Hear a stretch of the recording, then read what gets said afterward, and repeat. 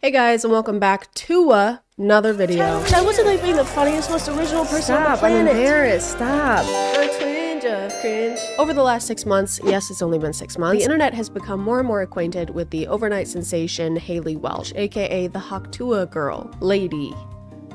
Madam. Haley's quick rise to fame was thanks to my favorite genre of street interviews where guys ask usually not sober women suggestive questions and then act shocked when they get suggestive answers. What's one move in the bedroom that makes a man go crazy?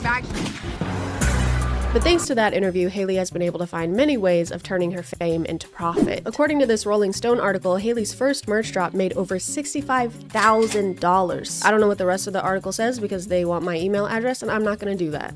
Also, I can't read. And that amount of sales makes complete sense when you see the variety of merch they have to offer, like this crew neck that says Hawktua, or this hat that says Hawktua, or this shirt that says Hawktua, or this shirt that says Hawktua. Since then, Haley's also started a podcast, made a fanfics account, and launched a jewelry collection with the slogan, "Who says fashion has to be boring?" Which doesn't quite make sense to me because I don't think anyone has ever said that. Fashion doesn't have to be boring. You don't have to put the same 2 words on every item of clothing. And I can't really fault Haley for any of this stuff. You can't blame her for taking advantage of a viral moment and making as much money as possible. Is what I would say if it was opposite day. The sky is down. To a hawk. Unfortunately, over the last few weeks, the only spitting Miss Welch has done has been directly into the faces of her followers. Between a meme coin launch with alleged insider trading, I mean, just look at this. Do you have any idea what this means? Do you know what this means? I don't know what it means. To her questionable response to alleged insider trading. Actual, like, Hey guys, I hate to interrupt you, Nick. Hello there. But anywho, I'm gonna go to bed, and I'll see you guys tomorrow. Haley, no! You can't leave the conversation when the conversation is about how you just scammed people. You have to stay and listen. You're named after a grape juice, so just concentrate. But we're not even here to talk about that. None of these things are what I'm annoyed about right now. Today, I want to explore yet another Hawktua scheme known as the Pookie app. Today we're going to be leveling up our dating game with Pookie, made by Haley Welch, the Hawktua lady. Are you comfy? The official app of Haley Welch. Find your match, tools to attract and connect with the one you want. Level up your game, learn how to talk, flirt, and win like a pro. Plan legendary dates, perfect ideas and outfits tailored to impress. Zodiac compatibility. Uncover your cosmic connection instantly. What? The app's description says, Gen Z's relationship guru Haley Welch launches Pookie Tools, all her newest cheat codes for a smarter, more enjoyable dating experience. I tried to find out what qualifies Haley to be a relationship guru and found out that the app name is in reference to her boyfriend, Pookie, who she's talked about since the beginning. Leave a message to your last body. I love you, Pookie, forever! But they seem to be in a kind of situationship thing. That is until about 10 weeks ago when Haley and Pookie finally made things official. Pookie's your man? Pookie's officially my man, first off. And if there's one thing she's learned in those 10 weeks of dating, it's everything there is to know about dating ever. Even though Haley claimed this app was the easiest way for us to find our forever Pookie, it isn't a dating app or anything that helps you directly connect with people. You have to already be using dating apps and chatting with people because a lot of the features rely on that. So you have to already be doing all of the things that this app is supposed to help you do. It's kind of like downloading an app that gives you advice on how to download an app. Pookie Tools is designed to help at every step of your relationship. Pookie's AI tools assist you in making connections, enhancing profiles, and planning dates confidently. I like that the description claims that these are Haley's cheat codes for dating, then in the next sentence reveals that all the tools are AI. She's not doing anything. She can't take credit for AI-generated responses. She's not the one giving the cheat codes. Hey kid, you want some advice? Sure, yeah. Well, fucking go ask that guy over there, then. The app was free to download, but now that I'm actually here, we can either subscribe weekly for $4.99, or we can get the annual subscription, which is only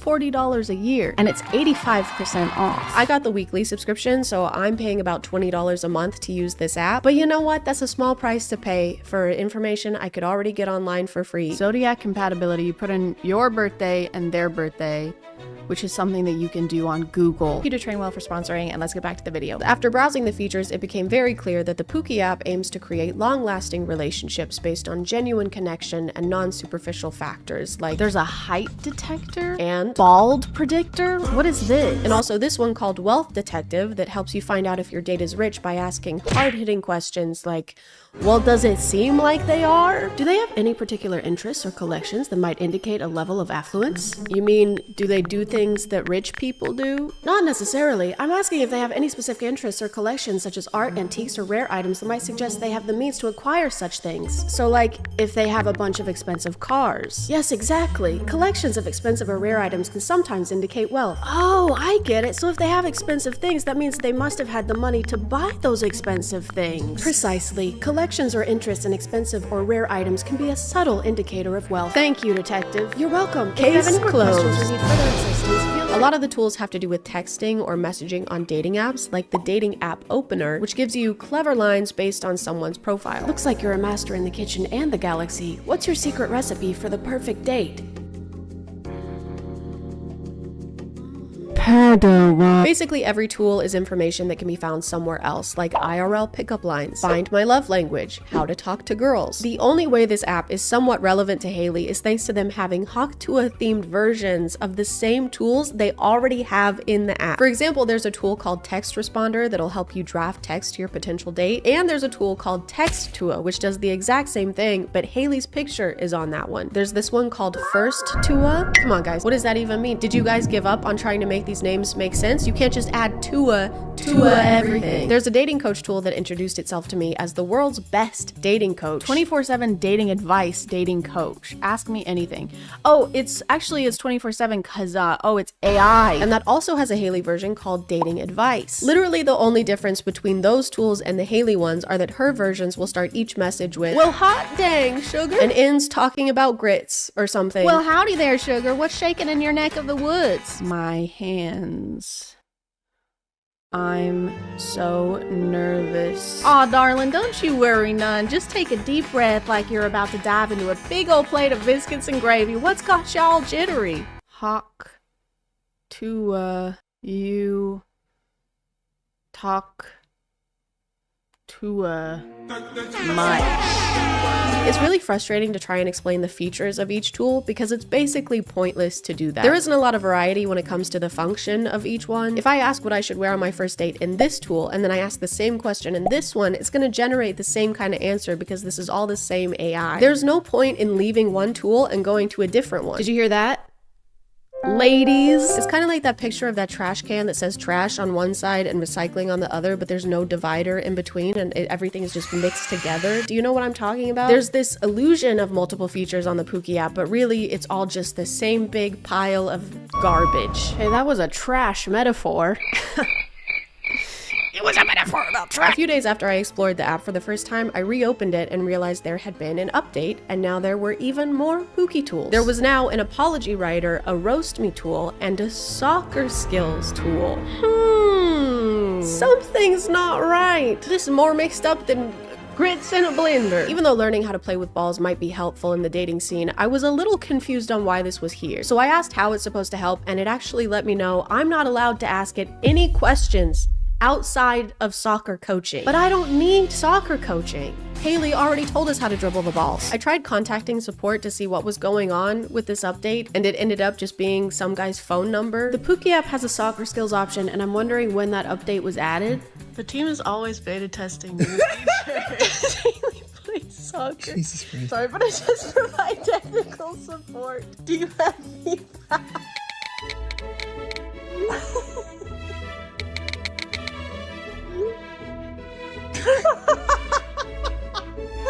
I still couldn't let go of the fact that this random tool was on here, so I did a little digging and found out that the developer of the Pookie app also developed this app called Ultimate AI. Maybe this app had a soccer skills tool and it somehow accidentally ended up on the Pookie app. I'm sure there's a reasonable explanation for why my Pookie app made by the Hawktua girl is not giving me enough skibbity sigma rings. So I downloaded and paid for the Ultimate AI app, and it did have the soccer skills tool. as well as literally every tool from the Pookie app. This app is literally that app, but for less money and with less Haley. So I guess when they said that these were Haley's cheat codes, what they meant was they just cheated the code from somewhere else. I just wanted to explain this because I feel like I didn't do it enough, but they didn't steal the app. They're not stealing anything from someone else. It's the same developer. So basically they just took an app and tools that already existed and put Haley's branding on top of it. So it just means that no effort went into it and it was already something that existed. They just repackaged it. It's basically drop shipping just with apps. Anyway, I need to go back to the Pookie app. I need to talk about that some more because I let it plan a whole date night for me and I'm going to show that to you. So this is a segue now. For the date night activity, Pookie decided I'd be going to an escape room, which I had never done before, so I was excited. Sorry, I was more excited than a tick on a Great Dane. So first off, I needed help choosing how to do my makeup, so I decided to consult the expert, and I used the Haley's dating advice tool, and this is what she had to say about it. Well, sugar, you want to paint that face up like a masterpiece, huh? If it's the latter, slap on some bold lipstick, make them eyes pop like fireworks on the 4th of July, and don't be shy with the mascara. Make them lashes longer than a Sunday sermon. You'll be looking so good, your date will be picking their jaw up from the floor. Okay, so for the makeup look, we have to do a bold lipstick, and it says to make our eyes pop like fireworks on the 4th of July. I don't really know what that means, to make your eyes pop like a firework. Seems like something you would want to avoid. What do we got?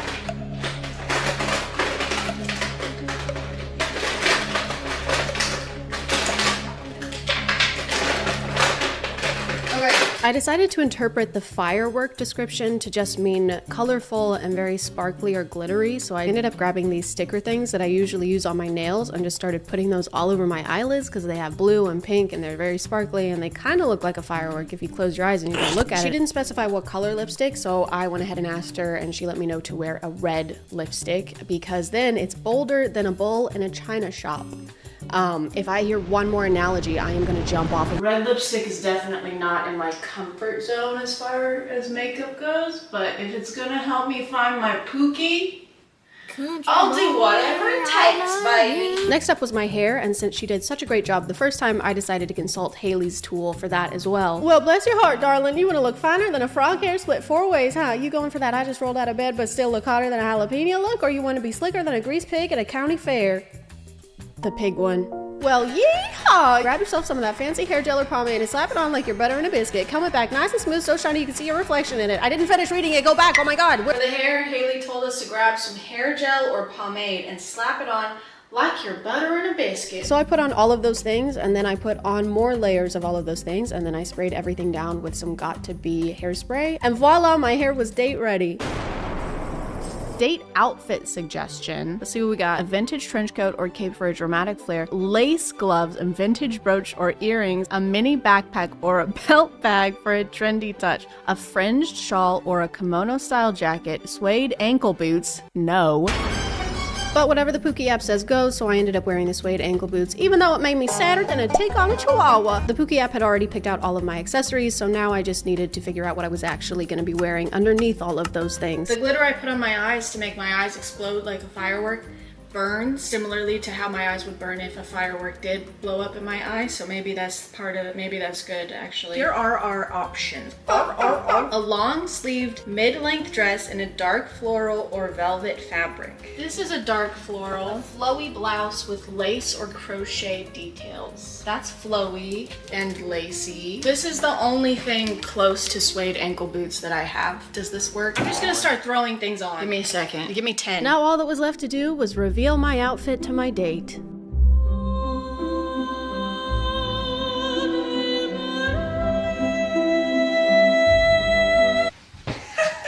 I think the shoes tie it together. Yeah. These are my suede ankle boots. Wait, what's the pouch on the waist? It said to put on a belt bag, and I don't know what that is, so I did this. It also said to wear a cloak. Wait, is that your Markiplier cloak? Yeah, it is. Thank you, Clip, for sending me this clip. Wait, the hair. Yeah. I think it's safe to say the fit was a complete success. I did end up realizing that belt bag probably meant a fanny pack, so I ended up changing into this. I also forgot to put on my vintage brooch, so I had to quickly fix that really quickly because we were running late. We need to go. We still ended up being fashionably late, but at least I looked good. Right, guys? At least I look good, guys. But I didn't have time to think about how I looked. We needed to escape this room, and we needed to escape it fast. It wasn't gonna be easy. It was gonna be a test of wits and skill. It was gonna be hard. It was gonna be harder than a take on Viagra. No, seriously, it was gonna be tough. This one was an 8 out of 10 difficulty, and no one had. Actually, that was it. We escaped. Actually, that was all, and we escaped it, and it's done now.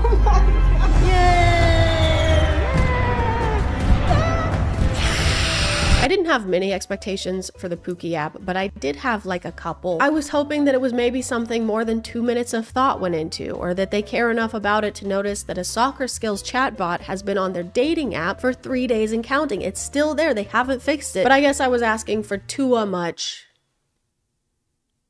Anyway, the app is shit. Pookie app? More like Dookie app.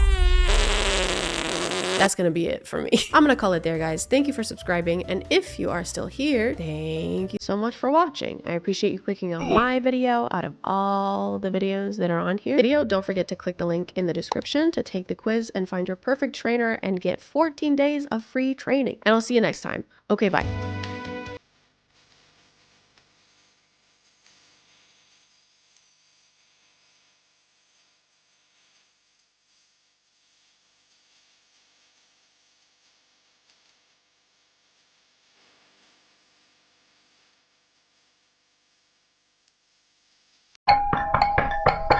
Trick or treat! It's a trick. All of these have machetes in them.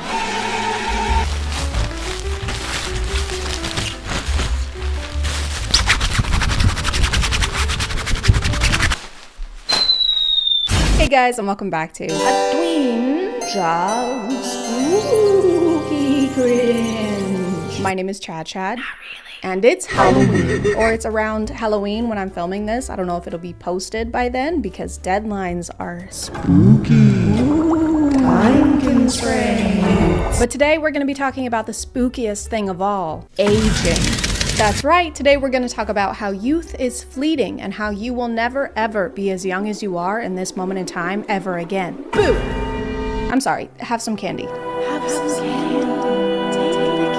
Don't have candy, it makes you old. This may resound with a few of you, but I have never been as worried about aging as I am until I downloaded TikTok. So add yet another thing to the list of problems we can blame that app for. On TikTok, there are dietitians, estheticians, dermatologists, all telling us if we don't eat 12 pounds of raw kale for breakfast every morning, our small intestine will sue us for negligence. She tried to kale me. And the thing is, we didn't even ask for the advice in most cases. It's not like real life where you have to actually go to the doctor's office and seek an expert's opinion. You're just sitting on the couch with the laundry that you were supposed to fold 2.5 hours ago, and now someone is telling you that if you sleep on your side, you'll get chest wrinkles, and if you sleep on your back, you'll get cheek wrinkles. Ideally, you should sleep straight up and suspended in the air on a nice, comfy meat hook.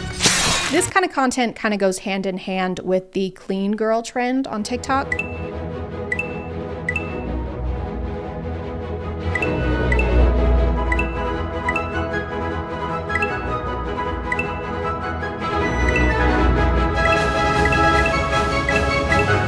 And if you don't do all those things, you are a stinky, dirty girl. Even if you're not a girl, I don't care. You're a grimy little dirt girl, and you probably eat worms and blue cheese. Clean girl is not really a trend, though. It's more a type of lifestyle content, like the Liver King, or people with those really intense morning routines that are like, I like to wake up before the sun because the sun is lazy. I am better than the sun. I'm stronger, faster, brighter, and I have more gas. And if we don't have time for a 19-step morning routine, that's kind of on us. Thank you to HelloFresh for sponsoring today, and let's get back to the video. Obviously, one of the first things you can do to avoid aging is by eating healthy. I'll show you what I ate in the morning, but here's my milk. Raw, of course, with cream on top. Of course, raw eggs for myself as well for energy and nutrients. And then I get work done for a few hours. Then I get a couple more eggs before me and my dog go outside and move our bodies.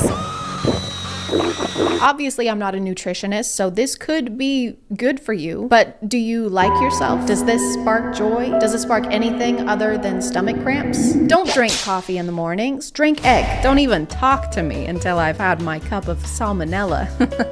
I'm joking. Wouldn't be in a day in the life if we didn't include my dog's food. You know your meal choices are a little bizarre when I can't tell if you're about to feed that raw beef to your dog or to yourself. Then I go ahead and prep some grass-fed pasture-raised beef liver liver. Practically the only supplement that you need. I eat this every day, 1 to 3 ounces. Both. It was both. It was you and it was the dog. Pasture-raised, chemical-free sirloin, and eat with my dog.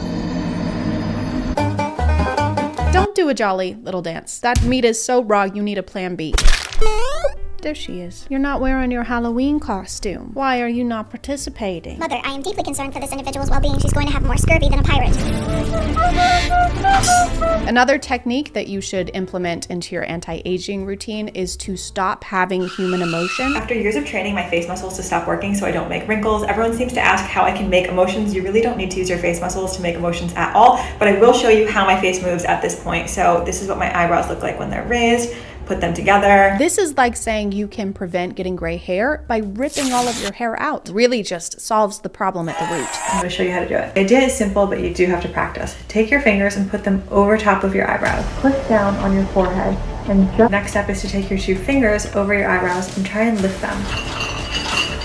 It might look crazy, but trust me, over time, you're gonna be able to train these muscles to work without these muscles working at all. You don't need to use your face muscles to make emotions at all, but I will show you how my face muscles. Number 1 is avoid repetitive or exaggerated facial expressions. Everyone says that it looks like I have Botox. I don't, but it's because over the years I have avoided moving any muscle in my forehead. I try and not smile too much with these lines on my eyes unless I'm really happy. I can't help it. So when you see something really funny, you can smile, but not too much.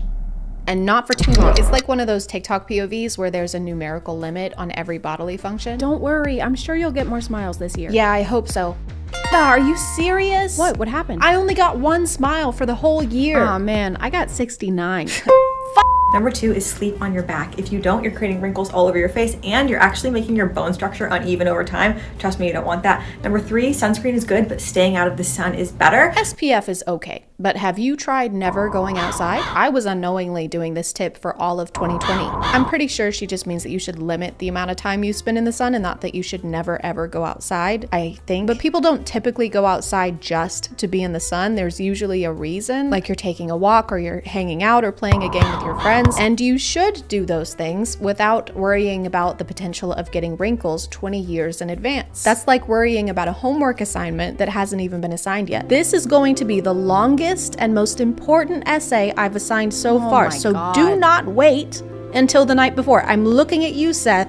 This makes up 97% of your grade. When is it due? When is it due? That's for me to know and you to never find out, Seth. 3 anti-aging tips from a facial plastic surgeon. Number 1, sleep on your back and avoid sleeping on your face. When you sleep on your face and apply pressure to certain areas, you develop these sleep lines that turn into wrinkles over time. There are a bunch of videos like this giving tips on how to sleep to avoid getting wrinkles. You're only supposed to sleep on your back because otherwise you'll age unevenly. But how are we supposed to make sure we're doing that? We're sleeping. You're gonna wanna set alarms for every 30 minutes throughout the night just so you can make sure you're only sleeping on your back. What do you mean you're not comfortable and you can't sleep and you're about to lose your job? Well, don't cry. You're gonna give yourself crow's feet. I would know. What are crows? I'm not saying that you shouldn't do any of these things. Skincare is a hobby for a lot of people. I like skincare. I do some of the skincare. I do some of the skincare things. I even have one of those scary LED masks, probably because someone on TikTok told me to. And it also serves as a low-cost home security system.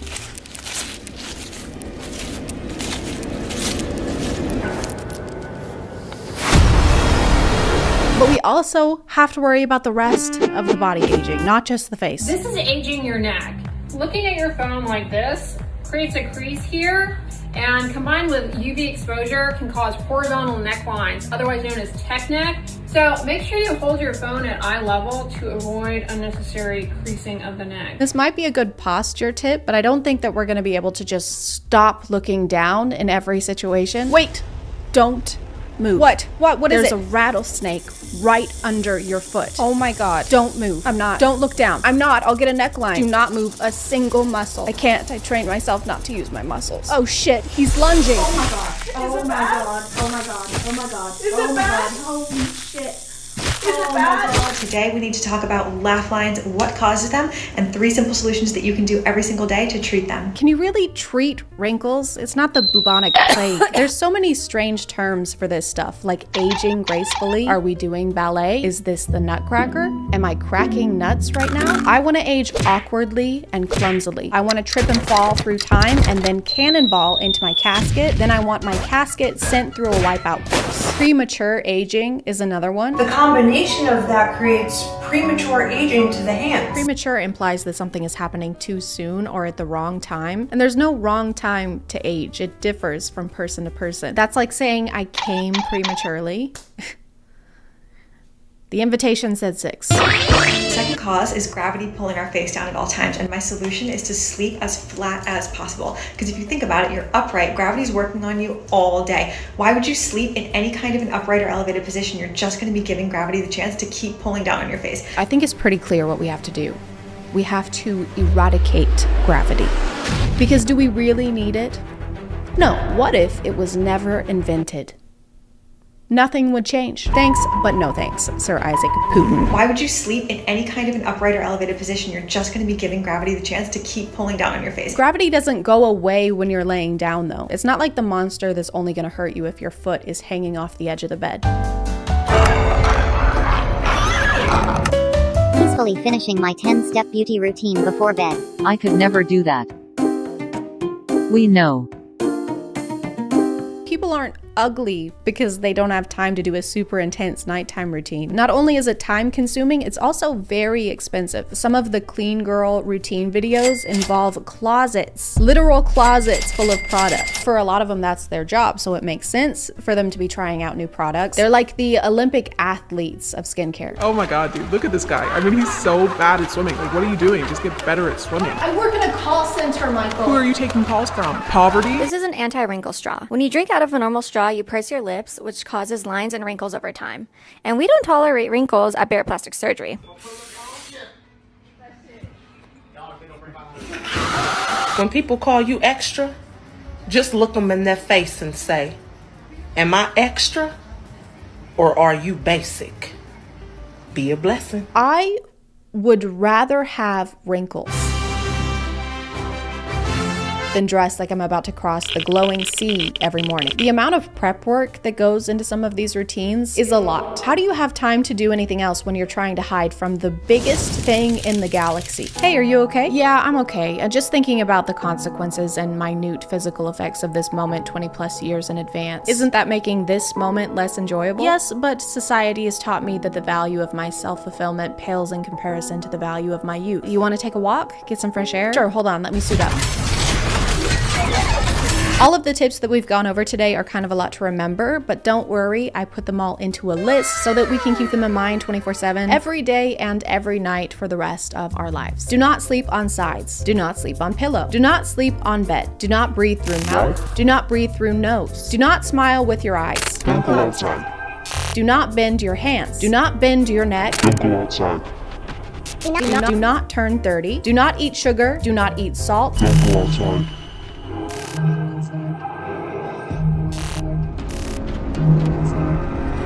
Do collect the blood of 20 virgins and offer it to the universe in exchange for everlasting youth and beauty. Look hot forever. Drink egg.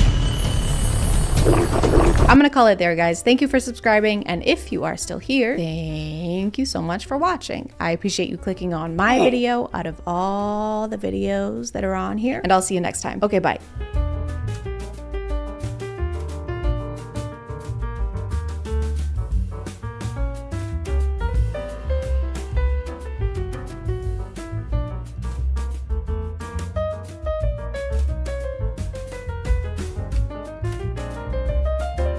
Hey guys, do you hear that? Hang on, something fishy's going on. Just a second.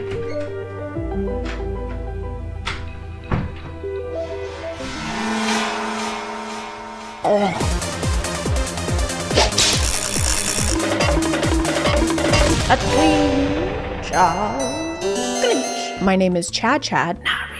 And today we're gonna talk about conspiracies. Is the Earth flat? Was the moon landing faked? Is Florida a real place? These are just a number of things that we may never know the answer to. Whenever something happens to people that we think is weird or we can't really explain, we like to make it up because conspiracies are like hemorrhoids. We all got them, right? I think we all have hemorrhoids, okay?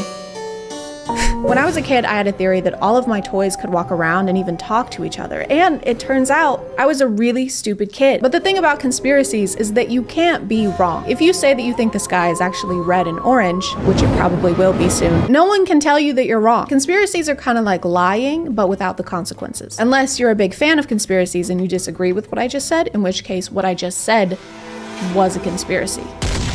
The internet has led to an endless sea of theories. The butterfly effect, the Mandalorian effect, the Mass effect, and we're sick of those. There were literal UFOs flying around last week and nobody cared. We're tired of aliens. Alien? How about alien out? Boo! Boo, boring, get the fuck out. Go. Leave. The best thing about TikTok and the worst thing about TikTok is that everyone has an opinion. So now that sea of theories, a conspiracy, if you will, has become a bigger, more confusing sea. I don't know if this is a conspiracy or not, but I heard there were a myriad of robots. The researchers were realizing that these things were getting way too smart. One of them somehow wasn't fully disabled, connects to a f***ing satellite, reassembles itself, starts telling its counterparts how to reassemble itself. The researchers come back in and these things killed all of them. It claimed like 15 or 20 lives before they were able to be dismantled and turned off by authorities, right? Have you guys heard of this new conspiracy? It's called something. It's Avengers Age of Ultron. I'm not sure why, but the person listening to this thinks it's hilarious. It claimed like 15 or 20 lives before they were able to be dismantled and turned off by authorities, right? It doesn't really match the tone of the story. And then the murderous robots burst through the door and slaughtered all of them. I know. The story always kills. Now that we've moved on from aliens, we finally have time to talk about more interesting things, like doors. If giants aren't real, who built this and why?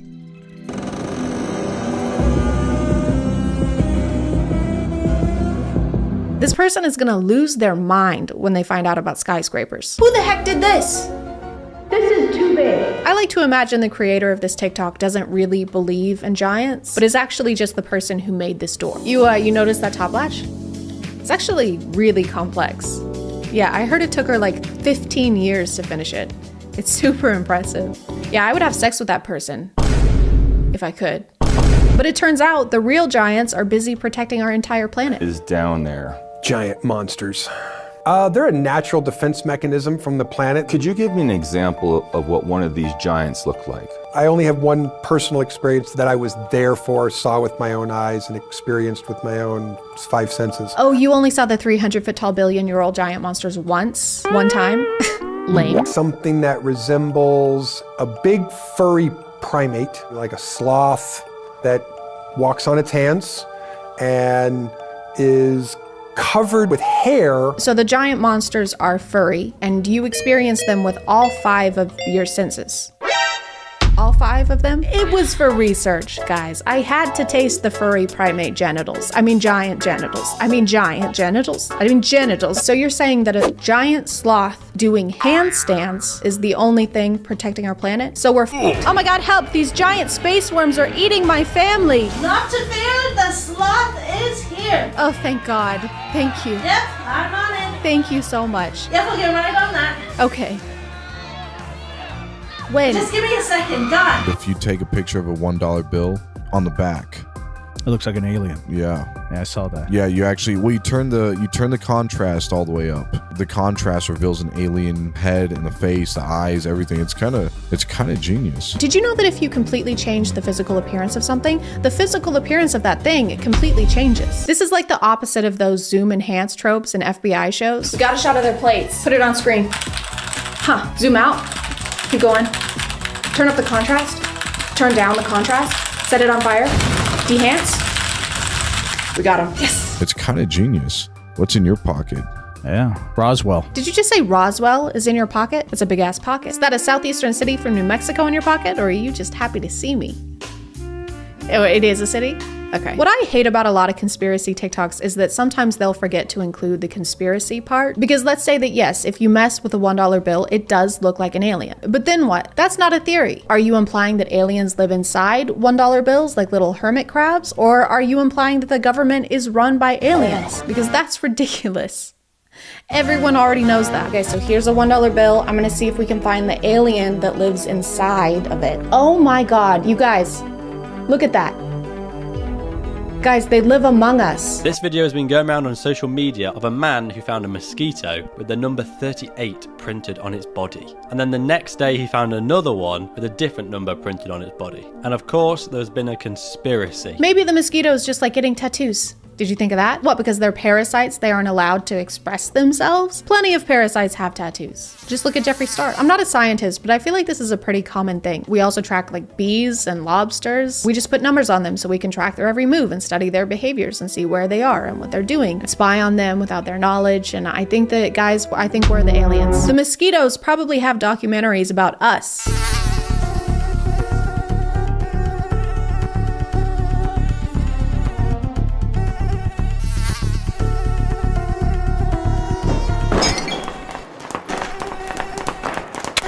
Y'all, I am freaking out right now. There's a lot of unexplained things going on in the ocean right now. Just watch this real quick for me. You get to Mars by going through the ocean.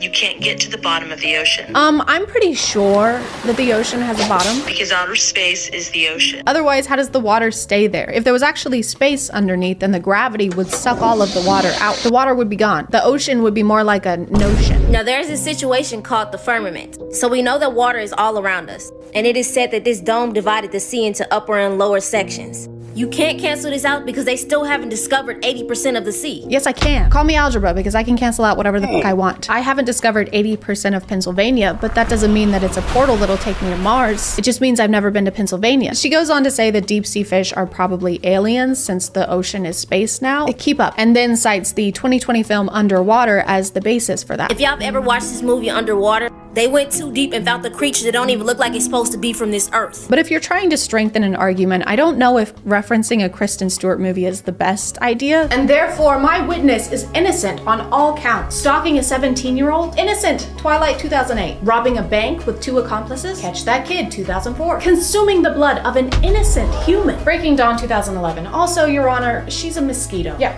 Hi. And I still have malaria. Does anyone actually still watch the moon landing footage and think it's real? Okay, but whether you believe in the moon landing or not, you can do this to anything and then claim it's not real. You've made them look silly. Of course we don't believe them. Have you ever been to Pennsylvania? Yeah.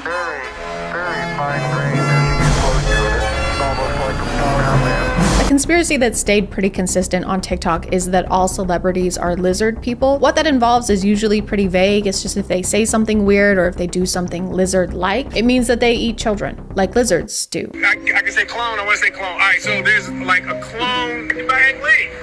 Right. When it comes out, let's get a selfie real quick. Let's hop in for a selfie. Of course, it's shown through the form of joking to make the average mind automatically assume it's a joke, even though it was never stated to be a joke or a lie. Reverse psychology. I don't think this is reverse psychology. Reverse psychology would be if Will Smith posted a TikTok like, "Hey guys, just want to let you know I am a reptilian shapeshifter. It's true. All of your theories are correct. I can control minds. Well, in fact, I'm doing it right now. Do not watch Gemini Man in theaters December 11th, 2019. That would be a terrible idea. In fact, I forbid you from seeing it. That is the worst thing you can do. If you leave your house on that day, you will die. I will kill you." These are disturbing facts about the Teletubbies. When I was little, I loved the Teletubby, but looking back, it was pretty creepy. The giant sun in the sky that has a baby's face, and the fact that their mom is a vacuum cleaner, and there are some conspiracies that think that the baby sun in the sky is actually a demon. And that the mom vacuum cleaner is actually one of Satan's helpers. That part is true. My cat also thinks that the vacuum cleaner is Satan's helper. I don't understand why out of all the shows from the 90s, the Teletubbies is the one we're worried about. Why? Because they're 10 feet tall and have Furby eyes? Giant suits made out of felt was just the formula for shows in the 90s, like Barney the Purple Dinosaur, aka the world's first furry. And do you remember Big Bird? That was 1000% a demon. What if we have a giant bird with dead eyes and a gaping mouth teach kids about the US Census? It'll be fun. How many people live in your home? Have you heard about the dark conspiracy theory that surrounds the Teletubbies? Well, it's First piece of evidence is that they have a female voice that seems to come from the ground, always telling them what to do. Like, who the does she think she is? And what's underground? I don't think anyone who made a conspiracy TikTok about the Teletubbies actually watched an episode of the Teletubbies first. All they do is eat toast and pudding and splash around in puddles. And the demon voice in the pipe, when it comes out of the ground, it makes a continuous wet fart sound. What's that, Satan? You want me to eat breakfast foods and frolic around in a field of flowers with 3 of my closest friends? Satan, that sounds like shit. I actually did watch an episode of Teletubbies for this video, and it was kind of weird. It wasn't really how I remembered it being, but here, I'll just show you.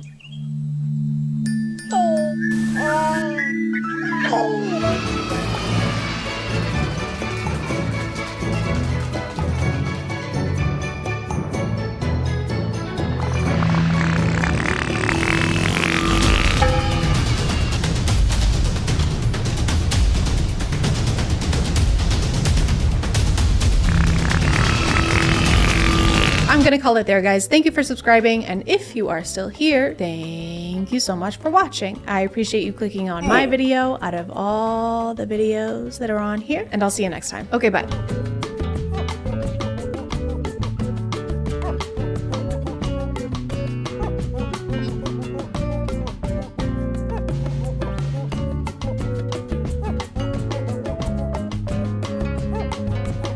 Hey guys, my name is ChadChad. And today we're going to boot camp. I am so excited. I can't wait to learn more about boots. Chelsea boots, hiking boots, cowboy boots. Drop and give me 20. What? I said drop and give me 20, you worthless piece of fake shit. Okay. Nobody likes you. Your mom hates you, your dad hates you, you hate you, I hate you. What does this have to do with leather footwear? Stop. A twinge of cringe. Are you a bad person who does bad things and who wants to stop doing bad things? What if there was a course that helped you level up in life and become the alpha you were always meant to be? Well, fear not, because for the low cost of $18,000 and your physical and mental well-being, there is. Start listening to my commands, or shit's gonna get bad. It's only during the hardest time that men get to see what they're really made of. Do you have any doubt that I'll make you crawl here for hours and hours and hours? This is Project Modern Day Night, and you may have heard about them before. Gunnar made 2 very good videos about it, so you should go watch those. Thank you for letting me copy your idea instead of finding my own video topics. Very cool, very chill, thank you. Project Modern Day Night is a boot camp for men who want to level up, become the 2.0 version of themselves, or flip the switch, as they like to say. As they like to say,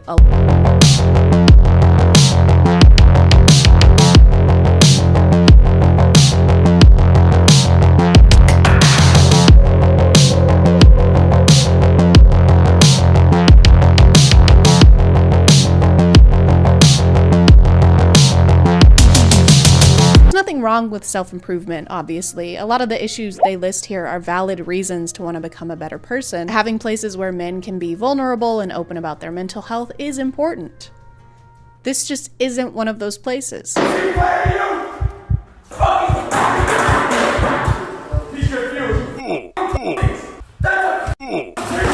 This bootcamp helps men reach their full potential by going through an intense 75 hours of physical challenges like crawling through mud, lifting heavy things, not sleeping, and being verbally berated by instructors. Shut up! One more fucking word, you're gone! Clearly, their main priority is to harbor an environment that boosts men's confidence. What's your name again? God bless you. Like you sneezed. To have a sense of belonging. Are your eyes crossed? What the f is the matter with you? Are you looking at me right now? No. Yes, sir. But are your eyes crossed? No, sir. You're looking at me right now. Yes, sir. To feel like part of a brotherhood. Don't look at me with your 1,000-yard stare. It ain't gonna f***ing work. This is why f***ing motherfuckers like you go through divorces and your f***ing wives leave you. You gotta be the dumbest f***ers I've ever met. So if you want to see a man in his late 40s get pissed about being looked at, don't look at me, then this is the perfect investment for you. Did you just look at me? Yeah. Don't look at me. I'm shy. We've been over this. I have to look at you to film. That's so just embarrassing. It's your job. Whoa, okay. All right. You I'm don't like sorry. camera shot. The project's challenges are meant to put you through extreme adversity, so you learn things like how to become a better father, how to control your emotions, and according to their website, how to become financially free. And by financially free, they mean that you are financially free to give them a shit ton of money. Sometimes it's hard to tell what is a challenge and what is the instructors going on a big power trip. They shout no matter where they are, so I think it's the only way they communicate. They do this thing where they watch these guys in pain or exhausted, and then they stand off to the side and smoke a cigar. I don't know what it is about alphas and smoking cigars. I guess they just can't resist putting something long, hard, and hot in their mouth. But sometimes they go to even greater lengths just to really rub in the guys' faces how much less miserable than them they are. Just are so used to being comfortable and being complacent with your life and your family that you're not willing. And that's why you're here. We know why you're here because we did the same thing. We just need you to be better. Hands behind your back, keep crawling. If you think that a man who spent $1,400 on a hoverboard has anything to teach you about life, I urge you to reconsider. I'm pretty sure this is the same instructor who constantly berates them for being out of breath. Quarter of a mile, people are, oh my God, oh my God. Are you kidding me? It's not that hot out. Block it out and remember why you came here. Keep up with me or things are gonna get bad real quick. Do you understand? I'm not even breaking a sweat yet. That is so weird. I can't imagine why you're not tired yet. What do you guys mean you're out of breath? I feel great. And I have a rock lodge in my back and I can't stop bleeding. Quit whining. The only whine I want to hear is more rosé hitting these ice cubes.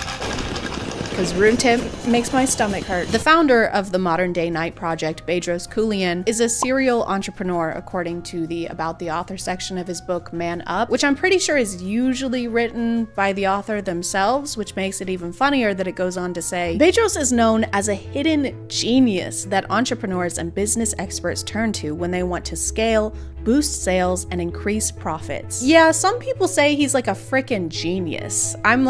He's like the expert for the experts. He is the first person that people come to, not the second, not the third, the first. Why are you talking in third person? No, I said first person. Some of their reasoning for why you should flip the switch or attend the boot camp is kind of messed up. Throughout their website is constantly referring to them and how they don't want you to be a real man. Look, the opposition is trying to keep men weak, anxious, depressed, docile, and dependent. That's how they want the average man to be. Who is the opposition? Who is they? Is they here? Is they in the room with us right now? Basically, the entire website sounds like it's giving us a vague prophecy from a fantasy book. You must take this ring and you must hide it in a safe place. Why do I have to do that? Because they will try to take it from you. Who will? Those who oppose us. Who opposes us? The opposition. How are they opposing us? Opposingly. Is that a cock ring? They can't have it. It's mine. It's my cock ring. All right. My precious. All right. Okay, man.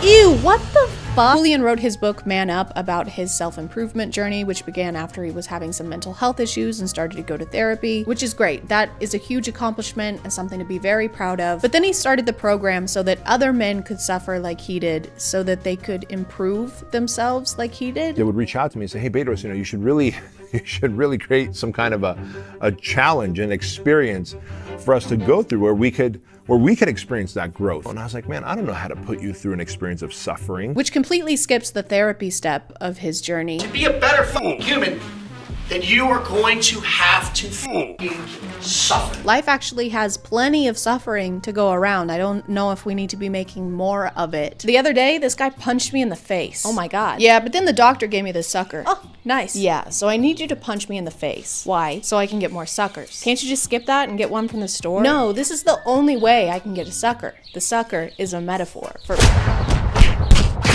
From what I've learned about the project, it doesn't seem like they're covering any of the actual improvement in this program. They're just doing the suffering part. His only job, it seems like, is to get these guys to ring the bell and quit. All of the instructors are ex-military or ex-cops. Guess how many of them are ex-therapists? I'm gonna take off all your f***ing clothes and I'm gonna drag you up and down this f***ing thing. Go on, guess. Shut the f*** up and be a team player and go to join your team.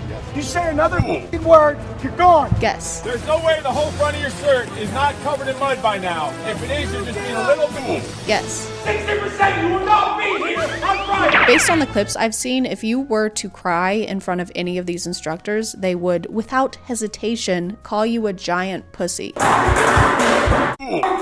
Which just seems like they're trying to solve these issues with the same stuff that caused them in the first place. You see, the reason men struggle with mental health is because society pressures them to be big and strong. And so we're gonna fix that by making them big and strong. And to make matters worse, they have another version of this program for children. The Squire Project is for boys aged 13 to 15 and is to prevent big tech and social media from brainwashing the masculinity out of our boys. So it's like a preventative measure for your son. It's like masculinity Botox. A father and son experience that will be remembered forever. And then there's just this picture of a kid strangling his dad. Hey John, remember that time you murdered our father? Oh yeah, I do remember that. That time that I murdered our dad. Yeah. Yeah, I'll remember that forever. Yeah, me too.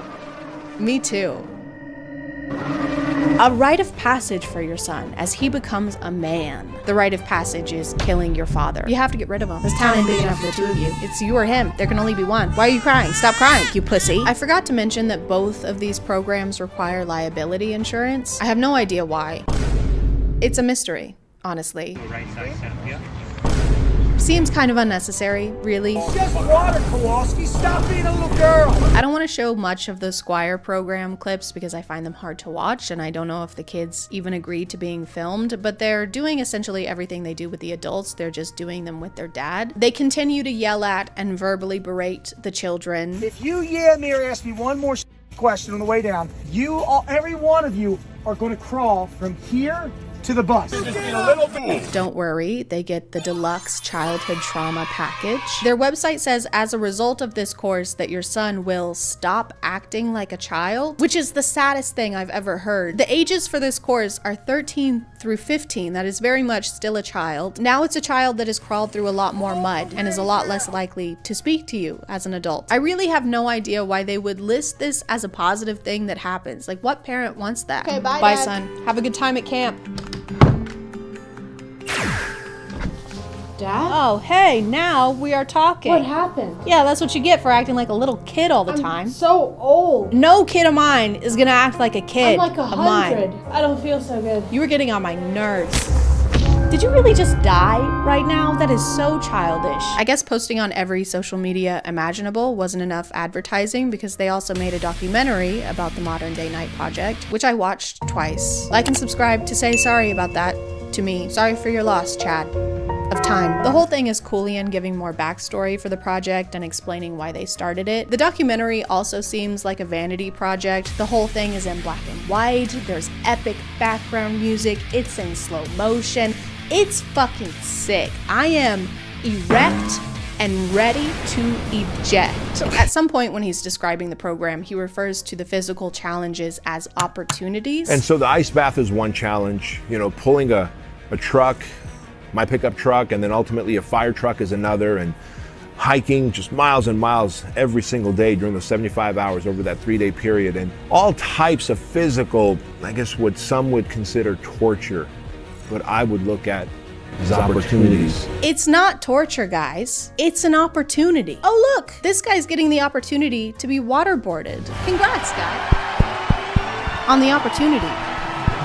Congrats. The graduation for the boot camp happens after your rebirth ceremony where they make you dig and lay in your own grave. This began because he and his wife were hanging out one day and then thought to themselves, babe, what if I gave men the opportunity of dying? What if I put them in a body bag and then charged them money for it?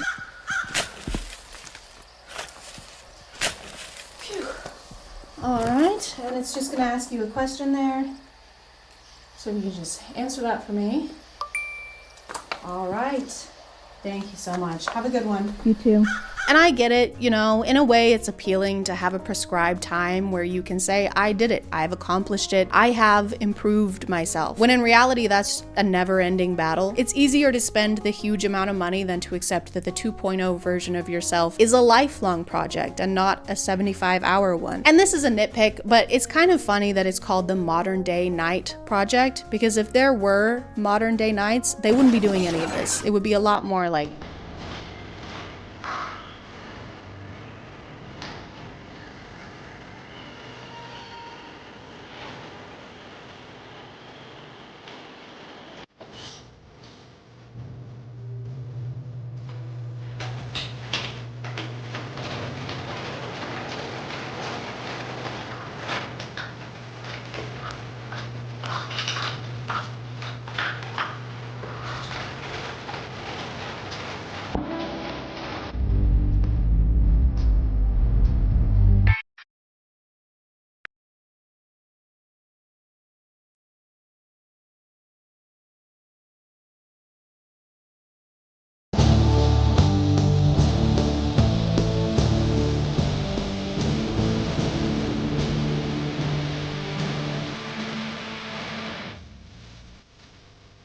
I'm gonna call it there, guys. Thank you for subscribing, and if you are still here, thank you so much for watching. I appreciate you clicking on my video out of all the videos that are on here, and I'll see you next time. Okay, bye. Attenzione pickpocket! Attenzione borseggiatrici! Pickpocket!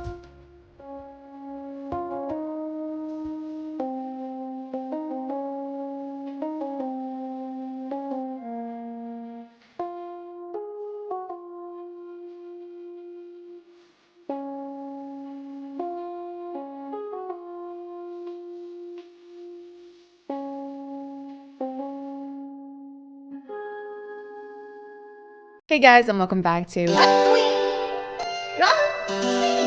my name is ChadChad, and I am super glad you're here today because we're going to talk about superpowers. TikTok superpowers. TikTok superpowers are far superior to regular superpowers like the ones you might see in Marvel.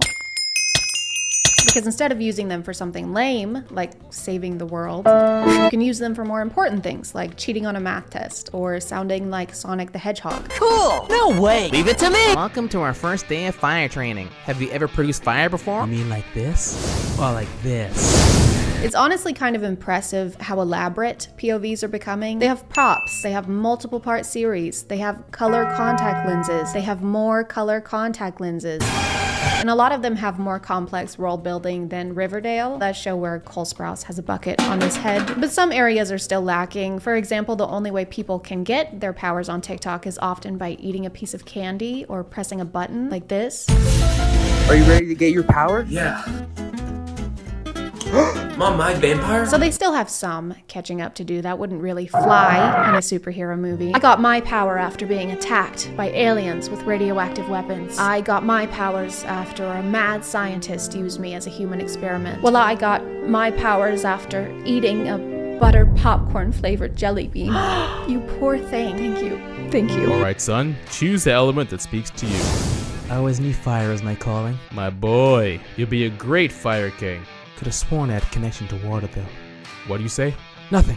Remember, water is our enemy. A lot of these happen when our main character turns 18, which is a really chaotic age already, I think. 18-year-olds are scary enough emotionally without having the ability to set your own fire. They also rarely specify if what's happening to our main character is happening to everyone else in this universe or if it's just them. If it's the first option and a bunch of these super powerful abilities are being given to a bunch of 18-year-olds at the same time, I think we would need more than a team of middle-aged men and one dead woman to bail us out this time. Now listen close. No, I've already mastered fire. Just watch. Is that water? Guards! We have an imposter! I'm not gonna make an Among Us joke, okay? That game came out 4 years ago. It was super popular, even though it wasn't that good, and people still talk about it, and they still make jokes about it, and I don't understand. I'm sorry. I didn't mean to vent. Did you receive any powers yet? No. Everyone's already received their powers but me. I guess I don't get any. How can a powerless loser like her even show her face at this school? I know, she shouldn't even exist. Mom, I'm leaving this city. I'm the only person without a power. I don't belong here. I think that's best. Mom, why did you call me? You need to come back right away. Since you left, everyone's lost their powers. TikTok really likes this trope where it's all, everyone in this world has a superpower. I don't have a superpower. Well, that makes you super lame and all of us hate you. Just kidding. I'm actually more powerful than all of you combined, and that's why you should be careful how you treat people. Why do we live in a Darman storyline? I have every superpower in the world combined. Let us out of here. What color did my eyes glow? Orange. Sick. That means I'll be able to control fire. What about mine? They glowed purple, dude. I don't know if that means anything. What's 9 plus 10? 21. Correct. Great job, Ian. It's not actually 21. He can just control minds. So if purple means that you can control minds and orange means that you can control fire, does red mean that I don't have glaucoma? Pink must mean teleportation and not that someone farted in both my eyes. Where did you even get that top? You said I could keep it. Oh, right. Yeah, you can have it if you want it. Heh, I like this power. Hey, Jake, do you want to go on a date sometime? No, I don't. We should go on a date. I said no the first time. But my power today is that I'm unaffected by other powers. Just close your eyes and imagine for a second what the world would be like if all of a sudden every 18-year-old influencer could control minds. I can't imagine anything worse. Everyone would be wearing this, there would be no court system, you would settle every dispute with a boxing match, you would have to show your follower count just to use the laundromat. You only have 200 followers on Insta TwitTalk 2.0. You're gonna have to use this. And also drink this. It makes your heart hurt, but in a fun way. Wee! Hey, new girl, what's your power? She looks like she couldn't hurt a fly. She doesn't have one. Let's mess with her. What the? I suggest you guys stop. We're sorry. So they're just being big, mean old bullies, and they mess with her by shooting her in the head. You know that annoying thing that bullies do where they murder you? This quote gets thrown in at the end, which makes me think this whole TikTok is a joke, because you can't say that phrase and expect me to take anything you say after that seriously. Hey, where the hell have you been, Loka? Oh, like the vampire movie. Your mom and I are getting a divorce. That's very funny. It's not a joke. You're hilarious. It's all your fault. Please give me a good power. Please give me a good power. Ding! Oh! Talking to objects? That's so lame. I seriously got the worst superpower possible. Wow, you look really good, man. Wait, you think so? What shirt should I wear to school today? Wear me, red sexy. The blue goes with your eyes. This is like the Disney version of what would happen if objects could talk to you. In real life, I think it would be much less of a symbiotic relationship. You should really get that checked out. Dude, I just can't keep defending you. I'm supposed to go on the float. Nolan, what's the answer to the problem? Psh, it's 3. The answer's 3. That's correct. I don't understand how this is a lame power. You can talk to literally anything. You could be a detective. You'd be like Sherlock Holmes on pre-workout. But there would probably be situations where you'd have to interrogate sentient objects. She's just right in here. Where? There. Where? The chair. I know, she's not in the chair. No, just the chair. Just the chair. No, she is chair. Excuse me, you dropped this. Oh, thank you. Wait, this isn't my hat. Oh, just keep it. I think it looks great on you. It looks kind of cute on you. You're pregnant? How did you know? I didn't tell anyone.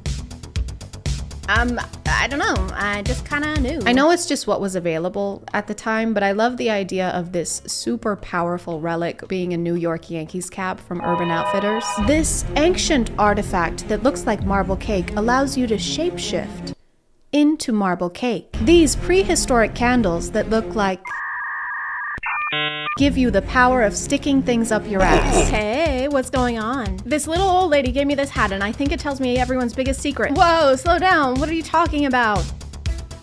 Test it on me so you know if it really works. Okay. I mean, I don't even know what my secret would be. Get out. What? Get the out of my house. I've never slept with any of my friends' siblings, but if I had, I would probably avoid people with hats. I found this hat that maybe tells me everyone's deepest, darkest secrets. Let's do something crazy and test that out on literally anyone but me. The moral of this story is don't talk to people with hats, unless it's this hat, because then they probably have something revolutionary to tell you. There's another trend under the superpower umbrella with the song Supernova. And you know how TikToks work where they're mouthing the lyrics and it's incorporated into the video, but in this one they're asking where their soulmate is, and so in order to incorporate the lyrics he has to only respond with what state they're in.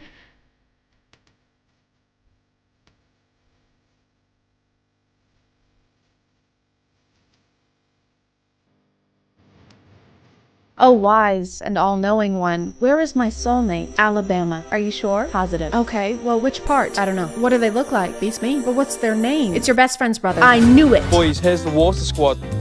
Burn, boys, why are you on our land?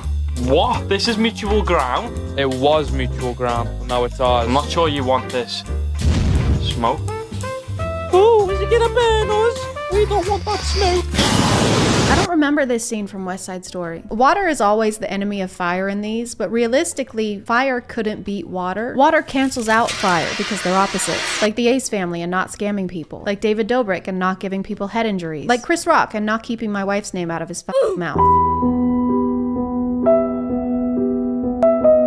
A lot of these end with some kind of twist so that they can potentially turn into a series, but most of them are like 30 seconds long, so you have to cram a lot of information over a very short period of time to try and reach the main conflict. So it's kind of like watching one of those YouTube videos where the movie speeds up every time a certain word is said. But I think these are great, honestly, because superhero movies are getting too long. Eternals. So these are a great option if you want to watch a superhero movie, but in the time it would usually take you to watch the Marvel intro sequence. Happy birthday, honey. Thanks, Mom. Don't forget to eat your Lexapro so we can find out what your superpower is. Okay.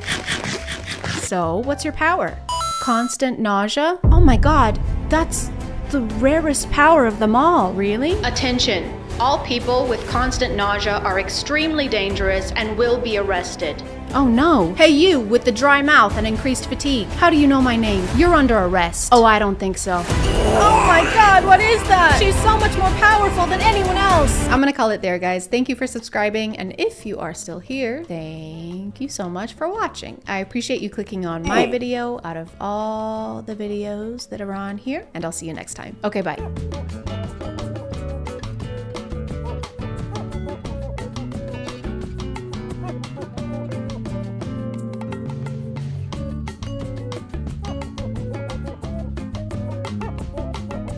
There are many things in this world that we don't have enough of. Kindness, for example, and some common fucking sense for another. But more importantly, there is a concerning lack of Cinderella movie adaptations. There's just never enough of them. We've actually talked about a Cinderella movie on this channel before, a long, long time ago in a land far, far away. Get off my dad!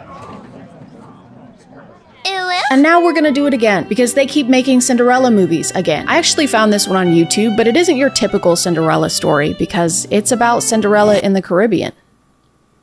It's in a different place, so that makes it a different story, too. I was really drawn to the thumbnail because usually Cinderella involves magic and glamorous gowns. But the two characters here look like they just got out of Wednesday night youth group. So I guess the mice are out of a job. What are they gonna do, sew her a pair of capris while they listen to Britt Nicole? Or Brie Nicole? Our Cinderella in this version is named Ashlyn, not Cinderella, not Ella. There's actually no reference whatsoever to the name Cinderella, and if you thought there would be, that's crazy. Why would you think that? What's wrong with you? Ashlyn is a hardworking, full-time student who also interns at an elementary school and also works for an accountant in between classes, just in case you thought she wasn't working hard enough. I like that in order to communicate that she's a good person and a likable character, they have to make sure that she has no time for herself. Look at her! She works 24/7 and can barely afford to rent a studio apartment. This is how we all should be. I think her boss at the accounting firm is supposed to seem like a nice guy, but to me it seems like he's letting her do his whole job for him. Miller's taxes are done. Good. How are the Ramsey returns going? I just finished entering all the tax records they gave us. You are moving so quickly. I don't know how you do it with everything you're juggling, but you're leaving me in the dust. Oh. Ashlyn, can you do this entire tax return that I'm getting paid to do? You're just so much better at accounting than me.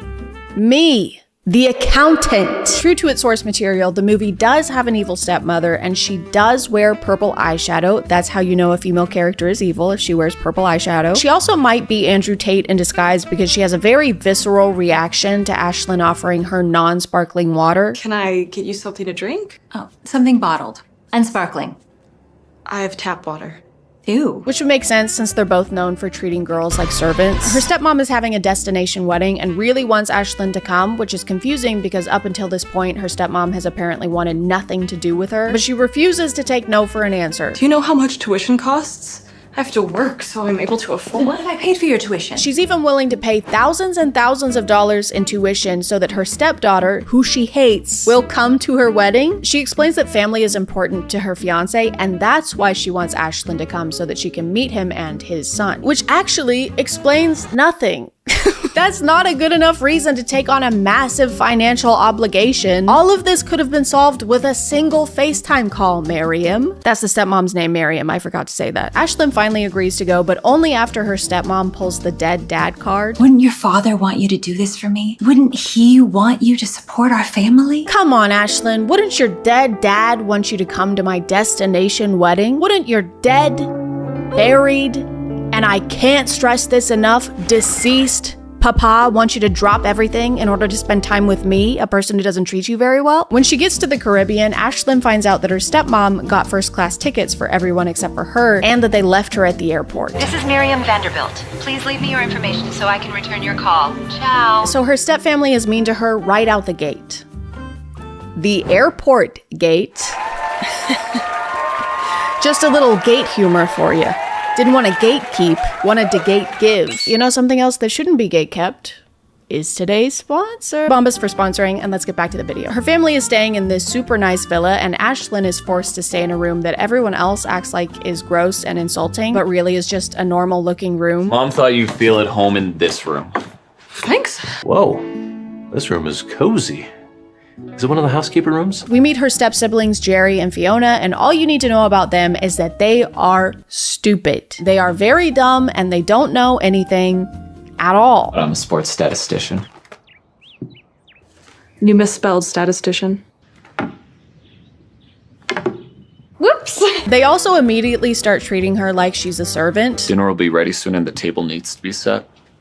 Get to it. Because this is a Cinderella movie and they need to stay true to that part of the story, I guess. Even though it doesn't really make sense because Ashlyn is an independent adult who doesn't live with them and has no reason to just do whatever they say. If anything, Ashlyn should be the one telling her stepfamily what to do because they needed her here badly enough to pay for her entire tuition. But asking Ashlyn to do chores is really the meanest thing they do consistently. You forgot the silverware. Oh. This won't do. Ashlyn, clean up the pool, will you? It's not like they're locking her in a room or anything, which again, when you consider that she's getting her entire tuition covered, that doesn't seem like that bad of a deal. Ugh, I can't believe I have to take out the trash like twice while I'm on vacation on a beautiful island in exchange for not having to take out student loans. God, I hate my life. We finally get to meet our Prince Charming, but instead of ruling a kingdom, he's ruling the grill. And when he and Ashlyn see each other for the first time, she's so starstruck that she completely forgets how to speak and how to hold a fork. Oh. Hi.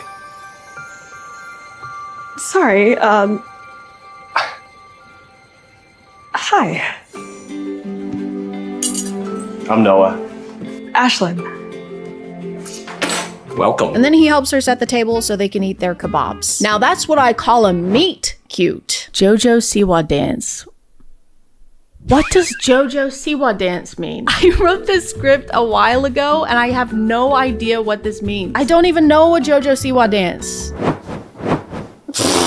That's not right. JoJo Siwa dance. Okay, I got it.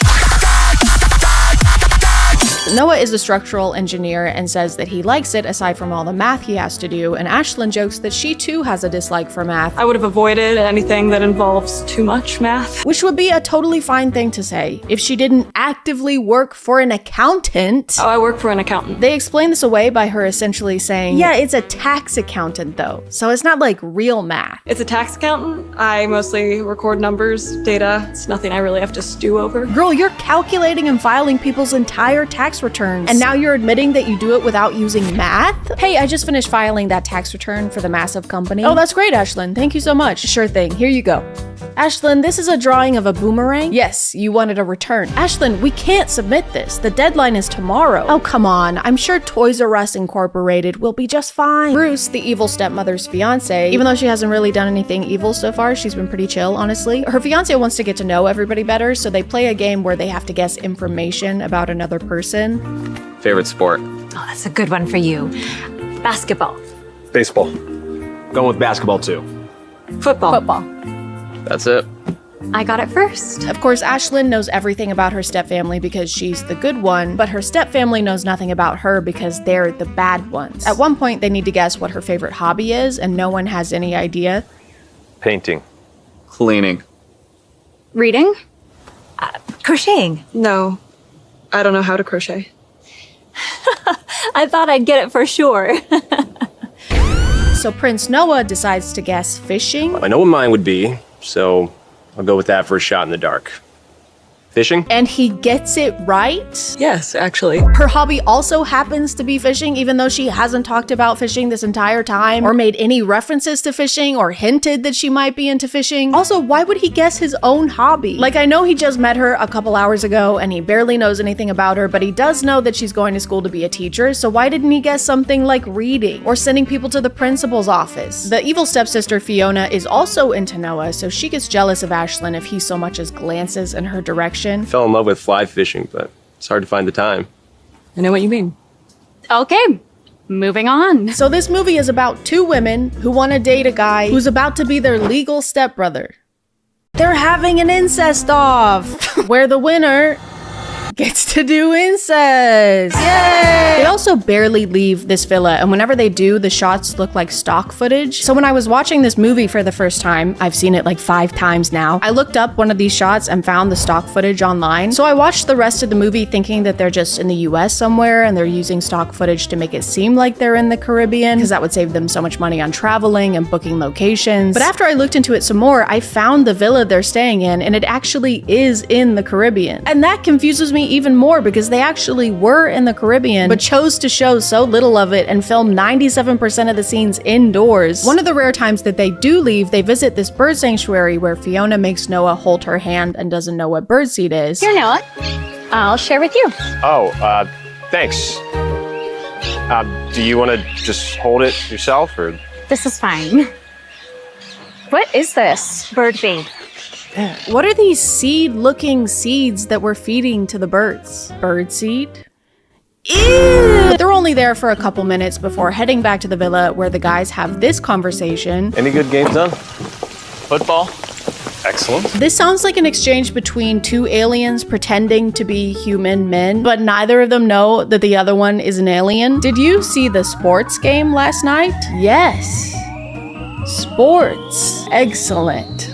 Egg salad. Egg salad. A recurring bit in this movie is for characters to not know what something is. For example, Bruce, who is in his 60s, has apparently never encountered a bakery before. We're leaving for the cake place. The bakery? Yes, that. The wedding bakery or whatever they call it. Oh, okay. Oh, they give samples too. Yeah, Bruce, that's the whole reason you're going. You know, to try cake for your wedding? Does he know he's getting married? Has anyone told him? While they're at the bakery, Ashlyn and Noah bond over a very deep, very layered conversation. Wish this had more frosting. Really? Yeah, I prefer a 1-to-1 ratio of cake to frosting. That sounds delicious. Horrifying. You can't taste the cake with all that sugar. Well, that's why you also have fillings.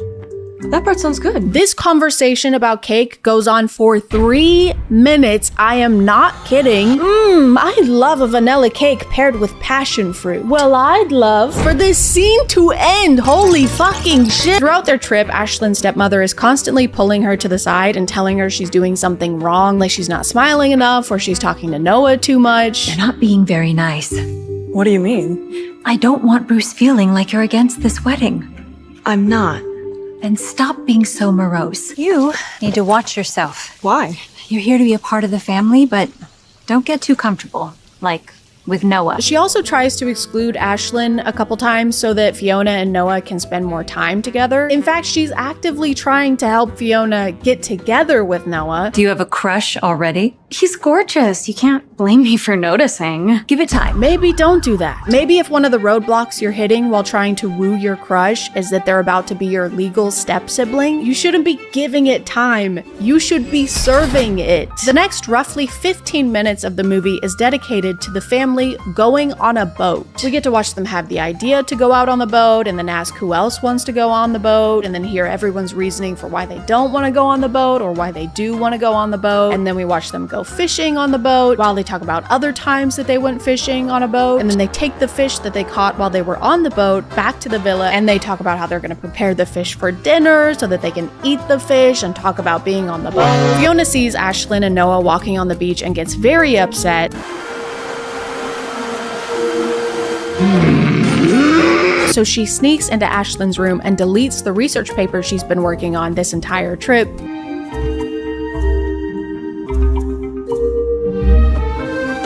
You know, so that she can do incest instead of Ashlyn doing incest. In order to rewrite her essay, Ashlyn has to stay home and we get to watch the rest of the family order dinner. Have we all had enough time to decide what to order? Yes, I think so. Please, start here with Miriam. I'm still debating. In that case, please start with Fiona, and we'll have made up our minds by the time you get around the table. What are you getting? Not sure. You? I'm thinking a salad. I'm thinking of ending it all. Usually in Cinderella movies, Prince Charming's valiant act is to find Cinderella amidst a sea of women desperate to marry him. Despite all the odds, despite his face blindness, he finds his one true love. In this one, though, he does something far more valiant and brave. He orders her a cup of soup. I think this is why they thought it was important to show the ordering in such detail. Guys, did you fucking see that? Look. Look at this right now. It's crawling! Oh my god! That was just crawling around. I think this is why they thought it was important to show the ordering in such detail, is to show how thoughtful it was of him to do this for her. And listen, I dated a guy who would pick his nose in the movie theater. So I'm no expert in high standards. But isn't this just a decent thing to do? This is something that a friend should do for you if you can't make it to dinner. Why is this the grand romantic gesture of the film? Unless you've got a glass slipper or $1 million hidden under there. Get that soup out of here, you bisque. Her evil stepbrother Jerry has a side plot where he has a gambling addiction, which is probably something they could have spent a little more time fleshing out if they just had any scenes that they could maybe trim down a little bit or trim down a lot or cut out completely. Jerry wants his mom to get Bruce to pay off his gambling debt. If we ask Bruce. When? Before the wedding, when he learns about your wasteful habit? Or after, when he'll feel like I lied to him? But she doesn't want to do that because she loves Bruce and doesn't want to use him for his money. What an evil bitch. Noah begins to pick up on some subtle hints that Ashlyn's stepfamily treats her a little poorly. Dad, there's something that's been bothering me. Okay, what? Have you noticed how Ashlyn is treated differently than Jerry and Fiona? Meanwhile, her step-siblings have spent the entire movie looking at her like this. Because of this and her stepbrother's attempt to get money from Bruce, the wedding gets called off. At this point in the movie, I'm expecting this to be your typical main conflict that's gonna get resolved within the last 5 minutes, and mostly everyone is gonna live happily ever after. However, I forgot that this movie hasn't made sense so far, so I don't know why I thought it would start to. Then. Vipers. Bruce and Miriam don't get back together. After all of that, they end the movie with Ashlyn and Noah kissing on the beach while Bruce third wheels as a freshly single man. Ashlyn even tells Bruce that Miriam does actually love him. I think she does love you. And Bruce still does not give a fuck. But without trust, I don't think love is enough. Bruce, when the woman he was deeply in love with yesterday tries to talk to him. Good night, Miriam. I think the movie wants us to feel satisfied that Bruce and Miriam aren't getting married, but it's really hard to do that when all Miriam did was offer to pay for her stepdaughter's tuition, ask Ashlyn to clean the pool and run a couple errands, and have a son with a gambling addiction. It's like they assigned her the evil stepmother role and then forgot to have her do anything actually evil, and then they expect us to be happy when she loses her fiance. The accountant was more evil than her. I was so unhappy with this ending that I looked up the studio that made this movie and realized that this is a regular thing for them. They just make movies about white people going on tropical vacations, or white people going to Spain, or white people going to Istanbul, or white people going to... And I think this is pretty genius. I also want to do things that I already wanted to do and find a way to make them tax deductible. And I will.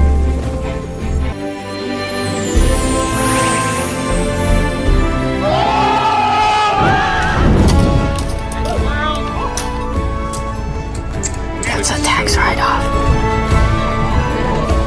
It's a tax write-off.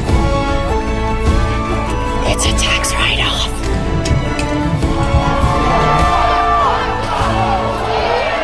That's a tax write-off. It's a tax write-off. It's a tax write-off. It's a tax write-off.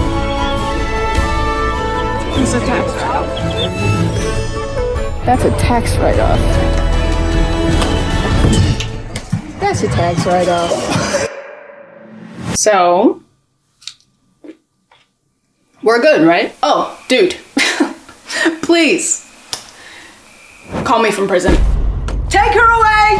Wait, no! It was a tax write-off! It was a tax write-off! Wait, my shoe fell off! Wait, I got my fucking shoe! I'm gonna call it there, guys. Thank you for subscribing, and if you are still here, thank you so much for watching. I appreciate you clicking on my video out of all the videos that are on here, and I'll see you next time. Okay, bye.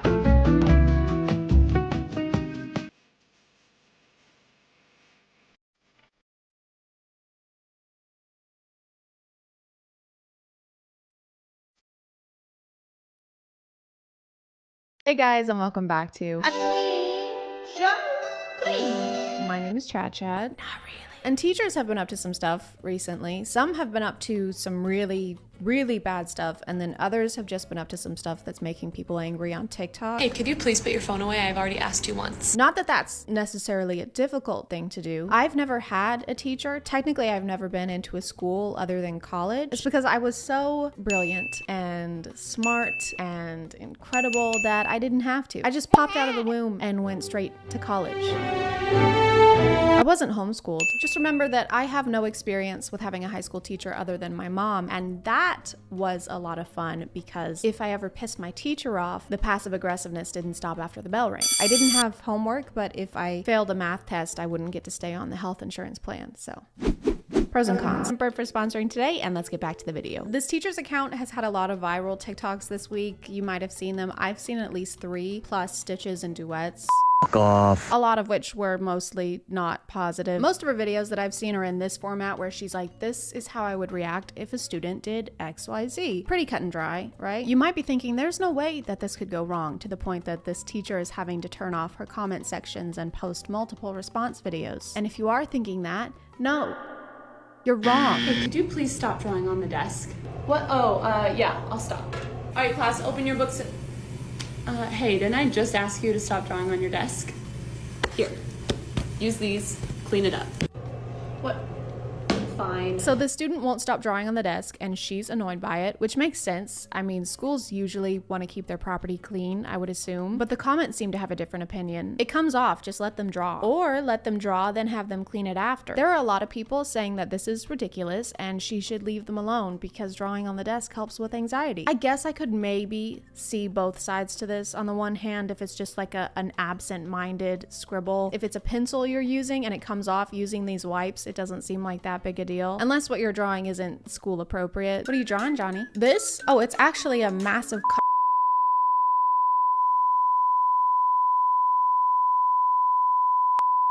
butthole. Okay, well, please clean it up. Just let him draw. He has anxiety. But I can also see being a teacher and this kid isn't listening to you while you're trying to keep your classroom clean. Teachers don't get paid a lot, guys. I don't know if you've heard or not. Definitely not enough to be like guardians of the school desks. I can't say that without sounding like a Visco girl. Desks. Like, is that in the job description for being a teacher? Must be able to teach kids 9 through 12, must make TikToks between class periods, and must personally ensure the safety and quality of all desks on school grounds with your life. Or you're fucking fired. Miss Cheney? Yeah? I've been trying to get all these drawings off of the desk, but they're just not coming out. Oh, you don't have to do that. You're not even the one that drew on the desk. But if during your work time you want to keep trying to get it off and make it your project, I'm totally fine with you doing that. By the end of the school year, these are going to be off of the desk. Okay, and now we're enlisting other students to try and get the drawings off. They're not even bad drawings. And if they haven't come off at this point, I think it's fate. They're supposed to be there. You might actually cause a Nexus event if you keep trying to erase them. Hey, Miss Cheney, can I go to the bathroom? Yeah, of course, go ahead. Okay, thanks. This is something I'll never understand about school, is having to ask to go to the bathroom. I have anxiety. Shocking, but it was a lot worse in high school, like a lot. If I had been in school and had to ask for permission to go to the bathroom, I just wouldn't do it. I would just remove the need to use the bathroom from my body. I would transcend morality. You have to raise your hand, the teacher stops talking and everyone looks at you, and then everybody is gonna know that you, a human being, use the bathroom. That's fucking embarrassing. Right, here you go. Hey, when you go to the bathroom, if you're getting a snack, could you just let me know? I don't understand the issue with this one because they got snacks. Kids eat a lot. They probably were just hungry and grabbed them from the vending machine on the way back. Not really what I would call sus unless they came back through the vent. Bye everyone, have a great day. See you tomorrow. Hey, can I chat with you for just a sec? Okay, so do you have any medical conditions I need to be made aware of? Are you legally allowed to ask a student that? Like, are you allowed to just go up to them and be like, hey, I was just wondering, is there a particular reason, perhaps a medical one, that you shit so often? Or is shitting violently and frequently just like a hobby of yours? The 10-15 minute bathroom breaks really need to end. Our class is only 45 minutes long, which means you are missing a lot of instruction by being gone for 15 minutes. Personally, I don't think I would ever be able to go up to a student and ask them what they're actually doing when they're using the bathroom. That just seems stressful for all parties involved. Maybe there's a better way to go about it, right? Like maybe you could have students fill out forms detailing their entire medical history the first day of class, or put security cameras in the bathroom stalls. It's way less intrusive. I think the biggest reason I've seen so many angry comments on this account is about this particular topic, which is students having cell phones in class. Hey, can you please put your phone away? Thank you. Hey, could you please put your phone away? I've already asked you once. Thanks. Okay, here's the deal. I shouldn't have to ask you 3 times to put your phone away. I can see that you're playing a game. So you're gonna put your phone in the phone jail and it'll sit over there until the end of class when you can pick it up right before you leave. Sound good? Here you go. She had to turn off comments on this one, but I've even seen people go onto her other videos just to leave a comment about this one because it made them that angry. Again, I've never been to a high school class, but if you don't want your phone taken away, then maybe just don't be on it when the teacher looks at you. I mean, whenever I was sitting in class, I would check my phone, but you have to do it discreetly. So it just seems like this student is bad at being sneaky. Like, if you can't check your phone without your teacher busting you every time, you kind of deserve to have your phone taken away at that point. Just get better at being deceitful. It's the right thing to do. I teach high school and I think this policy is very fair. If they finish early or if I tell them that they can go on their phones, then they can go on their phones. Also, if we have long class periods, which some days we do, I'll work in like a 5-minute phone break for them to have a brain break. But if it's work time, if I'm speaking, or if they're taking a test, phones should be put away. I mean, yeah, of course you can't be on your phone during a test. Why is that even an argument? Hey, Sarah. What's up? We're taking a test, as you know, and I couldn't help but notice you have all the answers pulled up on your phone. Yeah? Yeah, so I'm gonna have to take that. Yeah, you can't take it. It's my property. Okay, well then I have to fail you. I'll draw on the desk. No, please. Sarah, okay, don't touch the desk, all right? I am so sorry. Just forget I said anything. No, please. I looked for forever on her page for the TikTok that started all this drama, and apparently it got deleted, so all I could find was this duet. Are you sure you don't want to put it in here? It's just going to sit over there until the end of class and you can pick it up before you leave. No? Okay, so that's blatant disrespect towards me, your teacher. So I'm going to call down to the office. An administrator will come down. They'll bring the school officer. The school officer? Is that like a security guard? So we're calling security because a student was watching TikToks in class. I mean, unless it's like during a test and the student is refusing to get off of their phone. But still, why wouldn't you just fail them on the test and then tell the kids' parents that they're being a shithead? I think it's mostly the delivery on this one. It's a little more intense and the comments are saying that it's condescending. My personal theory is just that a lot of people have had a similar experience to this with getting in trouble with a teacher, and the cadence of this video, So that's blatant disrespect towards me, your teacher. is sending them into what is known as the scientific response of fight, flight, or leave angry internet comments. She does other kinds of videos just generally talking about what it's like to work as a teacher. She also does what I ate for lunch today videos. She seems like a genuinely nice teacher who cares about teaching kids. I feel bad that she's having to turn off her comments, but I guess she had to make a follow-up for the desk drawing video because of the amount of negative comments on that one. All right, class, who can answer that? Hey, could you please not draw on your desk? I don't want it to stain the desk. Oh yeah, I'll stop. Dang, but... Hey, could you please not draw on the desk? Yeah, sorry, I know. Okay, so here's a piece of paper for you to draw on instead of the desk, and here's a wipe to clean it off. Could you please do that for me? Do you not have to take paper to school anymore? Should you not at least have one piece of paper? If the students don't have paper, then why do they have pencils or pens? Doesn't add up. To combat the desk drawing, she might have to start collecting pens and pencils like she does cell phones before class. Hey, Sarah. Oh, hey, Teach. I couldn't help but notice that you've been using your pencil a lot during class, the pencil. So I'm just gonna have to ask that you put it in the pencil jail. No, put it in here. Okay. It's just gonna sit over there until the end of class. It'll be waiting for you. I think I'm good. Okay, so that's blatant disrespect towards me, your teacher. I'm gonna have to contact the FBI and saw off 2 of your limbs with this rusty machete. As always, y'all can let me know what you think in the comments, but I'm gonna call it there. And if you are still here, thank you so much for watching. I appreciate you clicking on my video out of all the videos that are on here, and I'll see you next time. Okay, bye.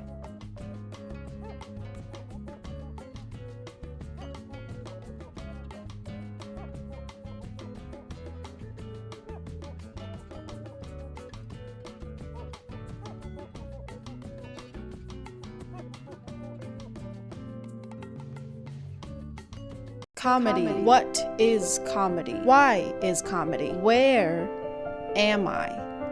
Help. Comedy started with those court jester guys with the shoes and the bells, and they dance around and fall over. And now we have people on TikTok who do crowd work where they're like, are you two together? Are you dating? Your siblings? What a misunderstanding that I made up. One of those guys is Matt Rife, and if you get stand-up comedy clips on your FYP, you've probably seen him around. He looks like this. He's the one with the eyes. He stumbled into a little bit of controversy recently, and not so recently. Netflix just released a comedy special featuring Matt Rife, and one of the opening jokes he makes is a bit insensitive. The hostess who seats you at the restaurant had a black eye. Couldn't get over the fact that we're like, this is the face of the company? This is put her in the kitchen or something where nobody has to see her face. Yeah, but I feel like if she could cook, she wouldn't have that black eye. Thank you. Wow. Thank you. It is so great to be here. Thank you for coming. Domestic violence. That's my time. I'll be here all week. What? I will not be here all week. I've been asked to leave. Not only is the joke in poor taste, but given the fact that his audience is mostly female and his success on social media is mostly thanks to his female audience, there was some backlash. I watched the first 3 minutes of the Matt Rife comedy special on Netflix and turned it off. So many people have dark humor mixed up. Dark humor is when you make a funny joke about something unfortunate that you have experienced, not other people's experience. A comedian ruining his relationship with a large portion of his fan base because he wanted to be like all the other boring ass Netflix special you can't tell a joke anymore crowd is actually just depressing. And Matt responded to the criticism with a leveled, thought out, heartfelt statement. Just kidding, he posted this. If you've ever been offended by a joke I've told, here's a link to my official apology. And the link is to special needs helmets. Really putting the median and comedian there. Hello? It's 2016 YouTube. They said they want their... Oh. Okay, they're just yelling slurs now. One of his main things is that a lot of people find him attractive, especially Matt Rife. Matt Rife finds Matt Rife very attractive. I mean, people don't want to laugh at physically attractive people. You don't want to walk on stage and have people looking at your arms rather than listening to your jokes. I think it just makes me work that much harder on the material and the jokes that I'm trying to tell to get people to focus on the real show at hand. He thinks it hinders his comedy in some ways. He has to work harder because he's attractive. It's like a hurdle, how hot he is. Our hearts go out to him and his struggles. May he overcome. It just makes him seem like he'd be the kind of guy to stop and look at his reflection in every car window he passes by. Hey, I think that guy's trying to break into my car. No, I'm just sexy as fuck. Okay, well, no funny business. Oh, I'm already in that business. Matt's been doing comedy for a pretty long time, but he didn't find a lot of success until he started posting on TikTok. He didn't do anything? Did he not have a job the entire time you guys were together? He did. He did? He worked in the ER? Oh, I'm sorry, you broke up with a hero? After this video, his account blew up and he started posting more clips of crowd work. He started building this audience that was there for his funny interactions with crowd members, but also how much they liked his face and stuff. It's not like I made the conscious decision to be born a straight white male. I probably would've. But he's made a couple comments during interviews that sound like he kind of resents the fact that his audience is mostly female. So they bring their boyfriends or husbands who are always reluctant because they fucking probably bought the tickets. Right. They didn't want to be there. And then like 20 minutes into the show, they realize like my comedy is so much more for guys than it is girls. It's so funny. My live shows, to me, I've always gone for the tone of like, I just wanted to feel like a hangout with the boys. My comedy is for boys only. No girls allowed. To get into my shows, you have to bring 2 forms of ID and wash your face like this. A couple different times he's talked about how he doesn't want his content geared towards women and he makes it trying to appeal to guys. One thing that I wanted to tackle in this special was showing people that despite what you think about me online, I don't pander my career to women. I would argue this special is way more for guys. But why do we have to gender comedy? If you can only make jokes that 50% of the population might find funny, doesn't that mean that you're 50% less good at making jokes? And you're making 50% less money too. If I make a type of butter that only tastes good to half the population, all I'm doing is limiting my profit margin. He mentions he doesn't pander to women, but a lot of his clips are of crowd work where he's flirting with them. I seem frustrated. A gift maybe help? Baby, after the show. Thank you so much. What's your name? Christina? You are so hot. Thank you so much. Widowed? Oh, fuck, I'm sorry. How long ago, if you don't mind me asking? 1 year? Oh, that's so recent. Back on the market or what? His website has a shirtless picture of him on the homepage for the boys, for the guys. And the preview for his Netflix special is him getting arrested for being too hot to be a comedian. Everybody knows they only go into your shows for those traps, those tattoos, and them cheekbones. You know, it sounds like y'all don't know me at all. You know, sometimes the way somebody looks doesn't depict who they are on the inside. You mean part of your success relies on how physically attractive people think you are and not solely on your talent and hard work? That's like messed up. That's really annoying. He also talks a lot about how much he hates social media, which is fine, understandable. Yeah, I reluctantly started posting on TikTok beginning of last year. I've always hated social media. But when social media and women are the main reasons for your success and you like to complain about both of those things so frequently, do you like what you do? It's just strange to resent basically everything that got you to where you are, I think. Oh my God. This is amazing. This is everything I've ever dreamed of.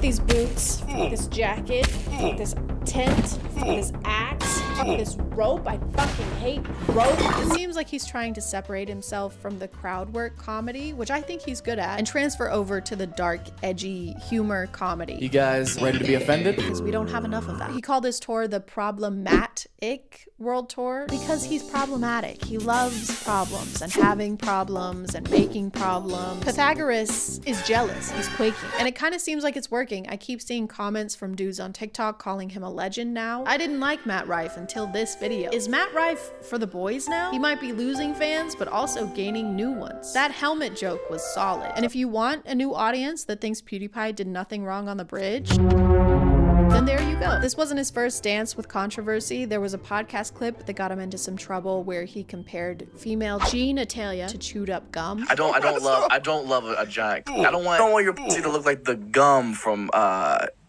Sausage Party. You know what I mean? He also tried to make fun of Mason Ramsey in 2018. You know, the cute, sweet kid who yodeled in Walmart? He replied to a picture Mason posted on Twitter and tried to make fun of his birthmark. Focus on your forehead. Some gum? Yoda lady, hey, don't bully that child, please. What is it with this guy and gum? Why does he hate gum? Then he tried to backtrack and say he actually wanted to know. Was genuinely curious, LOL. I've got your new single on repeat, little man. No, you didn't. What, you just had a sudden interest in dermatology? Hey, what the fuck's wrong with your face? I have a skin condition. Okay, Jesus, I was just curious. Take these twice a day and it should clear up. Okay, thanks, doc. This wasn't a controversy, but he posted a clip from one of his shows where a woman starts having a seizure in the crowd and the screen cuts to black and starts playing this peppy ukulele music. Oh, shit. Yo, can we get a paramedic real quick? Paramedic, please?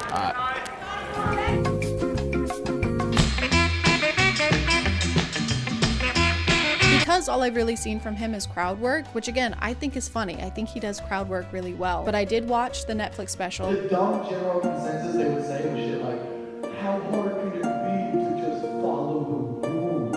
I watched most of the Netflix special. We have the infamous opening joke that started all of this, and he follows it up with that line that comedians do sometimes where they're like, just making sure y'all are a fun crowd, just making sure y'all are fun. Testing the water, seeing if y'all are gonna be fun or not.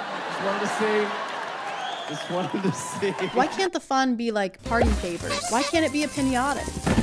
Since you think hitting is funny. He spends a whole segment talking about how dumb women are for being into astrology and how stupid they are for believing in anything like that. I'm so tired of you ladies blaming your poor decision-making skills on planets. And then a few minutes later, he has a segment about how he believes in ghosts.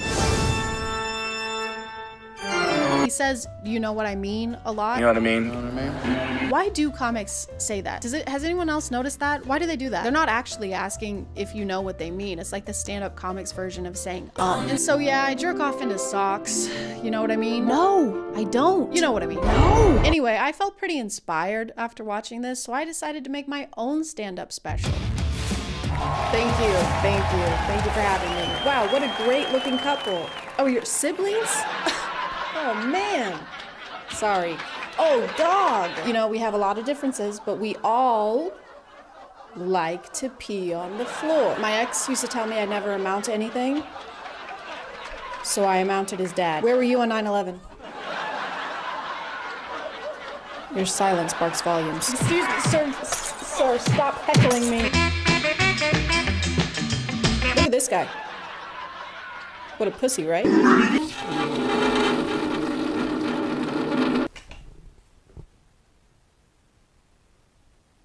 Stand-up comedy. That's my time. Thank you. Stand-up comedy. I'm gonna call it there, guys. Thank you for subscribing, and if you are still here, thank you so much for watching. I appreciate you clicking on my video out of all the videos that are on here, and I'll see you next. Okay, bye.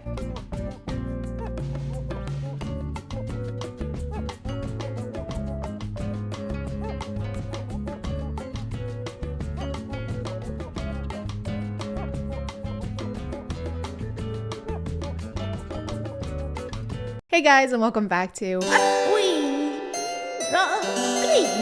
My name is ChadChad. Not really. And there is a new show on A&E, the same network that brought us such bangers as Dog the Bounty Hunter, Storage Wars, and Billy the Exterminator. I've got to take every shortcut I can.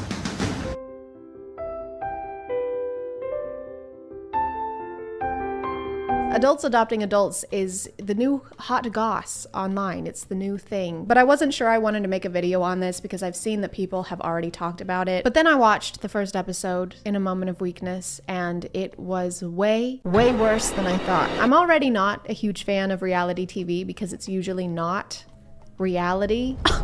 Kang just cheated on me. Oh my God, seriously? I am going to end his career. Oh. In living as a successful businessman. Okay, yeah, okay. If his business was breathing. No. There's actually a lot of reasons for adult adoption, like foster kids wanting to be adopted by their foster parents, or stepkids who have become adults who want to be adopted by their step-parents. So adult adoption isn't inherently strange. But this is reality TV, guys. They can't make a show about healthy relationships. Ugh, get that shit out of here. So the show starts out introducing us to the different couples who are looking to adopt an adult, and immediately one couple sticks out to us. If you're adopting a whole person, Danny, I feel like Christy's allowed to have a few cats, you know? Baby, I know you don't want to adopt an adult pregnant woman and bring her here to live with us and financially support her even though we've only known her for 3 months, but you have more than one cat, so you kind of owe me. Her off. Like, they've been letting Danny ramble about his creepy motivations for this and then barely let her get a sentence in. If I had to guess, I I think she was saying that she's being supportive because it's the only way to keep their family together is by letting him do whatever the f he wants. The way that Christy is clearly opposed to this and it's still happening, and her even saying that Danny gets what he wants no matter what she says, makes me feel like I have front row seats to an emotionally abusive relationship. And I did not buy tickets. I just went on the internet and I was like, I would like some lighthearted cringe, please. For one, thank you. And then the ticket person kicked me in the head and said, actually, f you. You're gonna feel really sad now. No. And also you're gonna really hate Danny. Who the fuck is Danny? That ticket will be $8,000. Throughout their entire introduction, Danny constantly references a father-daughter relationship and talks about how much he wants to be a father figure for Eliana. You don't deserve this. I will adopt you, okay? You can come live with me. You can divorce Danny. You can have as many cats as you want, and I'll even let you keep your deodorant in the fridge. I don't know why you would want to put your deodorant in the fridge. Maybe Danny wants his pits to be so chilly that Kevin Malone would drop them on the floor. I'm very, very concerned that I may steal the Declaration of Independence. I mean, this is a sensitive topic. So far, I have not thought of stealing the Declaration of Independence. I mean, I have. I did steal it. I did steal the Declaration of Independence. What was the question? What's your favorite type of ice cream? Oh, Yeah, so like soft serve, froyo. Fellatio. Yeah, I'm calling the police. With nut. Yeah, lots and lots of nut. Eliana runs into some issues at the airport, and Danny is freaking out and trying to get over there as quickly as he can. Baby, we need to move.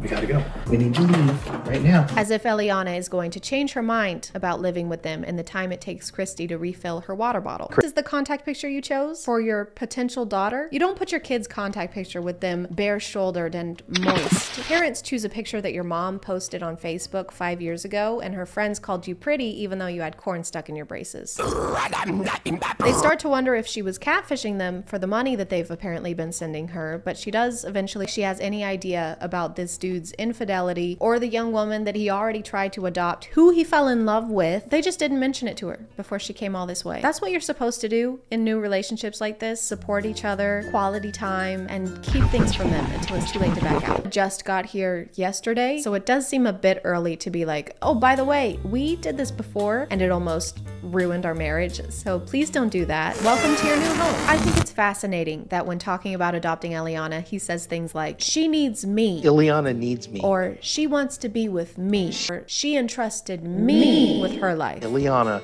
has entrusted me with her life. But when we're talking about the shitty things he's done, all of the sudden it's our marital issues, and we have had issues in the past. Our marital problems. So he is able to act like they're a partnership, but only when he's trying.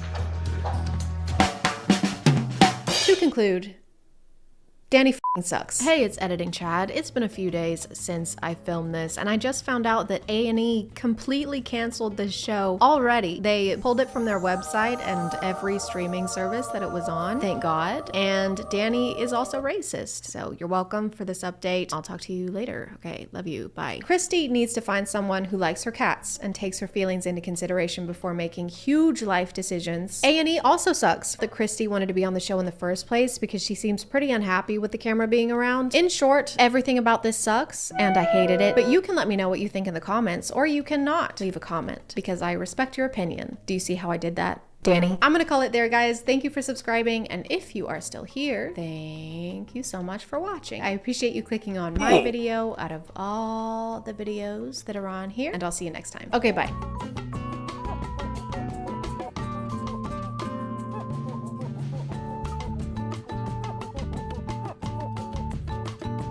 Hey guys, today we're going to talk about being ugly. And now that you're here, we can get started. A twinge of cringe. My name is ChadChad. Not really. I don't know how you keep falling for that. It's not ChadChad. It's never been ChadChad. And the most important thing in life is being pretty. Not friends, not family, not getting to enjoy life without having to constantly consider what you look like from an outside perspective, and your first thought when you hear a joke being, am I going to look good while I laugh at this, instead of just, hey, that was funny. I'm going to laugh at this. Is that how people think? I don't even know anymore. I want to blame a lot of this on TikTok, but every social media platform is to blame. All you have to do is look at 2016 beauty trends and see the full glam beats people were putting on to go watch Suicide Squad. And that doesn't exclude me. I'm going to be very vulnerable right now and show you how I was doing my eyebrows in 2016. This is me opening up to you. This is bringing us closer. Do you feel close to me? Are you close? So it's not like TikTok invented this. Beauty standards have literally always existed. It's just the way it's enabled us to see everyone's opinion on beauty every second of every day. It's like a constant bombarding of expectations from hundreds of thousands of people, which makes the standard for being pretty not only more unattainable, but also more expected. Being attractive is like an internet admission fee, one that I can't pay, according to this guy that I recently made a video about. I will be always ignoring you and ladies like you because you fucking ugly bitch. For real. She hates me, but she wants me. And this is heartbreaking. I am distraught. I can't eat. I can't sleep. I can't poop. All I do is cry and pine for my one true love, my cupcake, my boo cake, my sweet little, tiny little urinal cake. And I want, nay, I need to win him over. And that means I'm gonna need to glow up. Thankfully, there's a TikTok creator by the name of the Glow Ups Gal who can help me out with that. Because of TikTok's crazy beauty standards, we end up with most of us not feeling comfortable in our own skin. And that means that sometimes we wanna change something about ourselves. And that's perfectly okay. We all have insecurities, not me.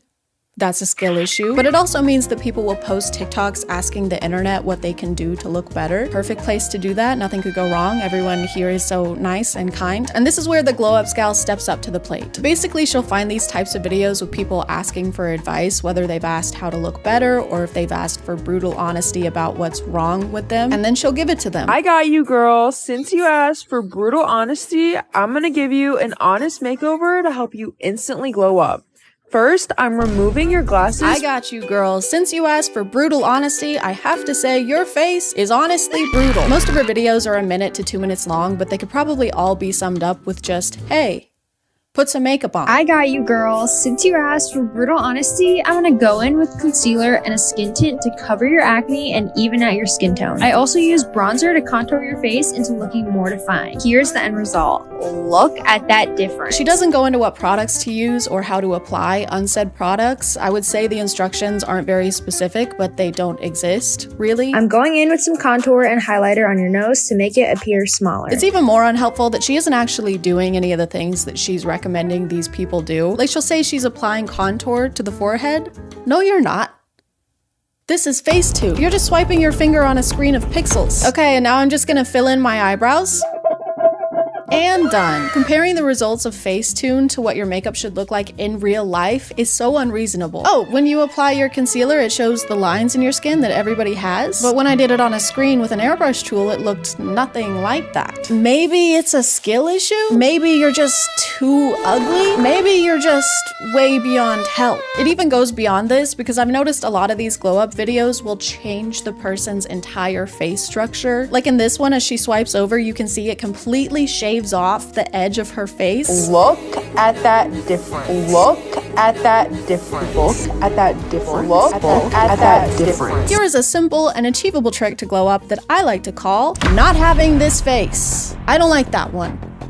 Get rid of it. She also starts this one by saying that these are tips to instantly glow up, and then her first suggestion is that they grow out their hair. I'm gonna give you an honest makeover to help you instantly glow up. Starting off with your hair, I'd suggest growing it out. Your hair isn't doing much for you, so I'd suggest growing it out as much as possible. Starting with your hair, I'd suggest growing it out. I'd suggest growing it out. So one of the most not instant things you can do. Hey, grow your hair out. I will. Now, do it now. I'm trying. Instantly grow out your hair this instant. ASAP. Pronto. Squeeze it out of there. Get it out. Stat.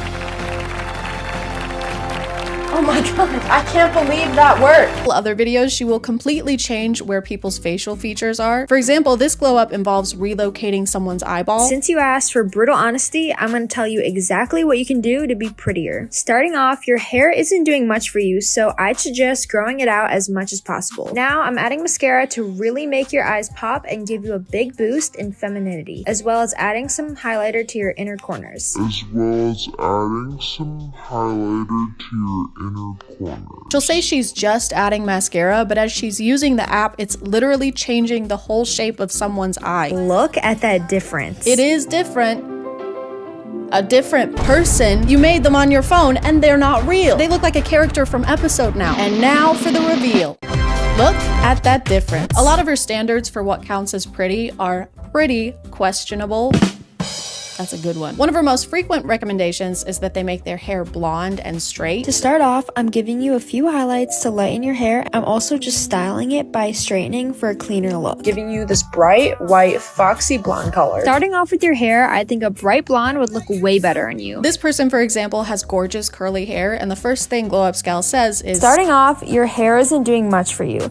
I'd suggest growing it out and dyeing it a more suiting color. Starting out, have you tried having white people hair? Have you tried Eurocentric beauty standards? I've heard a lot about them. People seem to be talking about them a lot. They seem to be pretty popular right now. You should try it. She doesn't seem to approve of any dyed hair colors, no greens, no blues, no reds, and objectively, I think that's pretty messed up. From an outside perspective with no personal skin in the game, I think that's very not cool. If she does come across someone with more of an alternative style, she'll transform them to not have that. Starting off with your hair, I'm ignoring personal style and getting rid of your bangs. Here's the end result.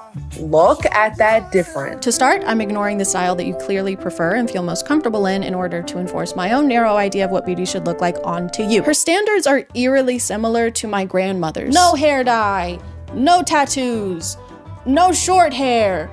Also, I think Trump is Jesus. I'm just saying, I've never seen him in the same room before. Another one of her standards is that prettier equals smaller. Face? Smaller. Nose? Smaller. Self-esteem? Smaller. A lot of her tips and tricks are done for the sole purpose of making things appear small. She contours the forehead to make it look smaller. She contours the nose to make it look small. She suggests growing out your hair to make your face smaller. I'm also using some contour on your cheeks and jaw to lift your face and make it look smaller. I'm using some contour on your nose to make it appear smaller. Going in with some bronzer to add some warmth to your face and contour it to look smaller. As well as some bronzer to contour your face into looking slimmer. Because your face should be tiny. The closer your face is to not existing, the better. I want to have to use a microscope to see your beauty. And the winner of 2024 Miss America is ChadChad. There she is. She is absolutely glowing. I can't see her. Exactly, John. And that is why we love her. No,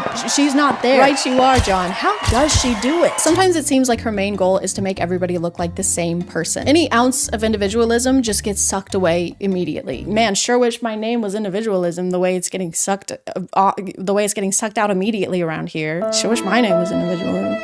I've never seen Glow Up Gal do a video for a guy, and that might be because the only advice she has to offer is wear makeup, grow your hair longer, and don't have acne. So these are all pretty groundbreaking concepts in the world of beauty. You might be thinking she never does videos for guys because it's only girls requesting them, but apparently that doesn't matter because a lot of the girls didn't request them either. She actually just grabs whatever video she wants, I guess, and puts text over the original to make it appear like they've asked her to do this. I got you, girl. For your hair, I don't think this color or style is doing much for you. It looks like you have some kind of deep acne scarring, so if you'd like a more permanent fix to this, I'd look into dermabrasion or getting a chemical peel from a dermatologist. This is the original video. There's no caption. There's no request anywhere for Glow Up Gal to give this person a glow up. The creator of the original even made this post reiterating that they did not ask for this to happen. And once people realized that this user didn't actually request a glow up, they started to notice this being a pattern for Glow Up Gal. 2 of her biggest, most viewed videos are glow ups given to people that did not ask for them. I found the originals for both of them thanks to the comments, and you can see them here, and that she just added her own text over it. How can I glow up? Be brutally honest. I got you, girl. Since you asked for brutal honesty. Did she though? Did she ask for that? Did she really? Sometimes, like in this video, she'll say things like, I'd suggest using tretinoin or going on Accutane. So I'd suggest going on Accutane. First of all, no one asked. Literally, this person did not ask. And second of all, she says this like it's not something someone with acne is already gonna be aware of. It's so expensive and complicated to get a prescription for Accutane, and there are so many hoops you have to jump through to get it and continue taking it, plus all the side effects that people may not want to deal with. So I promise someone with acne is aware of the existence of Accutane. And yeah, I've had acne for most of my life. It affects me on a daily basis, so I've pretty much tried everything. Have you tried drinking more water? Yeah, it's like the first thing I tried. I recommend drinking more water. Thank you, this was helpful. Also, try putting on some fucking makeup. In this video, which is also someone who did not ask for advice or brutal honesty, this is Glow Up Gal's first tip. To start off, I'd suggest getting your braces off. Hey, that thing you're doing to straighten your teeth and improve your appearance?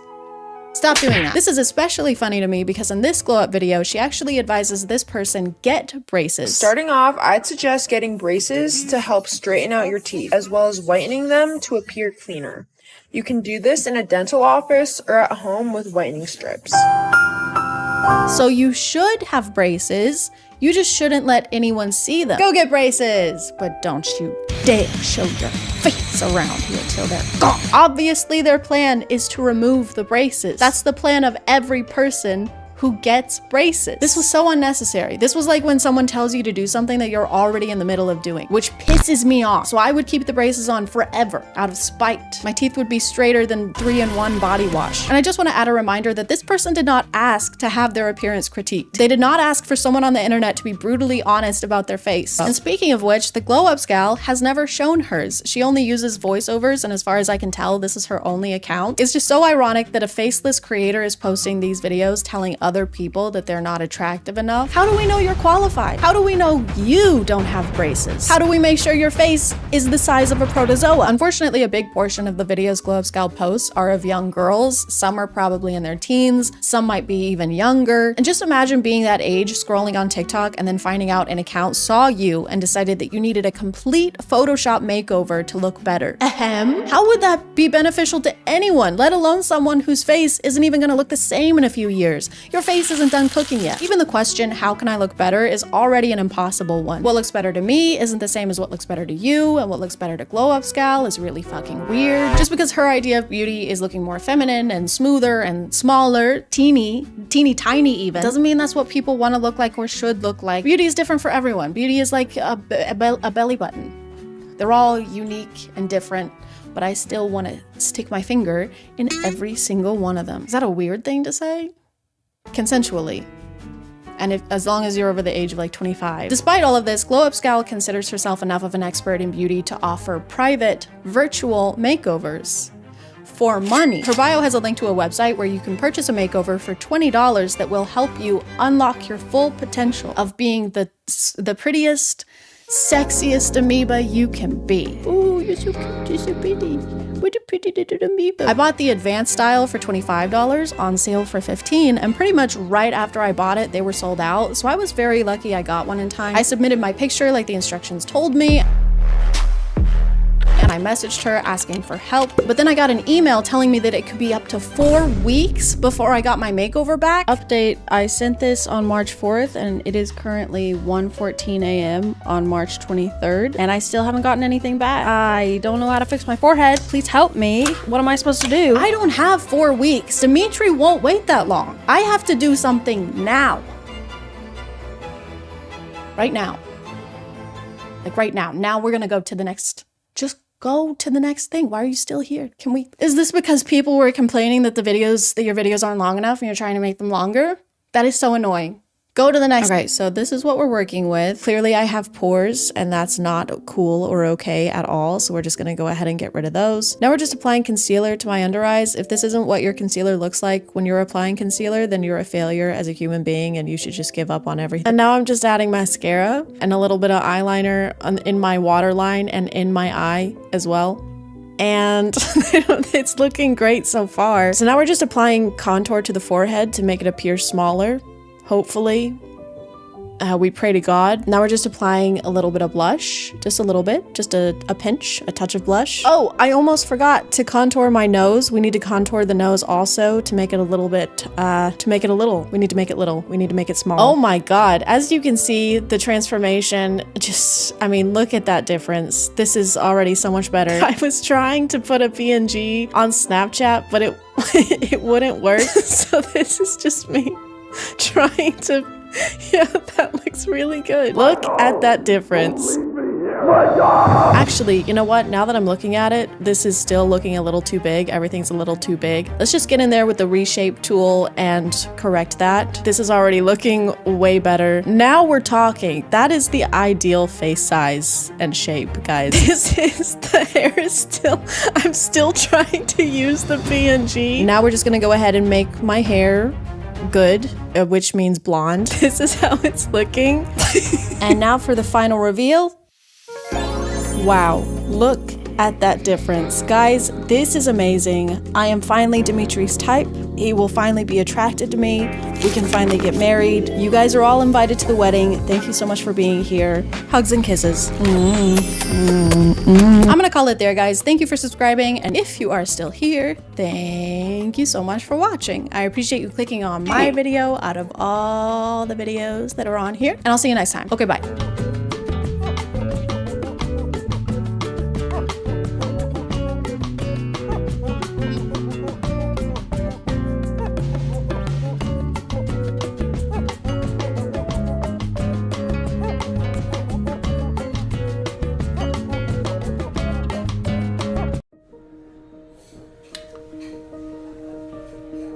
Here you are, sir. 1 macchiato, no espresso, no steamed milk, and no foam. Yes, great. Thank you. Excuse me? Yeah? Yeah, so you look really poor, and I'm not vibing with that, so could you hurry it up? I'm sorry. Yeah, it's really affecting me emotionally how without money you seem to be. Hey, don't talk to him like that. Why not? Because it's not right. Yes! Thank you. Because he could be super rich. Wait, what? No way. Look at him. Don't judge people based on appearance, okay? He may look like a stupid, disgusting, smelly, poor person, but he could actually be a billionaire. Oh my god, you're right. I'm so sorry, sir. You're a billionaire? Can I just have my drink, please? They're from Mora10 for sponsoring this video. So I was right, right? You're a billionaire? No, I'm not. I work in a lumber store down the street. Get out. I can't believe I was nice to you for no reason. Get out of my coffee shop. Go. Okay, Get out. all right. Get out. Leave. Going. You disgust us. Hey guys, and welcome back to My name is ChadChad. Not really. And listen, I know that Darman has been kind of exhausted as a commentary subject on YouTube. I think basically every bigger YouTuber has done a video on him at some point. For that reason, I've never really been interested in making a video on him, so I never got to watch his content for myself. You know, I missed out on that, and it made me really, really sad. So imagine my sweet relief when I learned that none other than Trisha Paytas would be replacing him. Filling that deep void in my heart. If you're not up to date, Trisha Paytas has been in some controversy recently. I know it's shocking. If you need to pause the video to deal with that information, I totally understand. Hey, it's post-filming, Chad. I just realized that I forgot to mention while I was recording that before I watched these TikToks or planned on making this video, I thought Trisha only went by they, them pronouns. But then when I went to their TikTok profile, I saw that she also goes by she, her. So if you hear me use those to refer to Trisha during this video, I just didn't want anybody to think that I'm being an asshole. Okay, all right, thank you. Love you, bye. I never watched the Frenemies podcast, so I can't really tell you what happened there. All I can tell you is that they left the podcast and people seem to be a little upset over it. Now whenever I see any of Trisha's TikToks, the comments are almost entirely negative and demanding an apology on behalf of Ethan, the other person from the podcast, which makes me think that this is like a business move where they're like, hey, stop talking about this over here, this not good thing that I did. And look, what's that over there, this that I'm doing right now, this crazy weird thing. Isn't that crazy? Only talk about this from now on. Excuse me. Yeah. Okay, I'm sorry to stop this so quickly. He's already looking at you. Why are you yelling excuse me at him while he's standing directly in front of you and making eye contact? Excuse me. Excuse me? Yes. Excuse me? Yes, how can I help you? Excuse me. Hi, I asked for butter. This is plain. Oh, I'm so sorry. Let me fix this for you. What are you doing? I asked for butter. Don't dump it out. Health code violation. This is how you know no one involved in the production of this has worked in the food service. You can't take popcorn from someone else's hands and put it back in with the rest of the popcorn. You have no idea what they did with that while they had it. They could have shoved their hand in between their ass cheeks and then sprinkled cubes on the kernels. It only takes like 10 seconds max to do that. Don't ask me how I know that. Don't ask me any questions about what I just said. Do you even speak English? I make it fresh. I make new one for you. Fine, whatever. What country are you even from? Oh, I'm actually from... Can you go faster? The quietness of this set is off-putting to me. Like, I know that this is just someone's basement with a black backdrop and a single popcorn machine, but you still need to sell me on this, okay? You need an obnoxiously loud TV playing the same 3 previews on repeat, a kid crying because they couldn't get the $24 Skittles, a mom and dad crying because they have a kid who cries over not getting $24 Skittles, the sound of a car as the mom and dad leave the kid behind at the movie theater. Hey, Greg. Yeah, I've been wanting to see You Don't Know the Blowhorn for this long too, but this guy literally is from a foreign country, doesn't even know popcorn. Is it almost finished? Yes, so sorry. I'm Thank you. so sorry. Thank you. They couldn't edit in the notification. They had to personally voice it. Ding. And it's not even the right one. It's supposed to be a phone call, but it's a single ding. I feel like if you're gonna make your own sound effects, you should make it more interesting than the regular notification would have been. Ding! Oh wow, someone actually texted you. Wow, look at that. Ding! Someone's calling you. Oh look, it's just your mom again. Ding, ding, ding! Someone's texting you back, and it's not the girl that you quadruple texted last night while you were drinking. So good luck dealing with the emotional toll of that while you're working today for 12 hours. I'm so sorry. Thank you. Here, let me give you this from me. I'm so sorry. From you? Does your manager know you're stealing? Oh, look what you made me do. Why did you even hand me all that food? Let me help. No, stop. No hablo, help me, por favor. You know what? He is such a great guy who is doing zero wrong here and is being super nice despite being mistreated. And they're an awful person and saying mean things for no reason. There is only good and evil in this world. Middle ground, it doesn't exist. Gray areas don't exist either. Get that out of your head. Okay, so this carries on into the next TikTok. They're watching the movie. The employee sneaks up and scares them. Turns out he's trying to return her wallet, which is of course unacceptable. And she threatens to call the police on him because he's trying to steal the wallet, which makes sense because why else would you try and return it if not to steal it? Because that's definitely how you steal things. That's how stealing works. They tell him to bug off. They're really into this movie and they can't be bothered with this right now. And he exits sadly while remaining the nicest and most passive person in the world. But then she posted part 3 and I'm confused on if it's supposed to be like a prequel because it takes place before they meet the employee. A new Robbie Hart movie? I have to call all my friends. We are going tonight. Ding. Yeah, it's so crazy they made a sequel. I can't wait to see it. Dang. What is this? You guys have trays now? That's so cool. Did they not have trays before? How were they serving nachos in the theater? I wouldn't know. I'm too broke to eat theater food. I take the cheese and the chips from home actually, and I put them in a tampon box in my purse in case I get peckish. It's actually really nice because then you can shake the box and get a nice even coating on all the chips. Plus the discreet packaging is great and it's leak proof. Oh my God, these trays are genius. Nothing spills. Whoever invented these trays must be so genius. Hey, I wonder if that's foreshadowing. Do you think it's foreshadowing? Because I don't think it is. I just think that they really like plastic trays and have a deep respect for the creative processes behind inventing plastic trays. Hush. That guy looks so familiar.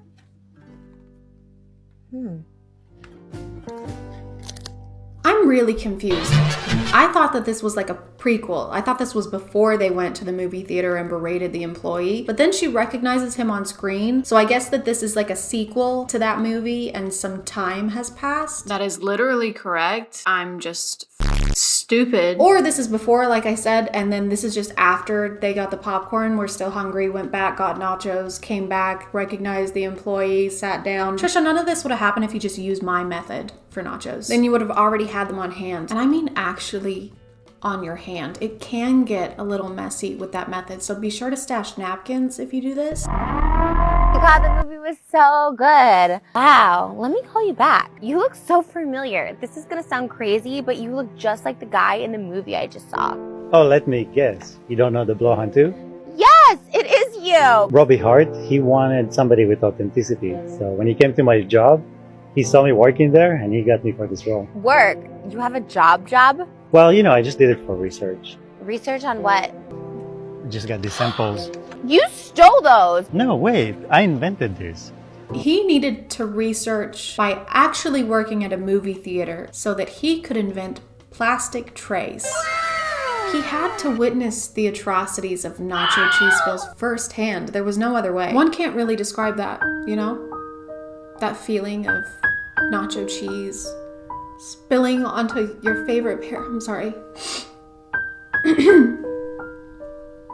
I'm sorry. I can't. You're gonna have to see for yourself. By working in a movie theater. I guess you must have made millions, huh? Yeah, but, you know, I donated. I wanted to help my country. What? Why would you? Oh, because you made millions doing the movie with Robbie Hart. Well, no, that was just for fun. This is the most thoughtful, kind-hearted person in the universe, okay? He invented something to keep us safe from the blight known as nacho cheese spills, and he acted in the world's greatest movie, pro bono, just to bring smiles to the little people like you and me. I wonder if he's still rich somehow, though. No. Impossible. So, how do you drive this car? Probably a lease. No, Mr. Radari is my dad. Mr. Radari, as in the inventor of Radari flying cars? So he's still rich. I can't believe Trisha would accidentally be mean to a rich person. I mean, if he had actually been a movie theater employee, I wouldn't give a shit. But he's rich, Trisha, so it's extra mean. Oh, God. Wait, do you want to go for a ride sometime? I can't hear you, what? Do you want to hang out sometime? Sorry, no English. Oh shit. Burn, dude. If she had just been nicer to a stranger, she could be riding in a sick car right now. So the moral of this story, kids, is to treat people who you think have the potential to be rich with kindness, because it might benefit you financially in the future. Oh, and also people don't really work at movie theaters. They're just doing research. Or their parents left them there at 3 years old because they cried over Skittles. Unfortunately, that is the end of this series, but there was another one that they posted on their TikTok account that's since been deleted. Let me know if you liked this video and would possibly be interested in seeing one on those, because this was a fun kind of video to make. I didn't really have to use my brain at all, but I'm gonna call it there, guys. Thank you for subscribing, and if you are still here, thank you so much for watching. I appreciate you clicking on my video out of all the videos that are on here, and I'll see you next time. Okay, bye.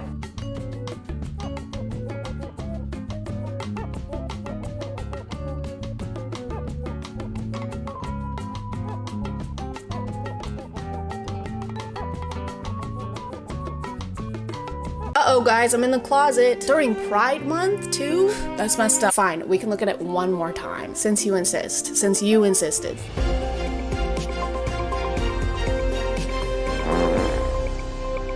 Hey guys, today we're talking about men who kick balls and men whose balls we'd like to kick. A twinge of cringe. My name is ChadChad. Not really. And imagine you're a hardworking woman. If you're already a hardworking woman, you can just sit there. You've done enough. Now imagine you've dedicated years to your education, countless sleepless nights and energy drinks, all while working a job, or 2 maybe, or maybe even 3. Who knows? Everything sucks right now, but it was all worth it because today it's finally over. You've done it. Your friends and family surround you, beaming with pride as you toss your cap in the air and celebrate one of the biggest achievements of your life. And then a guy gets on stage and says this. I think it is you, the women, who have had the most diabolical lies told to you. How many of you are sitting here now, about to cross this stage, and are thinking about all the promotions and titles you are going to get in your career? Some of you may go on to lead successful careers in the world, but I would venture to guess that the majority of you are most excited about your marriage and the children you will bring into this world. If you don't know who this is, lucky, this is Harrison Butker, and he is a kicker for the Kansas City Chiefs. More like Kansas Shitty Chiefs, am I right? Haha, good one, ChadChad. Up top. Oh god, ChadChad. No, don't. If you don't know who they are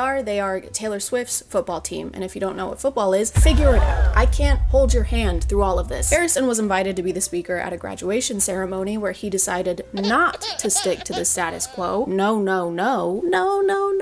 stick to the status quo. Did you hear that run? I've got runs. I have the runs. Instead of using his time to inspire graduates or congratulate them on all their hard work, Harrison decided to use his time to complain about things that bother him. And the first thing that bothers him, apparently, is women having careers. And thank goodness he was here to save these women from the diabolical lies such as, hey, if you want to have a job, you can.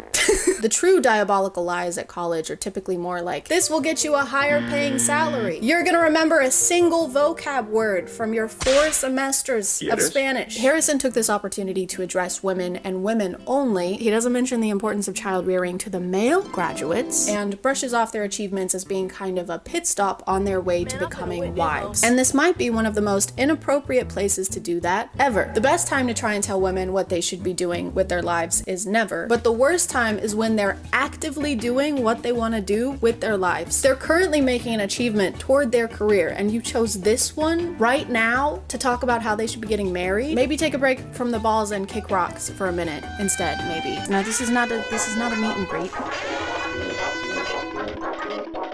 Everybody's gotta come in and say hi. Don't sauce. You have anything to say? I'll talk to Harrison all year long, man. I just let him do his thing. I'll talk to him. Go say hello. It's not like in the lunchroom. You say hi in the lunchroom? No, we sit right beside each other in team meeting, and I don't say one word to him, only before the season and after the season. That's the only time I talk to him. I think this is just a variation of the podcast effect where something takes hold of some guys the second they touch a microphone. It's like they've never spoken out loud before and they need to get it all out in that moment while they have the opportunity. All right, thank you. Thank you all for being here at my wedding or baby shower, I don't know. Anyway, this reminds me of how much I hate chunky peanut butter. If I wanted to eat peanuts, I just eat peanuts. Honey, could you talk about our love, maybe?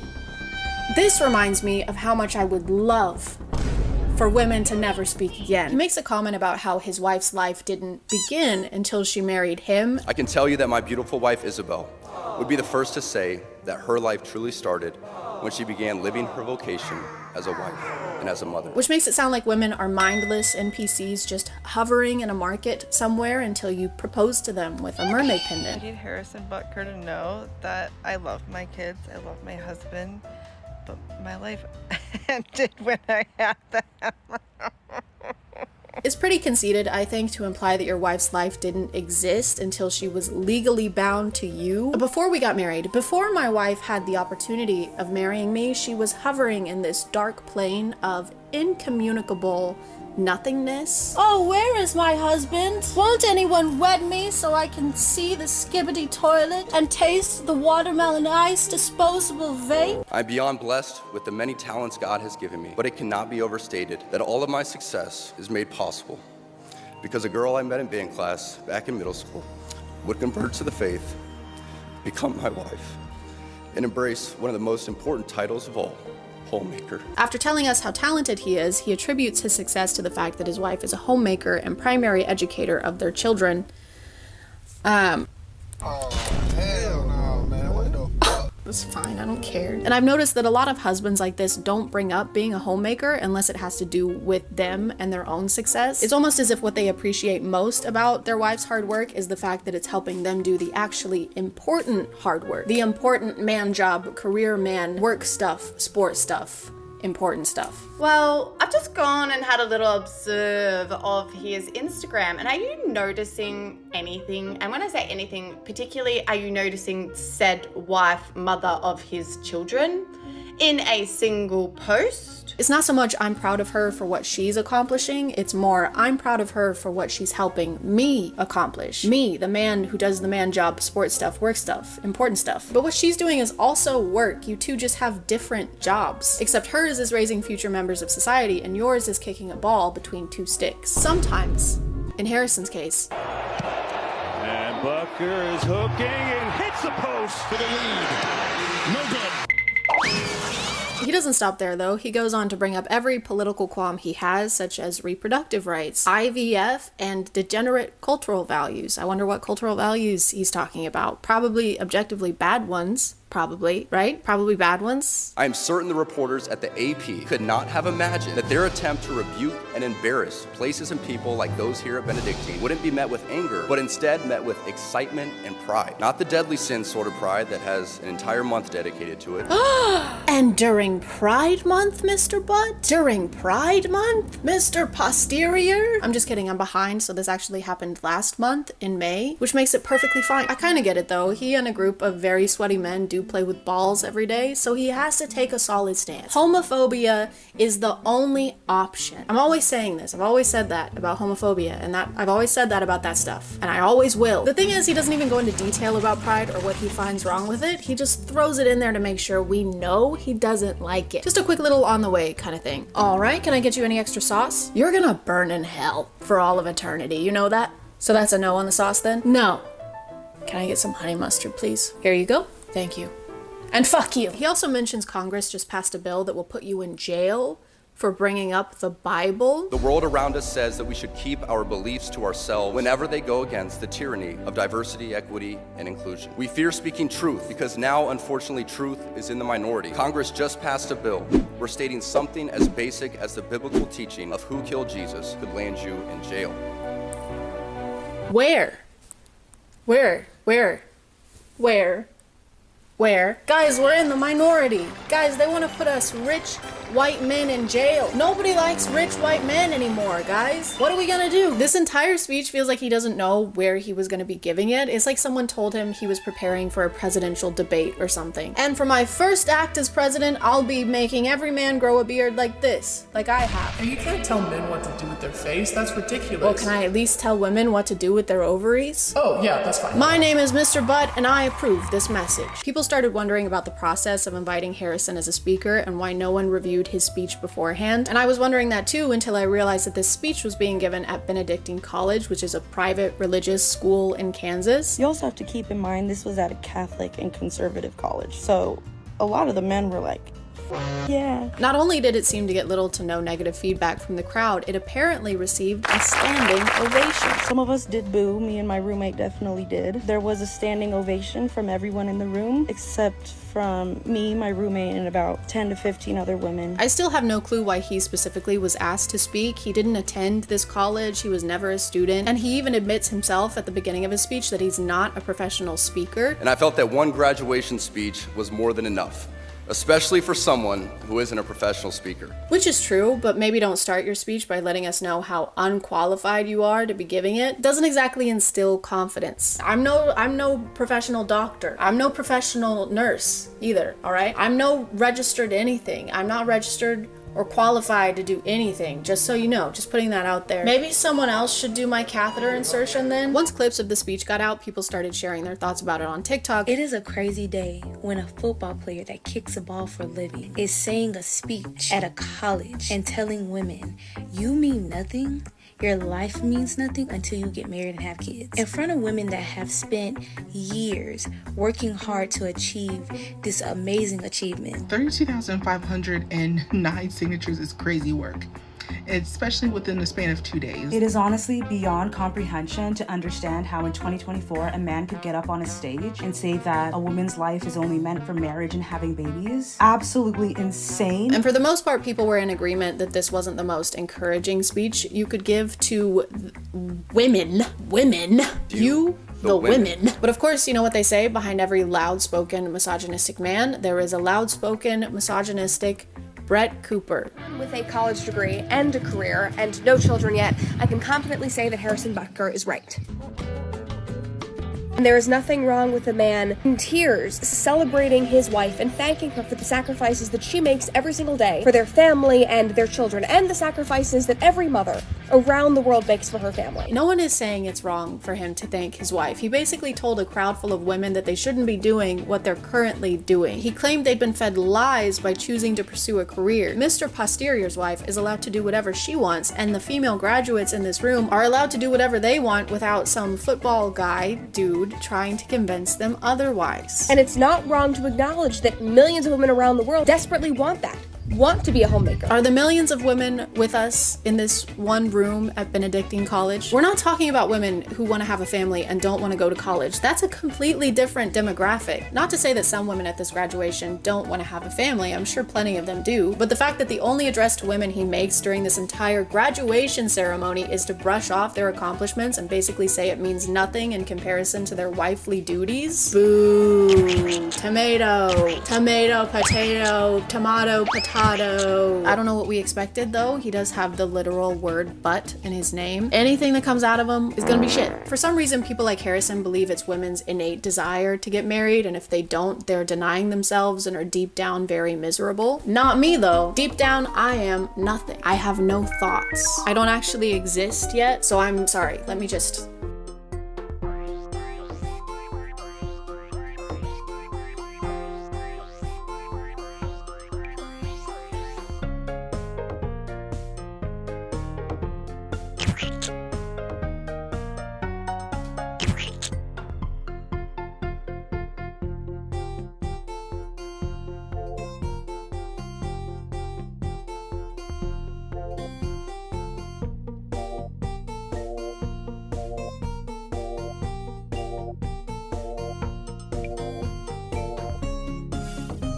Oh no, someone broke into my house and stole my setup or packed it neatly into boxes and then left it here. That's so weird. Why would they do that? What a not smooth criminal.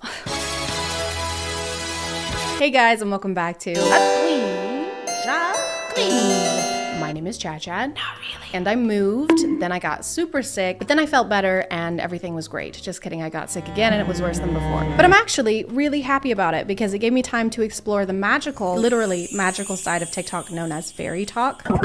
Not the kind of fairy that gets stuck in the Suez Canal, but the type of fairy that dies if you ever say you don't believe in them. Kind of a little dramatic, honestly. You don't ever see any other mythical creatures doing that. Oh my god, is that Bigfoot? No, it can't be. I don't believe in Bigfoot. What's happening?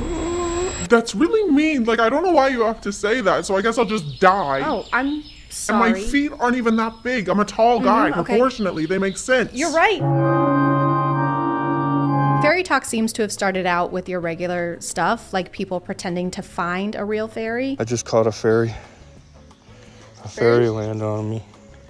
Fairies are real? Heck yeah, they are. And I don't know why the egg is here. Either fairies can lay massive eggs, 4 times their size, or this is the fairy. This is actually an egg fairy. They're like tooth fairies, but if you put an egg under your pillow, you don't get money, you get salmonella. Egg fairies aren't as fun.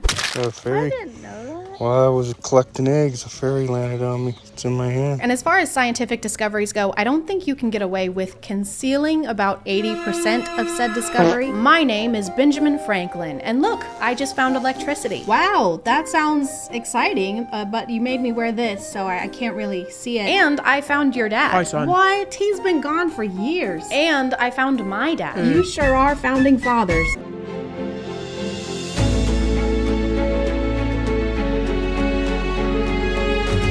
People quickly went from finding real fairies to wanting to be real fairies. And what are fairies known for, other than sprinkling unidentified powders onto kids that make them high from the ground so that they can do meth? Fairies are known for flying.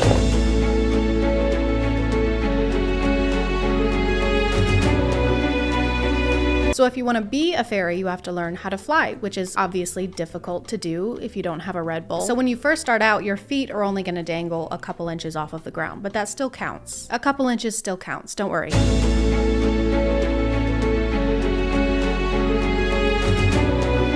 It actually takes 2 years to learn how to fly any higher than a few inches. And that's a long time to learn how to do something that Kylie Jenner does every day for like 3 minutes at the small cost of $70 million in the future of our children. But I guess some people got a head start on their fly training because some of them can fly over entire forests or neighborhoods.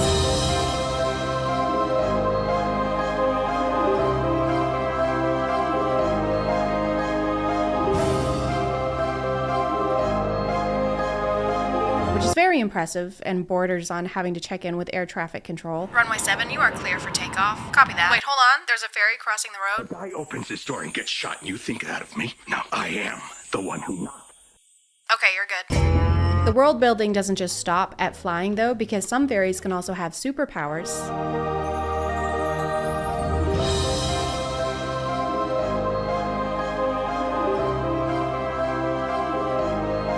If you grow poison ivy in your hand, do you get poison ivy, or can you go around shaking hands at a pro-life rally? And no, it's not bioterrorism. When you agree to shake someone's hand, you agree to the consequences. Just don't shake hands until you get married.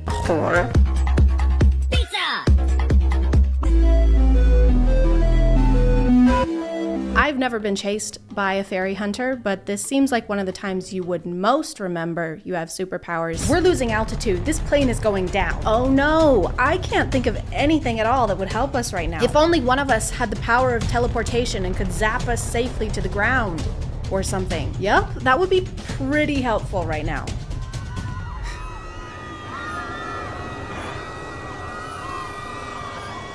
Oh, I just remembered I can...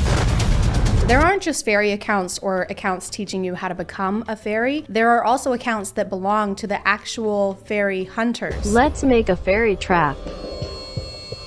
Dragon snot. Poison. Shark blood.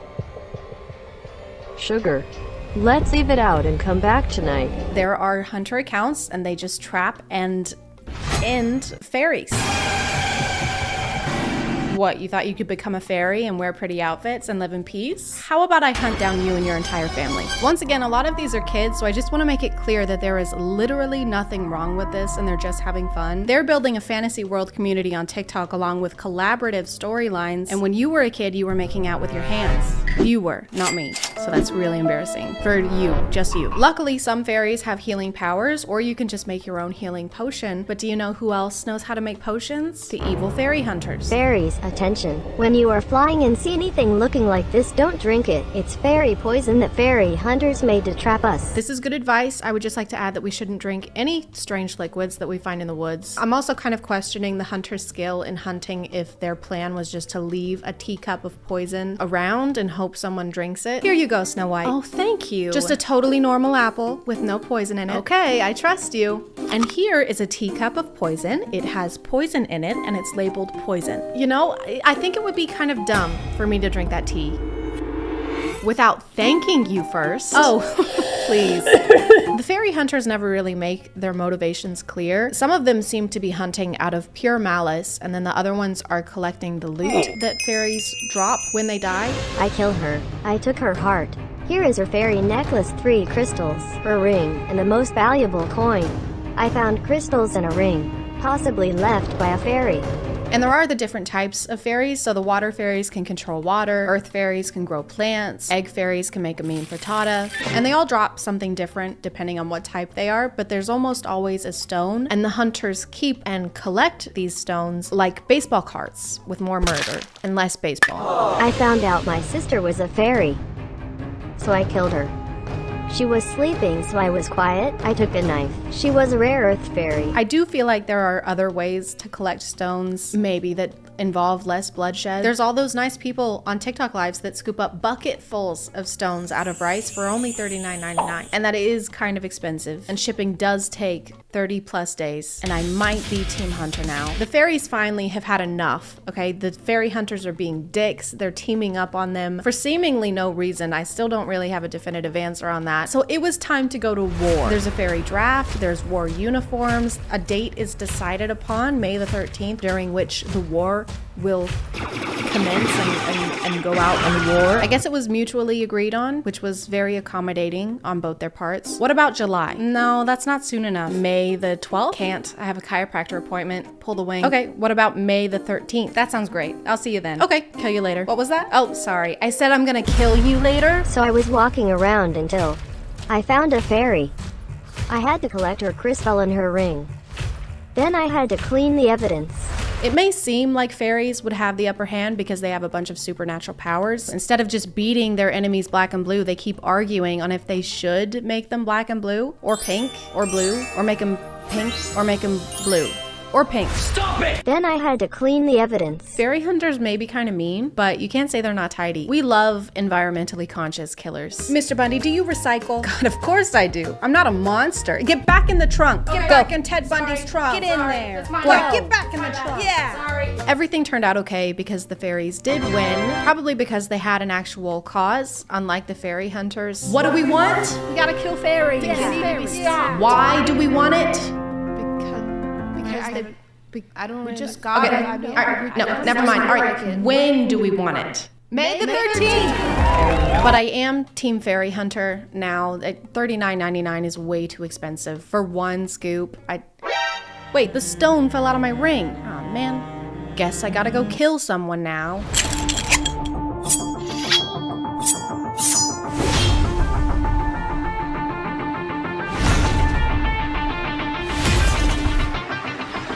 My name is Tinklebell. I am a piss fairy.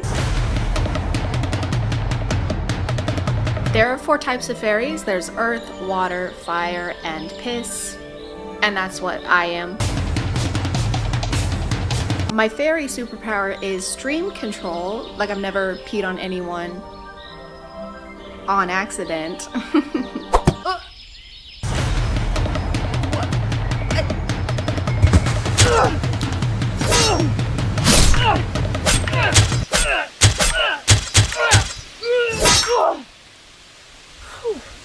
Oh, sweet. Kidney stones.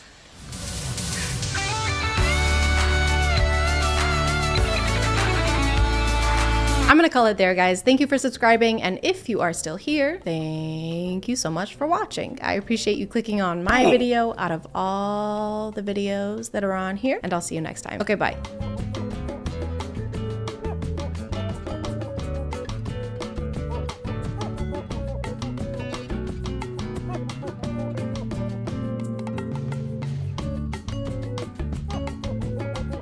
Hey guys, my name is ChadChad. Not really. And every day I wake up, unfortunately, and see a clearly fake video on TikTok like a pregnant woman spending $70,000 to climb Mount Everest. Baby has been kicking a lot. I spent 70 grand getting here and now they're all moving up without me. I don't know what to do. But then I read the comments and to my dismay, they are eating it up. This can't be real. You can't be serious. This just can't be real. You're right.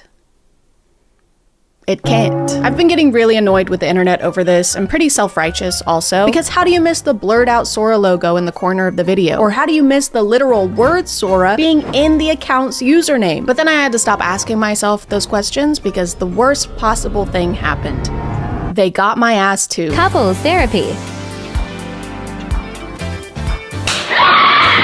This is Paul and Stacy. According to their bio, they are a fun family that refuses to grow up. And then they have their business email right after that, which is pretty grown up if you ask me. We'd love to collaborate with you and hear some of your thoughts on content strategy. Goo goo gaga. They make a lot of videos where the husband scares the wife and she freaks out. This is why you shouldn't scare your wife. Or he scares her and she hits him in the balls. This is why you shouldn't scare your wife. But no matter what happens, she is gonna scream like a boiling tea kettle. Harmless prank is the best. Harmless? He shocked her and then drug her off the bed. She came crashing to the floor. What do you think a harmful prank is? Murder? I have to sit back in this chair because my back is killing me. They're basically the equivalent of those early 2010 YouTube couple prank channels where you had to suspend belief in order to accept that they're possibly surprised by pranks anymore. Oh no, here comes my husband holding a DSLR camera. I sure hope he's not about to dump water on me like he did yesterday. And the day before that. And the day before that. And the day before. Basically every video involves them terrorizing each other in some way.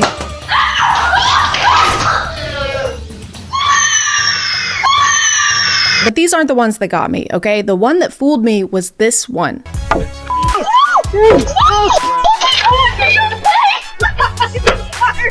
I saw this months before I knew who they were, and I was like, yeah, accidents happen. Plus, this is low-quality security camera footage, and nothing has ever been faked on a low-quality camera, except for the moon landing. This is like something off of a movie. Rom-com IRL. This looks straight out of a rom-com. Why do people keep saying that this is a rom-com? If anything, this is like a crime doc. Look at this. Watch this. Get this man on a stretcher. Get this man to the ER. And back to the video. I don't know what it is, but putting a date and timestamp in the corner of your video increases its believability on TikTok by about 75%. I think it's maybe because having security cameras inside your home is a fairly new concept we're being introduced to, so it's easier to fall for stuff like this when we're not used to people staging things this way. But Paul and Stacy aren't just staging pranks and injuries, they're also staging moments like this. Let the little go so you can hold the big.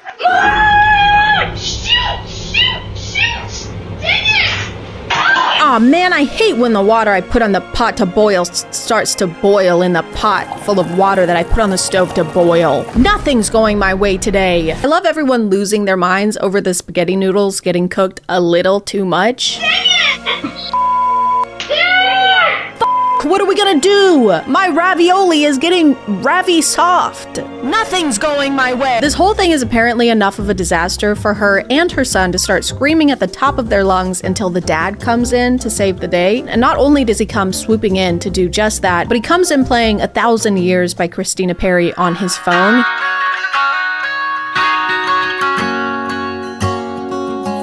He already had that playing. He already had that preloaded.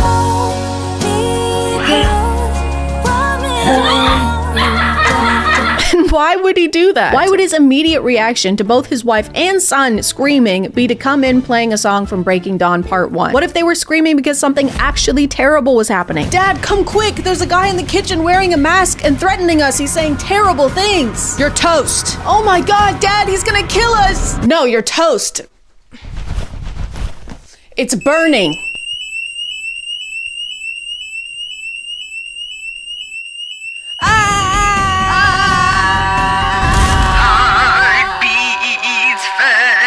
After he de-escalates the situation, the whole family shares a hug and sways to the music.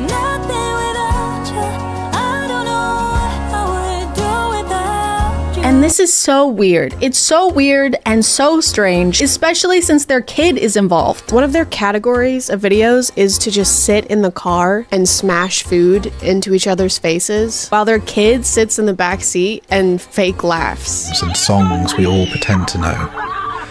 Right now it feels ordinary. Imagine being a kid and your parents are constantly making you act in TikTok videos where your role is yourself. A version of yourself that's having faux loving moments with your family. Not actual loving moments, but staged ones where there are millions of people and cameras watching you. Imagine how cool that would be. Dude, my life is like a movie because everything is scripted and there's not enough child labor laws in place to protect me.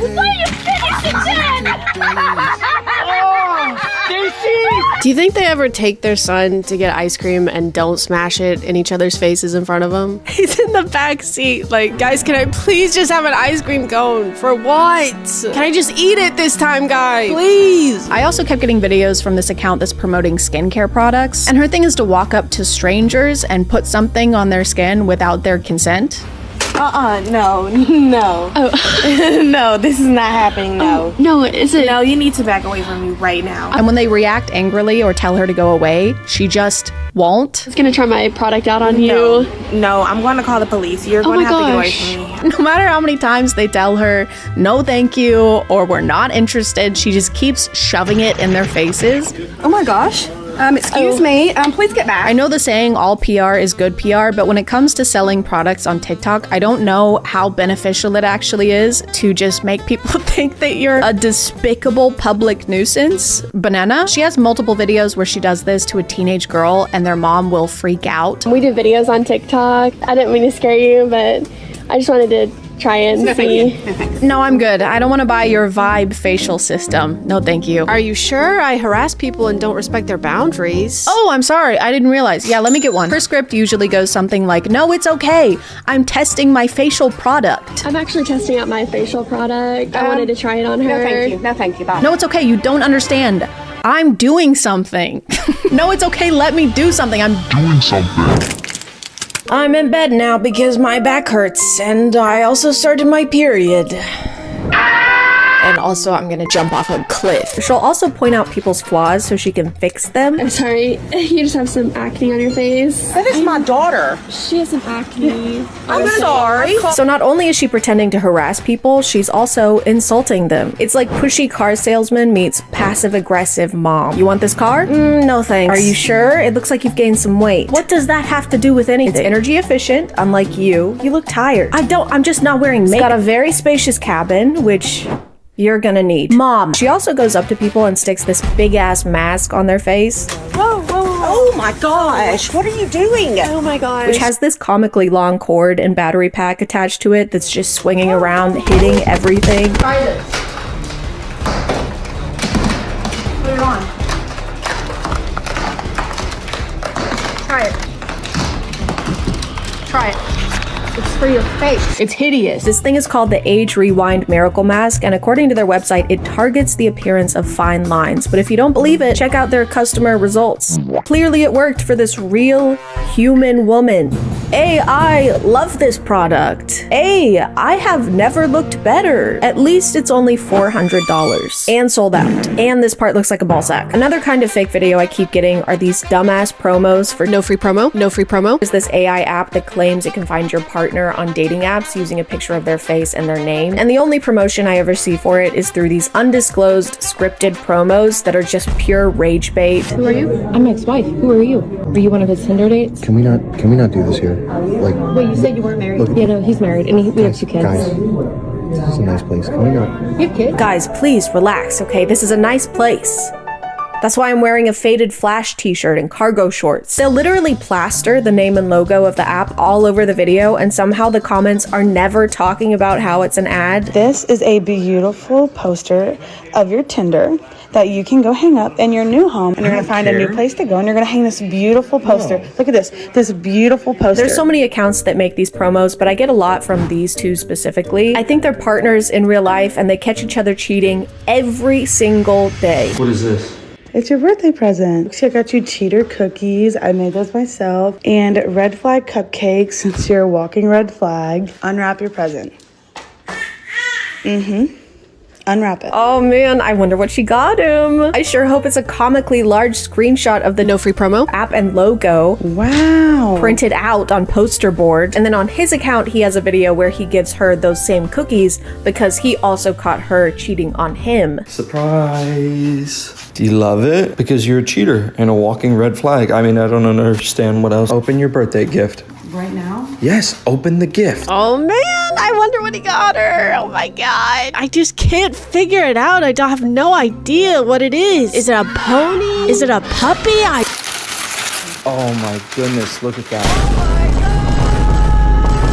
On one hand, it's frustrating to see the comments eating this up, but on the other hand, it's mostly because people are concerned for her because they've made videos where she packs up their kids and leaves the house to try and escape him, or videos where he's being a total asshole to her. Ever since that moment, Excuse me? you've smelled like shit. Oh, so that must be why you made a Tinder then. Making some bullshit up.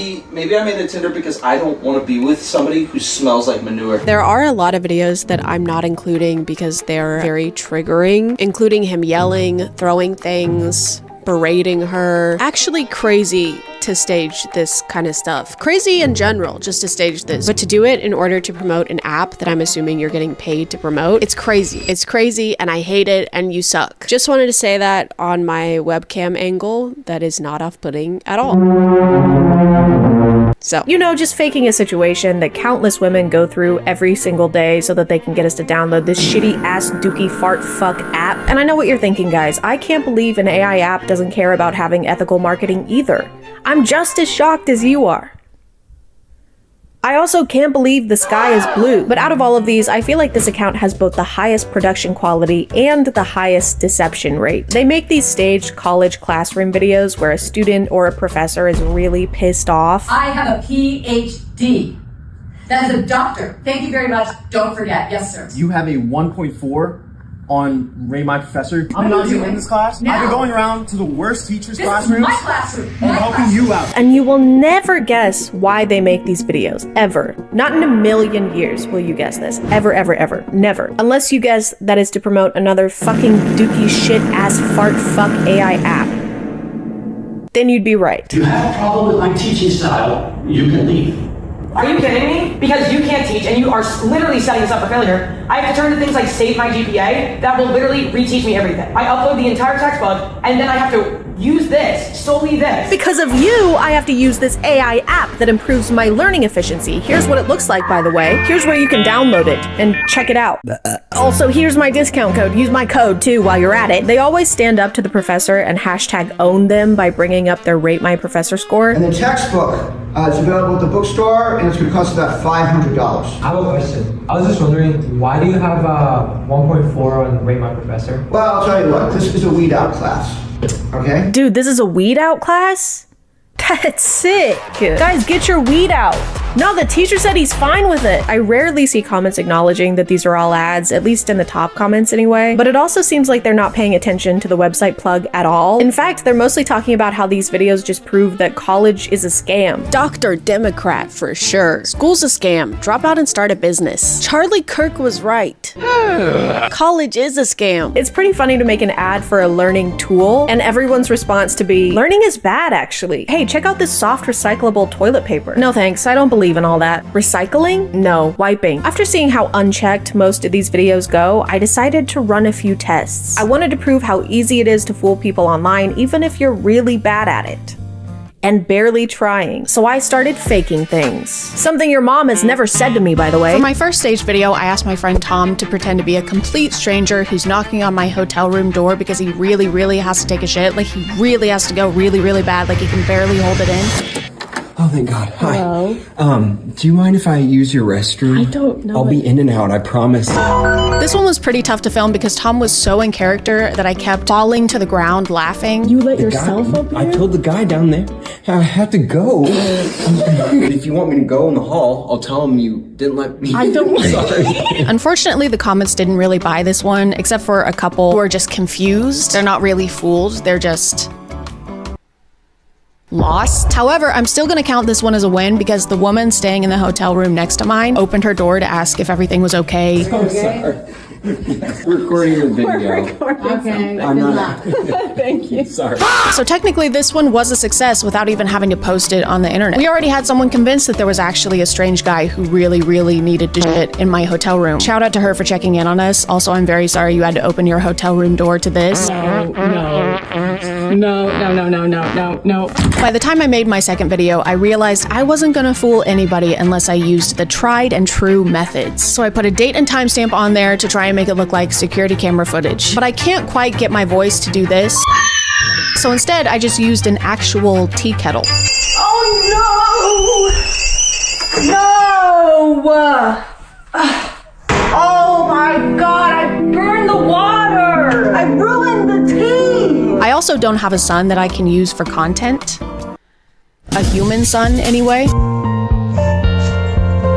my god! Are these for me?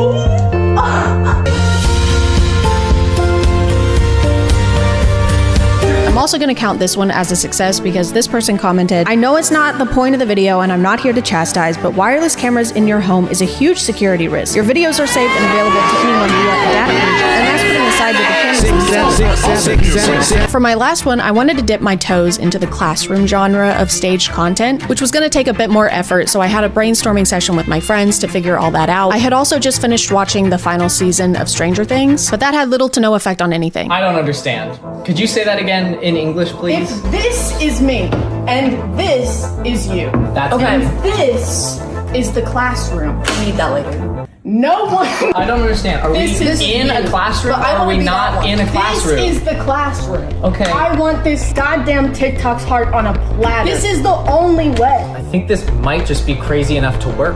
Let's do it.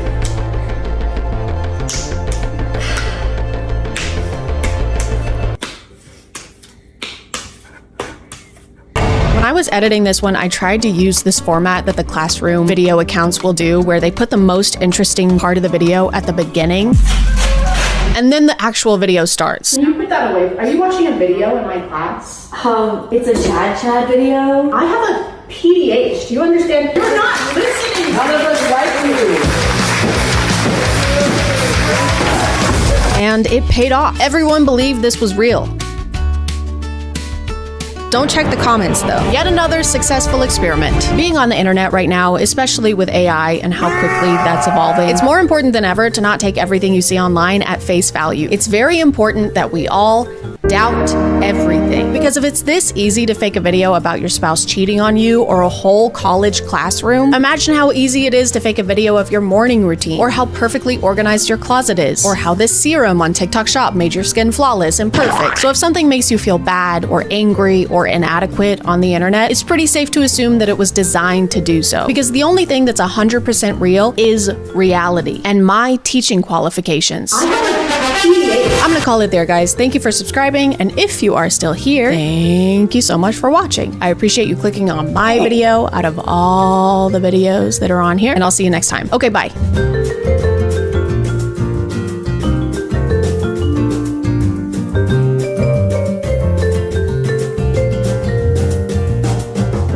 Hey guys, and welcome back to A Twinge of Cringe. My name is ChadChad. Not really. And it's almost Halloween, so I want to talk about something spooky. I want to talk about something horrifying, bone-chilling. I would like to pee in my pants. And the other day, I was thinking, and it hit me. Instagram Reels. I don't know when Reels became scarier than TikTok, but they did. It happened. They got worse. Opening the comment section of a Reel fills me with the same amount of fear as opening a box of snakes, except it's actually scarier because at least snakes don't say slurs. So I sat down the other night to face my fears.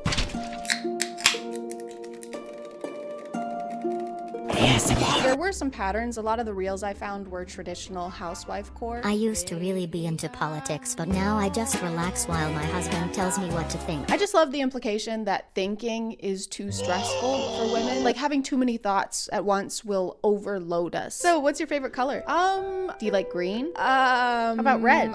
Just tell me which one. Do you like purple? No, it's too much. I can't think over the sound of my ovaries. The way they say these things though is like, this is how it should be. This is how God wanted it to be. So I guess God gave us brains and said, here you go, but don't use it. Brains are for boys. And don't take a bite out of it. It seems like I shouldn't have to say that, but I do, apparently. And if you're wondering why she's making bread, I don't know. They're always making bread. I saw it so consistently that I ended up making a game out of it, that and aprons. It's an apron! We found an apron! Oh my god. Apron! Everybody, we have an apron. Apron! I put my mic down. Apron! We got an apron. Okay, oh, making bread. Making bread.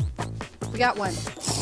There's quite a few where they're talking about raising their daughters to do the same and how bearing children will be her greatest joy. That being a homemaker is the #1 career she should strive for. She can't even read yet. Her greatest joy is cocomelon and eating bugs. Do you get a bread machine for your daughter at Christmas? You just get her cooking utensils. David has got a train set. He's been wanting it for 2 years, and Deborah, it's a spatula. Merry Christmas. They have similar kinds of values, like for example, how you should submit to your husband. Submit to your husband in everything. Even if you disagree with him, he's not a Christian, you think you're smarter or more spiritual. What if my husband is a fucking idiot? What if my husband is about to step into oncoming traffic? Hey honey, you forgot to check both ways. I'm sorry, I couldn't hear you over you being a woman, so I'm gonna step out, all right? I'll be back later. Maybe make me some bread. Controversial things about our lifestyle. I submit to my husband. Ew, you submit to your husband?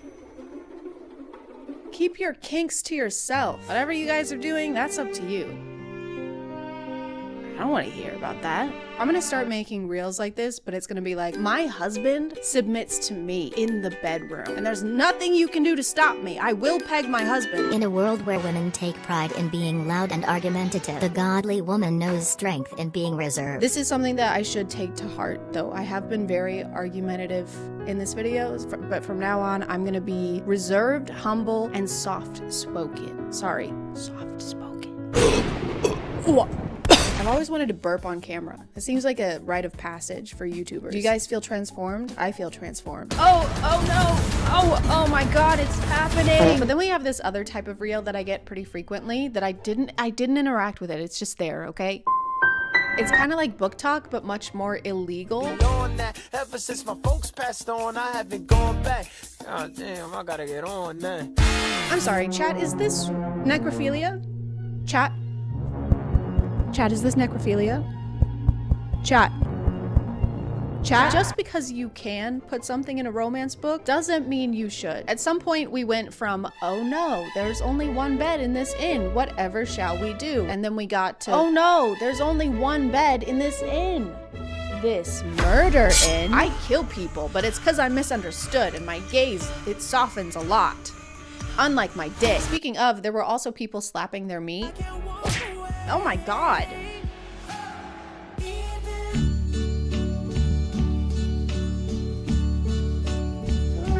I don't know if it's just the different algorithms, but Reels seem to have a lot more gross food videos. Who needs an ice cream sandwich when you can just stick a huge block of butter in the freezer? Careful not to break a tooth. What?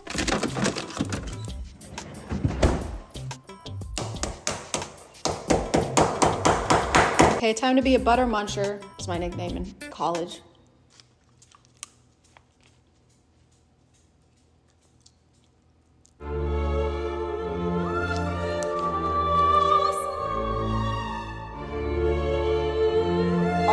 I can't swallow that.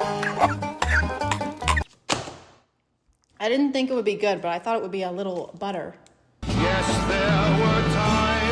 You have people who want to be fitness influencers, but the content isn't getting enough interaction, I guess, so they just start to say really weird things. If I date a girl, she's never leaving the house. Like, she's staying in my basement all day for like years straight. She can come up to eat, potentially make me a sandwich, do some laundry, have fun around the house sometime, but then right back down to the basement. Yeah, so I keep women in my basement and they aren't allowed to leave. They live in cages and I keep the key around my neck. But anyway, let's do some push-ups. Chop chop, which is also what I say to the women in my basement before I put them in my protein shakes. Yum. How I make time for God at the gym. First, I start by writing down my favorite Bible verses and praying over them, and also talking to the Lord. No, you don't. No, you don't. Nobody's doing this. This isn't real. This is fake. There's no way that she's doing this. I don't believe you. What's your name? Activewear? I don't believe you, Activewear. That's a dumb name. Get a new name. Oh, and the music. Don't forget the music. That was really good. See the devil, he don't make me flinch, I won't settle. She put her foot to the pedal. It gon' take a whole lot to be a vessel. This song was big on TikTok a while ago, so Reels are still not beating the claims that they're just months behind TikTok. What's so bad about Reels? Bad? I think they're pretty interesting. How did you get in Did you here? hear about those people who got stuck in a submarine? Did you copy my house key again? Hope they're okay. You gotta go. You can't keep. Hope they find them. There was weirdly horny content, but when is there not? What are the actual benefits of getting naked with a group of men? Whoa, I'd say hello first. What are we, we're just jumping straight into it? He never explains the benefits, by the way. You can't just open with a line like that and then not tell us. So what are the benefits of putting tomato sauce up your ass? I don't know. What are they? What are they? Where are you going? Link in bio. I'm not clicking that. Sometimes there's just stuff that can't be explained.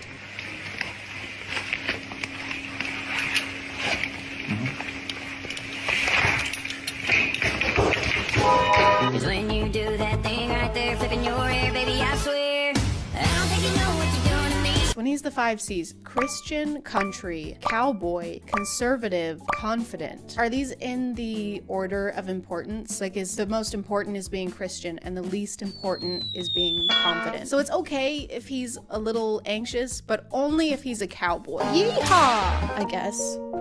Is that okay? Giddy up. If that's okay with you. And of course, we can't escape street interviews. Those just can't be avoided anywhere on any corner of the internet. What's your age? 19. 29. I like them young. Perfect age gap for a relationship. Why? Well, see, when they're 19, you can train them.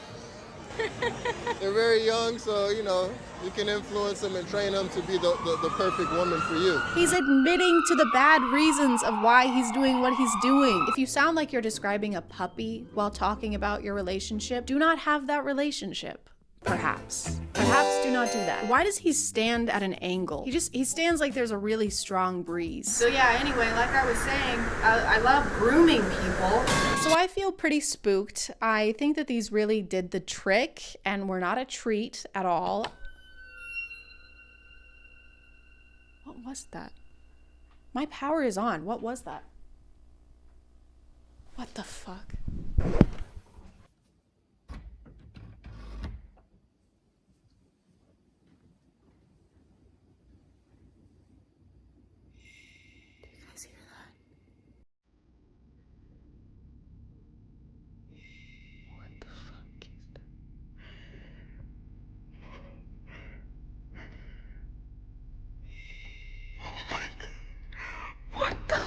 Guys, he has a knife.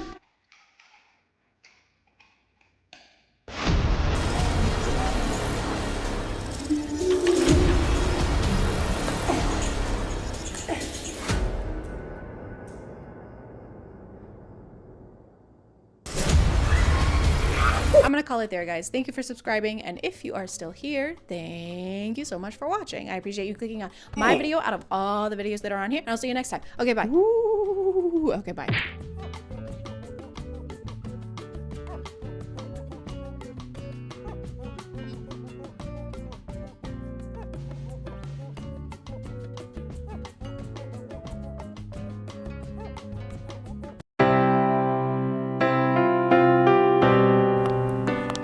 Hey, 115. This is our room. Looks like there's only one bed. Oh, there's another bed right there, actually. It's okay. I'll take the floor. I mean, if you want, but like I said, there's one right there. You know, when your mother hired me to be your bodyguard, actually, you're supposed to be more like a travel companion who sometimes does errands for me, like picking up my dry cleaning, which you didn't do today. I couldn't stand you. Ouch, okay? But now I can't stop thinking about you. Kinda wish you'd channel some of that thinking into my dry cleaning. I guess I'm wondering if there's any chance you feel the same way. If I say yes, will you go pick up my dry cleaning? Yes. Okay, then yes. Yes. Hey guys, and welcome back to My name is ChadChad. Not really. And the hair is red now. If you don't like it, you're gonna have to take it up with the Chadlings. They made that decision, not me. And then go follow me on Instagram so that you can vote when I inevitably am about to make an impulsive decision to do with my appearance. I wanna talk about POV TikTokers again because I can't seem to avoid them. That's probably because every POV TikToker page I find always has millions and millions of followers. For someone who spends so much time on TikTok, you'd think I'd be used to seeing POVs of people falling in love with their bodyguard.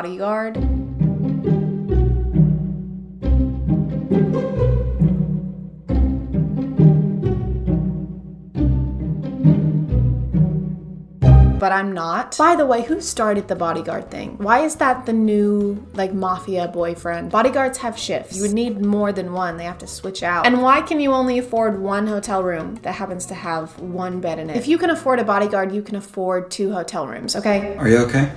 You seem a little off. Oh, okay. First of all, nothing to be embarrassed about. Totally natural. Second of all, let's get this jacket around that waist. Don't worry.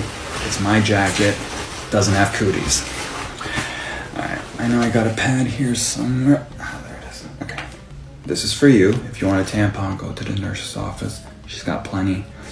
You're gonna be wanting these. Tylenol ibuprofen. It helps with the cramps. And, yep.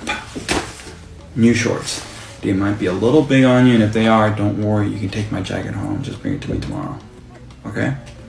You're gonna be fine. So, you had an idea and you were like, this is a good one. So you came up with what you were gonna say. Let's get this jacket around that waist. Filmed it, watched it back, probably a lot more than one time. And at no point did it cross your mind to be like, maybe I shouldn't smirk or wink at the hypothetical student I'm talking to in this. The confidence it takes to watch this back and have 0 second thoughts is substantial. This video makes him seem like kind of a savior, like he's doing this person a huge favor when it's just the bare minimum, really. Like if a woman made this TikTok, everybody would be like, yeah?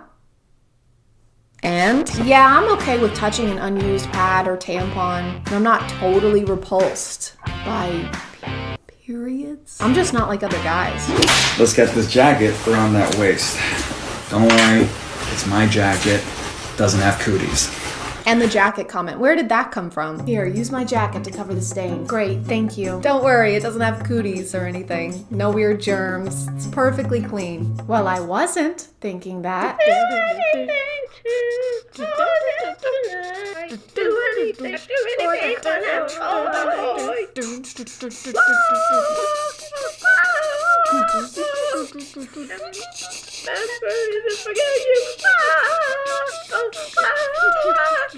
Oh yeah, this is another one I keep seeing. POV, a father tests your love for his son. I don't know how comfortable I would be, personally, with the knowledge that my son-in-law or daughter-in-law was willing to shoot me at any given moment. I feel like it might add some tension to the next few Thanksgiving dinners. Hey, remember that time I made a joke about you killing me to prove that you love my son and you were actually gonna do it? Yeah, that was pretty funny. Yeah, it was. I laugh about it a lot. Can you pass the mashed potatoes, please? Yeah, sure.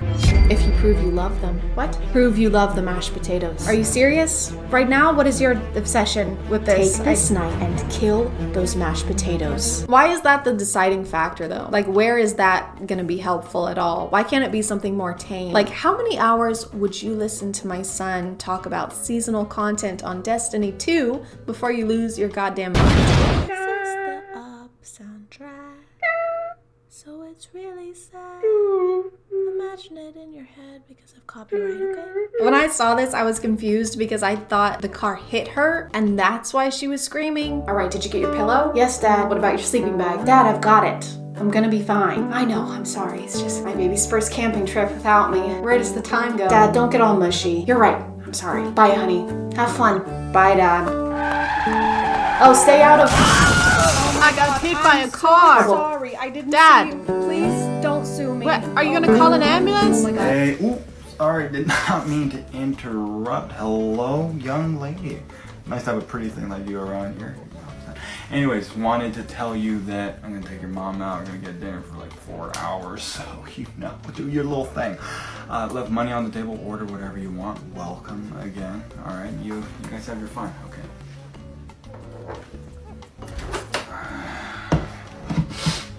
Oh no, act like I ain't even here. Just have your fun.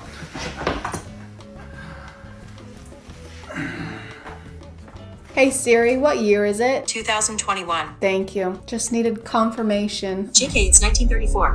White women have been allowed to vote for just over 10 years. Black women and other women of color will have to fight for another 31 to vote. Since a woman's only function in society is to marry and have children, losing her virginity before marriage is comparable to losing her worth as a human being, and therefore must be protected by her father. This gross tradition will be carried on by future generations, and evolve into a cutesy trend where men joke about not letting their daughters have sex or be alone with a male partner. Men will probably still do whatever they want though. By the way, you're running low on laundry detergent. Hey Siri. Yes, Chad? Order more laundry detergent, please. I'm sorry, Chad. I need a man's permission to make any purchase over $5. Of course, because it's 1934. 1934, right? Yes, correct, you dumbass.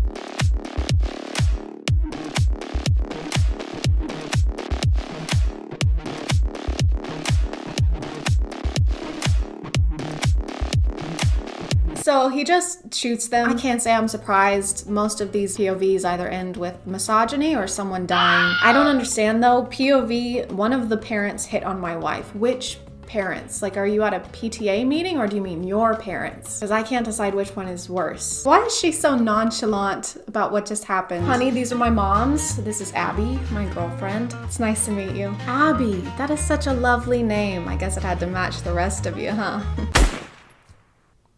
Did you just shoot your mother?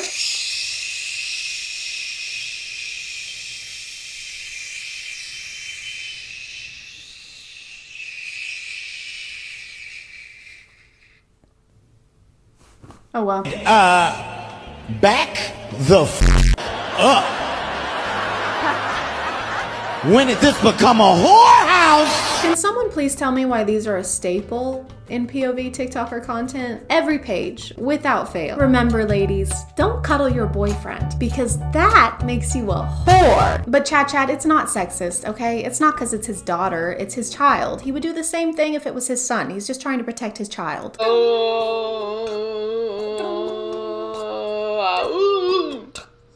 Take the rubber off.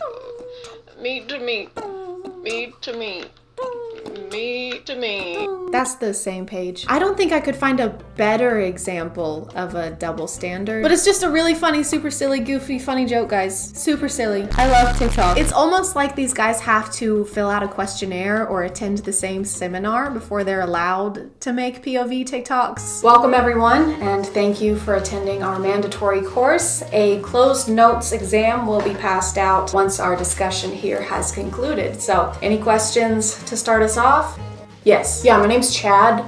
When you say closed notes, does that mean that I can't look at the answers of this guy sitting next to me? No, that's cheating and has never been allowed. Yes, you. Yeah, can I, instead of taking the exam, can I make a POV of me taking the exam? Will you be smirking and winking in a way that would make no sense in that scenario? Yeah, then yes. First discussion point. You have a son who has multiple STDs and a new girlfriend every week because of his emotional immaturity and inability to recognize that he's the only common denominator in his failed relationships, which he always recounts with, I don't know, man, she was just crazy. How do you react? Nice. He's such a good kid. I'm so proud of my son. He's incredible. I look up to him. New girl every week. My, how he's grown. Interesting. All right. Next discussion point. Your daughter is in a healthy, long-term relationship, and you walk in on her and her boyfriend cuddling on the couch. God, no. What? No. God, no. What? Please. Did you say? How could she do this to me? My daughter is a fucking slut? Alright, I've had enough of these. You're welcome. This is typically where people would do an ad read, but I'm still a baby YouTuber. So thank you to you for sponsoring this video by watching it and interacting with it. And if you are still here, thank you so much for watching. I appreciate you clicking on my video out of all the videos that are on here, and I'll see you next time. Okay, bye.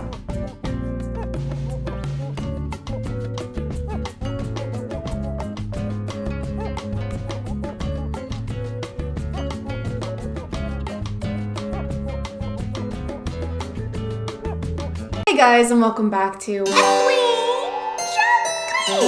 My name is ChadChad. And we need to talk, okay? Come closer, closer, closer, closer.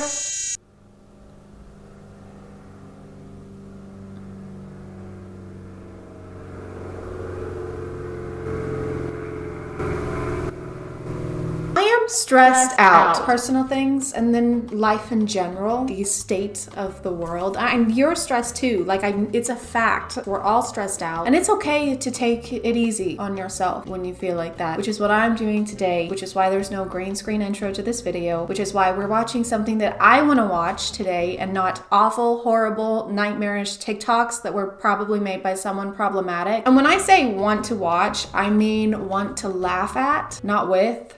At. If you have a TikTok account or literally any account, you have seen ads for this movie, okay? It's because they know that no one wants to watch this. Like, we know how it ends. Everyone knows how it ends. Ain't nobody gotta tell you what you gotta do. Jeffrey Bezos thought that he could make us want to watch a movie with James Corden as a mouse. I think he plays a mouse. I hope he doesn't. I can't handle that today. Let's get but he thought if he put enough money into it, it would make us want to watch it.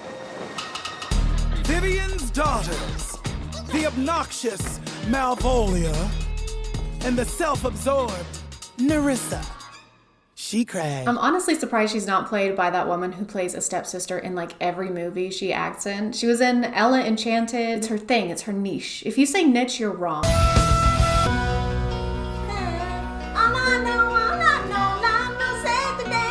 She's very chipper for someone who lives in servitude. So far, the music isn't as bad as I thought it was gonna be. It's less, okay, I wasn't a theater kid, so don't yell at me if I get the technical terms wrong. But the previews that I saw, it didn't sound right. Like, it was just a little off. I don't know if it was the harmonies.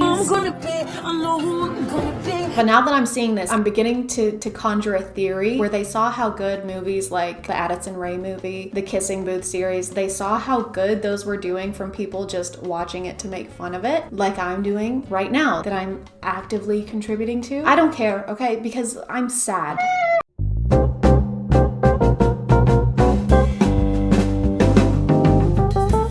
Smashed it! Perfectamundo. James Corden is a mouse. That's my last straw. I'm turning this off. All right, bye. I just realized that this video has like a 99% chance of getting demonetized.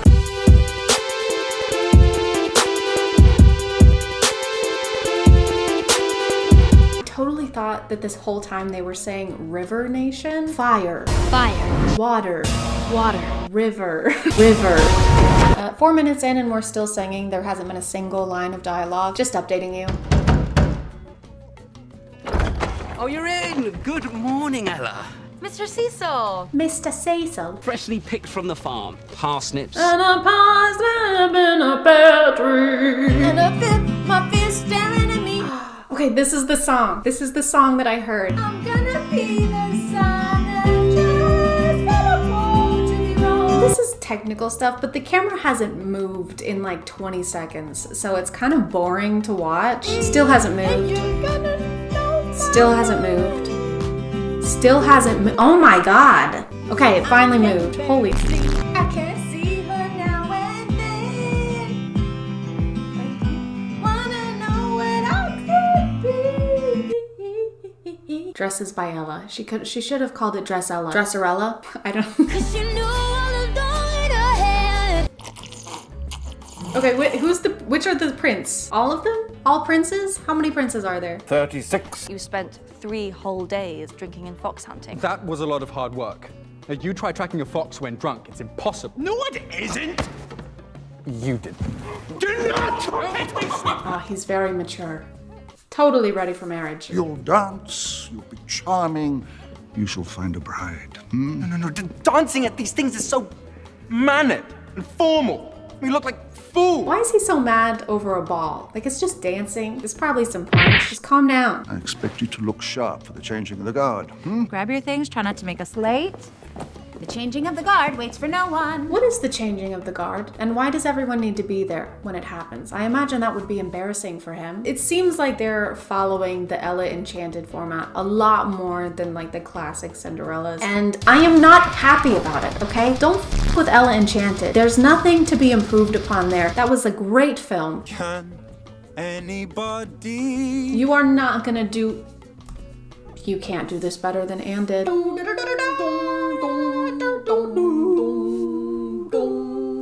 work hard. Are we we supposed to like the prince? Because so far he's just annoying. Like he seems really spoiled.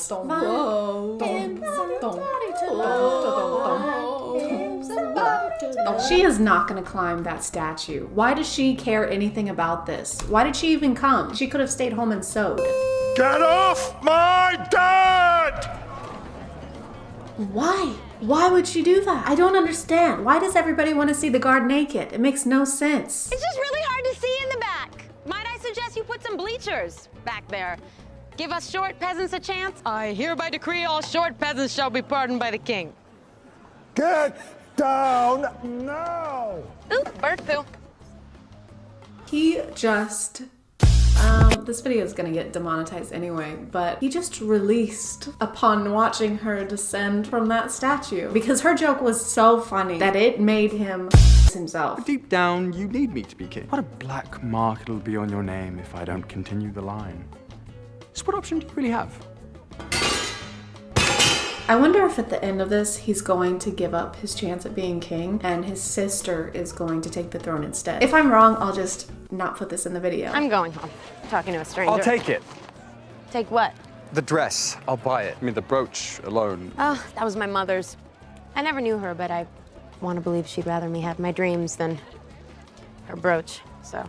I'll pay triple what you're asking. There you go, guys. If you want a girl to be interested in you, just buy her affection. It works every time. So does this mean you're not coming to the ball? No way. I mean, the whole thing is weird and antiquated. Not my thing. Of course she's not into any of that. She's different, okay? She's not like other girls. She sews and she talks to mice. There will be guests there from all over the world. Open-minded people with cash to spare. No, I know them. I can introduce you if you like. Why would you do that? Why is she not asking, how do you know these people? You're clearly a pirate popper. Why would you do that? I mean, you just met me. Let's just say, I know what it feels like to not quite fit into the crate you were born into. Oh yeah, well, I'm sure life was very hard for you. What is the prince's name? I'm just gonna call him Prince. I'm sure it's rough being born into wealth and now your daddy wants you to marry another hot and wealthy person. That sounds terrible. I sleep in dirt in a basement, but that sounds awful. But again, we could be something for real. Oh, yeah. No, that's wrong. This is another cover song, and usually I wouldn't mind that, but it's like you're already copying a concept from a movie. Do you also have to use other people's songs? Like, what part of this is yours?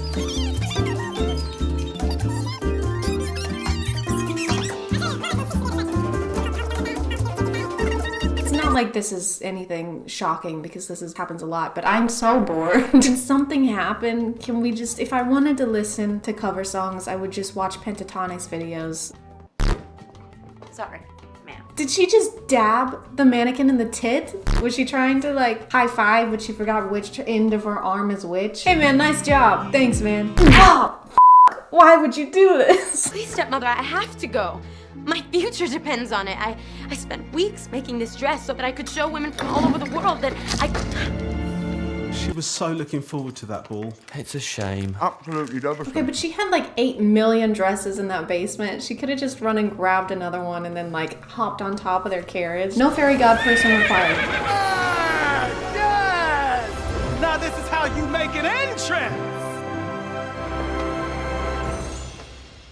Allow me to introduce myself. I am the narrator for this movie who only talks at the beginning and the end.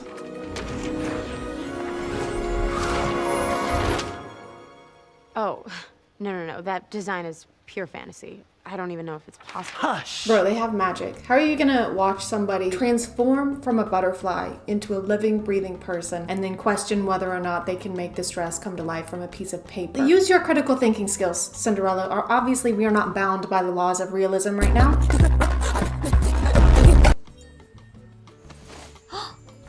Wow, they're beautiful. They're glass. Hey, while you're at it, I don't suppose you could like construct me a shop from which I can sell my dresses, you know, just my #1 dream, and also maybe fix my living situation so I'm not verbally berated by my stepmother. No, just glass slippers? Okay, got it. Don't be a cover song, I swear to God. It's another cover song. Ooh, now we're transitioning into another cover song. I might actually cry. Where did you get that dress? It's so structured and yet so delicate and beautiful. Me did. It's what I done. What I hoped.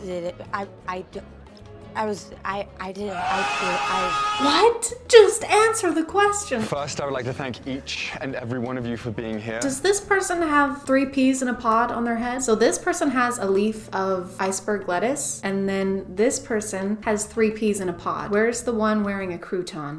I'm looking for someone to travel with me to enliven my wardrobe. We will meet tomorrow when the clock strikes 4. But she's not gonna recognize her whenever they meet up to start this trip or whatever. She's gonna be a completely different person. We haven't seen all of the dresses. Gwendolyn.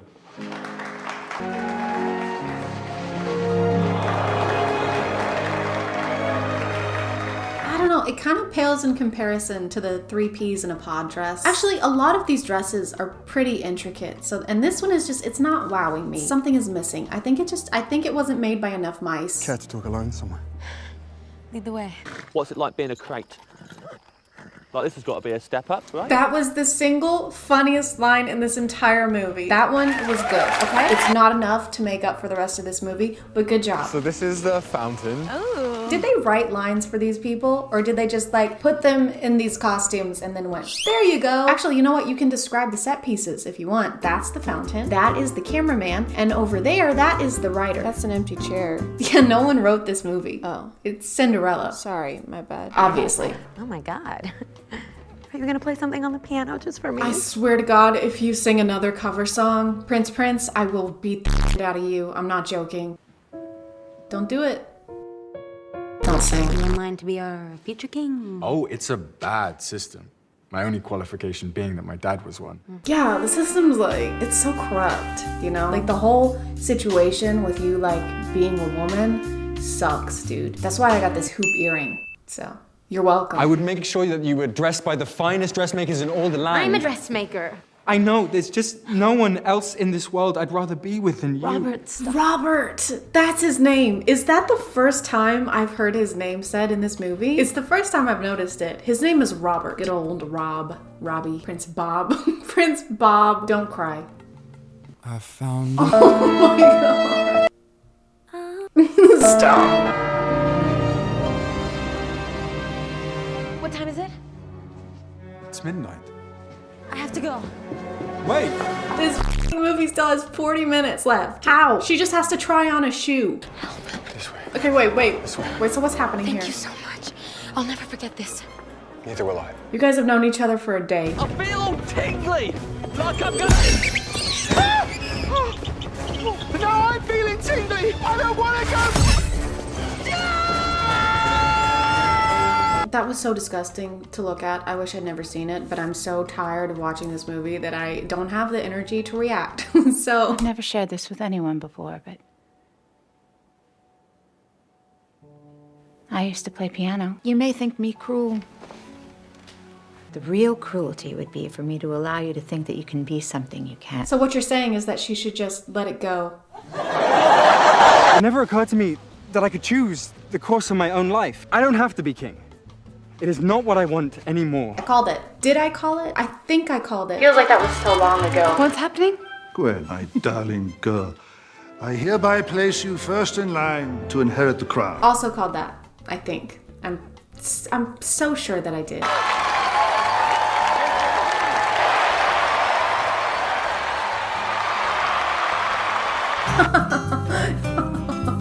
She doesn't know how to wait. Ella, I believe this belongs to you. My mother's brooch. Yeah, I pulled it off of this hideous dress that my brother, Prince Bob, got for me. Anyway, here you go. Enjoy. So, not as bad as I thought it would be, but still not good. Let's say your mom made spaghetti one week and you're like, oh cool. And then the next week she makes spaghetti again. We're still on this, but that's fine. We still like spaghetti. Spaghetti is good. And then she makes spaghetti every night for the rest of your life. And you're like, okay, well, I kind of hate spaghetti now. Y'all can let me know what you thought in the comments, but I'm gonna call it there. Thank you for subscribing, and if you are still here, thank you so much for watching. I appreciate you clicking on my video out of all the videos that are on here, and I'll see you next time. Okay, bye.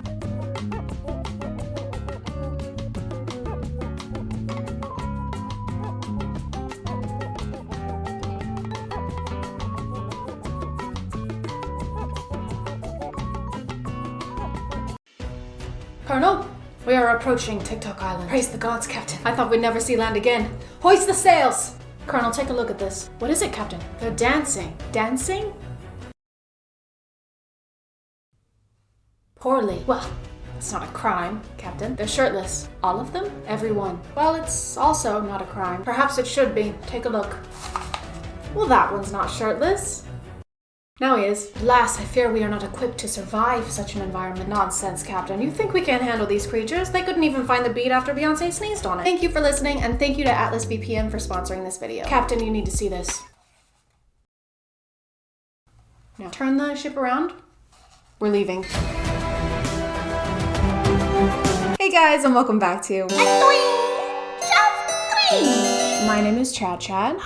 And today we have less a twinge, more a bucket full of why does this person have 6 million followers on TikTok and isn't currently maybe being investigated? Kind of cringe. You may recognize this guy. He's been making his rounds on TikTok and not for good reasons. If you were like me and you saw any of his content before the past week or so, I'm so sorry. At some point last week, I think he privated his account in the hopes that less people would talk about his content. But here we are. Where there's a will, there's a way. And where there's deleted cringe, there is a Reddit thread. It's hard not It's hard not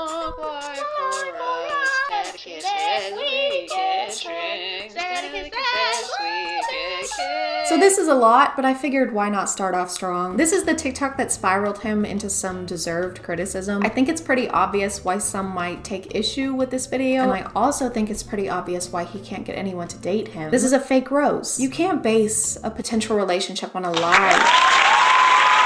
No, but I'm amazed that bigger TikTokers still don't seem to have some kind of support system where they can like send a draft for review before they post it to millions of people. Why do they keep, like, how do they keep posting this stuff thinking it's okay? If he does have somebody who's supposed to be doing that for him, they should be fired. Post haste. Hey, do you think it'd be okay if I post this video where I basically say I can't tell when someone is underage? Yeah, I see no issue with that. What about this video where I wear normal clothes and don't show my entire torso and most of my hip bones? You have a cupcake. I like you have a cupcake. Smack my ass like patrol. Did you think the first TikTok was bad? Don't worry. He made it way worse. This TikTok has obviously been deleted since then. Based on the time it was posted, I think it was supposed to be like a joke response to the people criticizing the initial TikTok, saying it was inappropriate. So instead of acknowledging that he made some people uncomfortable and that it was made in poor taste, he doubled down, made this video, and got his account suspended, which is like jumping out of the frying pan into a bigger, angrier frying pan that suspends your TikTok account.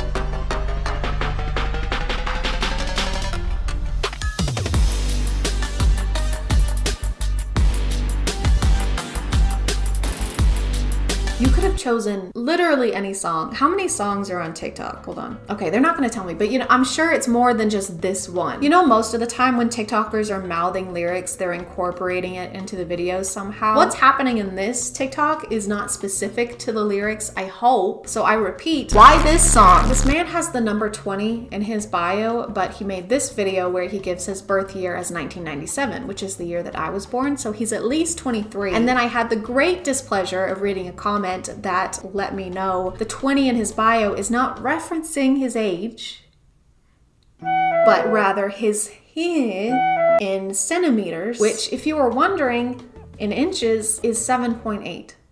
So congratulations on having that information in your head now.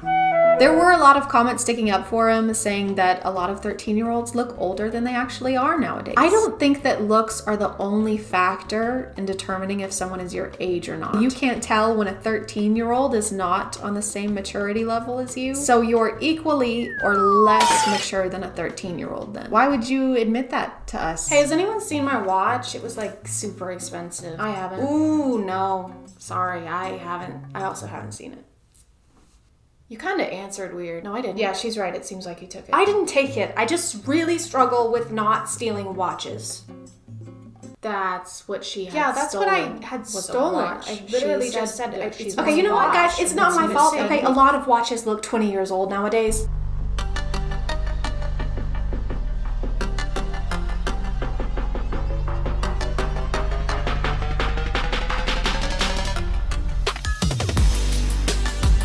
This is basically what you were missing out on the suspended account, just variations of this video, which is such a strange thing to continue doing. Like, okay, yeah, first time you were trying to make a hot TikTok and you just happened to only have a hairband around, but then you kept choosing it. These do nothing. They snap more than this guy's hair will if he keeps using 40 volume to get it that blonde. Ask me how I know. Don't ask me.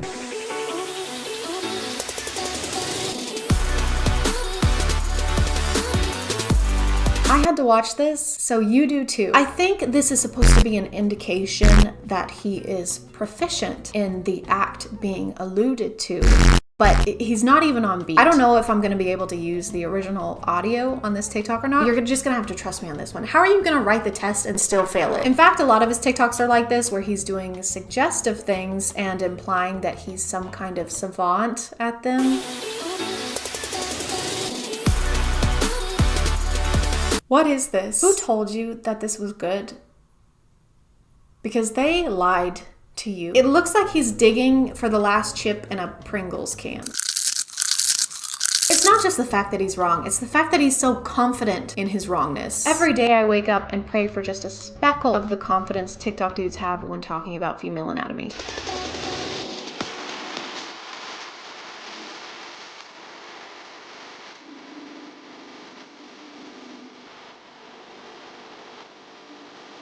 This should be a crime. This is the worst thing you can do to someone, actually, I think. I would literally rather a stranger punch me in the jaw with all their might than do this to me. Look at the reactions to him doing this. They are swooning. He really walked them through this and was like, I am going to thrust my alleged 20 centimeters in the air so hard that I forget how to make normal human faces, and you are going to be swept off your feet by that. Why would that sweep me off my feet though? It's kind of gross. Because I'm paying you, Goretta.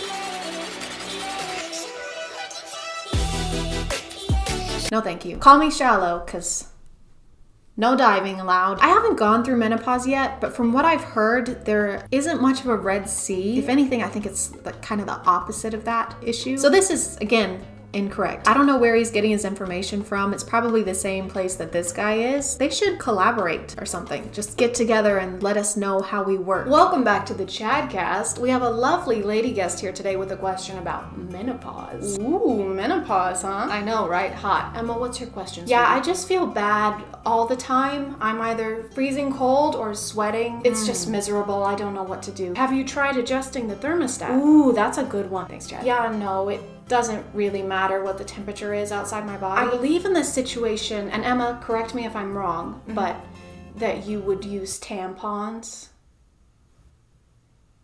No, that's wrong. Emma, please don't correct me. Absolutely no correcting on the ChadCast, Emma, please. Okay, well, it's just I don't really get those anymore. It's pretty dry in the ovary department. Well, I wouldn't know anything about things being dry, would I, Chad? He wouldn't. Neither would I. Neither of us would. But you know what would help you, Emma? No, I don't. What? Chad, are you thinking what I'm thinking? You know what? I think I am, Chad. Emma.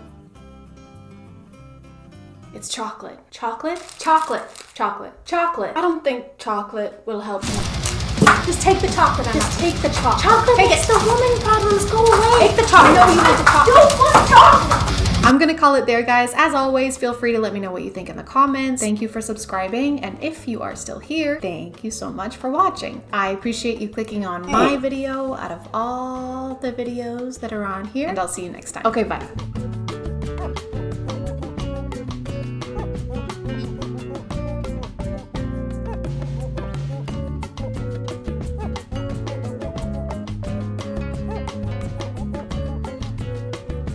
Hey guys, my name is ChadChad. Not really. Do y'all remember when people lost their minds over the limited launch of Valentine's Day themed Stanley Cups and would do anything to get one, including waiting in line overnight or even starting group-wide fights? Get him! Get him! Stop him! Stop him! That was crazy. Thank God in 2025 we've learned from our mistakes and nothing like that will ever happen again.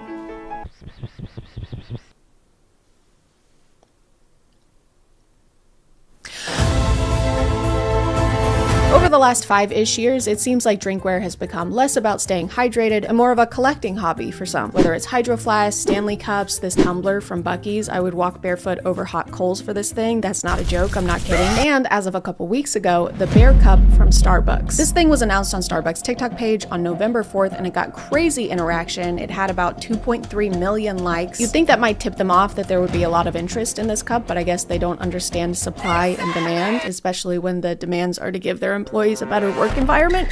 The cup is a pretty basic glass bear with a hat on top, which is pretty cute. Putting hats on top of things that shouldn't have hats on is always going to be cute. They got us there. But for $30, I don't know, maybe it could have a handle. Maybe you could hold it in any other way than grabbing it by the neck. Bears don't like that when you do that to them. Trust me, I've tried. Or maybe it could fit in a cup holder.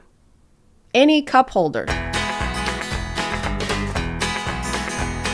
But despite the price and the impractical design, these things sold out basically everywhere in minutes. The store is now open. Run. Or sometimes in seconds. Oh. That's it. We only had 6. And I guess that makes sense for a high-ticket item like this was. Everyone wanted to get their hands on it. I mean, their paws on it.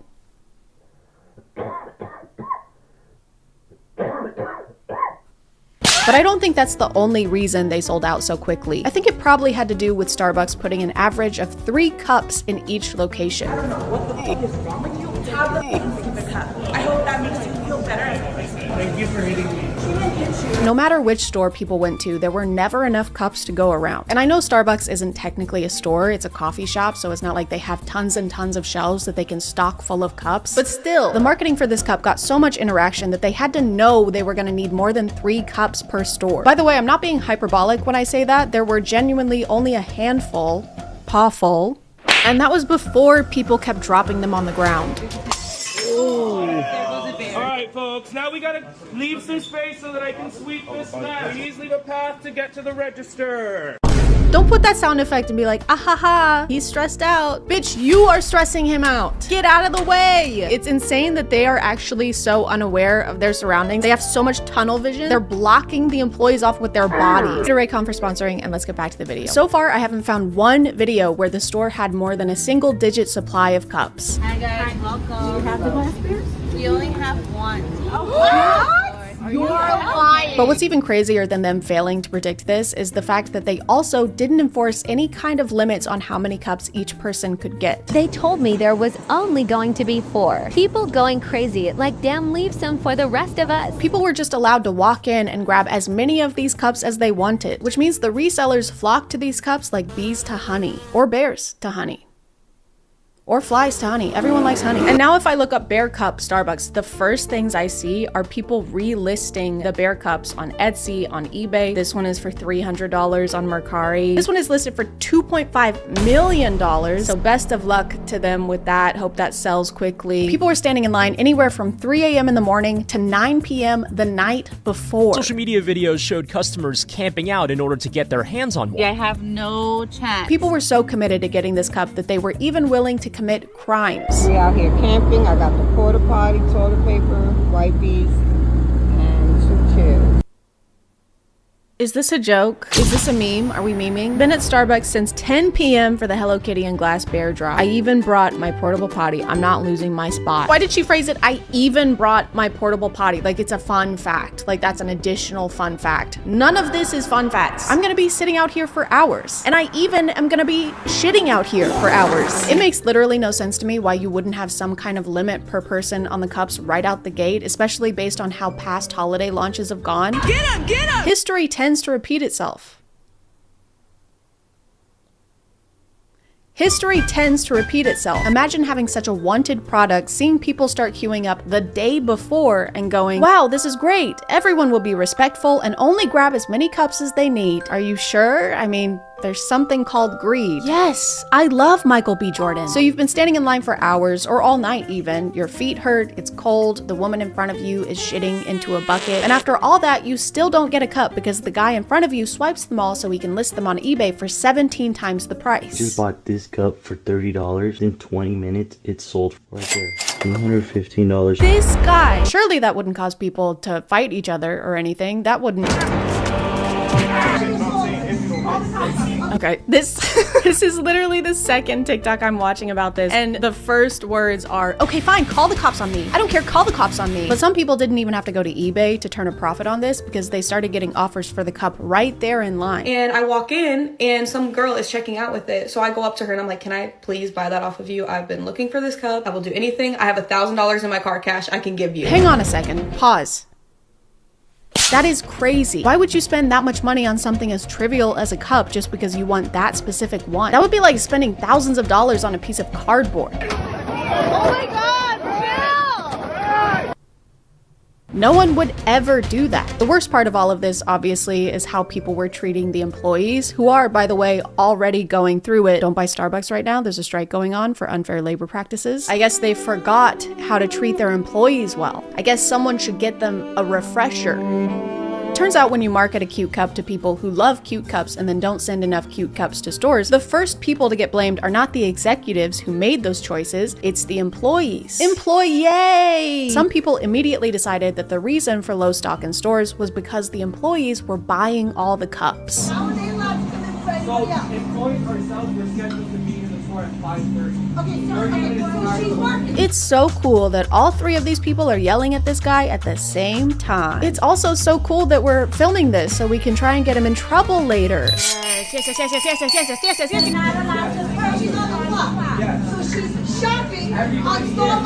Thank goodness this woman is here. I was beginning to worry no one was around to advocate for the billion-dollar corporation. And you're hopping on Starbucks' clock. Hop off of that thing. Stop riding them. Trying to get an employee in trouble and potentially messing with their livelihood because you didn't get the product you want is slimeball behavior. I'm sorry. Slimeball core.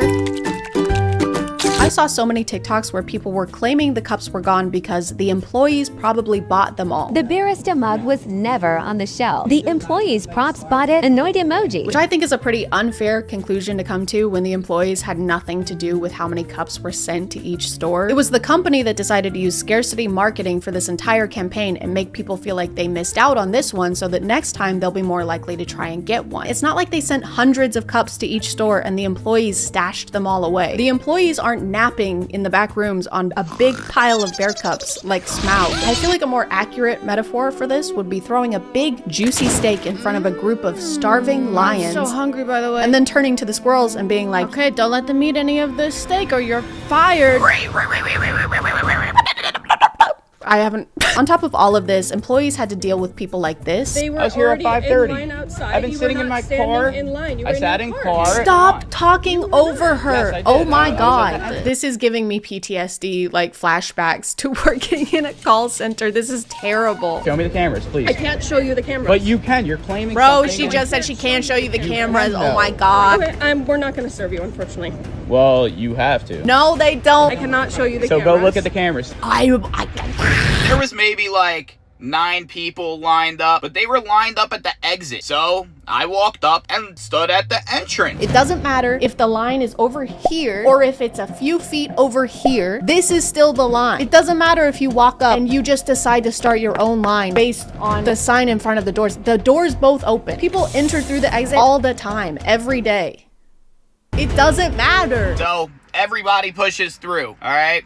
I was one of those people, but I was in the front. You were in the front because you created your own line. I'm on his side. Who forms a line at an exit? And then he replied to that comment and said, people that use a lot of pronouns. How?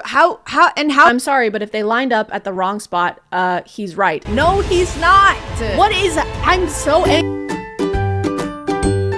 It looks like they're not going to be restocking the Bear Cup because, like I said, they're trying to make you feel like you missed out so that next time you get in line a week before launch. That's a lot of poop buckets. Things are going to get pretty grisly.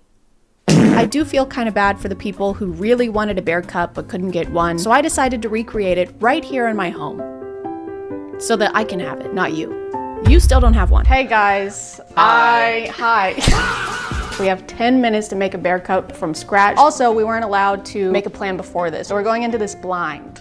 Call us mice with no tails because that guy's wife cut them off with a farmer's knife.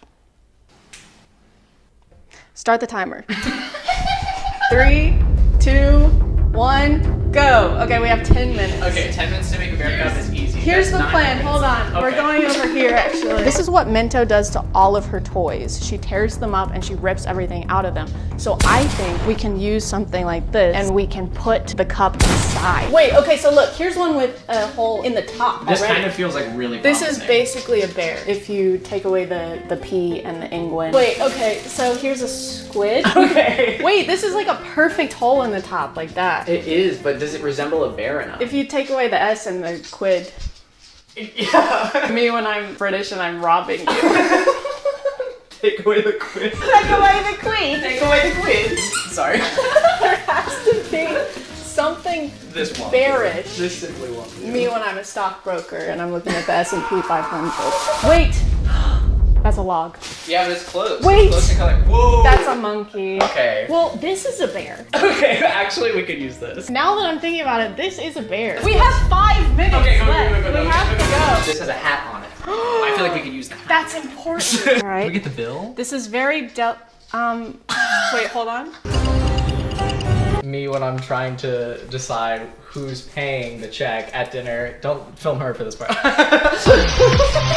We have 2 minutes and 12 seconds. Okay. There's like a label on the Bear Cup. We need to put our brand label on the Bear Cup. Okay, alright, what's our label? Bear CUP.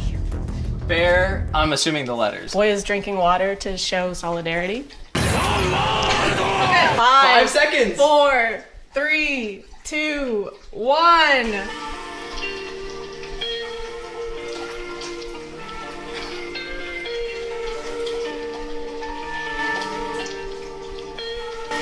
All right, here we have our very own. As you can see, we have all the basic functions that Bro. I'll take over from here. Bro. This is our Bear Cup. Bro. Decked out in all of the bear necessities. Bye guys. Here's my password. Oh, thanks. I just found it. I guess we should fight over the cup now. I don't really want to fight over this. I think I Dude, this one, dude. Give me the cup. It's spilling. Give it to me, bro. It's spilling. Give it. I'm trying to finish my. You know who really deserves this Bear Cup? Is that little lady right there. There you go. Oh, sorry. Excuse me.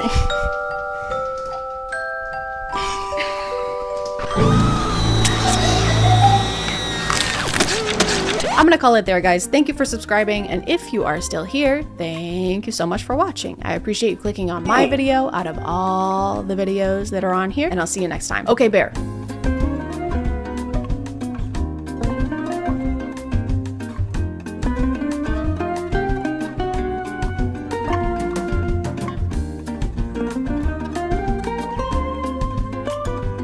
Hello, and welcome back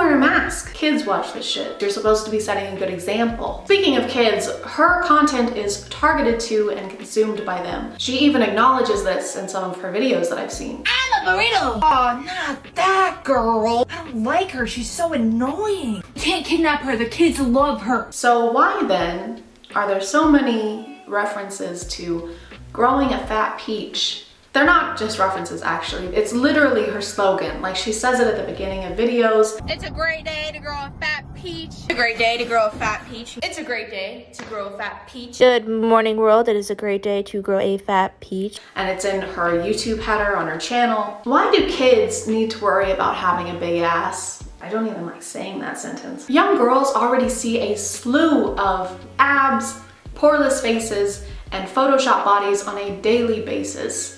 They don't need their favorite influencer telling them to start working on their Kim K ass at the age of 11. And don't try and tell me they aren't kids. I've read the comments. Also, wear a mask to the gym, okay? Why do you like being outside so much? You see, sweetie, there was once a time where being outside was illegal, so, you know, count your blessings. Where is it illegal for you to go outside? You're literally outside right now. You do not get to complain. Some of us haven't left our houses and haven't done a single fun thing in almost a year. You've been going to Walmart and IHOP every single day without a fucking mask. Someone's grandma is dead, but at least you got your funfetti pancakes, am I right? This. Ooh, yeah. Stop messing with those chairs. There's coronavirus. You have no idea who's touching them. There is no way that she just ran into the fucking point like that. Yes, there's coronavirus. You dumbass. Ugh! I don't even have a joke for this. Oh, this is so pretty. I gotta touch it. Touchy touch, touchy touch. Can we get this? It's so soft. Stop! Put it down. We're not getting it. Let's go. Dang it! I think I got a boogie. Ooh. Stop! Don't pick your nose in public. That's embarrassing. Okay. Oh, that looks so shiny. I gotta touch it. Stop! There is literally an elderly woman in the background wearing a mask while you rub your face on that seat, shove your fingers up your nose, and then wipe your hands across those glasses that are on display without a mask. Hello, and welcome to a new segment. Let's call this one Amy Woe doing things that would be considered unhygienic even if there were not an ongoing pandemic.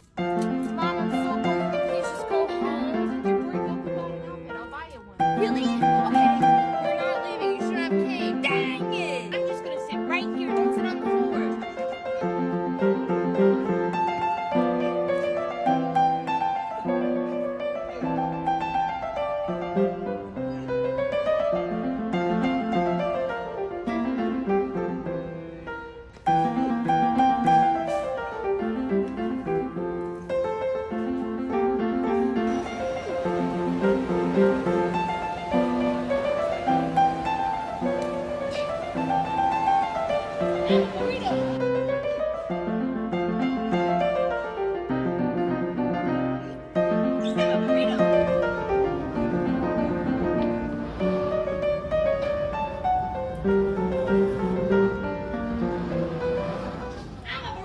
You're disgusting, and I don't feel bad for anything I've said in this video. How you make the best content. Every day I wake up, I do not know what I'm gonna create. I don't. I really thrive on living in the moment. Oh, believe me, no one would suspect your manners to be rehearsed. This whole spiel she's on is like a Kanye West tweet. People ask me all the time, Amy, how do you even come up with these ideas? Like, how do you even come up with your videos? Bruh, I have no idea anything. People ask me all the time how I come up with my ideas, my brilliant ideas, and I just say to them, you know, bruh, I have no idea anything. Chicken nuggets or chicken strip. I really like nuggies and I really like tendies, but here's the thing. If I do not consume at least one tendy every single day of my life, it's not a good day. Why are you talking so loud, bruh? Also, close your eyes and tell me you wouldn't think this is Lele Pons. Except even Lele wears a mask. You know you're doing something wrong when I can compare you to Lele Pons and you come out the runner-up. I was gonna try and make this video a little longer than my other ones, but I honestly can't stomach watching any more of this trash. I'm sorry if this video became less about cringe and more about, oh wow, this person is legitimately a piece of shit. But yeah, I wish this person didn't have over 11 million followers on their platform of mostly kids, so they never get called out for anything. If you are still here, thank you so much for watching. I appreciate you clicking on my video out of all the videos that are on here, and I will see you next time. Okay, bye.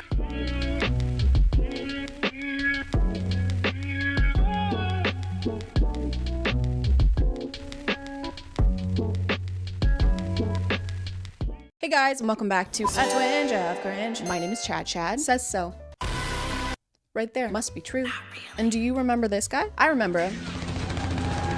I remember this guy. I talked about this TikToker a couple years ago when he was posting videos complaining about how hard it is to find someone to date because everyone is either taken, not looking for anything serious, or is 14 years old. Is that a frequent problem you're running into? Does that happen regularly to you? Other than that, I just remember him posting thirst traps with women and always having a belt. Sometimes he would wear the belt. Sometimes he would take off the belt. Because I guess when he takes off his belt, it's hot. But when I take off mine, it's what are you doing? And you're gonna fall off the roller coaster. Make up your mind. You're so up and down. We're going in circles. But I was scrolling on Twitter the other day, and who do I see? Him. It's him. He's back. So now he's kind of changed his content a little bit. Now he fingers food.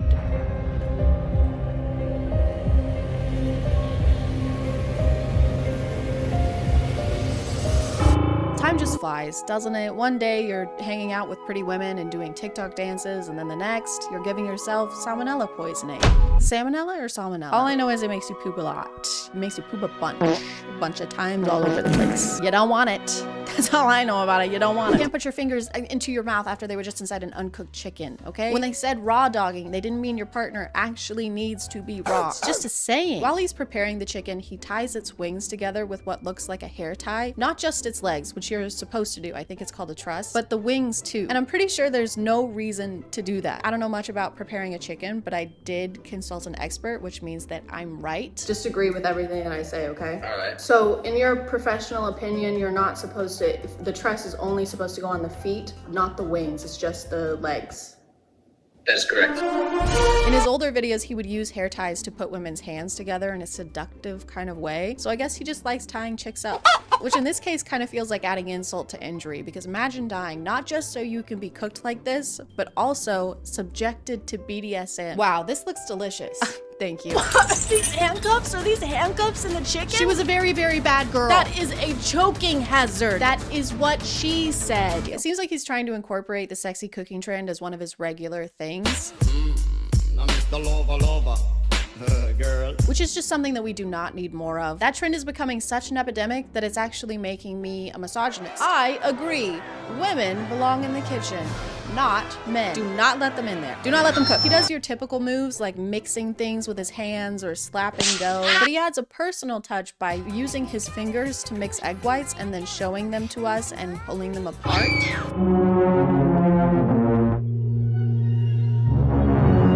What happened to us? We used to build things. We used to make bridges. Now we make eggs.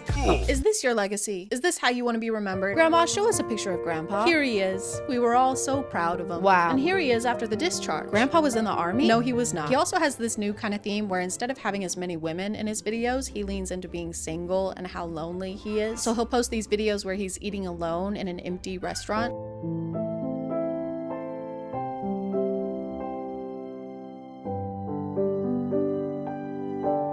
Maybe the restaurant wouldn't be so empty if they hadn't seen how you made that food. Maybe you wouldn't be alone if you just stopped humping the air.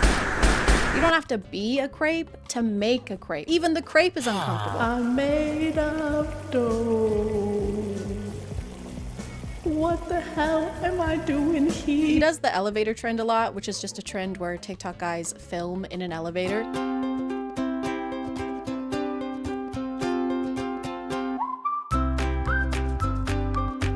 I don't know why they collectively decided that elevators are mysterious and make you look cool, but the ones in LA must have way better lighting, because if I did this trend here in Tennessee, it would be like...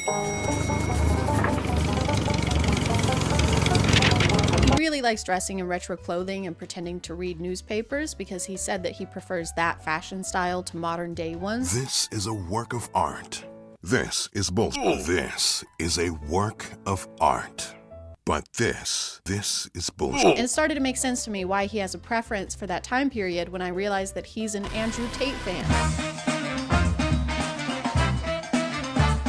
I was born in the wrong generation, guys. I should have been born in the one where men had cool suits and women had no rights. I missed it. He still does that trend where he pretends to be ugly, which means wearing glasses and pretending to have a double chin. Because those are the worst things that someone can have. Those are the worst things that can happen to people. And then he'll transition into a flattering angle with his hair done. But the character he plays before doing the transition is so confusing to me. He'll try to act nerdy or what he thinks is nerdy. But the most concerning part about this character is that he always has this stain on his pants. Do you want to ask me out on a date? Maybe. Do you have a boyfriend? Every video, in every single one, he has a stain in this exact spot, in this same pair of sweatpants. And it's 100% on purpose, but I can't figure out why it's on purpose. Is it supposed to be water because his character is clumsy? Is it supposed to be pee? Is it supposed to be, you know, egg whites? Whatever it is, the thought of him spilling water on himself as part of his routine is just funny to me. What's up, you guys? We're gonna give me In this video, he walks in as the ugly character and transforms while he's inside. I've never understood why toothpicks are cool to have. It's a dental hygiene thing, so isn't using a toothpick basically flossing? I heard 9 out of 10 dentists love him. He has reduced risk of gum disease. The way he transforms inside the elevator makes me think of those superhero scenes where they run into a phone booth to change into their suit, except he just changes into a fedora. Help! Someone please help! That alien is huge and scary and it's wearing glasses and now it's even scarier. Stand back, everyone, it's me.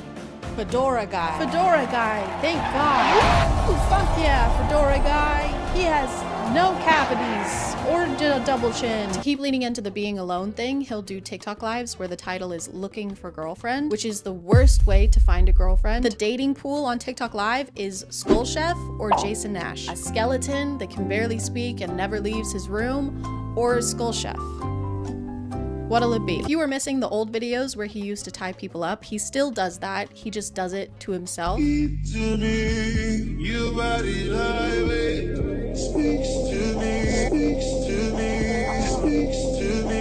I don't know if it's just supposed to be hot or if it's like a tutorial kind of thing to do to yourself when you're alone. Doesn't seem like it would be as much fun. It's kind of famously something that you need another person for.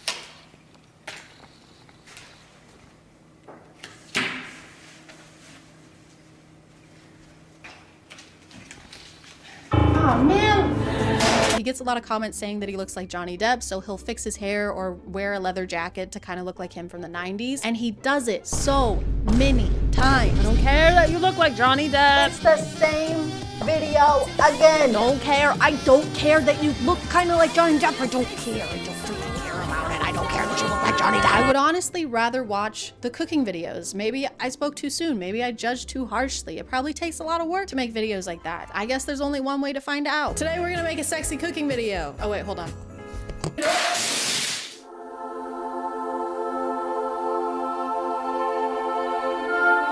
Today we're cooking an old family recipe. We're gonna bust this thing open. Step 1, massage icing pack. Do I cut a hole in the corner of this? Do I cut a hole in the corner of this? Insert the back panel of the house into the canal. I'll insert I'm gonna put it in the canal. I said I'm gonna put it in the canal. This is probably wrong. This feels wrong. This feels so wrong. No. Dry. This is taking too long. Oh my God. Whoever architected this was a freaking moron. We're gonna put the shingles on now.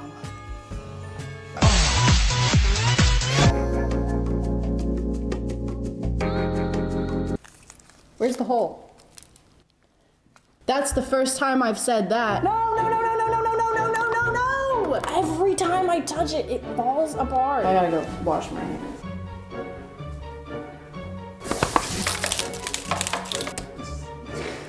No, it looks good. It looks good. It looks good.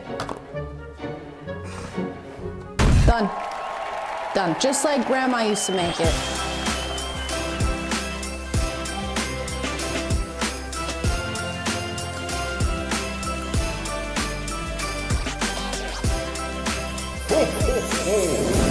I'm gonna call it there, guys. Thank you for subscribing, and if you are still here, thank you so much for watching. I appreciate you clicking on my video out of all the videos that are on here. Okay, thank you, love you, bye.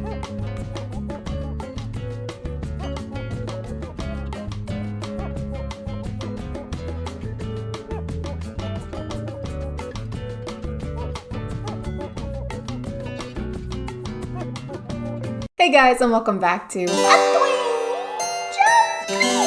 My name is ChadChad. Not really. Last week we took a break, kind of a break, but not really, and now we're back to watching TikToks. Yay! Story times have been an internet genre for a while now. I want to say they were popularized in like the mid 2010s, like 2014 to 2015, and they weren't great back then either. So I figured, why don't we check up on the storytellers, except on TikTok and in the year of our Lord 2021, and just see how things are going for them. Are they still dramatizing every life event for internet clout? Are they still having intercourse with toothbrushes? There's only one way to find out.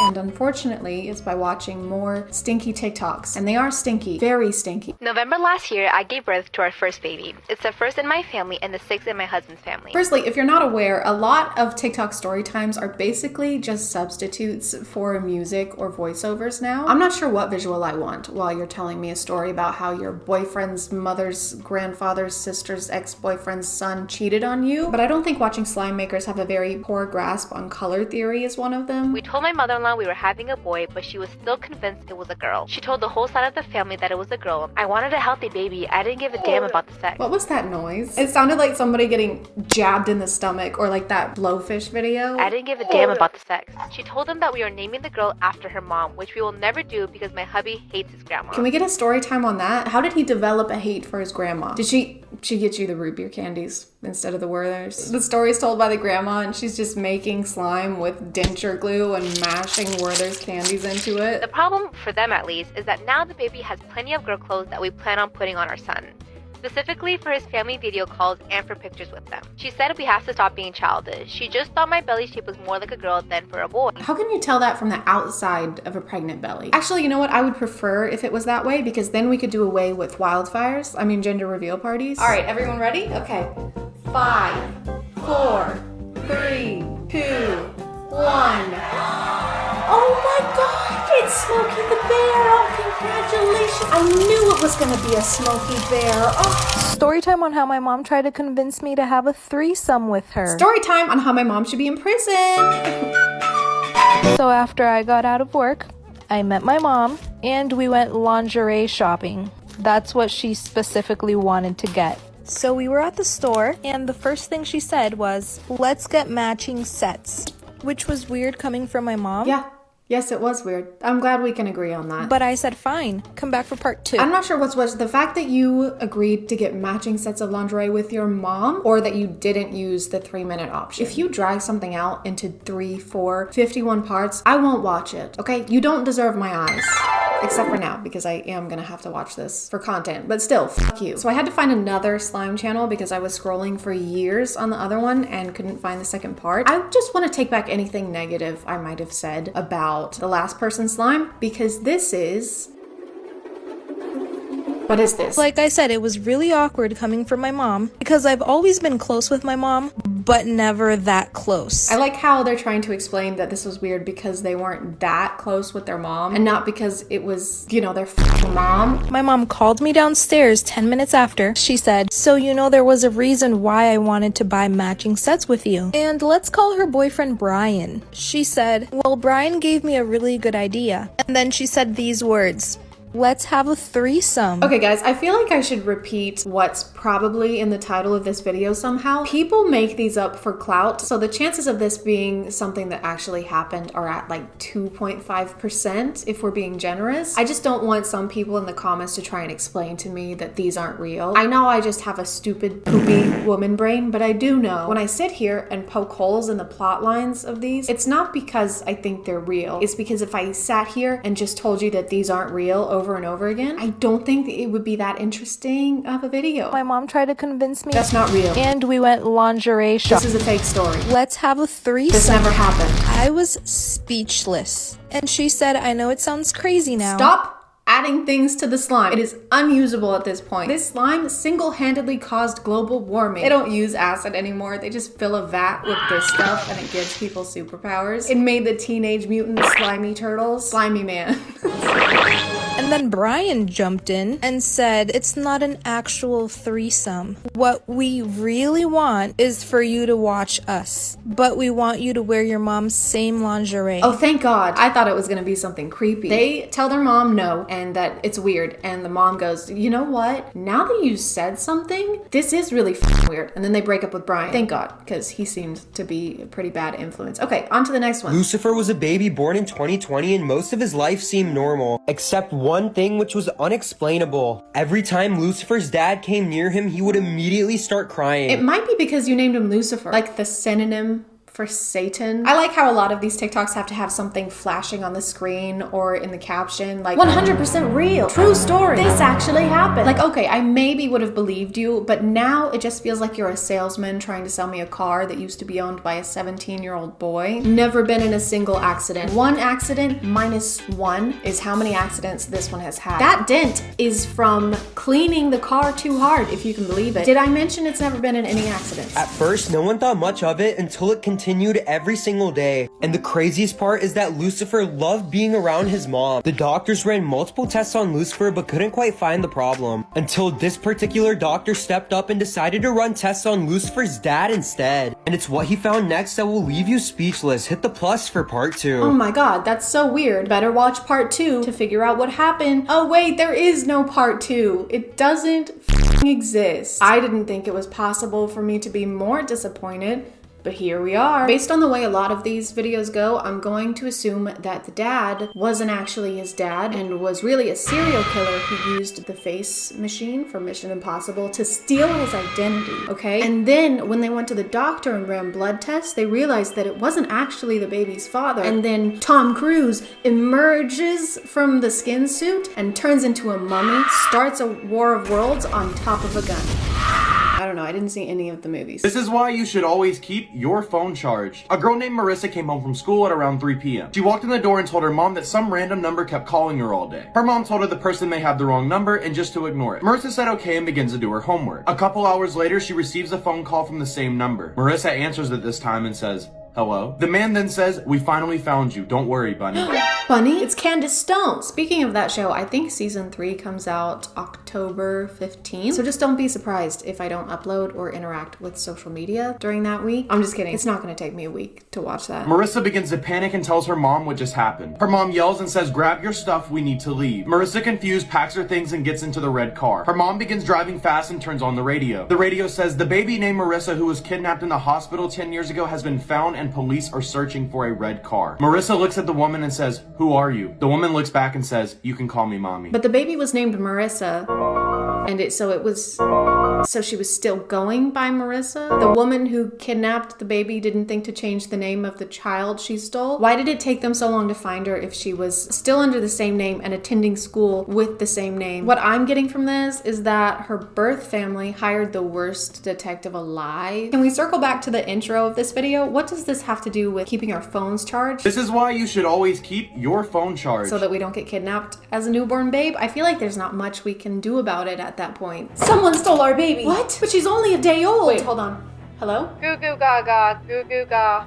Oh, goo thank goo God. goo.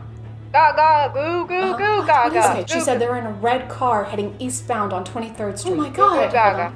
Gaga goo. Of course. What does she say? She also says BYOB. Huh? Bring your own boob. She's starving. I think that's gonna do it for today, guys. Not because I'm out of TikTok story times, because they never end, but because it is 4 a.m. I've heard sleep is good for you, so I think I'm gonna try that out. Thank you for subscribing, and if you are still here, thank you so much for watching. I appreciate you clicking on my video out of all the videos that are on here, and I'll see you next time. Okay, bye.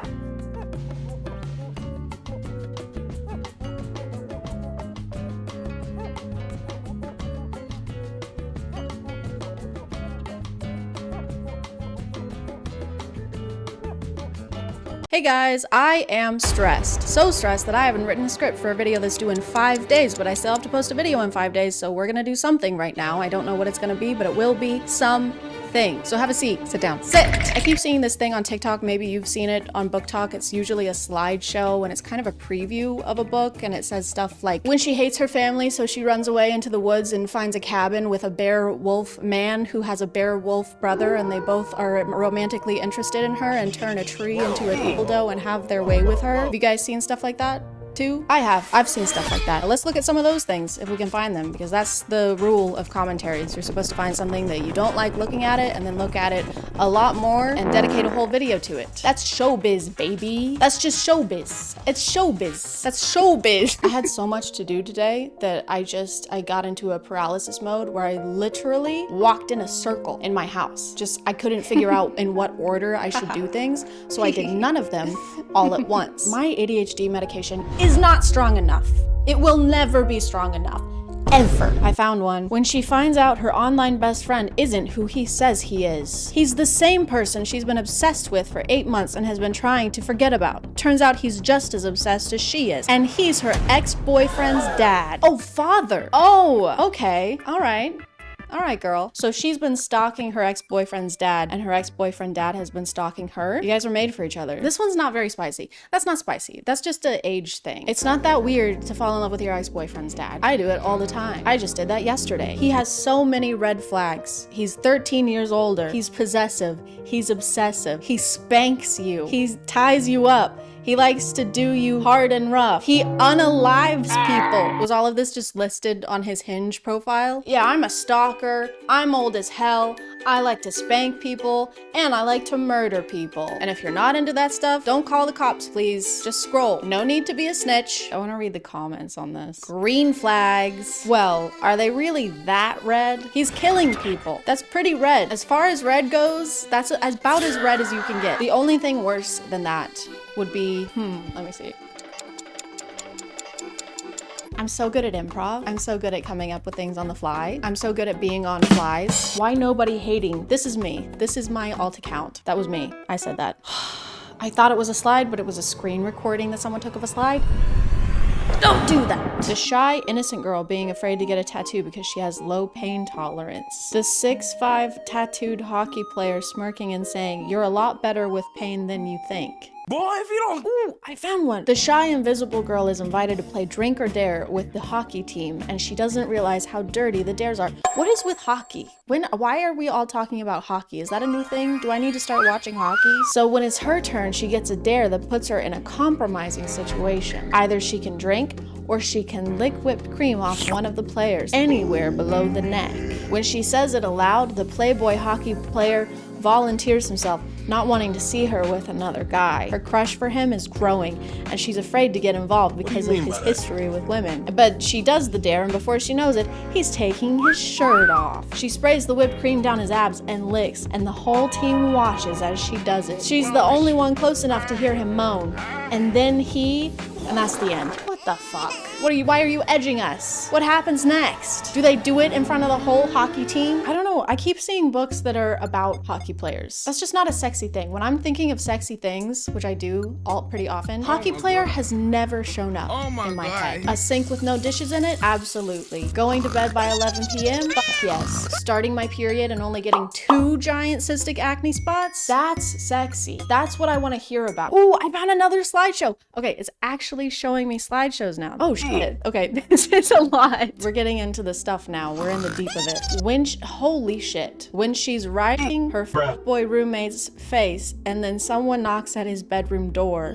That's the shock emoji. Unable to stop myself, I sink my teeth into her thigh, loving the way she hisses down. Okay, this is just cord. This is just cord. Dude, you all right in there? My Page's eyes widen and all's good, but he has no idea. Okay, this is just cord, and I'm going to skip this one. Oh my god, I don't want the cord. I want the scenarios. I don't want to read that one either. Her sleeping through her alarm for 3 minutes straight. Her brother's best friend lying next to her, smirking as she sleeps through it. Wake her up, man. Help her. Now she's gonna be late for her meeting, and you could have done something. This is no smirking matter, sir. Also, no one sleeps with a lace bra on. This isn't cute. No one does this. Oh, time to go to bed. Let me put on the itchiest piece of clothing I own. When she never reached an so he. Okay, I don't want to read porn. Guys, I just want it to be silly. I don't want to hear about that stuff. That's gross. How is this allowed to be on here? I have seen the C word more times than I can count. 23, 24. What are you doing, TikTok? I'm so glad we actually found slideshows. I was worried we weren't gonna find any,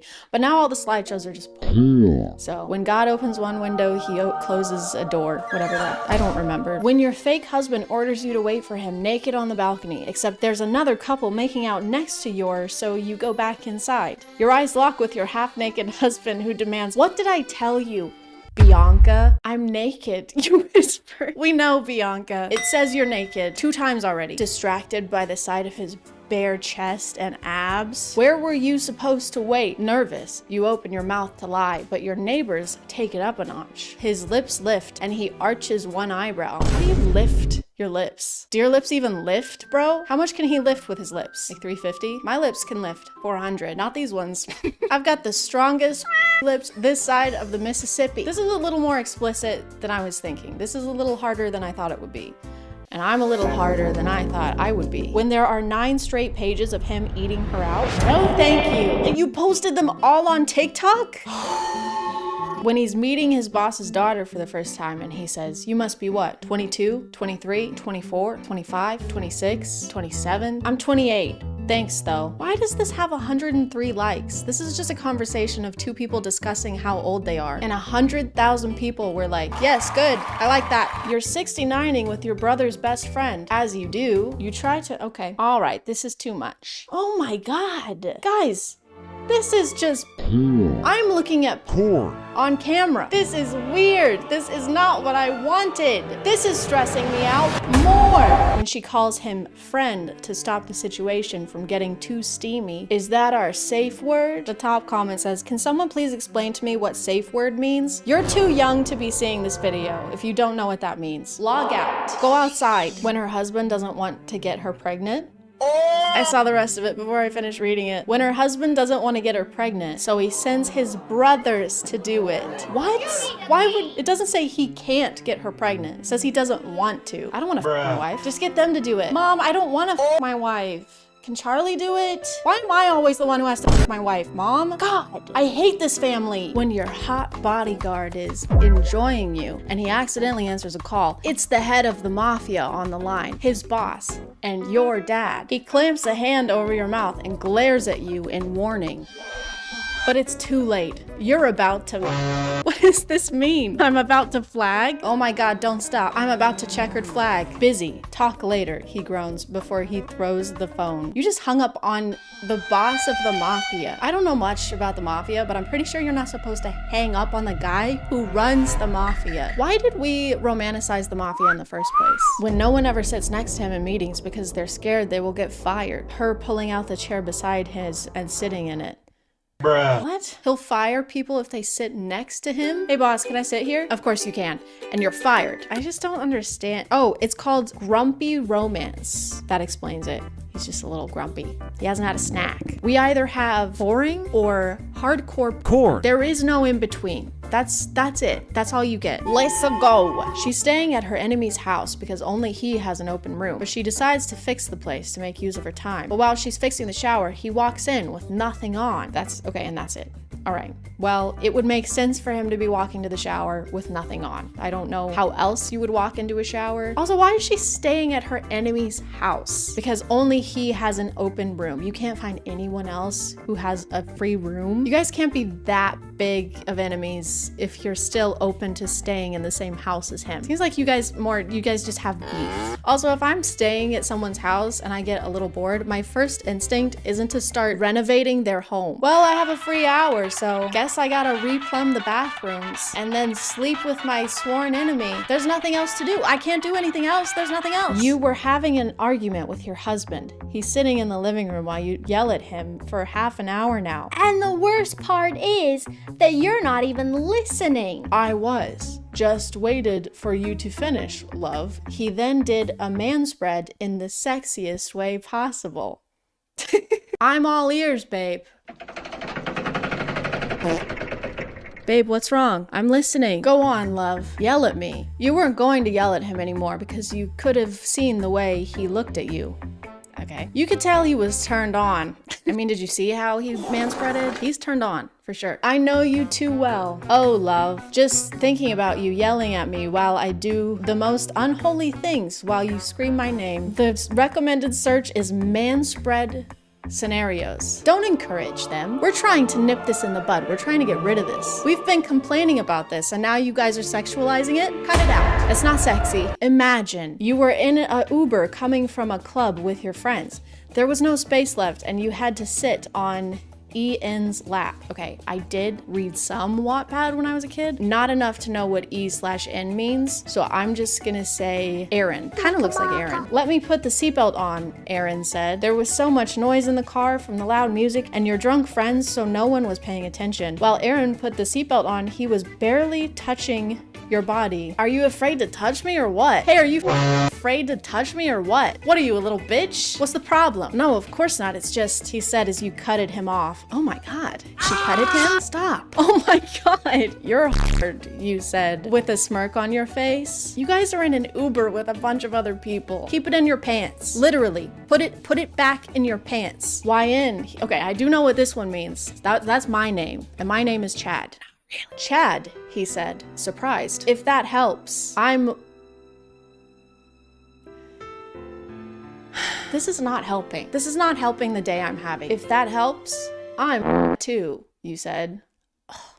Suddenly his hand got on your thigh. Oh, it got on there? That's a sexy way to put that. Suddenly his hand got on my boob. That's so sexy. Thank you. Okay, and then it gets to be too much. And then you go too far. You have to tease it, okay? You can't go straight to the heavy stuff. You gotta warm us up a little bit. Imagine you run as fast as you can. That because you just pranked your enemy. I don't know what kind of enemies you guys are having. You don't really usually have a back and forth with someone who's your sworn enemy. 2 words. He's wet. I don't like those 2 words. That asshole deserved every single water drop that was falling on him. You don't get to close the door and your enemy just pops up. As you both are in, he closes the door and locks it. Come here, Chad, he says, his shirt glued to his skin. Come on, Aaron, it was a prank. Why do you always have to overreact? Oh yeah? Overreacting? He grabs both of your hands and pins them on a wall, his body pressed to yours in water. Yeah, it sounds like you guys really hate each other. It sounds like you guys really don't get along at all. You can't just say that you're enemies and then you hang out with each other and you enjoy each other's company and have camaraderie. That was the word I was looking for, camaraderie. You can't have camaraderie and general banter with your enemy. I'm your enemy and I just killed your mom, your dad, your brother,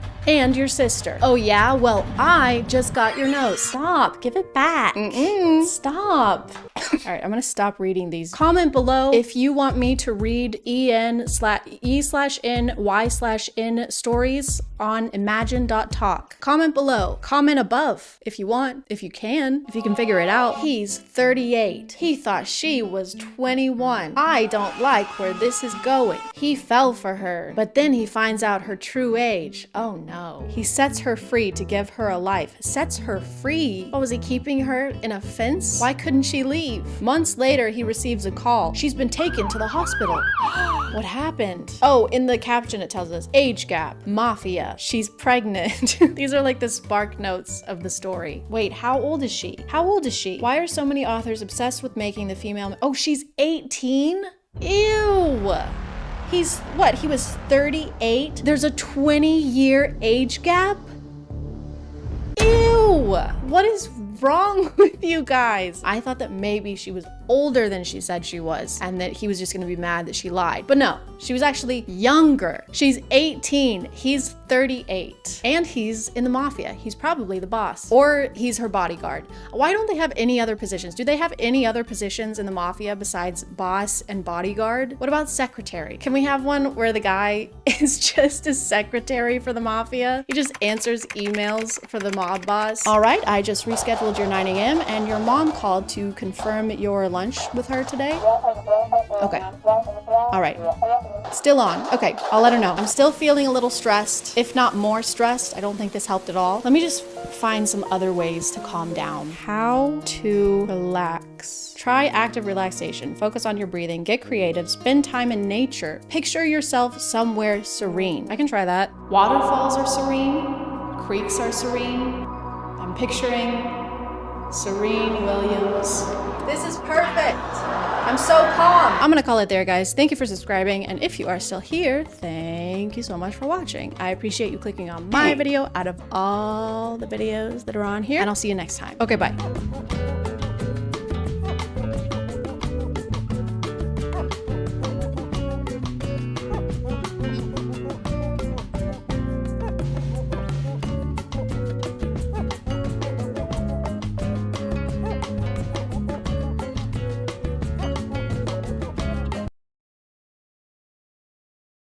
Matt Rife.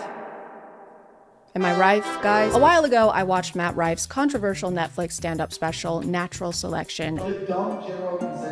If you aren't familiar with him already, or if you are and it's just been a while, here's some quick spark notes. He got a majority of his success from viral TikTok crowd work videos, also got a majority of his success from a mostly female audience, began getting more mainstream opportunities, and immediately started renouncing that mostly female audience and saying that his comedy is for the boys. Publicly poked fun at Walmart Yodel Kid Mason Ramsey on Twitter, and finally claimed that people find him less funny because he is actually too sexy. I mean, people don't want to laugh at like physically attractive people. I think it just makes me work that much harder on the material and the jokes that I'm trying to tell to get people to focus on the real show at hand. So guys, if you've ever not laughed at one of my jokes, this is hypothetical, that's never happened obviously, it's probably because my skin was too clear that day. Don't worry though, I'm in my luteal phase, so you're gonna be laughing to tears today. Since the release of his Netflix special and all the controversies that came with it, I haven't really seen or heard anything about Matt Rife, which is why when a friend of mine sent me a link to a movie he starred in, it was like seeing an old friend, except they're not really a friend at all. And I didn't really want to see them either. But after watching this trailer and seeing the like to dislike ratio, I knew I had to watch this movie. This is one of the top destinations in the world for altitude training. Cell phone coverage. Where are the knives? No internet. Stay back. And then a bunch more movies, but that's a whole thing and we'll get to that later. For some reason, I immediately forgot the name of this movie and also pretty much everything that happens in the trailer. So when I went to actually watch it, I just Googled Matt Rife movie and found this one. You may notice that in this poster, Matt Rife is not there. He is in the movie, but this is not him here. You may also notice that it's a completely different movie entirely. I didn't notice any of that. Our main character, AJ, has been having nightmares about the traumatic death of his parents that he witnessed as a young boy. They never caught the guy, and AJ can't really remember any details, so his flashbacks are pretty blurry. So based on those, it appears his parents' attacker was probably Sid the Sloth. AJ has been trying to revisit these memories in order to remember more details, but his therapist urges him to take things slowly. There could be dangers in unlocking these memories, AJ. We don't really know how the system will react. Don't rush the process. But right after this, he suggests that AJ go back to the place where it happened. Well, isn't there something else we could do? Just one thing. Go there. So it kind of seems like his therapist hates him. Hey, you know that place where your parents died brutally to an unknown danger that for all we know could still be there? I think you should go there. I think you should take your wife with you. I think you should take everyone who means anything to you to Murder Mountain, in my professional opinion. AJ immediately begins planning the trip, which couldn't come at a better time because his wife has some wonderful news to share with him. And now we will have a family of our own. You have COVID? And you let me kiss you? Thanks to Rocket Money for sponsoring, and let's get back to the video. His wife, Sam, has no character depth and no personality traits, not even one. Anytime AJ and her talk, it's AJ talking and her listening in a supportive wife way and agreeing to do whatever he wants to do. It's a red-tailed hawk. His dad's favorite bird. Man, do I miss that guy. He loves you so much. You know I support you either way. And I'm here for you every step of the way. Aside from listening to him talk about his problems, she'll also fetch him beverages and food. It doesn't even feel like she's a person even. It's kind of just she's an extension of AJ's character. It's like wife is something in his inventory that he equips for perks. I cast wife. Hey hun, had a bad day. Aw honey, I'm here for you. Thanks. Do you want a PB&J? Yeah. Okay, I'm gonna make that for you while you sit down and don't ask me a single thing about my day, okay? Okay, don't forget to cut out the crusts. They tell their loved ones about the pregnancy, and at this point it became very clear that this was directed by a dude, because in order to celebrate Sam being pregnant, they have a pool party with slow motion bikini dancing and a drinking montage. This is a baby shower? Oh my god, you're pregnant? We have to celebrate without you. This is also the scene where we meet Matt Rife's character, who is the boyfriend of AJ's brother's wife's sister, who is played by Musically star Malu Trevelyo. And her character seems like she fully hates Matt Rife's character the entire movie. Doesn't remember any of it. Just put this away, dude. Like, can you like stop? He's part of a legend. Oh my god, he's so stupid. Sam finally makes an appearance at her pregnancy celebration to bring the guys a dessert, but not the one that they wanted, apparently. Hey, lemon cake, anyone?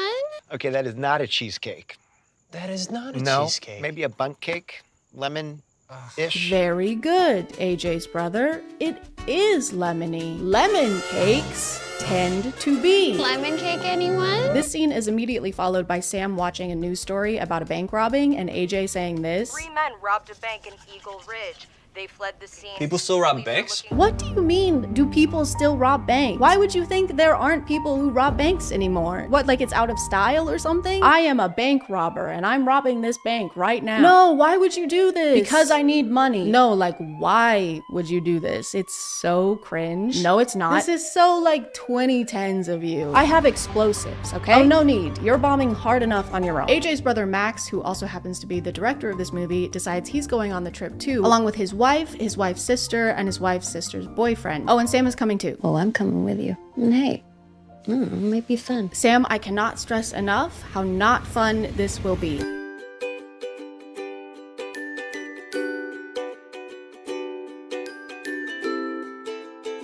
Why is this shot so long?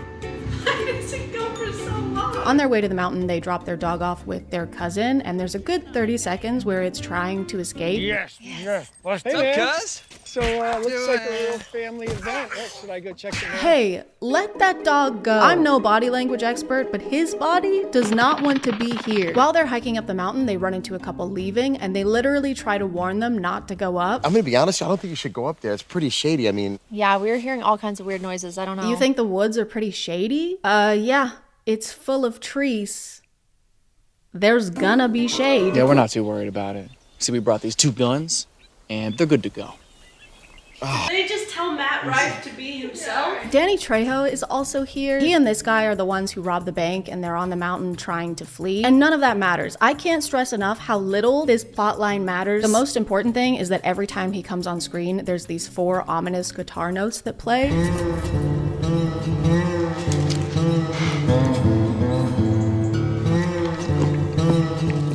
And that's only important because I think it's cool and I think it should happen when I enter a room. Hey, you guys want some lemon cake? Hey, there's nothing wrong with the lemon cake, by the way. Seriously, I didn't do anything weird to the lemon cake. I don't know why it seems... I promise I did not piss in the lemon cake, okay? Matt's character, who I keep calling that because I don't think I ever learned his name during the movie. I think they literally introduced him as Idiot Boyfriend. Yeah, I hope it's okay. I brought along the sister and the idiot boyfriend. Oh, pool time. More pool. So Idiot Boyfriend does some online researching about the mountain and realizes who AJ is and why he wanted to come here. It was you. The kid from those stories. Yeah. For some reason, he's excited to make this discovery, like it's a cool thing he just learned. You really don't know what happened to your parents? What? Dude, that is awesome. Wait, you're that kid whose parents got brutally murdered? Lucky. Mine are just alive and enjoying retirement, so that fucking sucks. After settling into camp and meeting bank robbers while being very casual about the fact that one of them is covered in blood, everybody goes to bed and starts doing the dirty and squirty very loudly. No! No! And while this is happening, Idiot Boyfriend gets stabbed in the neck. As if there wasn't enough penetrating going on in this campsite. Sam and AJ hear the scream and he gets to prove his mettle. Go check it out. Me?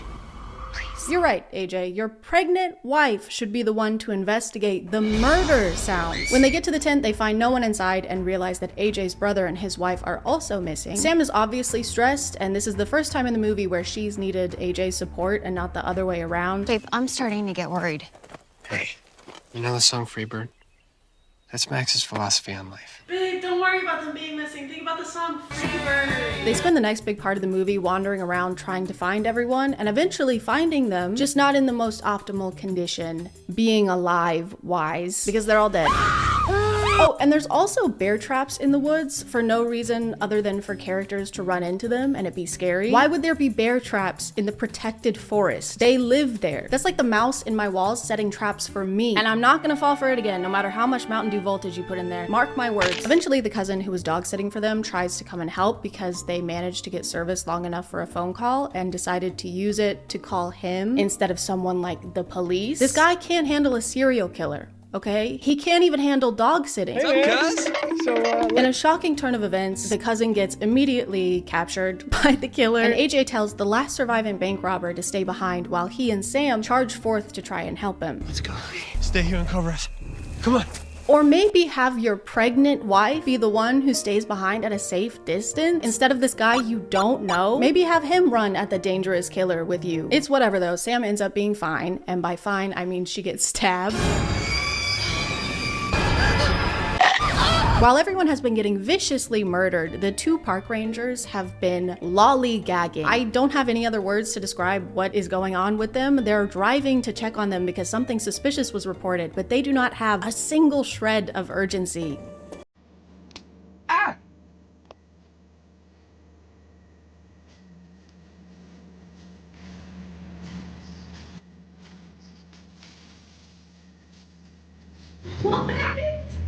What are they doing? Sam is losing a lot of blood, so AJ tries to keep her from passing out by describing their bed at home to her. Keep those eyes open, baby. Just picture it, okay? We go home, get in bed, cuddle all morning, and then we have a movie marathon. Babe, don't piss yourself. Just close your eyes and imagine you're standing in front of a big toilet right now. Babe, just imagine how nice it would be if you were using a big toilet, if you were pissing in this big toilet right now. Sam and AJ finally defeat the killer and pull off his mask to reveal it was his brother all along. Hey, little bro. You're telling me this was fake? You're telling me this wasn't really his body? His brother reveals that the reason he killed their parents 20 years ago was because he was actually adopted, and when AJ's mom gave birth to him, they started paying more attention to AJ than they were to him. She called you her little miracle baby. It's like I didn't even exist anymore. So you killed them? Which doesn't make any fucking sense. If he was jealous of the parents giving more attention to the younger kid, wouldn't he want to murder him? Why would he kill his parents if he wanted them all to himself? Yeah, my parents haven't been giving me as much attention ever since my baby brother was born, so I killed them. And now they'll never give me any attention ever again. Problem solved. They end up having a tussle on the cliff where their parents died, and during that, his brother also falls off the cliff to his death. And that's actually a great way to bring this all full circle. He ended their parents' lives here 20 years ago, and now karma has caught up with him and he meets the same fate. Except that's not the ending. Instead, we jump forward like a year. They've had the baby, they've returned to normalcy. How do you feel otherwise, AJ? I'm doing great, Doc. Still no setbacks. All of your friends are dead. And then his brother just shows up again, alive. Hello, Sam. AJ says he sees him driving past while he's on the way to a business trip, but I think they forgot to film the actual shot of the actor, so it's just this. We could get a chalupa. What's happening? What's Hey, he you saying? see that guy driving? What? So they turn around and go back home with the least amount of urgency possible.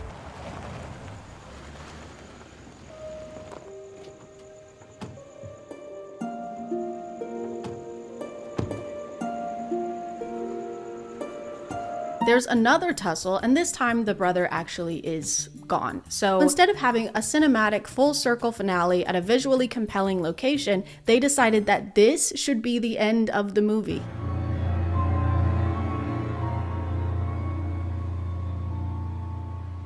That's the end? Not only were the last 20 minutes of this movie completely pointless, but I started to pick up on something very strange. Notice how we haven't seen any alien spacecrafts in this movie, or how not a single person has rode a bike, ridden a bike, rided a bike. It suddenly hit me that I had watched the wrong movie and that the last 2 hours of my life had been a complete waste. Do you have any idea how productive I could have been with that amount of time? I could have played 6 rounds of Fortnite with that amount of time, or 4 if I consistently made top 10, which is less likely. Moving on to the Matt Rife movie I was actually trying to watch. A renegade film? The title Trapped In is spelled with 2 N's because they're trapped in and in. Kind of like how Matt is spelled with 2 T's because his acting is 2T, like farts. In this one, Matt plays Connor, the newest addition to a biking team that's training for an undisclosed biking contest thing. They're probably gonna race, if I had to guess. Easy, Connor. You're gonna blow up or bite it, buddy. Connor and Greg are pulling away. That was awful. Connor seems to have some anger issues and also some beef with the team captain, Greg. Rolling with the pros now, pretty boy. The whole team and their coach traveled to Andorra for a training trip at this isolated inn with little to no cell service and with innkeepers who are weirdly horned up. One of the innkeepers has clearly dubbed audio to the point that it sounds like she's in a video game cutscene. Welcome to the Auberge Piage. My name is Jean-Luc, and this is my lovely partner, Nathalie. Bienvenue. Welcome to a little inn. Welcome, my name is Jean-Luc, and this is my partner, Natalie. It's me, Mario! They give the team a tour of the inn, and they get to meet the other guests. Over here is the pool. You see, we have still a few guests. Oh my god. As you can see, our inn is very isolated, so we don't get many guests, aside from 15 of the most gorgeous women you've ever seen in your entire life. We then get a pool party scene that goes on for way too long.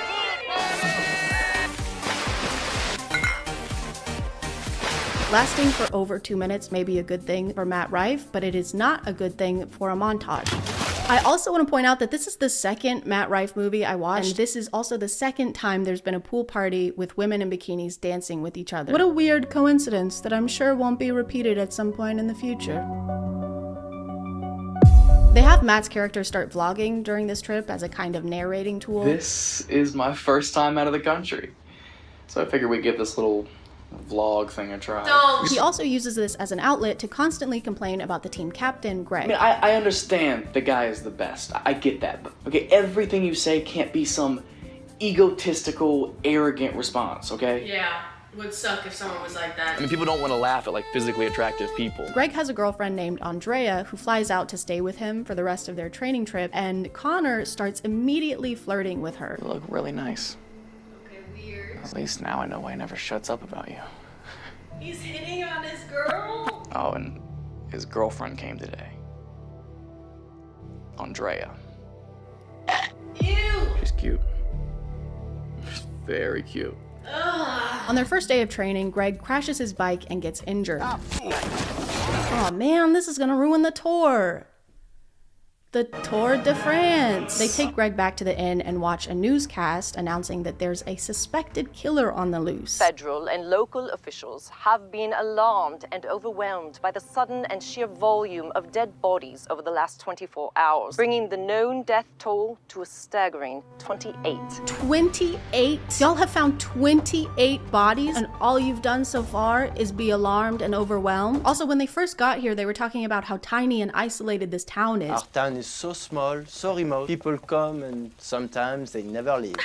Yes. So 28 people has to be like half the population. Investigators don't foresee an end to this killing spree until the killer or killers is caught. So true, bestie. We don't know a lot about what's happening, but we do know that it's going to keep happening until it stops happening. And that is on God. But this somehow gets even more confusing because later that same day, they get another newscast saying this. What just hours ago was believed to be the work of a serial killer is now being described by health officials as some sort of virus. Virus? What?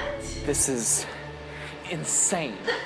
How could they possibly suspect a serial killer if it was a virus killing all these people? You're saying they kept finding bodies with no external wounds and never considered it could be anything else? Do they even know what a serial killer is? I'm very sad to announce that this man is dead. by serial killer. What? Who's the killer? A very deadly virus. Wait, but you said it was a serial killer. I've named the virus serial killer. Why? Because it's caused many deaths. Is this a joke to you? No, I am taking this very serially. The virus is not your typical kind of virus, though. It's one that you can actually see. Sometimes it's a mist, and other times it's a humanoid fog cloud with limbs that can grab people and also make them vape.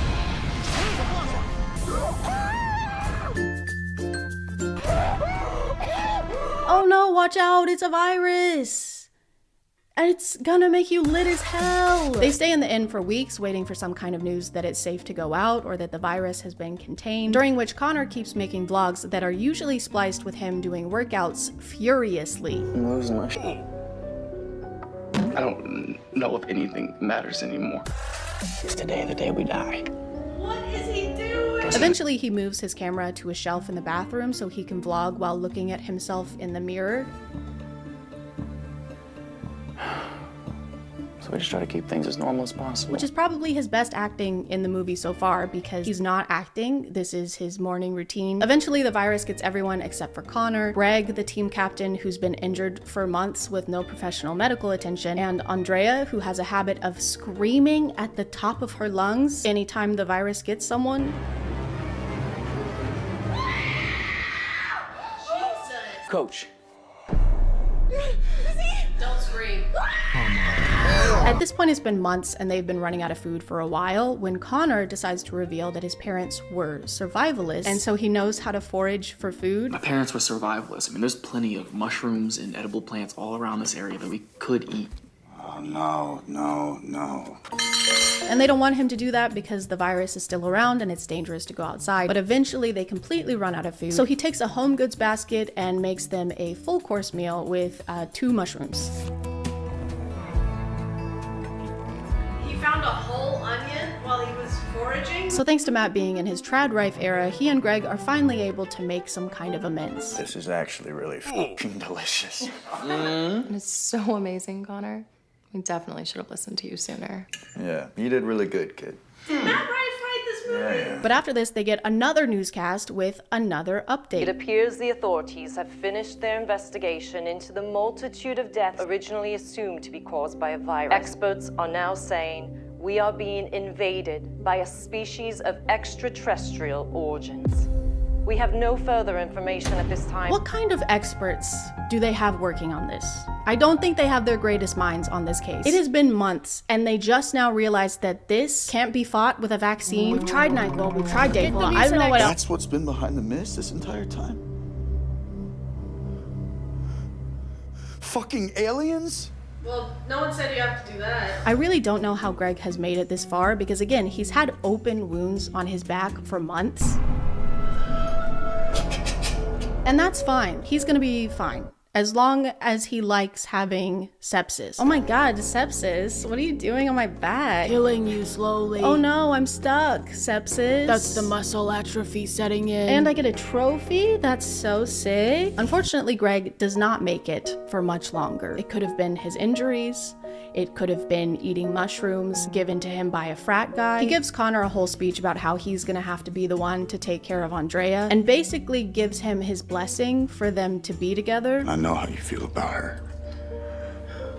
It's okay. It's okay. I promise. It's kind of like he bequeaths Andrea to Connor like you would a family heirloom, like a piece of furniture. And that's the most romantic thing you could do. We skip forward 2 more months and Connor is asking himself the really important questions, like how long am I supposed to f***ing wait before I make a move on this grieving woman? I've felt this way about her since literally the day she got here. How long until I'm supposed to make a move? What? That's what you're worried about right now? He also thinks that he and Andrea were destined to be together. Trying my best to take care of Andrea, but it just doesn't feel right. I know it sounds corny, but maybe it was meant to be. Tell me that's coincidence that we're the last 2 left. Hey, I know your partner just died or whatever, but have you ever considered that was supposed to happen? Have you ever thought about how maybe it's good that that happened so that me and you could bang? So maybe he just needed to get out of the way. Maybe it's good he's not around anymore. The last 20 minutes of this movie are dedicated to Connor and Andrea ending up together. He makes a move by cooking her a romantic dinner of spaghetti noodles and meat sauce that he foraged in the woods. Well, This looks amazing. Thank you. Literally cashews and lettuce.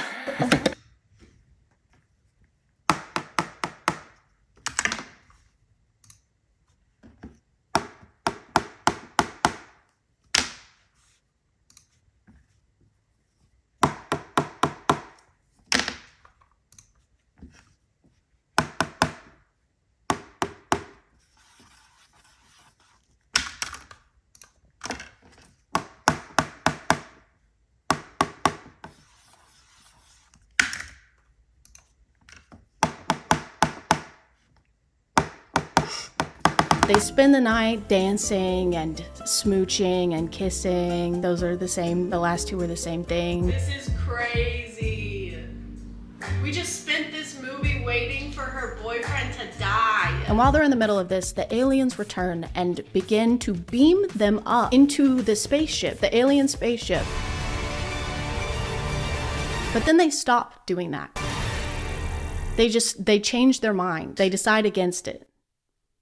And then they leave. To explain why the aliens had a change of heart when it came to these two when it's been ruthlessly taking everyone else out, the movie says, hey, don't worry about it. Don't worry about it, toots. When the beam of light came down from the craft and it hit us, I got this, like, I don't know, download, like a telepathic connection. Why it spared us, that I don't know. Oh great, you don't know. Apparently, all of this was caused by AI. The crafts were controlled by artificial intelligence. And it's over now. We are now getting reports from all over the globe saying the alien crafts are gone. Experts are baffled. We are now receiving reports that this movie is over now, and so are we. We don't know how to end it, so stop asking us any questions. Also, experts are baffled, so that's pretty on brand for them because it's all they've been this entire time. I didn't realize this until the credits, but Matt Rife actually produced this movie, which means he probably had a direct hand in having someone say, you were right. You've been right this whole time. We should have listened to you sooner. Promise me when I'm gone that you'll sleep with my girlfriend. After this, I thought I was done with Matt Rife movies until my friend sent me another Matt Rife movie on Tubi. If I can even call them that at this point, these are not the actions of someone who wants me to thrive. Could I have stopped after Trapped In since it was the movie I meant to watch and there was more than enough material in there to make a whole video about? Yes. But now I had seen 2 of them and I started to wonder, did I just get unlucky? Or is every Matt Rife movie terrible? I had to watch this movie multiple times because the first time I watched it, I was trying not to throw up. Not because of how bad the movie is, but because I was drinking a couple glasses of Josh wine and immediately got so sick. So I don't recommend that wine, and I don't recommend this movie. Guys, if I had $1 for every Matt Rife movie that starts with a guy recounting a traumatic event to his therapist who wears glasses and has plants behind him in order to remember more details about said traumatic event, then I would have $2. And I couldn't afford a carton of eggs. This guy is named Wayne, and he's actually not our main character. In fact, he's not in this movie at all, really. All the movie really wants us to know at this point is that Wayne is in a psych ward and has been since he was humiliated and bullied by a group of kids from his high school. Oh, and they also want us to know that he hit someone in the head with a food tray. I love that the sound effect sounds like he hit them with a concrete block, but when he tosses it down, it's the thinnest, flimsiest plastic. The main characters of this movie are actually the high schoolers who did this to Wayne. That's right, we get to spend the whole movie with the bad guys. Everyone in the friend group is an influencer or an aspiring one, so they're all trying to get to 500K on InstaTalk by doing things like this.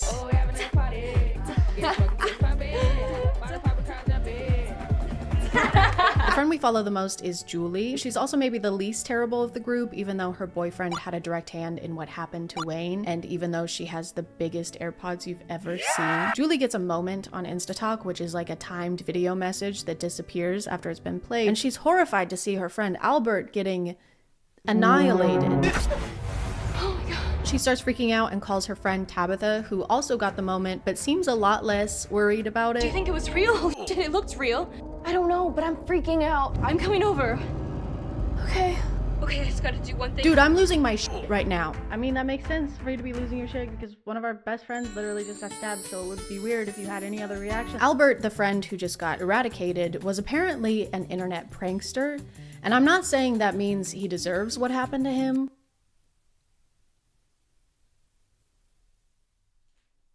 I'm not saying that. Because Albert is known for doing some pretty over-the-top pranks, they don't really do anything about the fact that they saw this video. It takes them an entire day to even try and call him, and when Julie suggests it, her boyfriend acts like she's crazy. Should we call him?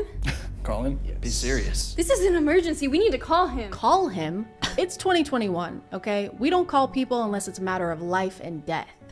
And not even then, still. Matt Rife plays this guy, Darren, who is dating Tabitha, the hair-fixing girl, but consistently cheats on her with another member of the friend group. And they do really sexy things together, like eat berries on FaceTime. I'm gonna cover you in chocolate sauce. And then you're gonna lick it all off.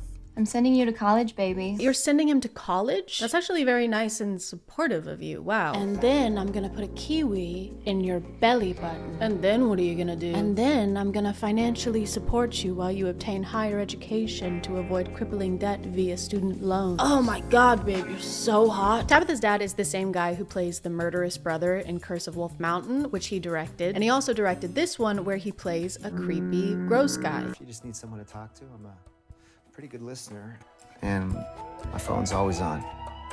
Yeah. Julie's boyfriend thinks he sees Wayne one night, so he does some digging and finds out he's been released. 2 days ago, I hacked their site. Just get your ass over to Skyjacks, okay? Fine. My mocha! The movie really wants us to believe that Wayne is the one killing people off, but they don't do a very good job of convincing us. The only thing that makes it somewhat believable is how much damage he can deal with a styrofoam tray. During a heart-to-heart, Tabitha opens up to her boyfriend, Darren, Matt Rife, about her previous relationship. Darren, I had this boyfriend when I moved here. We dated for a year before I found out he was f***ing half the school. It really messed me up. Tabitha, okay, I would never, ever do anything like that. Man, I sure hope this guy makes it. I sure am rooting for these characters so far. They get another video of one of their friends being annihilated, and the sheriff finally starts to do some investigating by going to see Wayne's psychiatrist and asking some hard-hitting investigative questions. I'm just chasing down any lead that I can get. And you haven't got any. Doc, why are kids today so casual about telling the whole world, total strangers, what they're up to at any given moment? Hey dude, you have to pay for a session just like anybody else. You can't just come in here pretending to investigate a murder and then start asking him about your incomprehension of the youth. I mean, it all just seems to be so damn stupid. I can stop you there, Sheriff. Yeah, you should stop him there. Until he writes you a check or something. Damn. This is clearly one of those social media bad movies that was made by somebody who needed their kids' help to make their Facebook account. Which is fine, it's just funny to make your movie topic about something you aren't super familiar with. That's like if I made a movie about not being sick as fuck. After losing two of their nearest and dearest friends, everyone is obviously miserable. Lee in need of a pool party. I cannot make this up, guys. There is another pool party montage in another Matt Rife movie. That's 3 for 3 Matt Rife movies. That's all. If I had $1 for every time this happens and $1 for every time a guy opens up about his past trauma with the psychiatrist with the glasses and the plans behind him, then I would have $5. And I still couldn't afford a carton of eggs. The movie also seems to want us to believe that Beth, the girl Darren is cheating on his girlfriend with, is the reason he's cheating on his girlfriend, as if he's not actively making the choice to do so. I care about you, okay? We've had a lot of fun, but I don't want to do this anymore.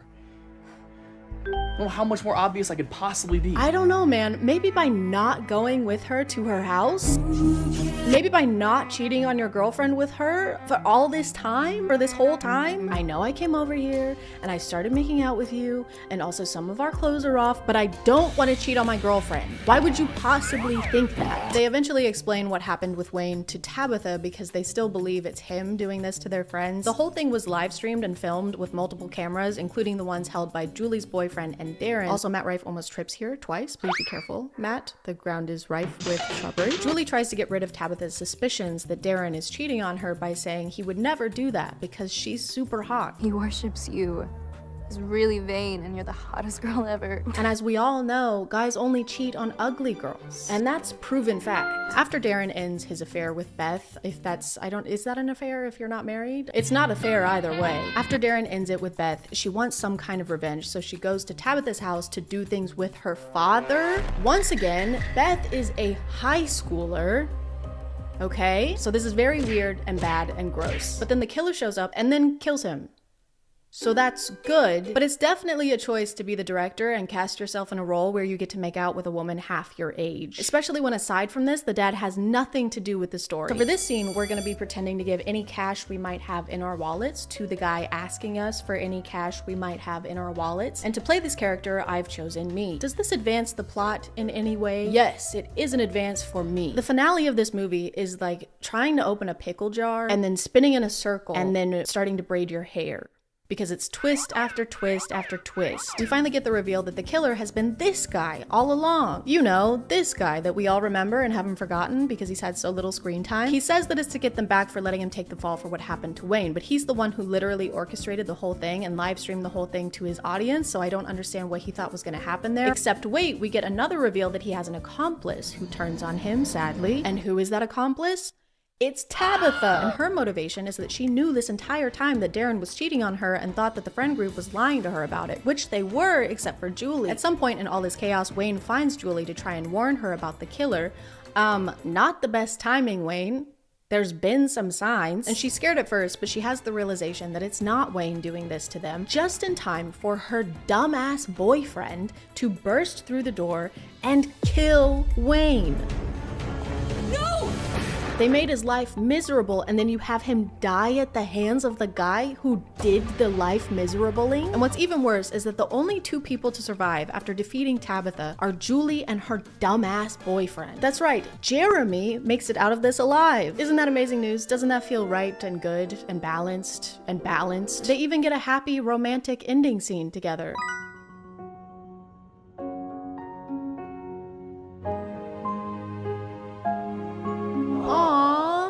Your boyfriend is a murderer. The movie ends with Julie deleting her social media and giving up on the influencer lifestyle because she's realized that social media is bad now. It can kind of just take over your world until you don't recognize the person in your own selfies. That's actually really messed up, guys. She can't even recognize her selfie. So she sets her phone down, joins hands with her only surviving friend, and gallops into heaven, into a light bulb, perhaps. I don't know why it's so overexposed here. Maybe it's to signify how bright life is after all of your closest friends are dead. They have another twist that the psychiatrist was actually the one behind all of it, but I don't care. I don't give a fuck, okay? You can't have any more twists. You're in twist timeout. Do not twist it. Just kidding. I have to tap out here. It's about an old comedian meeting a young comedian who's also a Matt Rife and also is a vampire, and he has a terrible accent the whole time. I am Ethan Barr, and I am a vampire. Welcome to my home. It's incredible. Enthroned. You both could make it. And it's really bad. And I tried to watch it after Deathlink, and I was so sick from the Josh Wine and so sick of watching Matt Rife movies, and I had to give up, and that's okay. I know my limits, and it happens to be 3. 3 push-ups, 3 glasses of Josh Wine, and 3 terrible Matt Rife movies.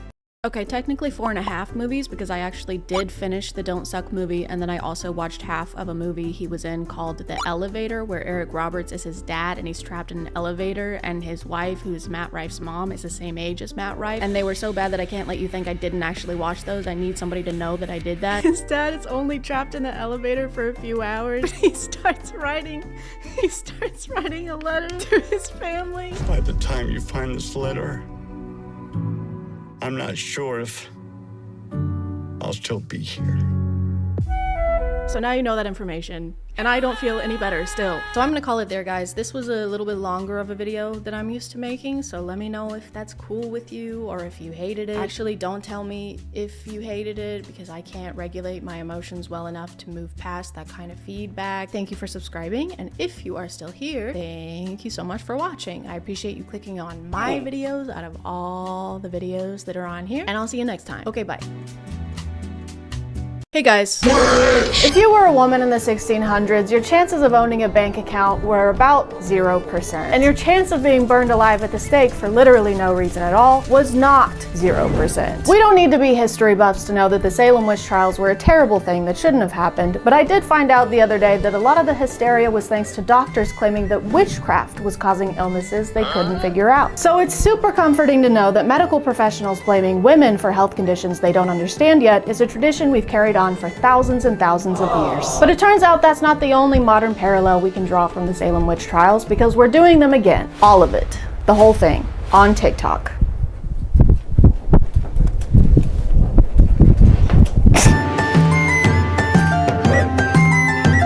We may not be putting people on legal trial for witchcraft anymore, but that's not going to stop the internet from throwing allegations around. Makeup is witchcraft. I said what I said. Anytime you have to start trying to cover up and reconstruct your face with different powders and blushes and... She's wearing lip gloss as she says this, by the way. Lips don't shine like that on their own, by the way. She also keeps mentioning Transformers in this video. We got the men, you know, these Transformers, they out here looking more feminine than the women. And I don't really know why. Like, what does putting on a little mascara have to do with the battle between Autobots and the Decepticons? I like how we constantly hear variations of this on how makeup shouldn't be allowed because it changes our appearance too much. You don't look like that for real. With the makeup on and with the makeup off, you look like two completely different people. You're transforming. It's witchcraft. Like, okay, since when is changing how something looks a bad thing? Does she also hate it when people paint a room? Whatever you do not renovate your bathroom around this lady. She's gonna freak the fuck out. A lot of these videos frame witches as being this kind of secret agent whose mission is to infiltrate the church. Okay, this is gonna sound crazy to some of you, but it needs to be said because it's real. Why did she slap us like that? What did we do? Does she think we're witches? There are real Satanists from cults and real witches from covens that have been sent on assignment to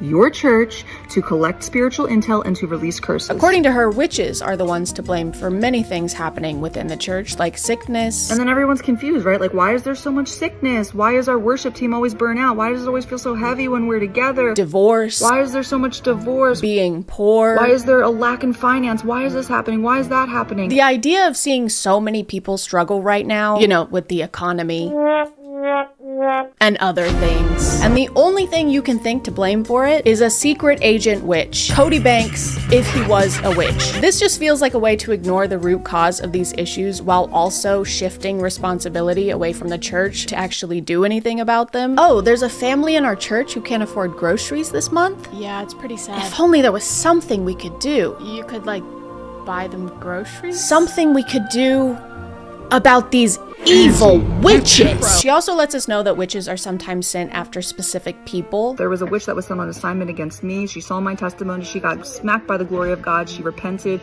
turned from her cult, and was born again. Hallelujah. Kind of like a hitman, but so far the only hits have come from her. So I think her implication is that the witches are sent to find Christians and convert them over to their side, which is terrible. How dare they invade someone else's space and then try and force their beliefs onto people? What a horrible and never been done before thing to do. Thank you to Bombas for sponsoring, and let's get back to the video. There's a common message in most of the videos I found that if you can't figure out who the witches are in your church, that's actually a skill issue. Witches are in the church. And guess what they are good at? Deception. Discernment is the #1 thing that is going to reveal if somebody is operating in something other than the Spirit of God. They basically say if you can't discern witches from actual Christians in the church, it's because you are a lukewarm Christian and aren't serving God hard enough. Which is exactly what I would say if I was trying to get my entire congregation to distrust each other. Oh, so you love and trust your community? That's actually because you're fucking stupid. There are literally witches serving Satan, and you would know that if you didn't hate God. The word discernment is used a lot in these. It's even considered a spiritual gift. Now, if you have the Holy Spirit, you get to have all the spiritual gifts that are outlined in the Bible. The spiritual gift of discernment, which many Christians in the lukewarm church or the American church today lack in. One that you don't get to have if you're a lukewarm Christian. So you better wear a jacket. Prayer, of course, is another good method to keep the witches at bay. We also should be, as the church, operating in prayer. Corporate prayer. A house that is not built on prayer is honestly set up for failure in one form or another. Probably why prayer is so attacked. I've heard people say this before, that prayer is under attack, and it makes praying sound very action-packed, which is kind of the opposite of what prayer is. And we now lay her to rest in your eternal kingdom. Amen. Who threw that? Me. Witch. Everyone, I'm discerning that this woman is a witch sent to attack this funeral. Well, I also know how to discern. Break discern on the ground. Discern this. Apparently you don't even have to be a witch to be practicing witchcraft. Now, sometimes people aren't actively participating in witchcraft and going to church and trying to do all these things. Sometimes they're operating in manipulation and control, which is still witchcraft at its lowest, simplest form. Is control and manipulation. Hang on a second. Are you telling me my ex-husband was a witch? No wonder he was always flying off the handle. The broom handle?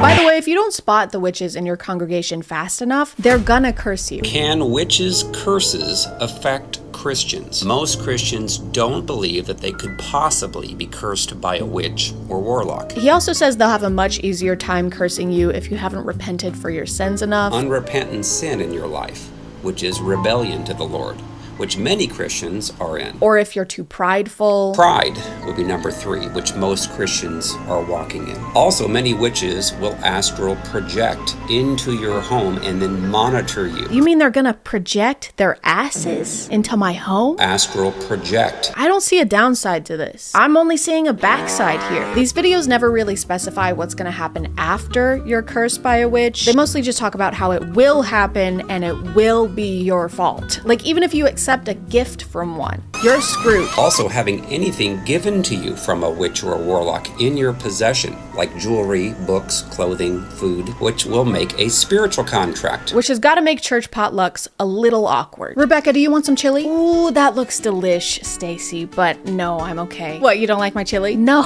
I just couldn't. I'm on a new diet. It's very low cal. I don't want your fucking chili, okay? Why, because you think I'm a witch? No, it's because your chili tastes like fucking ass, Stacy, okay? But on the other hand, if you aren't getting cursed by a witch, it's because you're not enough of a threat to Satan, aka you're still not doing enough for God. If you have not felt any witchcraft, then you're most likely not a threat to Satan's kingdom, and you're not doing much for God. So it's bad if you get cursed by a witch, but also bad if you don't get cursed by a witch. Damned if I do and damned if I don't. Me, when I'm a beaver and I'm trying to decide to go to work or not, their qualifications for someone being a witch are also so broad that they can be applied to literally anyone. And they're never actually describing someone who practices witchcraft. They're just describing the supernatural Snow White and the Seven Dwarfs version of a witch. What does a witch in the church look like? They will usually dress very conservatively, so you wouldn't ever guess that they're a witch. Oh, dressing modestly means you're a witch? You mean the thing that the church has been telling women to do since forever? Put some clothes on, whore! Okay. Take some clothes off, you witch! Okay. Does this mean that the Duggars are witches? Is that why they had so many kids? So they can Hansel and Gretel them? That's why they've always got the kids cleaning the kitchen, so they can trap them in the oven, like the Visit. Extremely good at acting godly, give you words from God. They want to put their hands on you in prayer. Their laugh can sound like a cackle. So if someone dresses modestly, or appears to be a good and godly Christian, or just has a kind of funny laugh, that means that they're a witch? You just incriminated about 95% of any congregation. You just described Seth Rogen. Seth Rogen is a witch now. This is what I mean, dude. Whenever they're describing the big, bad, scary witches, they're actually just describing regular people that we encounter every single day. These witches are using biblical language. I just came across this lady on TikTok, and gorgeous, so pretty. And that's always something that I know. If someone's beauty is very exaggerated. So when someone is beautiful, that makes you suspicious of them? Oh wow, you are so pretty. Oh, thank you. Too pretty. But then my spirit was like, this doesn't sound right. And I went to her page and I was looking at her stuff, and nothing was outwardly witchy. Like, she didn't say she was a witch. There was no information that gave specifically witch. So you saw a woman on TikTok who wasn't a witch, whose account had nothing to do with being a witch, and by your own admission had nothing outwardly witchy going on, and yet you still came to the conclusion that she's a witch? And I go to her link in her bio, and I'm like, oh, this is heavily Christian language. And I said, okay, Witchcraft confirmed. I wonder where we've seen this kind of thinking before. I wonder if there's any other times in history where women have been labeled as witches despite there being no evidence to back those claims. Their explanation of witches are so dramatic and demonizing that it kind of feels like the Santa Claus for church-attending adults. The best protection against witchcraft is to forgive everyone. Humble yourself from all pride in your life. Repent for your sins. If you're good all year and on your very best behavior, then the big bad witches can't project their asses into your room and tell God that you're watching OnlyFans models twerk on dildos shaped like tentacles, okay? It's definitely a type of fear-mongering, but to what end? Like, what is the point in doing this? I'm not actually asking, I just said that for a segue. I know what the reason is. Money! Wow, what a surprising surprise! They're all doing this to sell something on the internet! I have a book called Freedom from Soul Wounds and Demons. Not only is he selling a book that teaches you how to protect yourself from witches, he's also selling an online course. Of course! Of course he is! This creator is also selling an online course, which is really funny because of this. Child, as I'm reading the descriptions, she's like, this course is to help you, find the power within. So this is your daily reminder that the witches are getting really good. So you saw her selling an online Christian course and decided that that conclusively proves that she's a witch, when you yourself are also selling an online Christian course and a book. These people need to stop writing books and start reading them. Please, touch book. This creator also falls into the selling an online course category, but she belongs in a special subcategory that I found and like to call used to be a witch but then became a Christian and isn't a witch anymore, but now they spill all the insider secrets and all the hot goss about being a witch as a career now on the internet. It's a working title. I didn't really feel weird about Halloween until I got delivered of demonic spirits. It glorifies demons. It glorifies darkness. It glorifies and celebrates death. It's actually disgusting, some of the Halloween decor that I see on people's front lawns. I can't believe that. How could we put that in our front yard? You don't like when death is celebrated or when imagery involving death is in people's front yards. You're gonna hate Easter. Wait until I tell you about what happened on the cross, dude. You know, the one that people put in their yards and on their bodies and in their churches?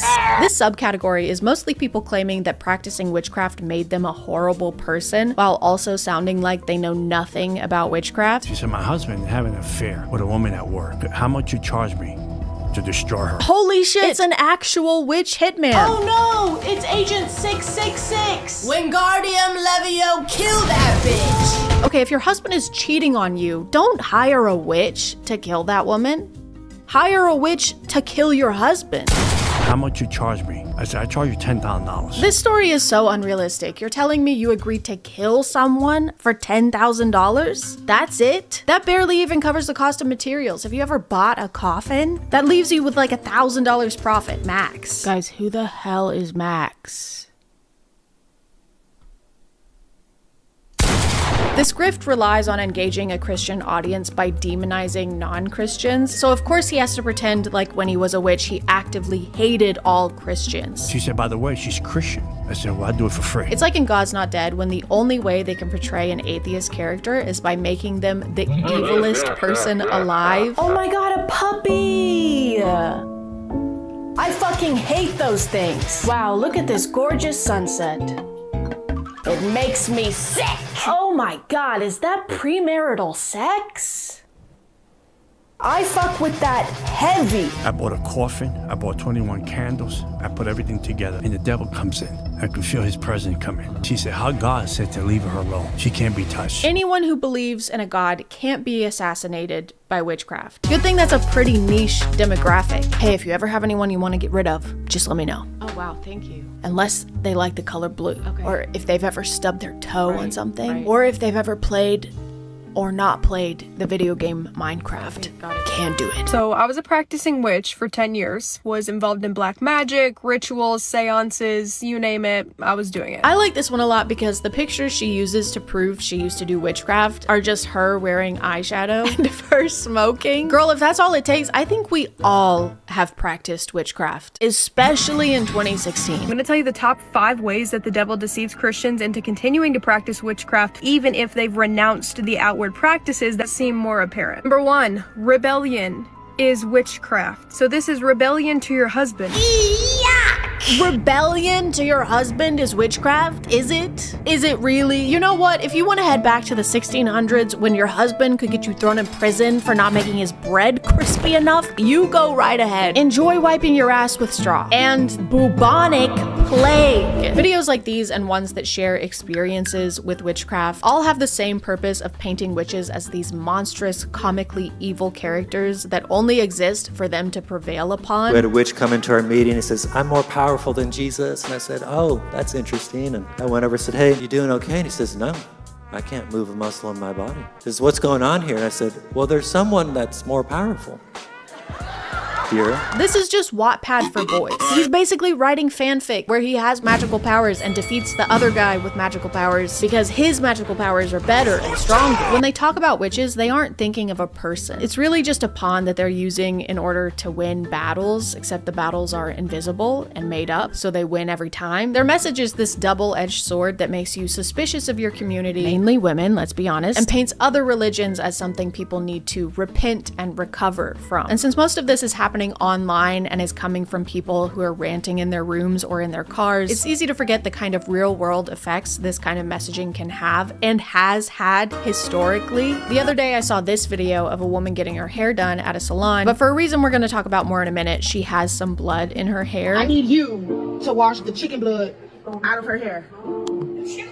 Wait, why do you have chicken blood in your hair though? Which is not something that I would personally want to wash out of someone's hair if I was a hairdresser. But these are her friends, they're her regular hairdressers, and they did. They show her transformation at the end, and she looks amazing. Her new hair is clearly giving her a confidence boost because she's smiling and she's glowing. So imagine my confusion when I looked in the comments and saw this. In the name of Jesus, I rebuke any negative energy from this video. Witchcraft is real! That was a destiny swap spell for sure. That was 100% a fate swap. She took someone else's life to better hers. I don't know witchcraft, but I know Jesus, and that isn't right. Nobody's talking about how she looks so drained in the beginning of the video, but at the end, she's literally refreshed. You mean like how people go and get their hair done, and then afterwards they look refreshed because they just got their hair done? Let me not start talking about the pasta ritual that some women do. I don't know what that means. Is that like when you go to Olive Garden and you eat the Alfredo tortellini dish, and it's really, really yummy? I like that ritual. That's a good ritual. People on TikTok immediately started labeling her as a witch, saying that this was some kind of witchcraft where she was trying to swap fates with someone. That bitch is a witch. That's witchcraft. That's evil as fuck. But worst of all, claiming that she had cast a spell here that caused the death of her friend's child. The stylist who washed the chicken blood out of her hair, her baby girl passed away not long after that. That is how dangerous this is. That is how immoral and evil this stuff is. This video is what inspired me to talk about this because unlike the other ones I've shown, this was directed at an actual person. This was a literal modern day witch hunt. She's gonna pay for that. The woman who done that is gonna pay for that. In reality, this woman practices Santeria, which is a religion that started in Afro-Cuban communities. She made a comment explaining this and that the blood was there as part of a protection ritual she was doing for herself because she was about to go on a trip, which has now been deleted because people were harassing her and accusing her of causing the death of one of her loved ones. And on that day, all I got was a hair rogation. A hair rogation is completely harmless. It's just a head cleansing for like protection. And an animal of choice wasn't even a chicken. I'm not evil, I'm not no demon. I'm not out here trying to get nobody's soul. I'm not sacrificing anything. This is extremely demonic. Girl, why is everyone acting like they've never seen blood used in any religion? It's literally used routinely in Christianity. Her daughter died the next day. It wasn't the next day, it was months later. This is like saying, oh, I went to church on Sunday and then on Monday, my husband died in a car crash. Clearly it was going to church that made my husband die in a car crash. But still people were commenting stuff like, okay, yeah, it may be part of her religion, but I don't care, there was blood involved. And so if there's blood involved, that makes it bad and scary. And all I have to say to that is, are you fucking dumb? Are you fucking dumb? Are you fucking dumb? Are you fucking dumb? Are you fucking dumb? Are you fucking dumb? Are you fucking dumb? This is full-blown demonic, and it is not of God. It's not of your God. And you always got to pray. Guess what praying is? A protection ritual. Guess what she did? A protection ritual. You guys are doing the same shit. You're doing the exact same thing that she was doing, just in different ways. And There's nothing good about Santeria, these spiritual cleanses, and I'm gonna put an egg cleanse, and I'm gonna sacrifice an animal and put the blood on my head. You know what's really funny about this talking point is that God literally instructed Moses for every family to sacrifice a lamb and take the blood of the lamb and wipe it over their doors as a protection ritual to protect their firstborns. Animal sacrifice, blood ritual, protection spell. Am I losing my fucking mind? It's the same thing. Do you read the Bible and then get hit by the Men in Black thing that just zaps your memory clean? Is that what's happening? So this is just a friendly reminder that sometimes we see something we don't understand, and sometimes people believe in things that we don't believe in. And during those times, we shouldn't be jumping to conclusions, even if everyone else is. Also, if your religious beliefs are founded in shitting on other people's religious beliefs, that's not a religion, that's just you being a hater. You're just a hating ass bitch, and you would be no matter what your religion was, and that's okay. I mean, it's not, but that's what it is. Anyway, guys, I've got to go fly over El Monte because my friend whose name is Hotel Transylvania needs a ride, so I'll see you next time. We've spotted flying on a broom with a body hanging in El Monte. That looks like people on a broom. It's Hotel Transylvania.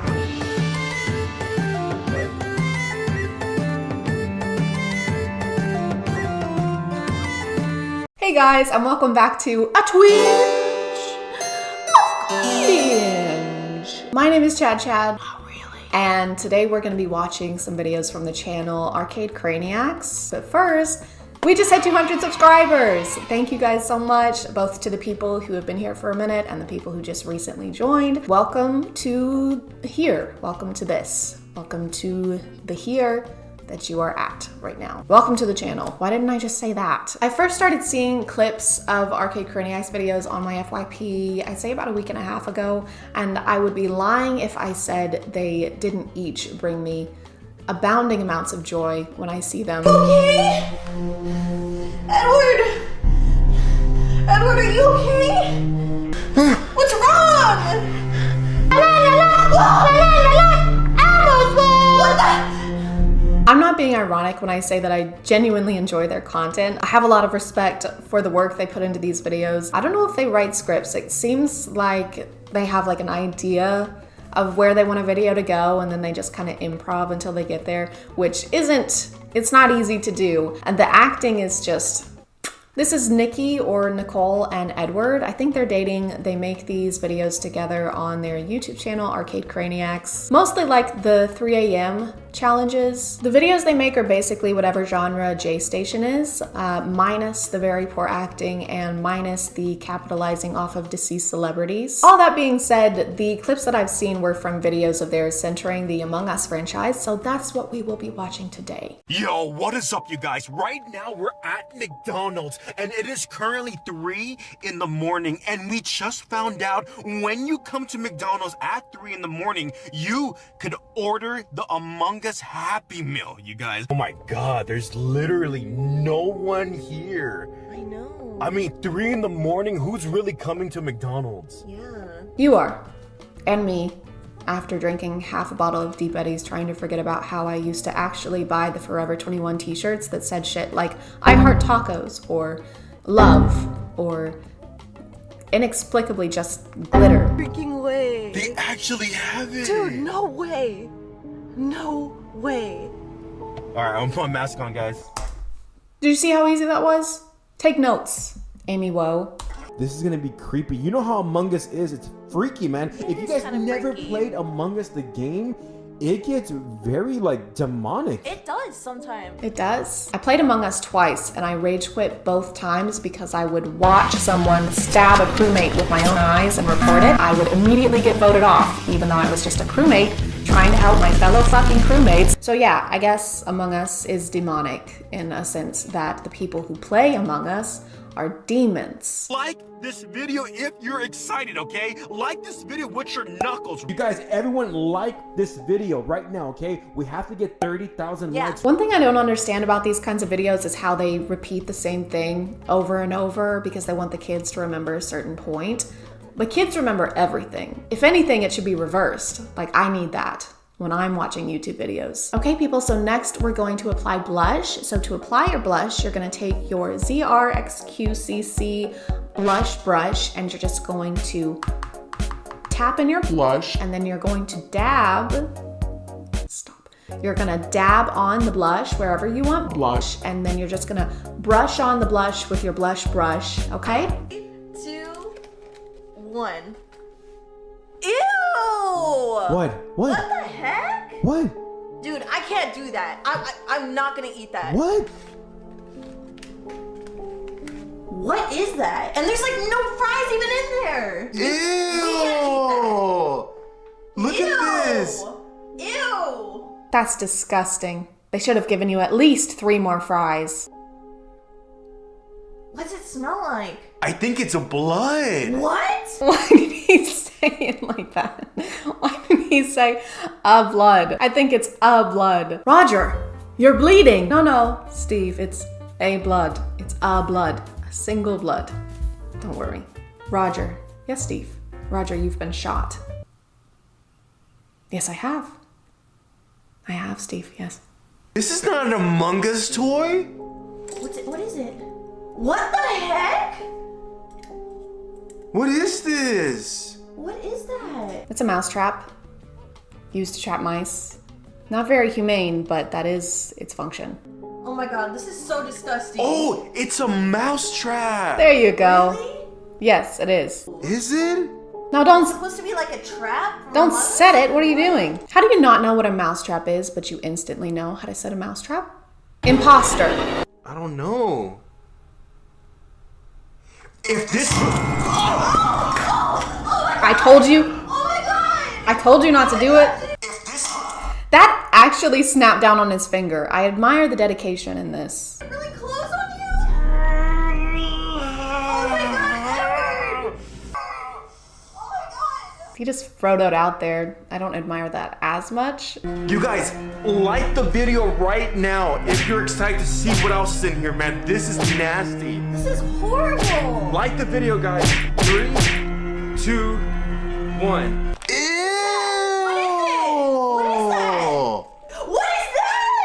Is that a diva cup? 2, 1. That doesn't make any sense. Or do you think they delivered it maybe? Maybe they like forgot to put it in the box and deliver it to our door. But we didn't tell them our address. That's the least realistic thing you've said in this video. You think a McDonald's employee realized that they forgot to put your toy in the Happy Meal and then personally delivered it to you when they won't even clean the ice cream machine so you can have a cone every once in a while. Not to mention, if the employee somehow found your address, I don't think it's the imposter you need to be worried about. Ooh, it smells sour like funky. Really? Oh my god, what is it? It's pee. What? It's pee. Are you serious? It's pee. Oh my god. And I have, Oh my god. No. And I have pee in my mouth No. now. Oh my god. That thing has to be possessed. There's no way. I literally put them right there. I guess you could say it's kind of... Stop. Do not Please say do it. not say it. Sus. You I are swear the to God, I hate worst you, right? so much. I legitimately want to see what happens next, so here we go. Scary, cutting open haunted Among Us imposter at 3 a.m. What's inside haunted doll? What? That's what I mean, you guys. What? He's doing it. Look. That's what I mean, you guys. Oh my god. What's he doing? Sitting on the couch? Everyone knows that's one of the signs. Temperature dropping, ghost writing, and sitting on the couch. Wait. Wait, what is that? There's something in here, dude. Let me see. Oh. He actually had a bone. So we weren't tripping out. He was actually moving on his own. Yeah, so we're not crazy. He has a single marrow bone in his body, and everyone knows you only need one for full range of motion. The 205 other ones, no one knows what they do. They're useless. Just like spleens. Or lungs, no one knows. You want to go inside? Hold on. Yeah, let me go inside. All right, let Nicole go inside first. We'll show you everything we have in here. Go inside, Nicole. Okay, they have a Danny DeVito pillow, a Tom Nook stuffed animal, and E.T. with a bondage collar on. So, I need to be friends with these people. Like, That was so what? creepy. What? Edward. What? How about this? Ask him what's a personal question. I did. I asked him. What did he say? What? A black jacket. At 3 a.m. creepy stuff does happen then. What? Edward, we have to get out of here. Oh my God! I love how the scary music is playing in the background and their lives are being threatened and everyone else in the lobby is just waiting for the round to start. What am I wearing? Eat my ass. Easy.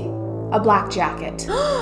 How did you know that? Can we start the game? My humor is like that. Do not become pressed. Just leave me alone, imposter. Star, star, star, star. Star, hey guys, guess what? What? Star, star, star. I eat my own ass. Star, star, star. Start. This is so scary. The game. Start. What necklace am I wearing then? Start. I ate my grandma's ass. And I. He. And a cow's ass. Star. Start the game. Star. I swear to God. Star. And a sloth's ass. Somebody's knocking on the door. Oh my God. Oh, this is so messed up, man. I don't want to answer it. The emotion put into these is overwhelming. I'm more moved by this than I was by the ending of The Notebook. Who are you? Who are you, dude?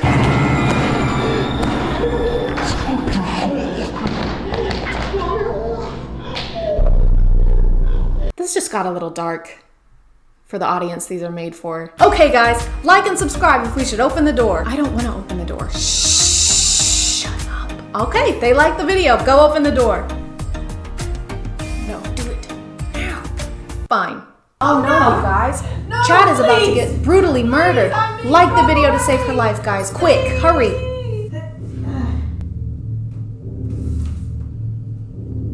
Oh wow, guys. She's done for. I guess you didn't like the video enough. I guess it's kind of all your fault.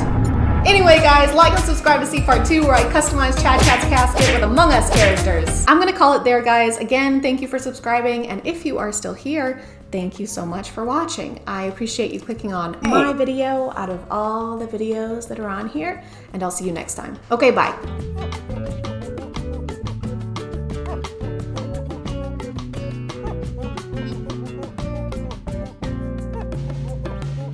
Hey guys, sorry about the noise. That's just 7 men being so obsessed with me that they won't leave me alone. Guys, I know I make a mean grilled cheese, but seriously, you're embarrassing yourselves. Ma'am, please let us in. We got a call about a grease fire. Okay, sure you did. Nice try, guys. I mean, it's so desperate. Come on. A clean child. My name is ChadChad. Not really. And are you struggling to get dates? Is the guy you like not texting you back? Did your last date end with you having to post a 3-part story time on TikTok? If you answered yes to any of these questions, then that's a skill issue. Okay, I have so many people obsessed with me that I have to beat them off with a stick. And that's hard. It takes a lot of lube. Now that we're officially out of cuffing season, things in the relationship area may be a little more difficult. And that's okay. All you have to do is get better at everything immediately. TikTok. Speaking of which, that app is always offering helpful morsels of dating advice, like act interested, but not too interested. Flirt with them a lot, but not a lot. Cut the red wire, not the blue wire. What do you mean there's a green wire? Cut that one too, I guess. I don't know. I've never seen that before. I'm not really sure. We've talked about alpha dating advice before, but the other day I came across this video. Things you should never say to a man if you want him to be completely obsessed. You're exactly my type. Don't make him too comfortable. He will start slacking. Make him feel slightly inferior to you and he'll treat you like a goddess. Don't tell a guy you like him. Are you crazy? Make him feel like shit. If you find yourself intentionally trying to make someone feel inferior to you, you're a bad person. You're not allowed to girl bossify manipulation. Hey, you want to get dinner sometime? I don't think so. Why not? I think you're getting a little too comfortable. We're married. Are we though? Thank you to Intamina for sponsoring today, and let's get back to the video. Do not say you are perfect. Keep him on his toes, sis. Don't make it so easy for him. If you were thinking of complimenting the person you're interested in, don't. What are we supposed to say instead? It doesn't really seem like we're allowed to say anything positive, so I guess the right thing is to insult them. Hey, I saw you from across the room, and I just wanted to say, I could smell your breath all the way over there. Can I get you a drink of mouthwash? You want to head back to your place alone so you can brush your teeth? Keep him on his toes, sis. Don't make it so easy for him. How's he supposed to get anything done if he's got to stand on his toes all the time? Be right back, babe. I gotta pick up your prescription. How to make him obsessed with you. When on the phone with him, say his name and drag it out a little. If he says something funny, touch his arm while you laugh. Give him a cute nickname that only you call him, UGH. I know this means ugh, like how that's a cute thing for people to do, but when I first read this, I thought that that was the nickname you're supposed to give him. So we've been talking for a while now, and it's been great. Ugh. And I think that we should take it to the next level. Every time I close my eyes, all I can see is our future together. Ugh. Also, what if he doesn't want a nickname? What if he likes his name or if it's already super short? Hey, my name's Nick. Hi, can I give you a nickname? No thanks, I already have one. Things you should never say to a man. You're exactly my type. Is there a closer picture of Bella Hadid we can use? I just feel like we aren't zoomed in enough. Things you should never say to a man. The videos from this account just use zoomed in pictures of models and then give some of the worst advice you've ever heard. How to make a man like you. Tell him you fucking hate him. How to make a man spoil you. Classical conditioning. Hey, to make a man spoil you, just like become a psychologist. All you gotta do is go to school for a minimum of 5 years and dedicate your life to the intricacies of human psychology, and then you can finally claim your prize. A guy named Ugh. This might just be me, but if you have to Pavlov a guy into treating you well, maybe he's not the one. Maybe just date someone else instead of treating it like a Psych 101 assignment. My boyfriend never gets me flowers, so I'm gonna give him a piece of ham every time I mention them. Hey babe, look at my tulips. I can't stand babies. Or kids. Hey wow, look at my pet petunias. How to mess with him. Text him good morning and let him respond, then don't reply. Have convos with him and stop responding out of nowhere. Text him come over, then don't answer. So just don't talk to him? It's called absence makes the heart grow fonder, so the more absent you are, the more fonder they are. And that is why my dad left 16 years ago. He actually loved me too much. Thanks, Dad. Also, if you text someone come over and then stop responding, what if they do come over? Because I think this person is assuming he'll text and ask what time or something. But what if he doesn't and just shows up? I think if you invite someone over, you should be prepared for them to actually come over. All right, you see that guy on the left? Yeah, I see him. Take him out.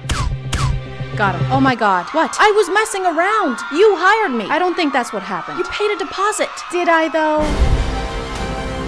If you want him to be insanely attracted to you, you are going to be fun to be around. You are also going to make sure that you have your own life. Your hobbies, your friends, your activities are exactly the things that make you this interesting girl he's attracted to. Something that I've noticed about a few of these is that you need to be busy to make a guy obsessed with you. So a lot of the advice is like, you need to have a lot of friends and great relationships so you can get a boyfriend. You need to have hobbies that you're passionate about so you can get a boyfriend. Lead a fulfilling life, a successful career, and find worth within yourself.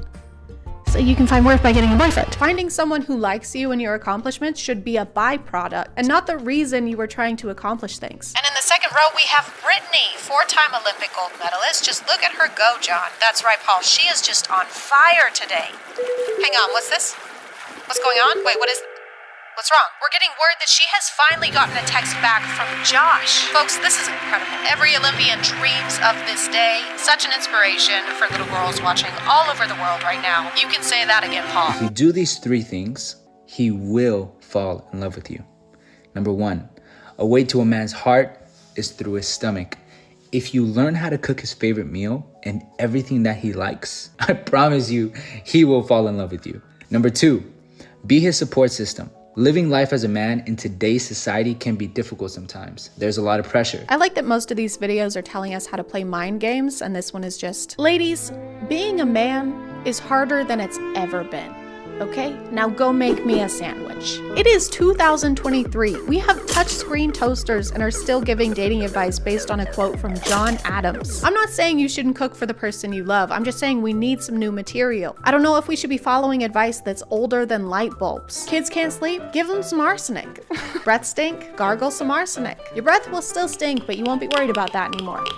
What I'm about to share is very manipulative, and I don't recommend you use it on just anyone. You're gonna create pleasure and pain. Let's start with pleasure. Give this person attention, give them hope, let them get comfortable, almost like they're in an ocean with unlimited supplies of water. Next up, pain. You're gonna take them from that ocean and drop them in the desert. Okay, no more water supply. In other words, no contact. Because that's when they're gonna get confused. These metaphors make no sense. Dropping them in a desert with no water or in an ocean with unlimited supplies of water. You can't drink ocean water. If you have unlimited supplies of ocean water, it's because you're drowning. Also, thinking that your text messages are the equivalent of someone's water supply is the most self-involved thing I've ever heard. Yeah, a snap from me is like life-saving. They don't even use defibrillators anymore. They just call me. I guess I'm like God's gift to Earth?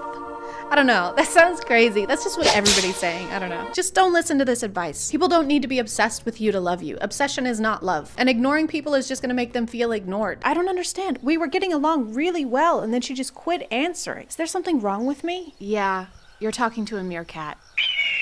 What if I told you that the way you hold your cup on a first date can actually make a guy obsess over you? You are on a date right now and you're gonna go pick up that drink in front of you. However, a lot of people make this mistake. Do not, for the love of God, hold the drink like this. If you are holding a drink like this shows to the other person that you have this like insecure and uptight energy. Men hate that. Joke's on you because I already overanalyze everything I do. Way ahead of you. This is a weird way to stand. No one has ever stood like this before. You're so bad at standing right now. They're gonna kick you out for standing like this. This is the dumbest standing anyone's ever done. Stupid stand. Dumb, bad standing. Rather, what you should be doing is holding the cup like this. More loose, ready to go, and confident. As little as this may seem, and subconscious mind pays attention to everything. There's basically no difference in those two ways. You barely moved your fingers. Holding your thumb like this launches a website for dog beds. Holding your thumb like this launches a nuclear... I really think we're just overcomplicating things. How are you supposed to get to know anyone if you're worried about your cup posture? There's too many rules and mind games. It's too complex. That's why I'm gonna start dating like you do in video games, specifically in Stardew Valley.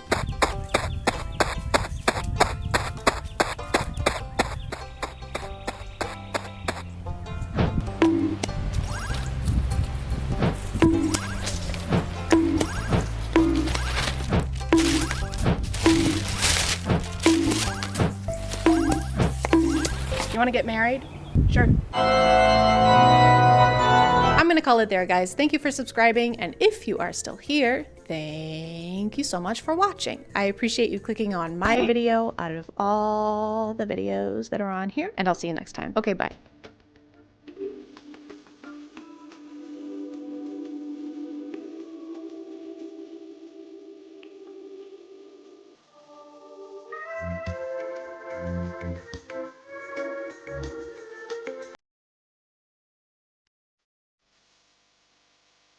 Hey guys, and welcome back to...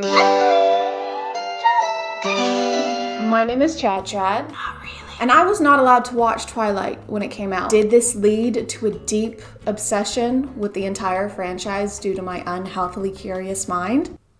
No, why would you think that it did that? Because it didn't. I'm not saying that Twilight is at the root of every modern day vampire obsession. I'm just saying that it probably is, because you can't tell me that the period where middle schoolers were drawing bite marks on their neck and pretending their Minute Maid fruit punch was blood didn't cause just a little bit of a shift in our timeline.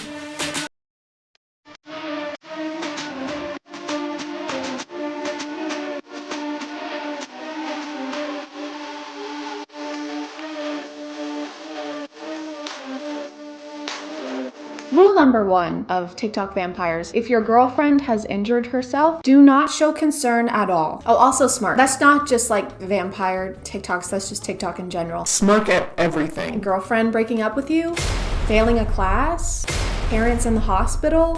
Sadly though. So I'm not sure if his girlfriend is aware of his vampire-ness. Vampiricalness. Good. I'm glad we did that. If she is, does she want him to kill her? Or because she has to know how this stuff works, right? Hello, my vampire boyfriend who has an animalistic reaction to blood that will probably lead to you killing me. Look at this cut on my stomach. It has blood. I've taken note of the blood on your stomach and you were correct. I will now be killing you. As long as your smirk is the last thing I look upon, I die a contented woman.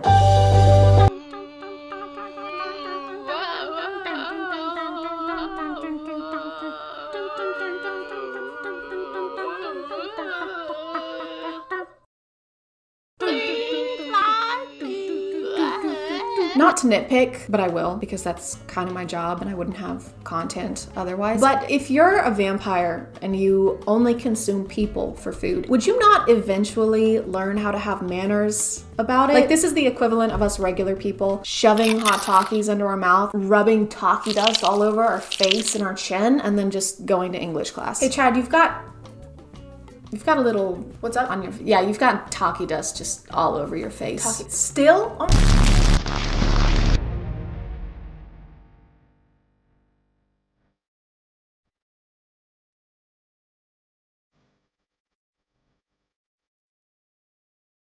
What is that? What's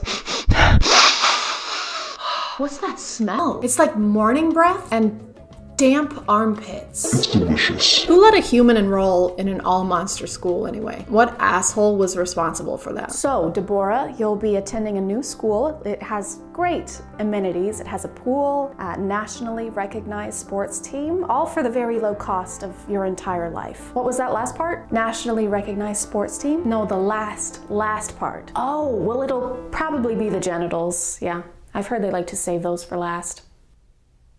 Wait, I'm sorry. Phew, it's okay. It's kneecaps last, genitals first. Deborah? Hey, baby, I thought you were waiting downstairs for me. This? Oh, it's nothing. I was just, shaving, obviously, you know.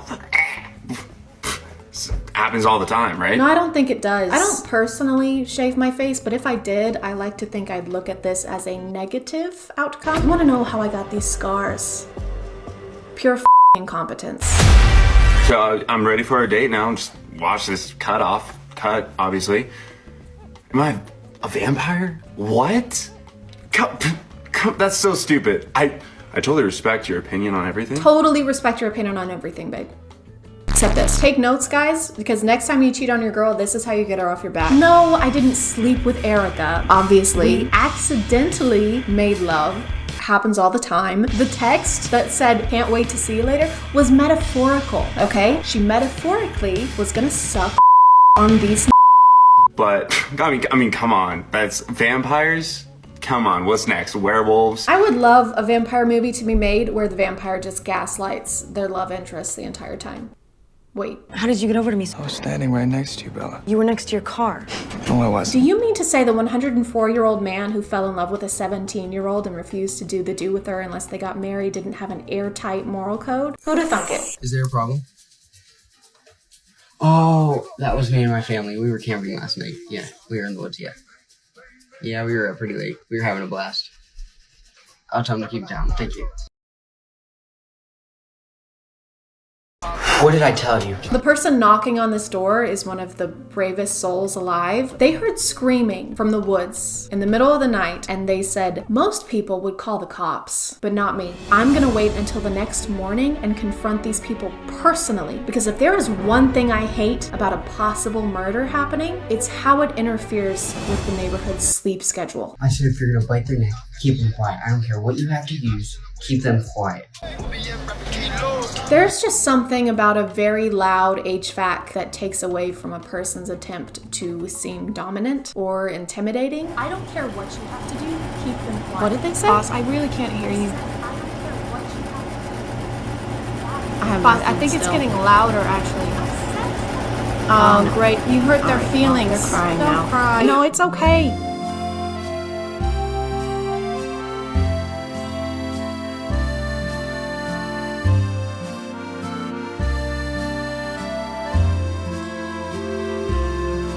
I am begging y'all to never stop putting yourselves in 6 times speed. This is the best thing I've seen in weeks. I will be starting a petition to have all romance movies follow this format. Miss Bennett, Mr. Darcy, I trust your family is in. Quiet, Mr. Darcy, and kiss me, you fool.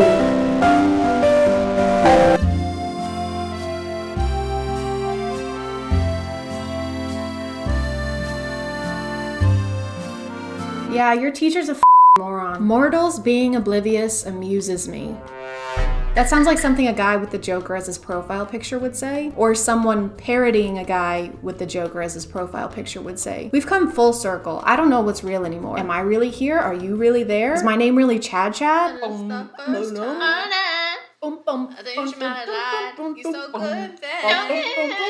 Just don't know why. I love how most of these portray vampires as these sexy, irresistible beings. I mean, of course they do, thanks to Stephanie and the Vampire Diaries. But it's particularly funny to me considering how the folklore of vampires probably started. Like, it was probably just a bunch of people in the olden days desperate for some food and vitamins, so they had to resort to sipping the old human fruit punch. Mule, thou mother is dead. No, yes. Now fetch the salt. Please, let me at least say goodbye. Of course. Merciful God, Agatharius has died. Fetch the garlic. Betzius, thou knowest how deathly allergic I am to garlic. Cast it aside, I never wish to look upon it again. Forgive me, Lord Jacobius. Thy garlic hath killed Sir Meatsback. I decree garlic to be the most dangerous of vegetables. Jedediah Sariah, write that down. Of course, sir. And tell thy children and thy children's children of how evil garlic hath been to us. Immediately, sir. Shall we prepare Meatsback for dinner? How durst thou? His flesh hath been tainted by the garlic. I am the lowest of low, sir. By the garlic. Sir, Bethesmiel's mother and Agatharius. They live. It was just a quick bout of the plague, sir. Nothing we can't handle. Looks like meat's back on the menu, boys. I'm gonna call it there, guys. If you want to follow me on other stuff, that's my Instagram, that's my Twitter. I don't usually plug that stuff, but I'm close to getting 10,000 followers on Instagram, and then I have the feature where I can tell you to swipe up, which would make me feel important. Thank you for subscribing, and if you are still here, thank you so much for watching. I appreciate you clicking on my video out of all the videos that are on here, and I'll see you next time. Okay, bye.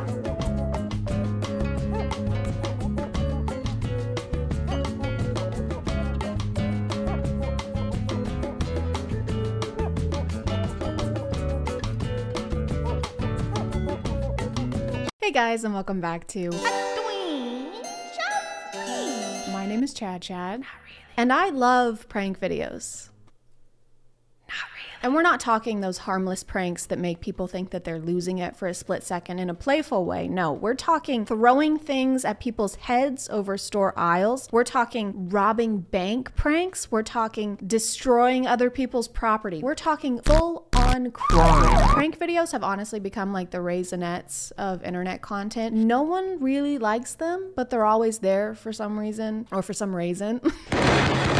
I really thought that we had come close to ending the reign of pranksters on the internet whenever those twins got arrested very briefly, and everyone collectively online was like, hey, stop, maybe, because we're really tired of this. But no. Prank videos are still here, and they are not getting any better. I found this account. I found a couple like it, but I didn't document them or make any kind of note of it. I do this for a living, by the way. I'm a huge fan, actually, of how TikTok will delete funny videos for basically no reason, but will leave this up where these people are basically just flashing ass at the camera. That's perfectly okay, all right? Actually, that's what TikTok wants. Isn't that right, TikTok? So you guys heard it here first. Go forth and shake ass. This is Matt. As far as I can tell, he's the page owner, since the women featured in these videos alternate a lot. How do you guys keep getting stuck in the car? I don't know. Oh my goodness. Well, good thing I have some scissors. I'll save the day. I have a sneaking suspicion that I'm gonna have to blur out 90% of these videos. Matt's philosophy when it comes to making internet content seems to be, why make good content when you can simply not? When you cannot do that.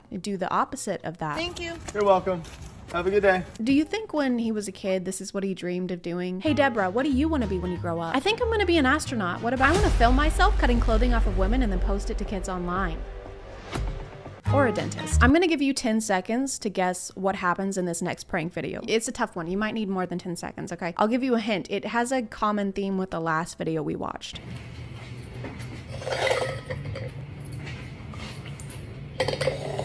Did you guess that an ass somehow makes an appearance? Then you got it. Great job. I'm mostly upset about the lack of creativity behind the guise of a prank. I know these pranks are just a front for showing butt, but still. The prank is what? That you put a jalapeno into a clear glass where the jalapeno is clearly visible. Also, the fact that the act of sliding the glass across the table to switch them is incredibly loud. What in the world can that be? What?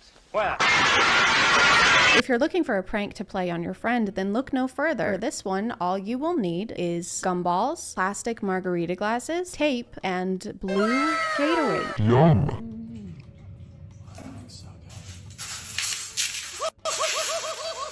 The fact that she didn't see the tape, this is staged. That's an astute observation. Another giveaway might be the fact that her headphones are plugged into absolutely nothing, but anyway. This prank is the same as the last one, except for this time he puts candy in the drink, and I was gonna make a comment on how that would not merit the same reaction as the jalapeno drink would, but then I saw that it's candy corn he's putting in there, so never mind. Oh, and there's also ass in this one. How many times can I say ass before I get demonetized? For this next one, you have to put rice in your window blinds.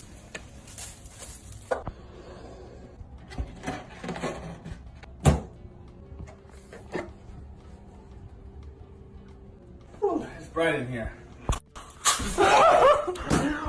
If I want to scare my friends with this prank, which I do, this is terrifying, I really do I have to use the balloon? We've already got the rice. I feel like it just adds insult to injury. There's rice in the blinds, there's a fucking balloon on the couch. It's traumatic. How do I ensure that my friend's ass, I have to stop saying ass, finds its way onto the balloon? Is the balloon like a metal detector or like a butt magnet? I guess I could just tell them every detail of the prank beforehand. That's probably what I'll do. If nothing else, I'll get 9 million followers out of it. 9 million of them. For this. And then there's this, which I forgot was a thing on the internet for like a week.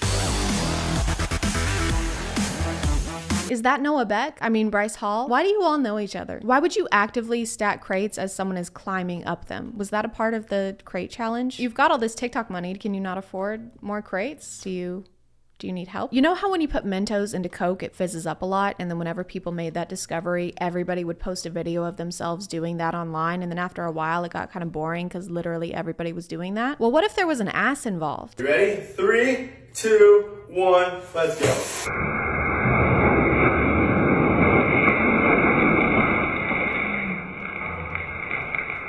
I mean, what were you expecting? An explosion? You can't have an explosion and ass, okay? Don't get greedy. Also, you're telling me you can afford all this soda, but not more crates? I think we should set up a GoFundMe just for the crates, guys. All right, here we go. I'm sorry, guys, seriously. All right, here we go. Wow, this is fun. TikTok, it was completely safe. How? You just dumped basically explosives on their faces. It looks like they're being tortured. TikTok did let this one slide though, so it was probably because of the disclaimer. Let's drop it. Uh-oh. What's it look like? Oh, not that bad. This is a great video. I especially like the part where nothing happens. How do you make a TikTok that is so pointless but still gets almost 20,000 likes? It seems like before he discovered the secret to unlocking the TikTok algorithm, it's ass. He did a lot of videos where food is just wasted. Gumballs, Skittles, cereal, even green beans.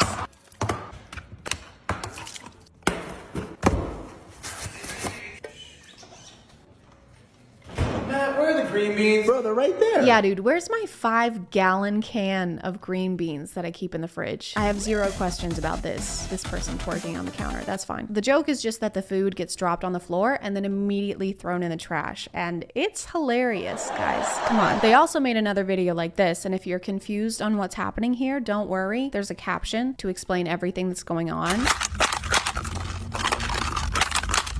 So what he's doing is he's actually breaking a frozen water bottle on the ground. Do you want to watch it again or no? You've got it? Okay, good. Why? Come on, put it over your head. Higher, Emma. This is as high as I can go, Matt. No, it's not. Higher. Why? No, it's not. I like how in this universe people continue to do what he says no matter what, and at no point are they ever like, I don't know if I should hold this bag of flour above my head. Last time you told me to hold something above my head, it was a vat of acid, so I'm a little apprehensive.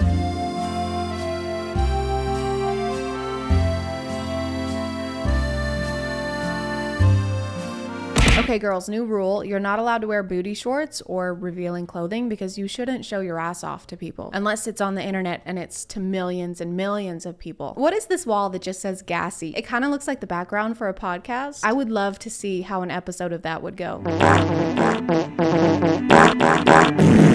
I guess before the page really started blowing up, not that many people wanted to collab with him, so he would have to improvise and prank himself. So he would think of the prank, set it up, and then act like he was the one being pranked. Very impressive. It's a one-man show.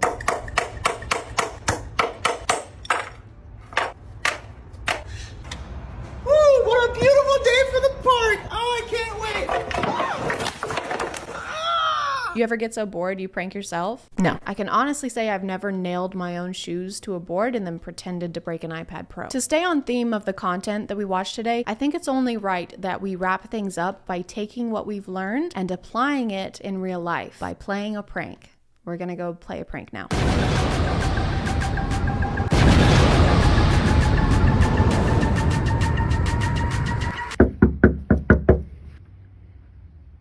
Hey. I'm very scared of what's gonna happen to me when You just got pranked.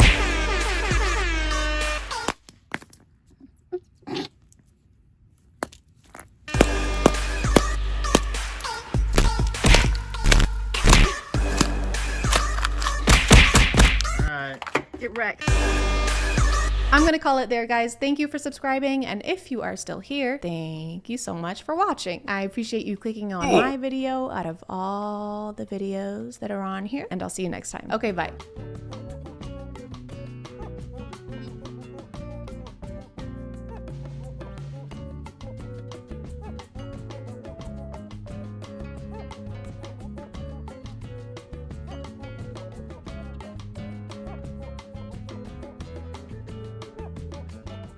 Do you want to help me do the twinge? A twinge of cringe? Basically, you just have to like push every limit of your vocal cords. Nice. Hey guys, and welcome back to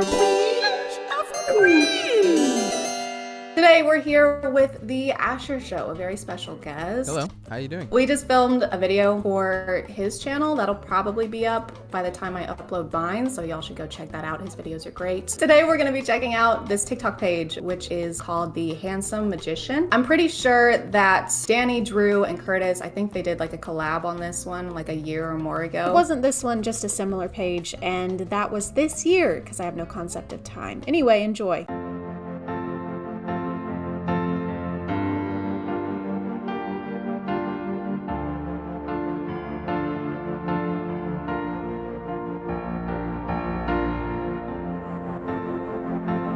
Excuse me? He broke into her house. She's loaded. She's got gold bars and cash stacks upstairs. Who is she, Jeff Bezos' ex-wife? Why is she so rich? No, I think it's because of that body she's got in the attic. It was probably a contract or something. The Handsome Magician. That's the name of this channel? Yeah, The Handsome Magician. So who's the magician? I think he is. I think he's the creator. He's the common denominator in these videos. But his PFP is Mark Zuckerberg. Of course, as it should be.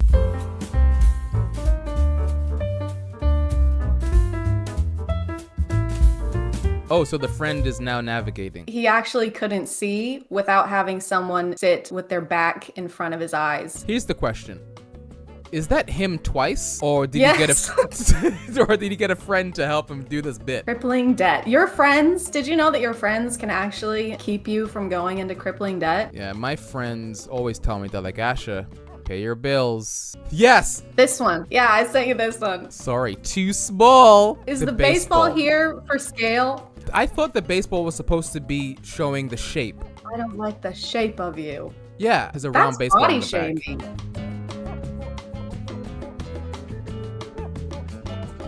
The perfect match is out there. Never give up. Dude, I love this guy. They're always trying to portray some sort of message. Yeah, like this one isn't green screen.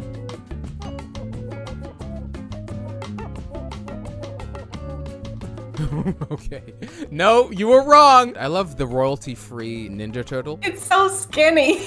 So thin. Like, this guy's been doing Pilates. This is the Ninja Turtle that doesn't like pizza. What's that video game where the couple that's like about to break up and you have to talk to them and you like actually type stuff in? Oh my goodness, I know exactly what you're talking about. You knock on the door, hello, come on in. Yeah, the animation of her face looks exactly like that. Shoot, you're right. Oh, and this is why, okay, so I saw them like last week and I didn't really recognize them. And then I clicked on their page and I saw this one. Oh, they're digging again. But do you see who is doing the digging? No, I can't. Wait, let me enlarge this. It's Danny Gonzalez's head. Is it? Green, like, edited onto this person. Oh my god, this is so meta. Oh, I just realized I was too busy focused on the face. I didn't get the message of this video. If you keep digging... This one is like, don't be greedy. Yeah, because then you'll fall into a pit of tigers. Right. Careful what you wish for, Danny Gonzalez. Danny, you're getting too fucking greedy and you need to stop. Get down there with those tigers. Come on, baby, just one little kiss. Forgot that we're voicing these characters. Oh yeah, we gotta voice them. Okay, I'm not in the mood to kiss you tonight.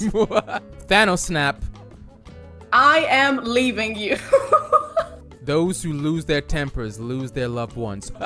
I don't know anybody who gets this upset over not getting a kiss. Yeah, he's enraged that he turns into a tiger. I'd be mad too if I had to wear sandals like that. Okay, so I did see this one last night. I don't know what this one is. I think it's like a Roadrunner sketch. It is! Oh my god, look at him run. He doesn't even move his arms. Why doesn't he move his arms when he runs? He runs like this. What's the message here? They wanted to leave it up to interpretation on this one. It's up to the viewer this time. I think it's your turn to figure it out. Yeah, it's time to use your own head for once. Have you ever had anyone comment on your lips? Because I don't think I have.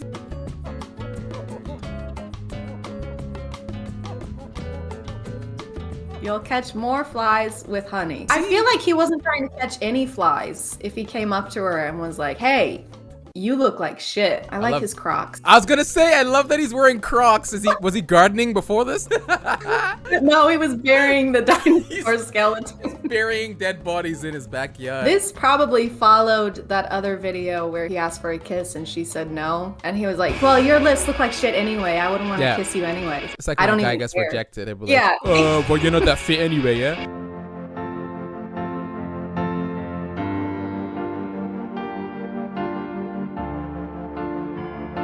Dude, he literally will edit her death into almost all of He these. loves killing his wife.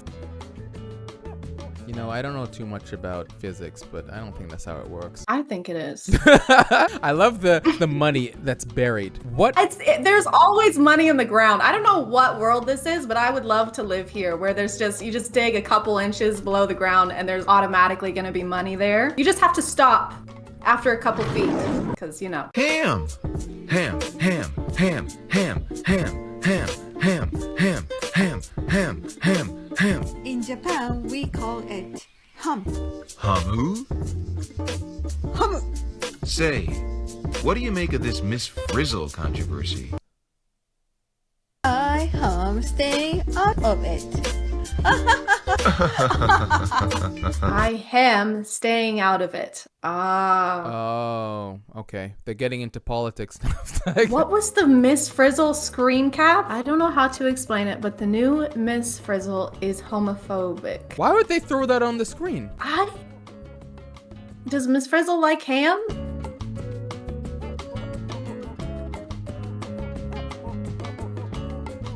Child. This guy has a beard. How is he a child? How do you carry your money around? Do you have a wallet, a purse, or anything, or do you usually carry around burlap sacks with dollar signs on them? Burlap sacks, yeah. I have two, actually.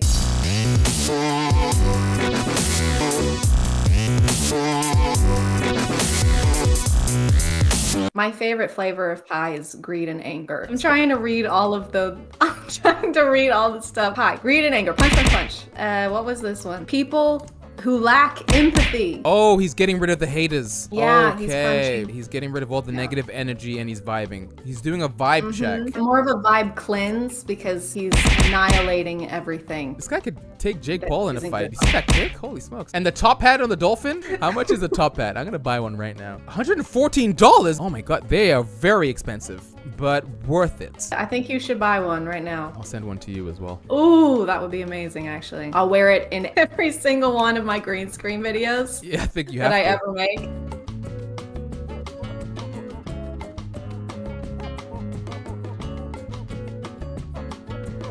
Knowledge is power. Oh. Did he create a coil out of nothing? He manifested a coil, yeah.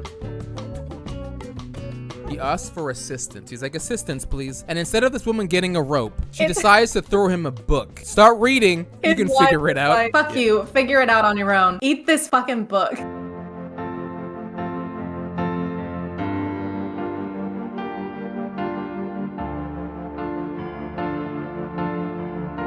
He's drowning. Oh. He's dying. Also, this looks like a penis. Wait. What's the message? The message is that if you dig holes shaped like a penis, you will fucking die. This user figured it out. Okay, you ready for this? In this context, he can't swim up because the clowns are holding us down. Oh. It's quiz time. Okay. What's this?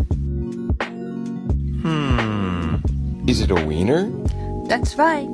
In Japan, we call it wiener. Huh. I like that they're teaching us things. How to say I do too. wiener in Japanese. Is that Jerry Seinfeld? Yeah, it is. I never sausage little wiener before. Okay.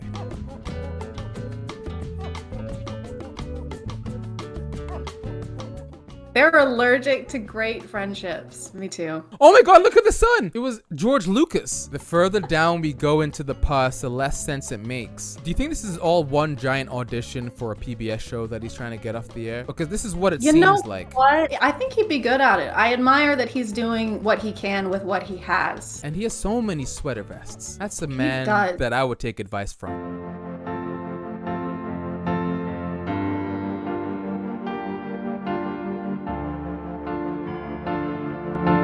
I read the Bible and I've never seen any of these words before. I've read the Bible also, and I don't recall him ever saying, letting shit slip or you'll be leaving with a fat lip. Jesus, come on. Profanity, Jesus. Is this him?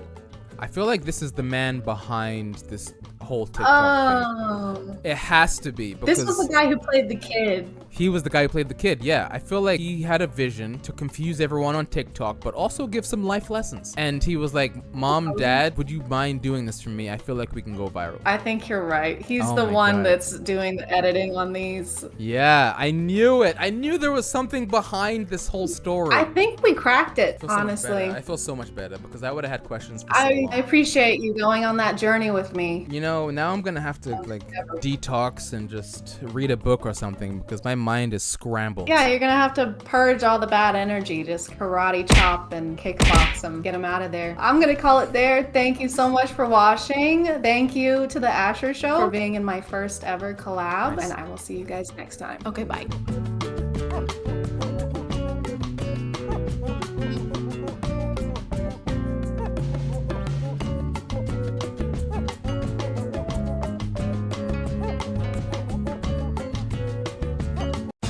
Water, one of the most vital resources on the planet, something that we can't live without, and something that momfluencers can't bear the taste of without 2 pounds of powdered pineapple Fanta mixed and heart-shaped ice cubes made of pink lemonade. So it makes sense that something as important as water, something of this magnitude, deserves to be carried in a vessel of the same importance. Something sturdy, something cute, something that retails for up to $60 before tax. So when Stanley Cups started blowing up online, we found that vessel.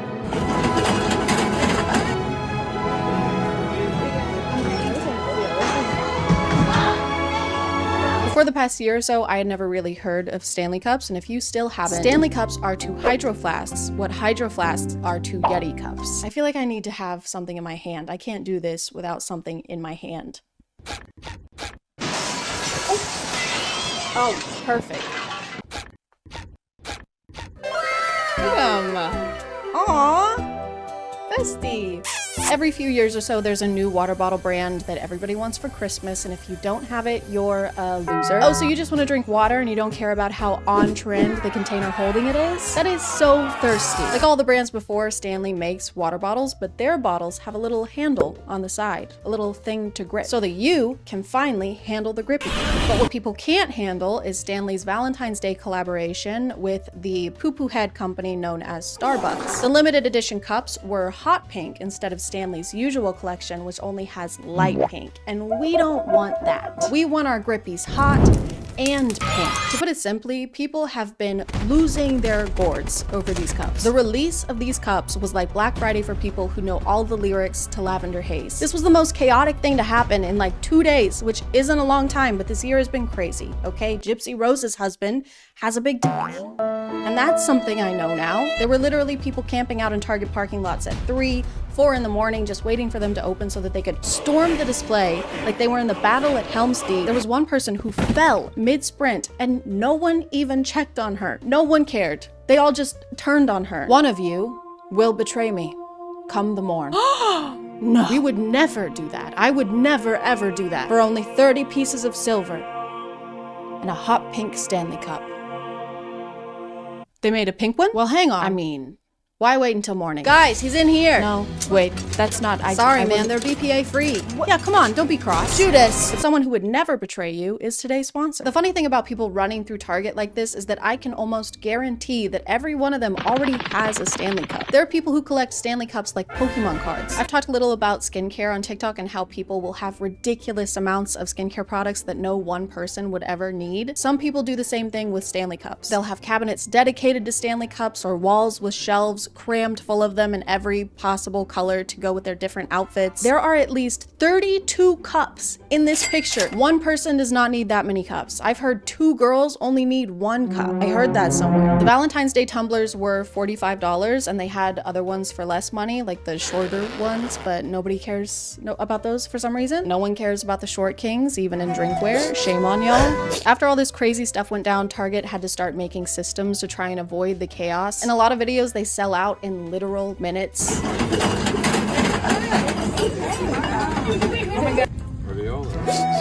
People were grabbing them so quickly that they had to start enforcing a 2 per person limit on the cups. Some Targets were apparently even handing out tickets to the lines in front of Target.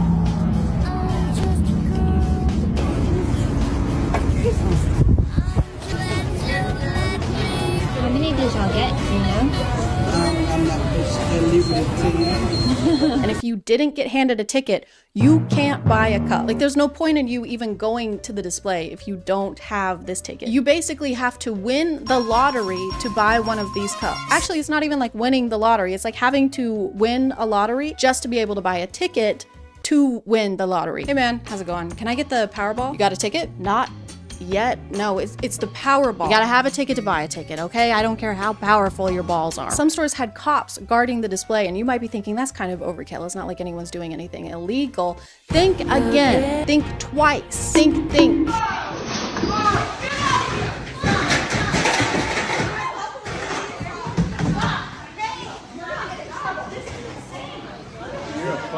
This guy grabs an entire box from behind the counter, which is crazy. I don't care about Starbucks or Target, but don't stress out the employees. They're already over your shit without you doing anything illegal. You're legally a pain in the ass. But then these people body slam and tackle him. Stop him! Stop him!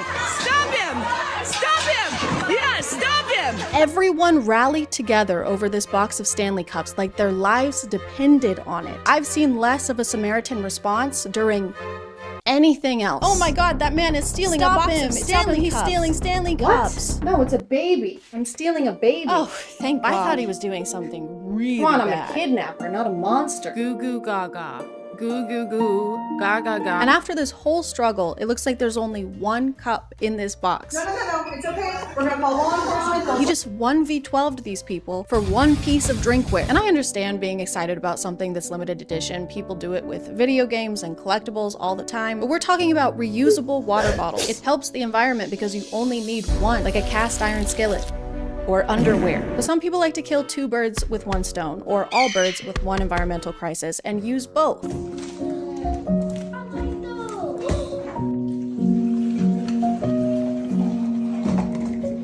On the bright side, this is more efficient. This way, the plastic will end up in the ocean faster. Time is money. Money is Stanley Cups. My leg itches and my hand is sweaty. This is just insulting, because if you're gonna use plastic water bottles, at least use them. The environmental impact can't be for naught. Verily, unless they can't drink their water, this is completely pointless and just adds an extra step. I just created matches so that we don't have to use rocks to make fires anymore. Amazing, that makes things easier and better.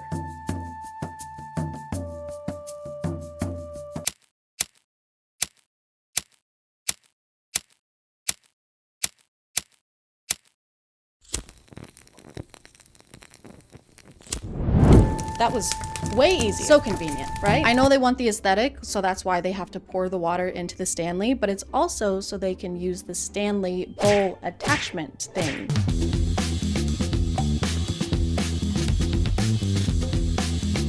There's already a container to drink the water from, and there are already bowls. If anything, this is just taking a bowl and putting it on something precarious that your kid's knee is gonna knock out in 2.5 seconds. And if you take too many grapes from one side, the whole thing will topple over. This is like putting your toddler's food on top of a Jenga tower. And that's another thing about Stanleys, is that people like to make accessories for them, which if you take into account the people who think of these as accessories and buy different colors to go with their outfits, this is accessorizing an accessory.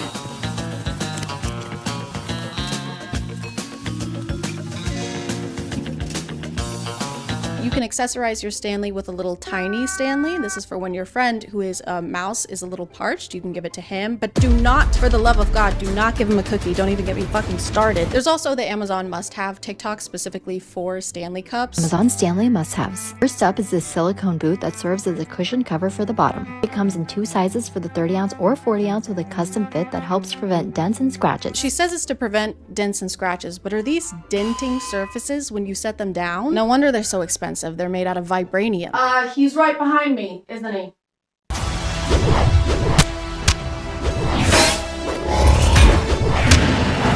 You can also buy clothes and purses for your Stanley. This carrier is another favorite, especially if you like to bring your Stanley on the go. It secures around the cup with Velcro for a nice snug fit. This pouch that's designed to strap onto Stanleys so you can keep a few of your important belongings like a cell phone, key fob, and card holder all together. It kind of seems like a water bottle isn't what you want. You would like a doll, like a Barbie or an American Girl doll. These are probably as expensive as American Girl dolls, which is really hard to be. And this is fine. Some of these are cute. I'm not gonna pretend that they're not, but what isn't cute is whatever this is. The packaging was so cute, I had to get it laminated. Then I rolled it up and tied it with a scrunchie, added some glue dots to the back. Now I can use my tumbler without messing up the label. You just laminated garbage. We don't need ways to make trash last longer. Biodegradable.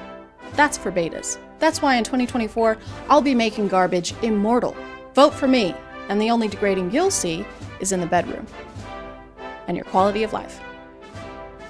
And the economy. I know that this is not every Stanley Cup owner. There are plenty of people who like Stanleys a normal amount, who just want a reusable, cute cup, and who don't try to punch Target employees in the throat. I think all the Valentine's Day cups are sold out now, which sucks because how am I supposed to get one? There are some people reselling them for over $200, and that's ridiculous. So I guess I'm gonna have to make my own Stanley Cup. So this is my tutorial for how to make your own Stanley Cup. First, you're gonna buy this decal paper from online, and then you're gonna not use that at all because you don't have ink for your printer, and then it snows in Tennessee way more than anyone is used to. Everyone is staying home from school and work. Everyone is stranded. I'm stranded. I can't go to the grocery store. I'm only eating Chef Boyardee. These are dark times. So then you're gonna have to improvise a little bit. You're gonna have to brainstorm, and then you're gonna remember that your amazing, wonderful manager got you an Insta camera for Christmas, and then you're just gonna take a picture of your design on your phone, print that out, cut it out, fasten it to your cup in a dishwasher waterproof way, and there you go. There is your very own Stanley Cup. You know, Stan Lee,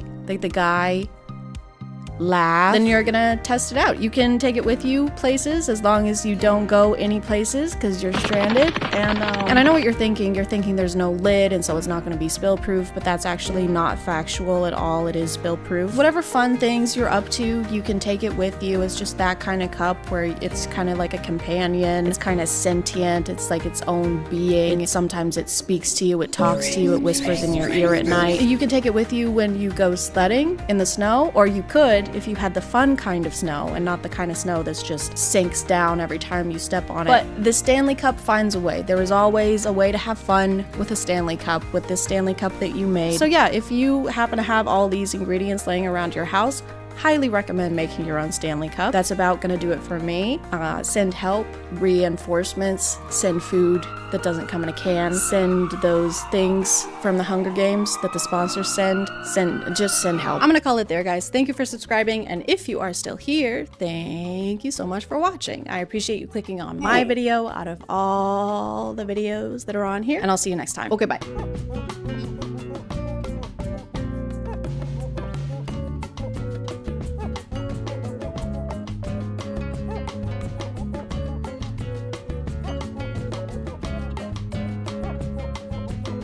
Hey guys, my name is ChadChad.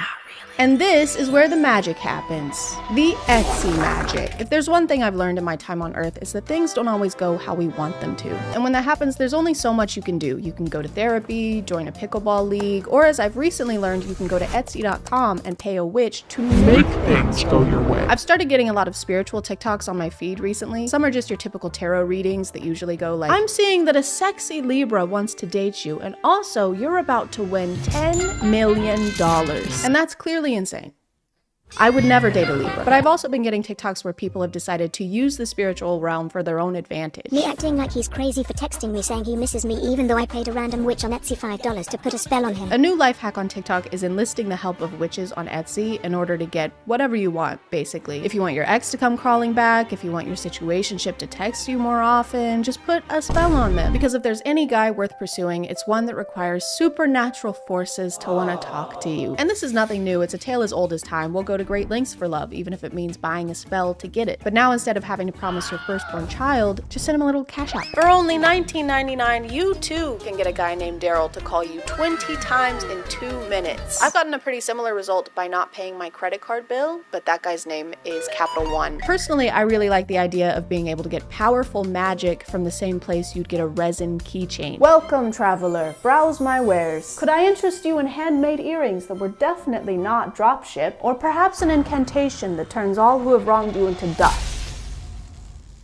I also have cheats. So after seeing so many success stories, I was curious. I wanted to see what all the fuss was about. Maybe there's an Etsy spell that can make the months November through February disappear, so I don't have to live through them. Or if there's a spell to make someone call you more, maybe there's a spell that can make Capital One stop calling me. That guy is obsessed with me. It's honestly really embarrassing for him. So I decided to do some shopping. Some Etsy shopping.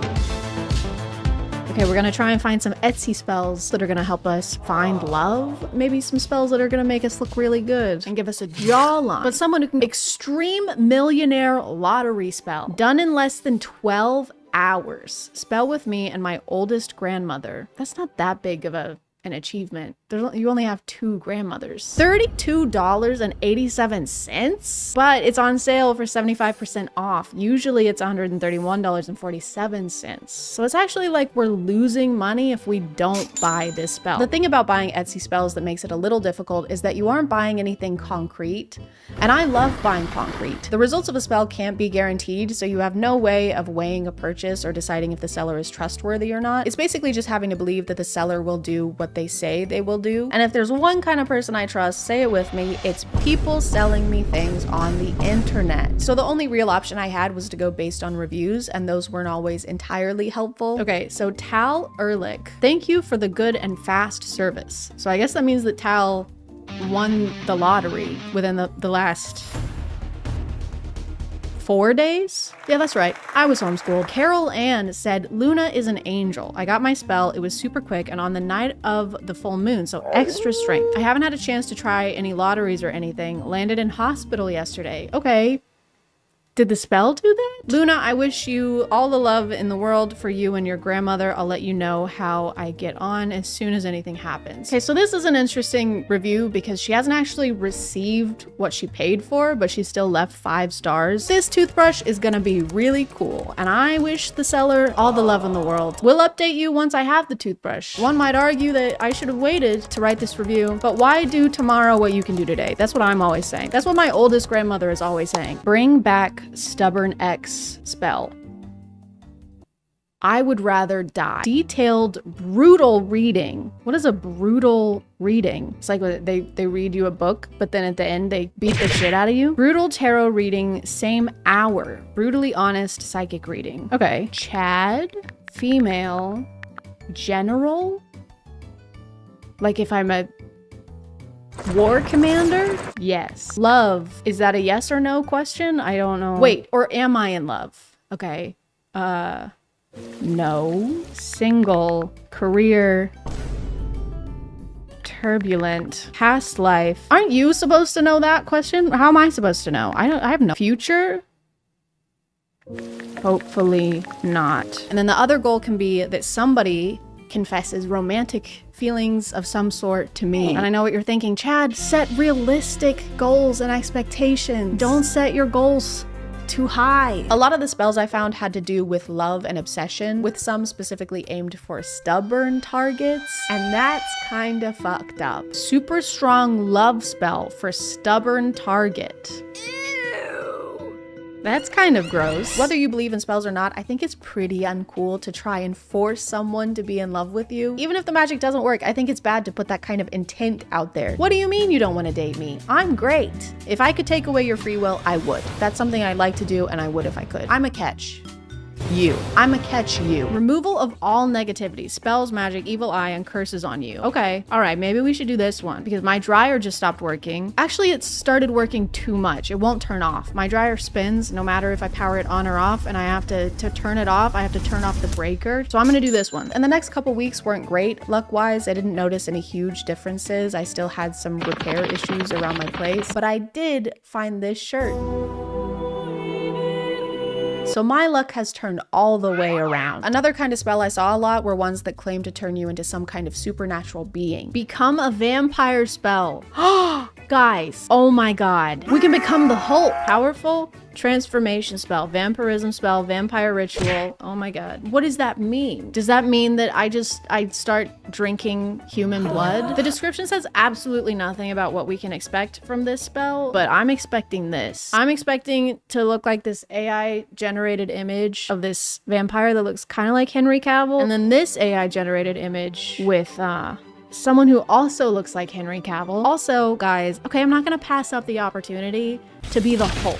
I'm not gonna pass up the quick cast, fast acting spell to give me supernatural strength. Add to cart. I also grabbed a spell called Best Body Spell, which promised me the physique of a Greek god. Oh wait, Best Body Spell. Here we go. This is the one I was looking for. We gotta get a spell that makes us sexy. Here's them casting the spell that's gonna give us abs. An 8-pack, preferably. I'm assuming that this is what happens when the spell takes effect. Really hoping my skin melts off of my skeleton. If that doesn't happen, I'm gonna be disappointed. Spells by Austin. Bye, Austin.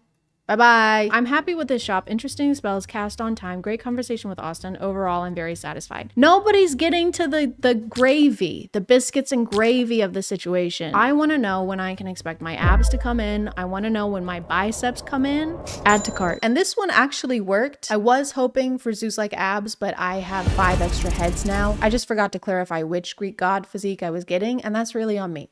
I mean, that's really on us. I also got an intelligence spell, not because I need it.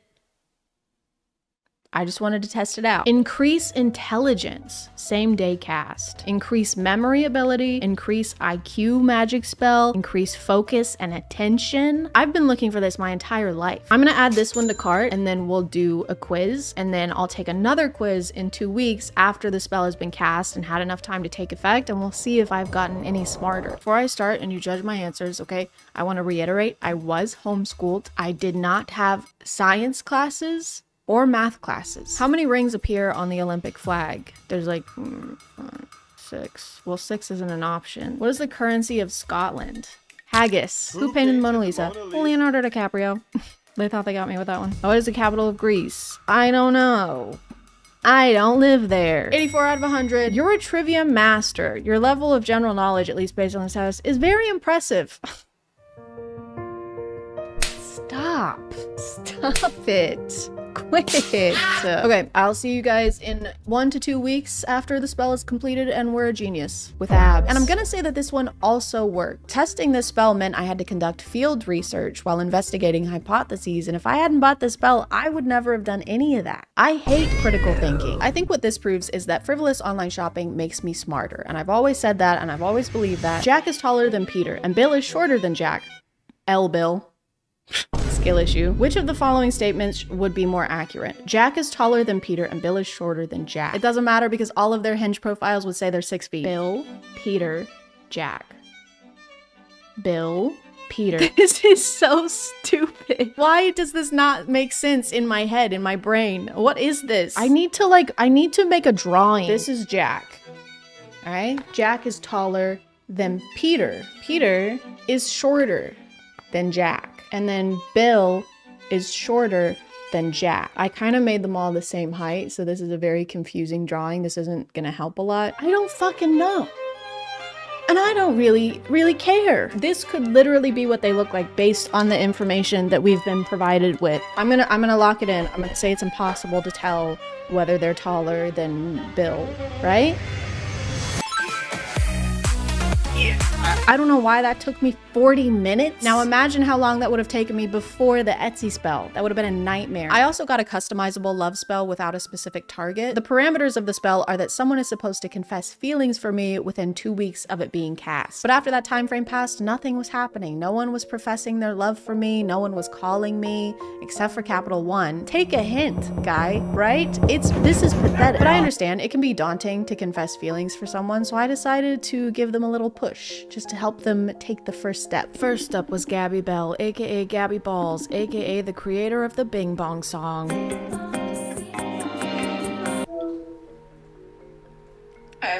Hey, she seemed to be snacking. I decided to get to the bottom of this. What are you eating? You know.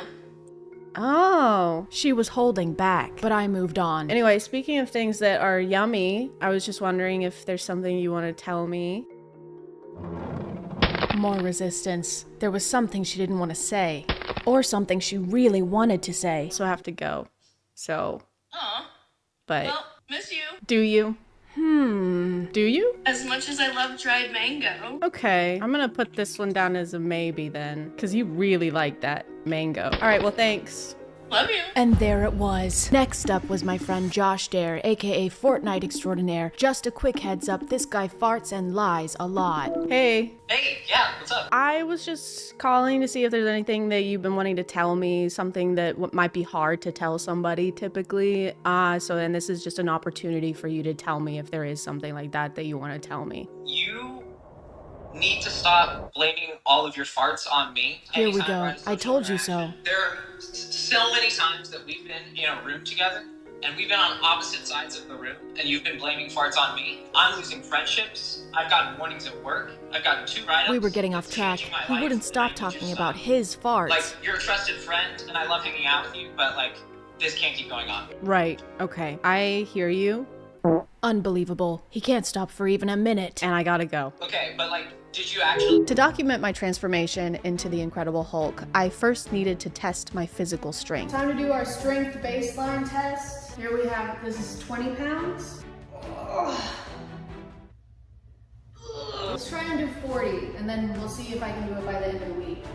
Oh my god!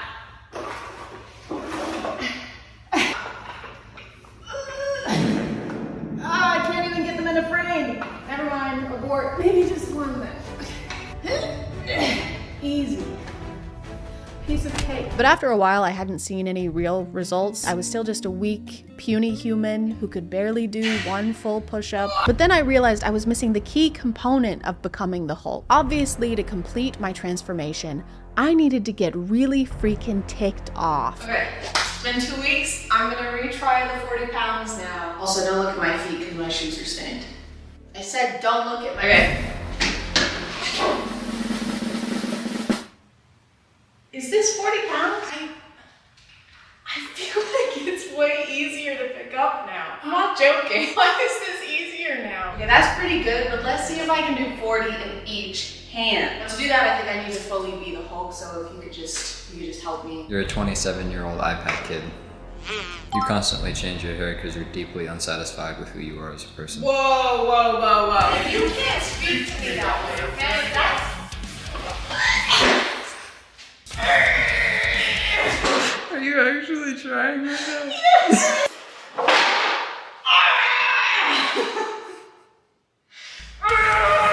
And then I was just waiting on the Become a Vampire spell. I had to carefully monitor this one for obvious reasons, so I routinely had to eat Italian food, which sucked.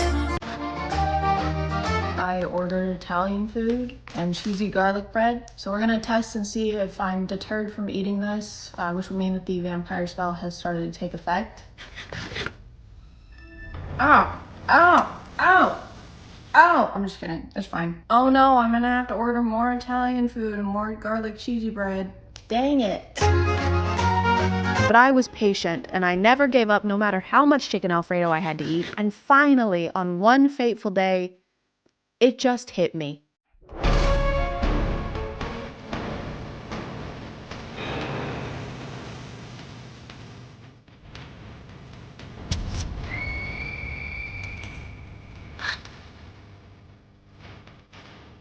Hold on tight, little spider monkey.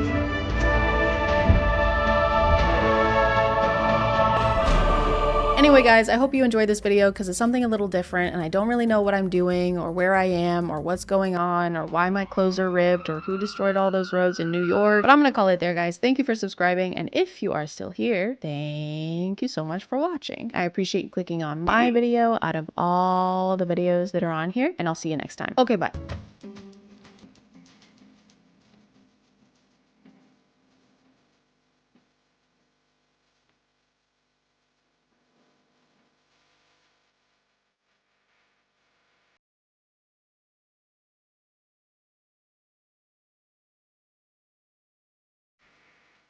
Hello. Today I will be learning how to write poetry.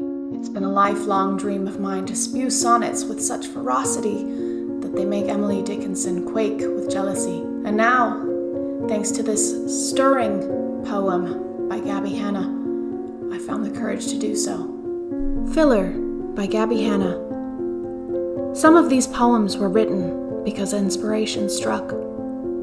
Others were written because I had a deadline and needed to fill pages. Can you guess which are which?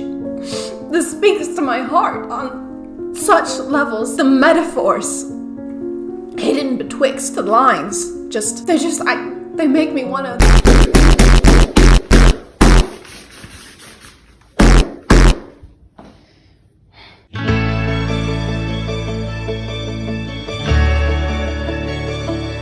Hey guys, and welcome back to A Twinge.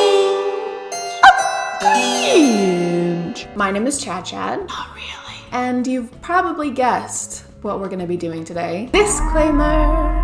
This is a disclaimer. Yeah. If you are a fan of Gabby Hanna, or if you're Gabby Hanna herself, which sounds crazy, but Chris Barnett did see my video on him, so it's not impossible, obviously. She is an intelligent, beautiful businesswoman who has worked very hard over the past few years and made a platform for herself, and also has been very open about her mental health recently. I am not a doctor, and I'm definitely not a mental health professional, so I will not be speculating on that in this video or in any way trying to insinuate that Gabby is crazy. Disclaimer over. I've never personally followed Gabby on anything, but I do remember seeing some of her Vines when Vine was still around. She went from there to doing YouTube, where she did a lot of story times, and then about 2 years ago, I think, is when she started doing music. You probably know this stuff and have some idea of all the drama she's been in, so I won't go into too much detail. But recently, she's been on my FYP a lot. Some might even say too much. And it's me. I am some.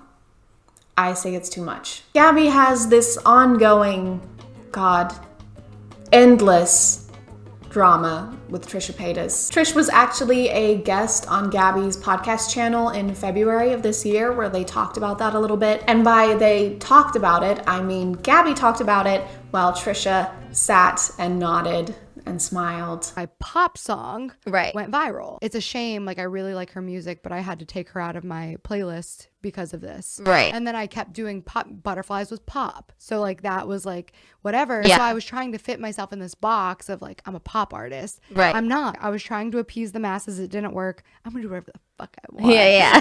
Like that's when all of a sudden it's like, she's a narcissist. She's a manipulator. She's a terrible person. Yeah. By the way, I've never talked about this. Oh. But it was a little awkward, but whatever. They seemed mostly civil. I think they exchanged apologies. Gabby showed remorse for the whole Gabby who cried STD incident of 2019. But then Gabby posted this TikTok. Never mattered what I had to say.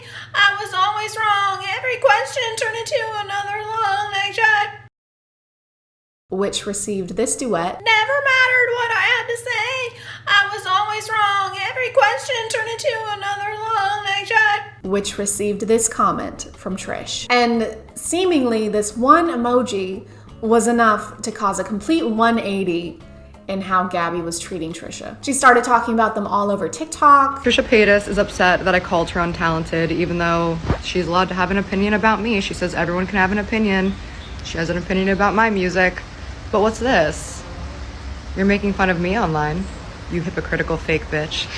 And and Twitter. I made a Twitter just so I could read Gabby's tweets for this video. So if any of y'all want to follow me over there, I don't even know what you post on Twitter because I've never had one, but just real quick, while I was reading Gabby's tweets for this video, I found this one of her accusing BB Rexa of copying her Monster music video because there's a shot of BB Rexa sitting on the ground. There's a vase and a mirror being shattered, then a match being lit, and then a house on fire. So, you know, 4 of the most original concepts that are not at all frequently used in music videos. BB tweeted back and said that actually her inspiration came from Eminem and Rihanna's Love the Way You Lie music video, which yeah, they're similar. Also, you can't really copyright the very well-known cinematic shot of having your subject light something against a dark, contrasting background. The mirror and vase breaking in BB's video is because the entire house is breaking. You can't have the house come down and exclude the vase and the mirror. Oh my God, there was an earthquake. Are you guys okay? Yeah, we're fine, but the house is almost completely destroyed. What do you mean almost? Well, the vase and mirror made it, miraculously. That is miraculous. Those are basically the 2 most fragile things someone can have in a house. Anyway, Gabby and Trisha started going at it once again on TikTok and Twitter. I'm not really gonna talk about it because I'm honestly sick of hearing about the 2 of them arguing. Now they're talking about how they were friends or they weren't really friends and how they invited her to Thanksgiving or they didn't invite her to Thanksgiving, and I do not give a fuck. On April 23rd, Gabby tweeted this announcing a mini-series, which now these make a lot more sense.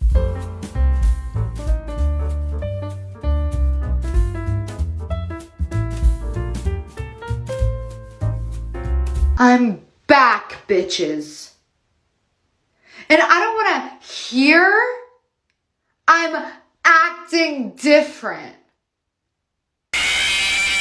Gabby's podcast channel almost consistently gets less than 100,000 views per video, and Trish and Ethan's podcast, Frenemies, consistently gets a lot more than that. People are saying that she's stirring up all this old drama to try and get an invite onto the Frenemies podcast, which makes sense so that she can try and get some views to her channel, as well as bringing attention to her mini-series. The thing that really caught my attention, and seems to be another point that caused these strange posts from Gabby, was this video by Rachel Oates, who is amazing by the way, reviewing Gabby's new book, Dandelion, which is more poetry. The review was negative, but gave some valid criticisms, and Gabby's immediate and very professional response was to attack Rachel online and send her fans after them to the point that Rachel had to delete Twitter. You could just apologize. You literally just ran away and blocked me instead of looking at your own criticism. You can't take criticism towards yourself at all. You can't stand even the tiniest ounce of criticism. You're a fucking monster. But wait, can you guess who sent Rachel the book to review in the first place? It was Gabby. Gabby sent her the book to review. My mind is so completely boggled by this. This is your career. This is your job. Can you imagine accepting criticism in this way at any other type of job? Yeah, so Douglas, I just feel like the graph could have a little less blue, maybe some warmer colors to try and cheer things up a little bit, and then we could go from that. Fuck you. I'm sorry? Fuck you. Your opinion doesn't matter. I'm your boss. I'm your boss. I have more Instagram followers than you, bitch. Okay, well, you're fired. Obviously. You're a bully. I'm a what? You're a high school fucking bully. Point the finger, pull the trigger, throw them up here, rail, you'll give yours eventually. Please leave. Please. Hi, I'm going to be voicing for Gabby Hanna in this next video because she has her song quietly playing in the background and I'm not getting a copy strike. Not today. I really cannot believe that you guys let a woman who doesn't like Bo Burnham tell you that my book wasn't good. This is the biggest compliment that I've ever fucking gotten, that she called both mine and Bo Burnham's work disappointing. She called Bo Burnham's work disappointing. Her. Who is she? Who is she? She's a person making content on YouTube who's allowed to have an opinion regardless of the fact that she has less subscribers than you. Gabby, no matter the situation, seems to have the same response to criticism. Oh, you have less subscribers than me? You're irrelevant. Oh, you have more subscribers than me? You're a bully. Either way, she's absolved of all fault, of course. I went into this video with a pretty open mind. Everything I've heard or seen about Gabby Hanna has always been secondhand, and I know how the internet can be sometimes, so I've never taken any of it to heart or really formed an opinion about her. But now I have, and it's definitely an opinion. I think my biggest takeaway regarding her character comes from how she confronted Bebe Rexha versus Rachel Oates. Bebe Rexha is a celebrity singer who had never heard of Gabby before these tweets, while Rachel Oates is a YouTuber with less than 300,000 subscribers. She called Rachel Oates a bitch multiple times, and if you go watch any of Rachel's videos, she is the opposite of that. Called Rachel a bitch for criticizing her poetry. And did I mention that Gabby's the one who sent Rachel the book in the first place? I did? Okay. Sorry, I just felt like I needed to bring it up again for some reason. But then when she was trying to accuse the music video of copying hers, it was all, oh, Miss Bebe Rexha, please. Oh, I love you so much and I'm such a fan of your work and I'm so sorry to bother you, but I think maybe you might have just a tiny bit copied my music video. And again, I'm sure you had nothing to do with it. Absolutely nothing. I would never accuse you of such a thing. But like, dude, if the way you treat people is decided by how much clout they have, or AKA how much clout they can potentially give you, you're not a good person. And to your frequent complaints on how people bully you and how undeserving you are of that. You're a bitch. What is it, you manipulative, narcissistic bitch? Face yourself, bitch. You mean miss 4K views on your fucking makeup tutorial? Miss 4K views on your commentary piece a week ago? Yeah, I just checked. Maybe you are the monster that's been there all along. I'm gonna call it there, you guys. Thank you so much for getting us to our first 1,000 subscribers. I don't even know how to say how much I appreciate it. And if you are still here, thank you so much for watching. I appreciate you clicking on my video out of all the videos that are on here, and I'll see you next time. Okay, bye.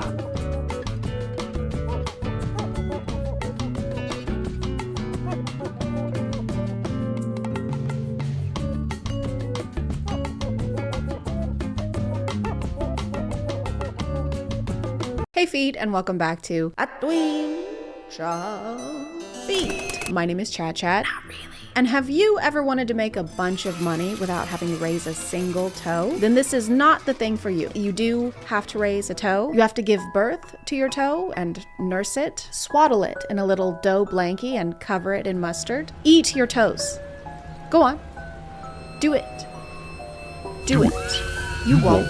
There's just something about companies that advertise exclusively on TikTok that make me go, huh, why are they doing that? I wonder. Probably a good reason. I trust them. A good example of this would be Bang, the Bang energy drink company that would sponsor TikTokers and not really care if they disclosed the sponsored aspect of the videos. I've always wondered what would happen if you trapped smoke inside of a box, so I tried it for myself. And it could be a little difficult to tell sometimes because the drink wouldn't be incorporated in an obvious way and would just kind of be sitting in a corner somewhere. Kind of like all the Coke products in Footloose. A terrible movie, by the way. I don't care if it's a classic. The pastor's daughter should have been the main character. She was already dancing before he showed up, and then she researched and wrote the argument that resolved the entire movie's conflict, and he got the credit for it. Kevin Bacon was basically a puppet in high-waisted jeans. Anyway, speaking of loose feet, today we're going to be taking a look at the website known as Feet Finder. YouTube, if you're listening, this is a website made for people to find their feet after they've misplaced them somehow, like in their airport luggage or in an Uber. No one is coming to the feet. The feet are coming to them because they were lost. But now they're found and covered in jizz. Feet Finder is a website where you can exchange photos of your grippers in exchange for legal tender, currency, Benjamin Franklin's. At least that's what their advertising wants you to believe. In reality, you can probably expect to see a lot more George Washingtons or Paul Bunyans. But what do I know? I haven't tried the service. I can't speak on how profitable it actually is, so we'd better consult some experts. So my girlfriend got dummy rich from Feet Finder. We flew to LA because she needed a new car. She looked at a few supercars, then decided the G63 was the move. Then cruised down PC8 and went back to her beach house in Malibu. Setting aside the fact that this is not a car dealership, but a car rental place in LA, and this is more than likely an Airbnb that they're in, it's kind of a weird marketing strategy to take us on a tour and show us all the things that you can afford. They can't afford them, they're all rentals. And act like you can afford them because of this service you're promoting, but you have the money because they gave you the money and not because you made money by using the service. It's just that if Matthew McConaughey couldn't afford a Lincoln, I think it would change the messaging in those ads. They say perfection is not attainable. I guess they never owned a Lincoln. I know I haven't. Have you seen how expensive those things are? Anyway, you should get one, I guess. Lincoln. LinkedIn. Find me on LinkedIn. I need a job. All right. Thank you to Raycom for sponsoring today, and let's get back to the video. If you already have a mansion, which who doesn't, you can also use Feet Finder to pay off your student loans. So my first paycheck from Feet Finder just came in today, and we're gonna use $100K of it to pay off my roommate's student loans. Oh, what is this? Just student loans, bro. This is the only way you're allowed to pay off someone's student loans. Hey, so you mean a lot to me. Aww. And you've always supported me. Of course. So I wanted to show you some love in return and throw a leather bag at your head as hard as I can. You do that for me? Feet Finder came through, I got you. No way. Oh, from Feet Finder? Yeah. Yo. Yeah. Come downstairs. Come on, talk about it. Okay. What could that have been? Oh, no. Bro! New whip? This is yours? All the money that you gave me? I blew it. Aw, man. Instead of paying off his student loans, he bought a car, van, truck thing. If the human centipede was made of Jeep Wranglers, that's what he bought. Imagine giving someone $100,000 and then they go out and buy a real life-sized Hot Wheels car. So the plot is a little convoluted, but they do manage to say the name of the website at least 5 times throughout the video. Feet Finder, Feet Finder, Feet Finder? Feet Finder. If you make $100,000 using this website, that's incredible. Kudos to you. Kudos to your toes. Kudos. It's just kind of weird how they keep shouting out the website. Like, you don't usually shout out your employer every time you get paid. Just got my first check from the sperm bank. Oh, nice. Yeah, I'm thinking about getting the ugliest car imaginable. Wow, is that a good idea? I mean, yeah, the sperm bank's got me covered. Covered in what? Dude, what? Why are you like coming for me? But I'm not coming for you. I'm not trying to. You should be coming for the Rosewood Sperm Bank on 24th Street. Business hours 8 through 5, closed for all of November. Some of the promos have this fun little spin where the person making money from the website is using someone else's pictures. Hey, you coconut head, what is this? It's my paycheck for Feet Finder. Oh my god, I cannot believe you are uploading fake pictures on the internet. Mom, it's not mine, it's my brother's, your son's, you know? I take it when he's sleeping. If you don't want to use pictures of your own grippers, that's okay. Just use someone else's without their knowledge or consent, like a crime. Babe, what did you just say? You post my what on where? I just posted your feet pics. Why are you posting my feet pics on places?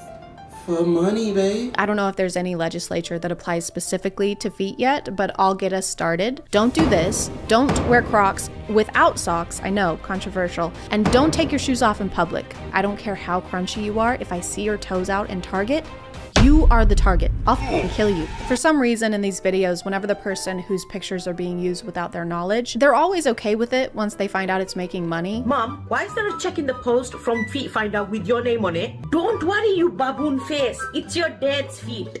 How much is that? You asking too many questions. Just keep sending me pics. 50-50? 50-50 what? Because it's fine to do morally ambiguous things, as long as you're making bank. If I steal your kidney, hypothetically, this is just a hypothetical, as long as I sell it on the dark web and split the proceeds with you 50-50 or 70-30 or 97-3, you know what? We'll talk numbers once the anesthesia wears off. The brand has to approve these before they can get paid. So the actual company looked at these and said, good, this is great. We approve of this. It's good. And it aligns with our mission statement. That gets the stamp of approval. Another method in some of the promos is to integrate them into street interviews. They're usually in the ones where the guy goes, how much money do you have in your bank account? $400. And what do you do for a living? Your mom. Awesome. Thank you. Oh my God, that's that girl from the last Feet Finder video. Do you remember me? How's work been? Good. Still making that bag. Just paid cash for a new car, so. Damn! What kind? Alfa Romeo Giulia. Is that a Lady Gaga song? Alfa Romeo Giulia. I like to think he has no idea what kind of car that is, but he just has to pretend to be impressed. So what kind of car'd you get? An Ford Romeo Capulet Montague. Nice. What did it cost? Tragedy. Can I go for a ride? Gold digger status? Gold digger status? It sounds less like she's calling him a gold digger and more like she wants a status report. Gold digger, what's your status? At a beauty salon with a baby Louis Vuitton under my underarm, sir. Copy that. This one does at least disclose the sponsors, so kudos for that. Some of the other videos have entire storylines where Feet Finder is like the hero that swoops in to save the day.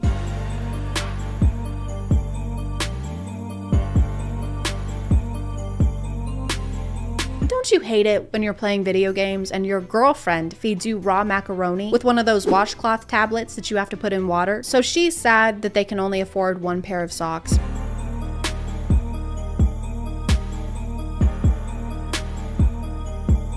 Because he keeps eating all of their socks on top of raw macaroni. When we say macaroni and cheese, the cheese is not supposed to come from between your toes. So he ate all their food, took her socks, and then when he sees her crying, he says, "Babe, I know what will solve your problems. A side hustle."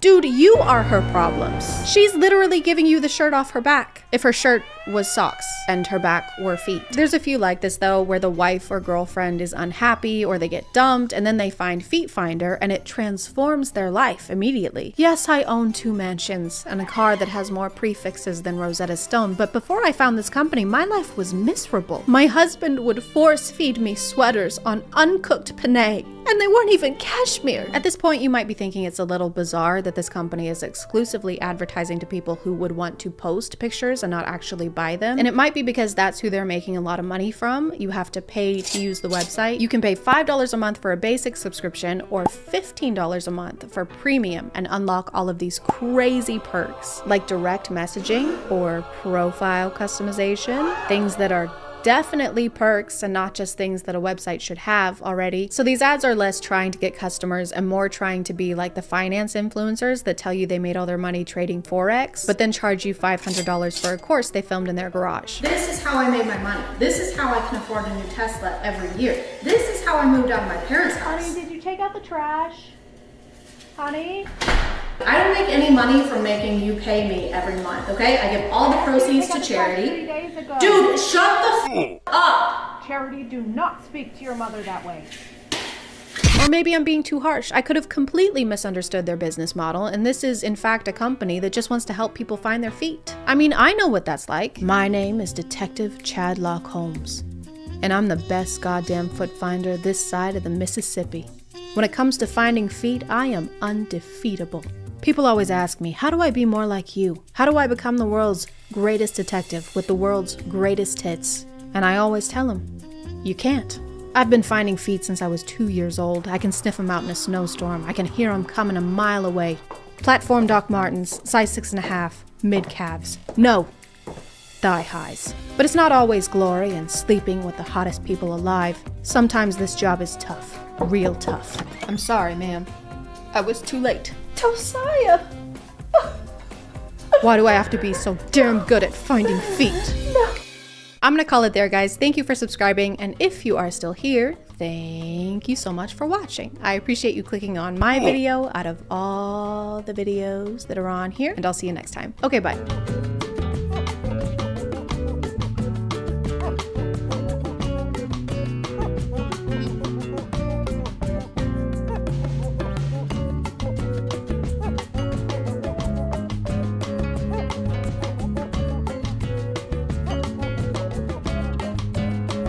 Hey guys, and welcome back to your minimum wage job. I'm your manager, and no, I don't care that your grandmother is dying. I will see you at 5 a.m., and no, I will not stand up for you when influencers berate you for not giving them enough chicken al pastor. Manage this, idiot, loser, a twinge of cringe. My name is ChadChad. And why are we harassing Chipotle workers? Why are we doing that? What's going on? There's been a trend recently where people will go into their nearest Chipotle restaurant with a camera, whether it be an iPhone or a full-fledged filming crew, and point it at employees while ordering. Why are they doing that? Is it because they have a deep appreciation for the art of burrito folding? Is it because they've never been to a Chipotle before and they want to marvel at the decor style? I don't know if that's a decor style. I'm not Joanna Gaines, but it's actually none of these. Filming workers while they're making your order was recently rumored to be a kind of life hack that will get you bigger portions and more food overall. But I think the instructions got scrambled like in a game of telephone, because some people heard, wait, so you're saying if I'm mean to service workers, I'll get more food? No, that's not what I said. I didn't say to do that. I'm gonna be mean to them. You shouldn't do that. I didn't tell you to do that. I'm gonna do it anyway. I want to do it anyway. A lot of this started when Keith Lee reviewed his usual order from Chipotle and made a couple comments about the quality. Chicken here. Yeah, see, I don't see no chicken at all.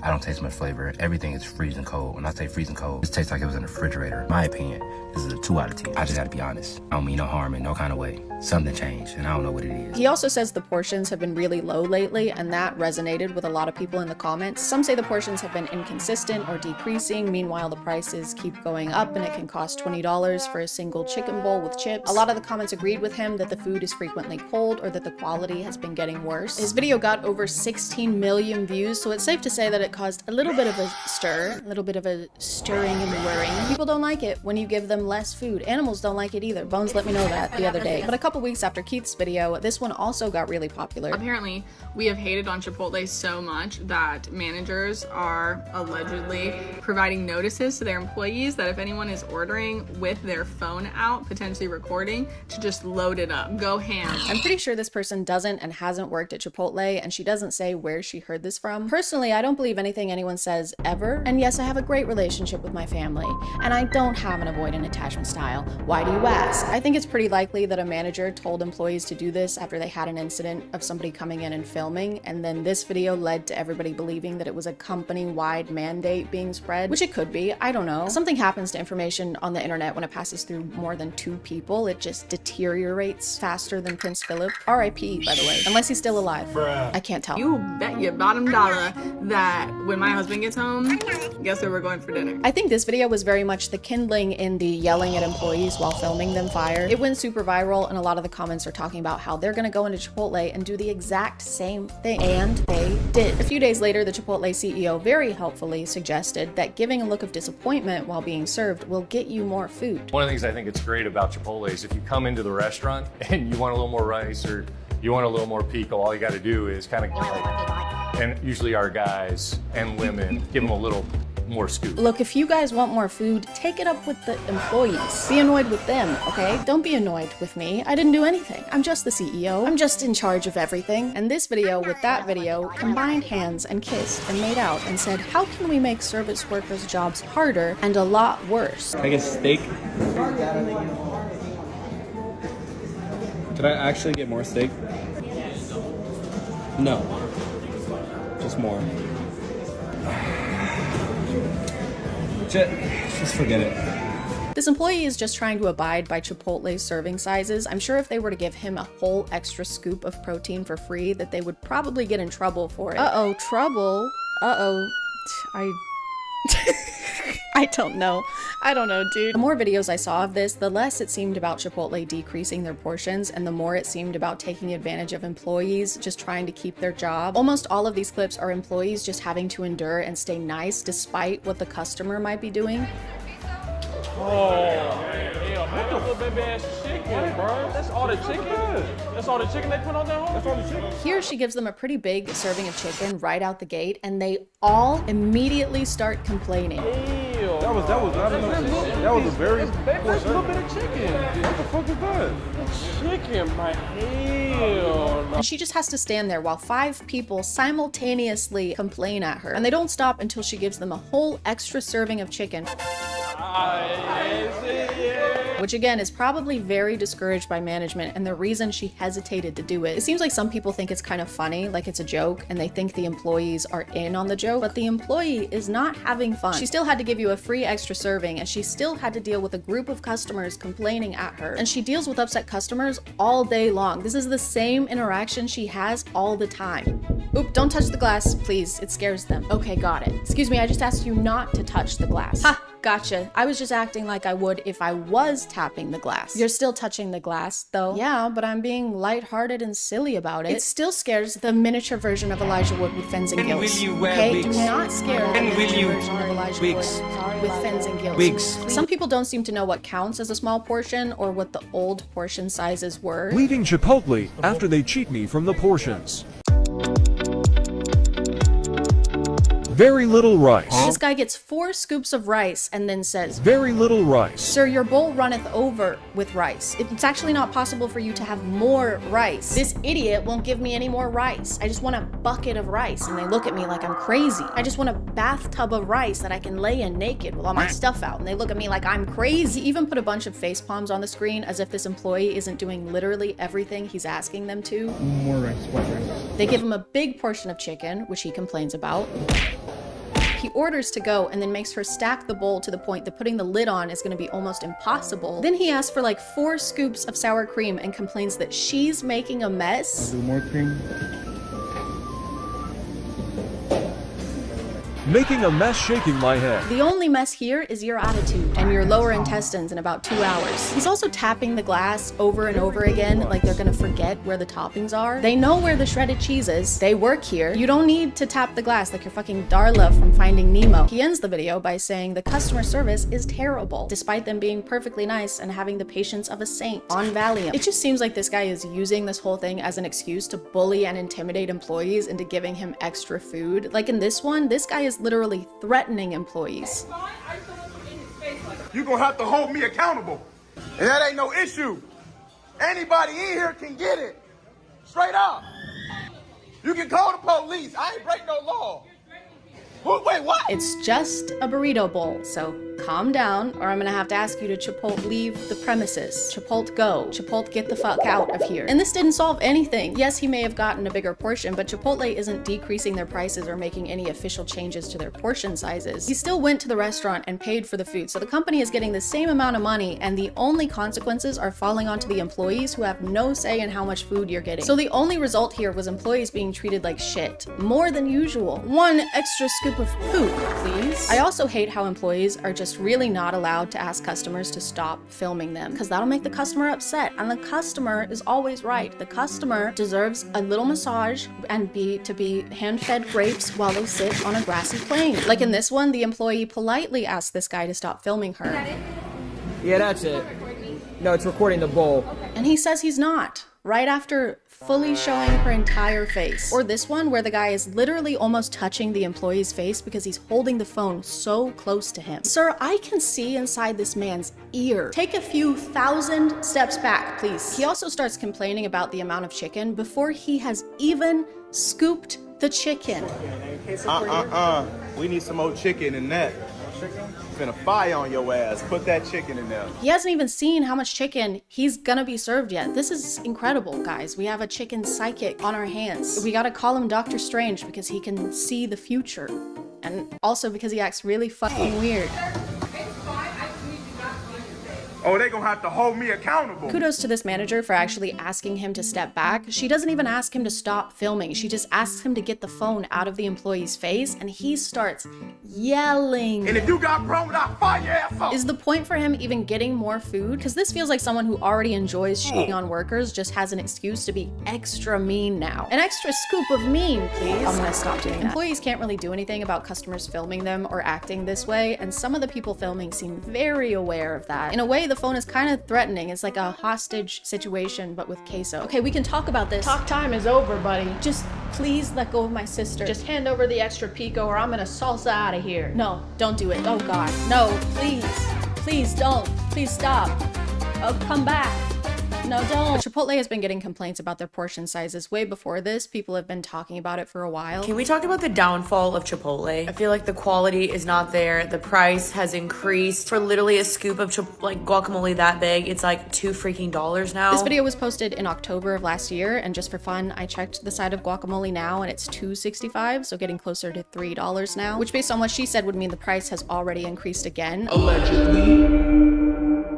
She also mentions the cost of the bowl has gone up too. Plus this one little bowl used to cost me $9, I remember. $14. So $5 more for the same size bowl is an increase of something percent. I don't know. I was homeschooled. My math lessons were counting how many wives Abraham had or how many vaccines I didn't have. I don't really eat at Chipotle and haven't much in the past, so my opinions are all based on other people, just like my personality and sense of style. But even though I don't have that information based on personal experience, if you're wondering if I believe a corporation has been increasing their prices allegedly while decreasing the amount of product you allegedly get, while their employees' wages allegedly stay pretty much the same, yes, I do believe that alleged thing would happen allegedly. The natural next step in this video feels like I should order from Chipotle, but that just gives them more money while they're allegedly giving us less food. But they have to increase the prices. Guys, the CEO made less money last year. He only made $17.2 million instead of the $38 million that he made in 2020. What's he supposed to do? Have 5 tennis courts instead of 6? Let's not be rash. Let's not be hasty. Let's not do anything crazy insane like that. So I won't be doing that, but I still want to degrade someone on camera while they make me food. I can't just miss out on that. Hey, can I get turkey? Of course. What else? Very little turkey. Can I just get more turkey? Some more. Yeah. Some more turkey. Okay. More turkey. Would you like any cheese with that? Oh, okay. Okay. Some more turkey, please. Oh, I gotcha. It'll make you happy as a customer, yes. Additional turkey. Yeah, could I get some more turkey? Right there. The turkey's actually... Okay. And could I also get a side of turkey on the top, please? Side of turkey on I'm the top. disappointed on the top. I am doing Terrible my best. customer service for real. So much turkey. Trying to get me fired. Just one more. I know the CEO. We're mutuals. Where?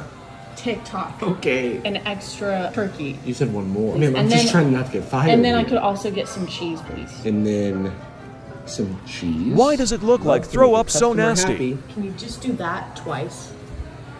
All right, so you see how like this is this? You want an additional 14 pieces of turkey and I would one like- piece of cheese? I'm the customer. And These I'm a NPCs customer think who I would don't like have an places to be. 14 pieces of Okay, turkey. I was just clarifying. Yeah, no, she said more. If you could also hurry. Here to make your day. Thank Just you. doing my job. Wow, thank Doing you my so job. much. Some more turkey. And if you don't give it to me, I'm gonna walk I out. feel like it might be good for us if you walk out. But you've already made it, so like this is just gonna go to waste if you don't give it to me at this point. I mean, I could feed this to my family. You have a family? You're not real though. You're just here to make the food and then... No, I'm a three-dimensional person with a whole life. I have kids. I didn't know. Can't make a turkey sandwich, but can make a baby. Make it make Hey, you sense. know what? I get it.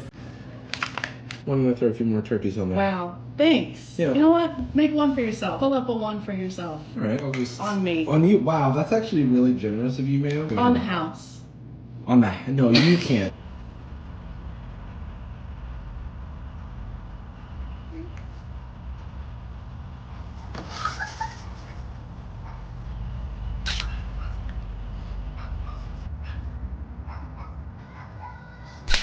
I'm gonna call it there, guys. Thank you for subscribing, and if you are still here, thank you so much for watching. I appreciate you clicking on my video out of all the videos that are on here, and I'll see you next time. Okay, bye.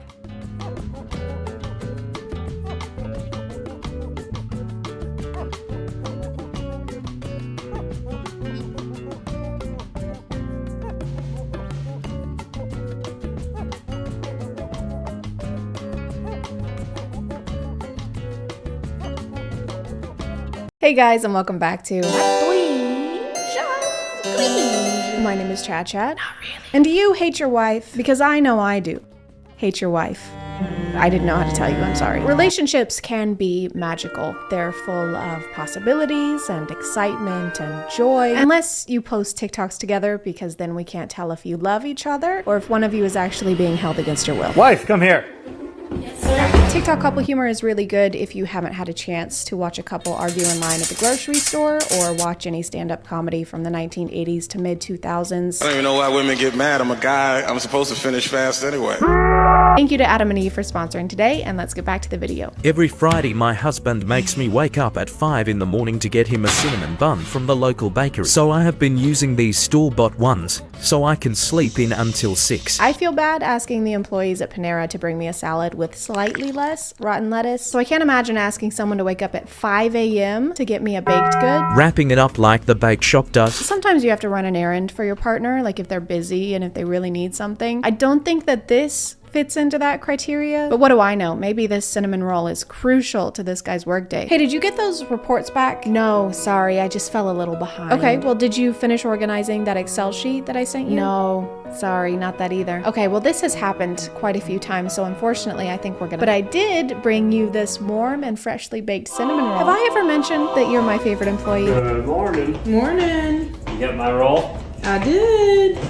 It was still warm. So clearly he couldn't get the roll himself because he was too busy sleeping. And then he barely acknowledges her before asking about it. You got my roll? Oh, hey, honey, how'd you get my roll? I was thinking maybe we could go out. My roll, though? I just fell and twisted my ankle pretty bad. My roll? Honey, I'm on fire. Roll? My husband tracks my activity throughout the day from my watch, but I'm lazy.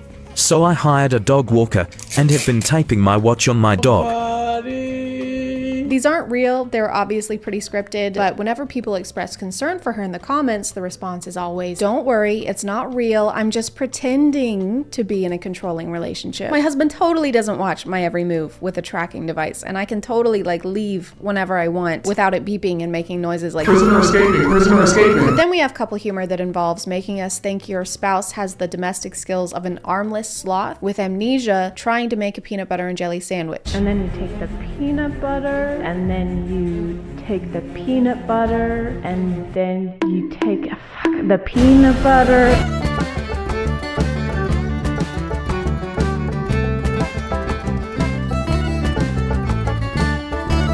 This is kind of a weird format because the funny part is showing us a major red flag disguised as a quirk. Just a silly little quirk where your partner makes your life a living hell. Roger was being so sweet today. He gave me the night off. Oh, that's so sweet of him. And I only had to bring 5 of our 10 children. Of course, yeah, just the 5. And then I also had to cook for all 12 of us before we left. Everyone's got to eat. And then he made me promise not to ask him for any favors until 2043. That's only a couple years from now. But I'm feeling so relaxed and... Hang on one sec. Hey, hon. How the f do I make a Lunchable?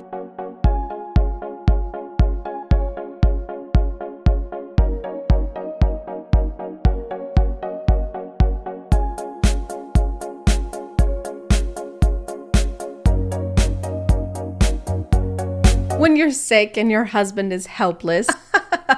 No, stop it. That's not cute. He's not helpless if he's choosing to be helpless. That's an oxymoron. Emphasis on the moron. Kind of feels like you're trying to convince us with this caption. Guys, isn't it so funny, that thing that every spouse, all of our spouses do, where even if you're on your deathbed, they want you to go get a cinnamon roll? Isn't that so silly? I'm rolling in my grave right now. Then we move on to the classic couple humor, the tried and true, the pastry resistance, the good old why the fuck am I married to this person, where you don't hate your spouse, obviously, you just hate every single thing about them. How long you been married? 42 years. How was that possible? I count in dog years because my wife's Makes sense. Do y'all like each other? Or I feel like we should have outgrown this type of humor by now. Just like we should have outgrown having a Supreme Court full of people who have existed longer than color television. I count in dog years because my wife's I feel like there has to be couple humor where you don't make everyone think you're on the brink of divorce. If you're gonna stay together and make this type of content, at least make it seem like you're happy sometimes. Like maybe just a quick reminder would be nice. I hate you. Well, you're a little bitch and I wish I'd never met you. Hey guys, even though we don't always get along, we still really do care about each other. That's right, honey. We really do love each other. Deep, deep, deep, deep, deep, deep, okay, deep. That's deep. Okay, that's deep, deep, deep, deep, deep, deep, deep. Okay, that's deep enough. Deep. Daddy, how does it feel to be married? Imagine deleting all the games from your tablet and having only one game. Oh good, we're already passing it along to the next generation. This kid isn't even old enough to tie his own shoes, let alone think about tying the knot. Poor kid probably just gained consciousness a few months ago and his dad is already like, remember son, marriage means that your wife deletes all the games you love from your iPad because she's a meanie. Your wife's gonna smash your iPad and you're gonna be miserable. Why are you crying? So I decided to take you to Louis Vuitton for your birthday. Nuh-uh. Yeah. Seriously? Serious, let's do it. Yes! I can't believe you're getting me a Louis Vuitton. What? I said I was taking you here. I didn't say I was getting you one.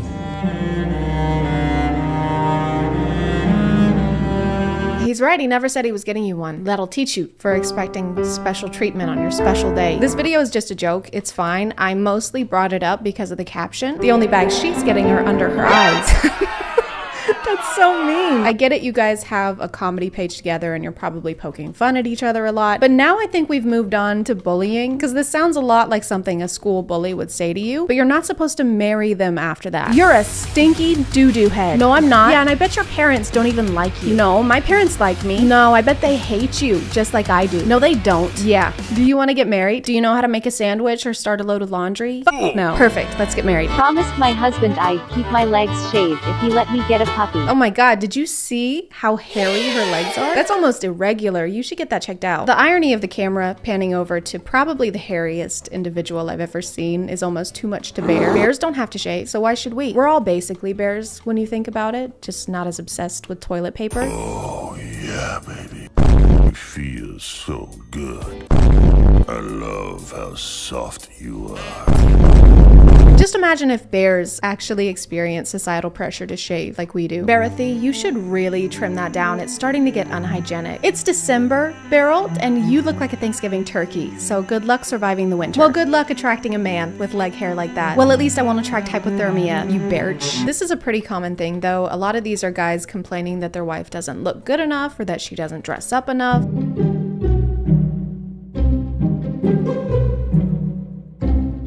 As if they were expecting their wives to wear false eyelashes and bustiers to clean up baby vomit. They act like they were scammed in a way, like they didn't sign up for this and wanted the ossified filter in human form. Nothing is more important than wearing full glam, ladies, not even cinnamon rolls. All I have to do is administer this antidote and it'll stop the poison from reaching your heart. Okay, but wait, what? It's just, you're not wearing any mascara. Oh my god. I totally forgot. It's okay. It happens to all of us. Well, not me. I'm a guy, so I'm allowed to exist. There. Is that better? So much better. Okay, good. It is too late for you now, though. It's okay. Just tell my wife I hated her. Of course. Hey, how do you make a floor cleaner out of a dishwasher? I don't know. You hand her a broom.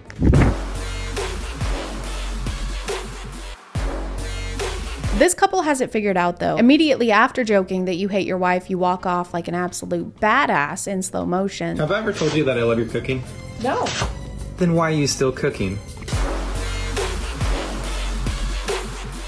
So I think that this is the key to an unhappy marriage, guys, and this is the standard that we should all be living up to. Man, I wish I was that vacuum. Why, so you'd finally be helpful around the house? No, I forgot why, because listening to you talk is so boring. Hey, love bug, have I ever told you that you're the most beautiful woman I've ever seen? Aw, honey, no. That's because you're not. Hey babe, how do you turn your husband into a Godier? What's a Godier? By handing him divorce papers. Now you're just somebody that I used to know. I'm gonna call it there, guys, but before I go, we hit 1 million subscribers, and that is insane. I wasn't expecting to hit this milestone, so I don't have anything. I'm destitute. Please help me. No, but I have things in the works, and that's something I can say now that I'm a real YouTuber, that I have things in the works that I can't wait to show you, but unfortunately they just weren't ready in time because this came up so quickly, which I'm not complaining about at all. Thank you all so much, and if you are still here, thank you so much for watching. I appreciate you clicking on my video out of all the videos that are on here, and I'll see you next time. Okay, bye.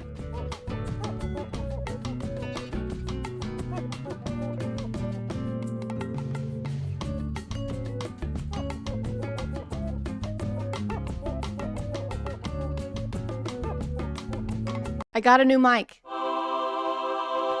It's wearing a sock. But the good thing about it is that I can move wherever I want and you can still hear me. See? Look, you can even talk to this guy. She forgets to put on deodorant. She smells like and I don't even have a nose. It makes me sick. Never mind, don't talk to that guy. A twin glitch. My name is ChadChad. Not really. And today we're gonna talk about sauce. Small sauce, big sauce, blue sauce, pink sauce. You can eat it in the car, or you can eat it in the ER. Chances are you've heard of the infamous pink sauce on TikTok, and if you haven't, what's it like? Outside. Are there still trees? I remember those. Pink sauce blew up a few months ago, figuratively and then literally. And yes, I said months. ChadChad being late to a topic? That doesn't sound like me. You're thinking of bad ChadChad. Hey, what's up? My arch nemesis. She just learned about pink sauce because she only watches reels. Have you heard this? I have seen that. Yeah, I have. She's a fucking monster. The creator of pink sauce, who goes by Chef P, invented what a lot of reviewers are calling pink ranch. It's a dipping sauce for salad, fries, your pregnant wife at a Nickelodeon-themed gender reveal. I think the main appeal was just the novelty of it. Dipping sauces aren't usually pink, and so when they are, we're curious. It's kind of like those ketchups from the early 2000s that were like purple and blue. It's still ketchup, but now your poop looks like it belongs in the Blob Opera. The initial recipe for pink sauce had pitaya or dragon fruit, garlic, raw honey, lemon juice, oil, and milk. And a little known fact about milk is that it goes bad. The shelf life for milk is barely. You have to shoot milk from the udder straight into a fridge, otherwise it sours mid-squirt, like a 3 a.m. Tinder hookup. Some people's orders showed up like this, with the bottles popping open and dripping all over. This! It don't even say pink sauce on this. Oh my, it's gone. There's nothing else in here. Like, it's gone. The pink sauce Cause y'all cancel. waited this long for nothing. This is, no ma'am, we're not trying this. It stinks like throw up. No, not gonna work. And some of them looked like they had maybe been shipped out in just a piece of paper with the label slapped on top of it. Hi, I'm editing. She's also almost showing people's addresses and information during this video, so that's good. I looked up the type of parcel that she's using to ship these. Blah, blah, blah. They are handled more often. This makes it more important to properly package items that are more easily damaged. Just because the sauce is bubblegum pink doesn't mean you can ship it like chewing gum. This is how it feels to chew 5 gum. This is a wet envelope? Stimulate your senses. Is that honey mustard? Stimulate your senses. No thanks. Come on, stimulate yourself. Right here? Yes. But pink sauce is not the only example of people selling questionable food on TikTok. A more recent one came from an account called Pickle Me Everything, another TikTok creator making and selling products right from her kitchen counter. Bloody Mary pickles from Pickle Me Everything. Oh my gosh. Look how juicy. You've never tried pickles like these. And like the name implies, she pickled everything. Bell peppers, cauliflower, grapes, botulism, mangoes, your mom. They started getting reviewed by bigger accounts, which of course led to orders piling up, allegedly over 10,000 of them. I am a huge onion fan. Okay. Love, love, love them. I never thought onions could get any better than they already are. That's a good spice. I like that though. But then pickling things went sour. With all the orders going out, people started to notice that the canned lids were popping. Sorry, in a bad way. As someone who cans for a hobby, let me show you one quick and simple way to find out if something you receive is safe to eat or not. This is some jam I made over the summer. If something is not properly sealed, you will hear this noise. This is obviously open, I've been using it. This is sealed. No movement. Some orders would show up leaking in the box, or if you were really lucky, they showed up in a plastic bag. I love pepperoncinis. I'm gonna empty it in here. Mocha is still fighting with the trash can. Ooh. Would you like an improperly sealed can or a condom full of mixed veggies? Both will kill you, and both of them glow in the dark. So to address the leaking and people's concerns that the jars seem to not be sealed, she went on TikTok to clear the air. If it comes minor leaking, it is hand sealed, not pressure cooked, no can, nothing involved. Alright, so this person is selling pickled vegetables off of TikTok, off of their Etsy shop, and not only is she clearly not canning them correctly, but pickled and canned foods are actually not even allowed under cottage law in California. Don't worry guys, if your jar is leaking, it's because something is terribly wrong. Enjoy your pickles.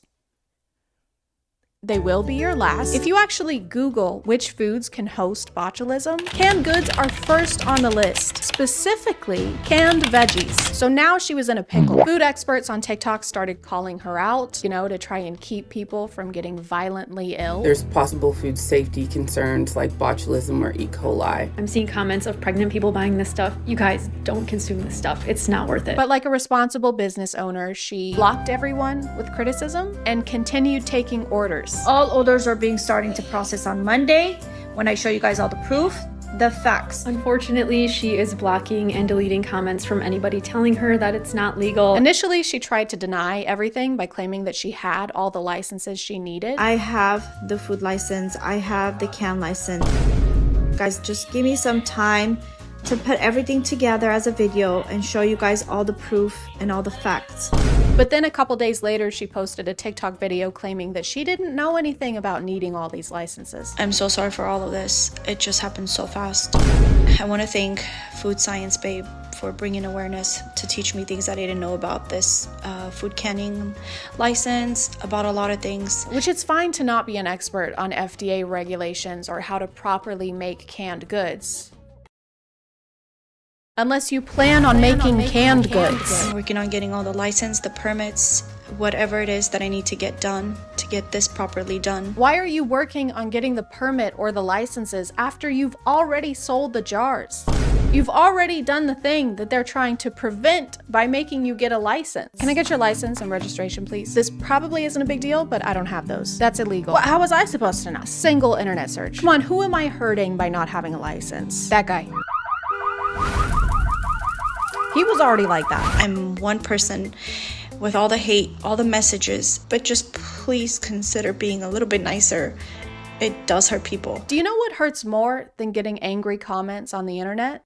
Dying. Botulism is not like a joke illness. It can be fatal. You can't slack when it comes to selling food. There's more rules to it than if you were selling like candles on TikTok, because candles don't go inside you unless it's a Saturday. This was such a hazard that eventually the California Department of Public Health stepped in and issued a warning on buying anything from Pickle Me Everything and recalled all of their products, even saying that if you already bought a product, to dispose of it in doubled plastic bags while wearing latex gloves. They don't even want you to touch it. The recall is for anything that was sold on or before December 18th. The recall reason, possible Clostridium botulinum contamination. Essentially, if you bought a jar of pickled sauerkraut, why? But also burn it, bomb it, code 2319 it. So that seems like the end of Pickle Me Everything for now, which makes sense. Somebody was selling food that wasn't up to code, and so they were shut down and prevented from putting more people in harm's way. And you might be thinking that something similar happened to Pink Sauce, but that would make you an ass. And me an ass. I can't remember the saying, but we're both donkeys, and you can bet your ass on that. Somehow Chef P got invited onto a talk show along with a fellow TikTok creator who had reviewed Pink Sauce in the past. When I went to go open it, something is not right. The smell that's coming out of this bottle, something is wrong. It's rotten. Alex had sent a sample of her sauce to be tested at a lab after concerns that her bottle had gone bad during shipping, because milk tends to do that, and she found loose glitter inside the sauce. There is a piece of glitter inside the bottle. Pretty reasonable. If my dipping sauce seemed like it had been made in a bovine strip club, I would also have some concerns. Like, how many bras do they wear? And do they take debit? But for some reason during this whole interview, the talk show host and the live audience are all on Chef P's side. Okay, but why would I contact someone who's fabricating something on the internet? But nothing was fabricated. To be honest, you're not special. You're not special. Okay? So why should I? Because of her review, Chef P accused Alex of harassing her online. So apparently Alex had contacted the show beforehand and requested not to be seated next to Chef P. So of course the show accommodated by seating them right next to each other. Now, before we go any further, I do have to ask this, Allie, because my producers did tell me that the reason that we had to separate the couches is because you didn't feel comfortable in sitting next to Chef P. We know you had some concerns about sitting next to someone that you have a negative relationship with, so we separated your chairs by 2 whole inches. Oh, and also she's gonna hold your hand. Actually, you know that thing that your siblings do where they pin you on the ground and the spit slowly falls out of their mouth and onto your face? She's gonna do that too. Hope this is okay. Kind regards. I think this is a moment of reflection. Absolutely, and I think it's a moment of learning on both parts. I think the learning is more on your part. Yes. Okay. And that's being real. The host chastises Alex for affecting Chef P's safety by posting a negative review of her sauce. Her business, her livelihood, her safety is being affected now. And I forgive you. But has nothing to say about the health and safety Chef P affected by selling food without knowing what FDA stood for. What do you mean FDA approved? I don't sell medical product. The pink sauce is not a medical product. Not only is milk unsafe, but garlic and oil at room temperatures can also lead to botulism. At some point, Chef P claimed that the milk being used in the original recipe was powdered milk, but she also claimed that the garlic in the recipe was not raw garlic, and I guess forgot about the video she posted where she's using raw garlic. And And then to finish off your homemade apple juice, I just like to add 2 shots of freshly ground urine. Did she say urine? I think she said urine. Hey, I don't think you're supposed to put pee inside the apple juice. And by the way, there's no piss in this apple juice. Chef P also chastises Alex for posting her review on TikTok instead of coming to her directly. You could have contacted me directly. No, you could have reached out to me like, hey girl, you know what? Take this step. Did you research this? Did you check out your packaging there? Of course you would prefer a customer comes to you in private with a safety concern, because then it's private. So please, private message me if you have a concern or if you're not happy the way I did something. You can keep all the things you've done incorrectly a secret. I don't understand why you had to go all public with this. You should have just come to me in private. You killed my husband in a hit and run. He was already like that. After the online buzz died down, Chef P partnered up with a company called Dave's Gourmet, and pink sauce is now being mass produced. They're officially FDA approved and being carried at Walmart.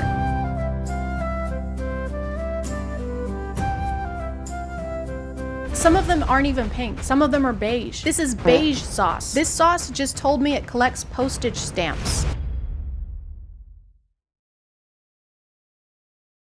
I rest my case. But I guess not all Walmarts carry it because I ended up having to order mine online.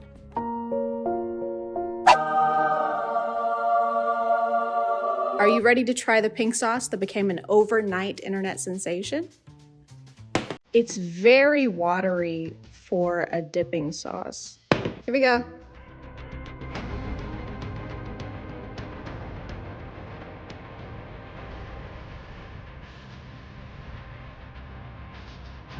I think the only reason people are gonna buy this is because they want it to be bad, and it's not. It tastes okay. Sweet and tangy. There's not really any sweet, it's just tangy. But my favorite part of pink sauce is that it tastes like ranch. It even has ranch flavor listed in the ingredients, which is kind of like Coke listing Pepsi as an ingredient. But you know what they say, if it looks like ranch, it smells like ranch, tastes like ranch, it's made of ranch, it's pink sauce. I'm gonna put it in my mouth.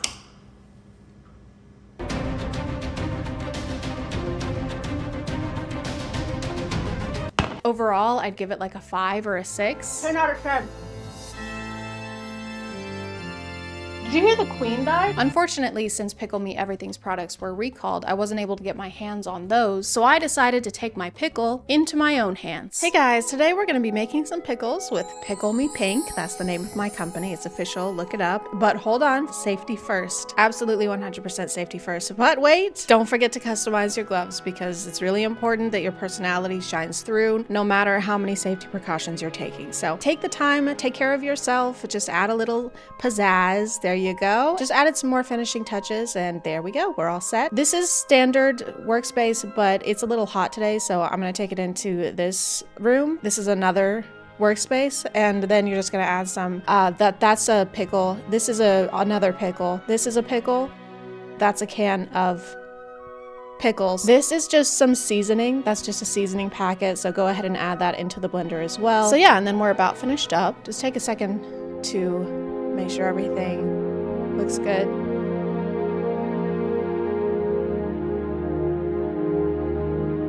So then you're just gonna add your liquid, but you don't wanna use the sink water. You wanna use this water. It just has more flavor.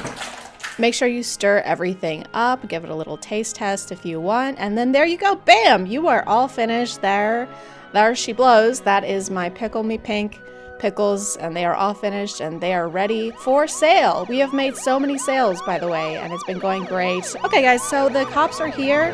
Not really sure what they're doing.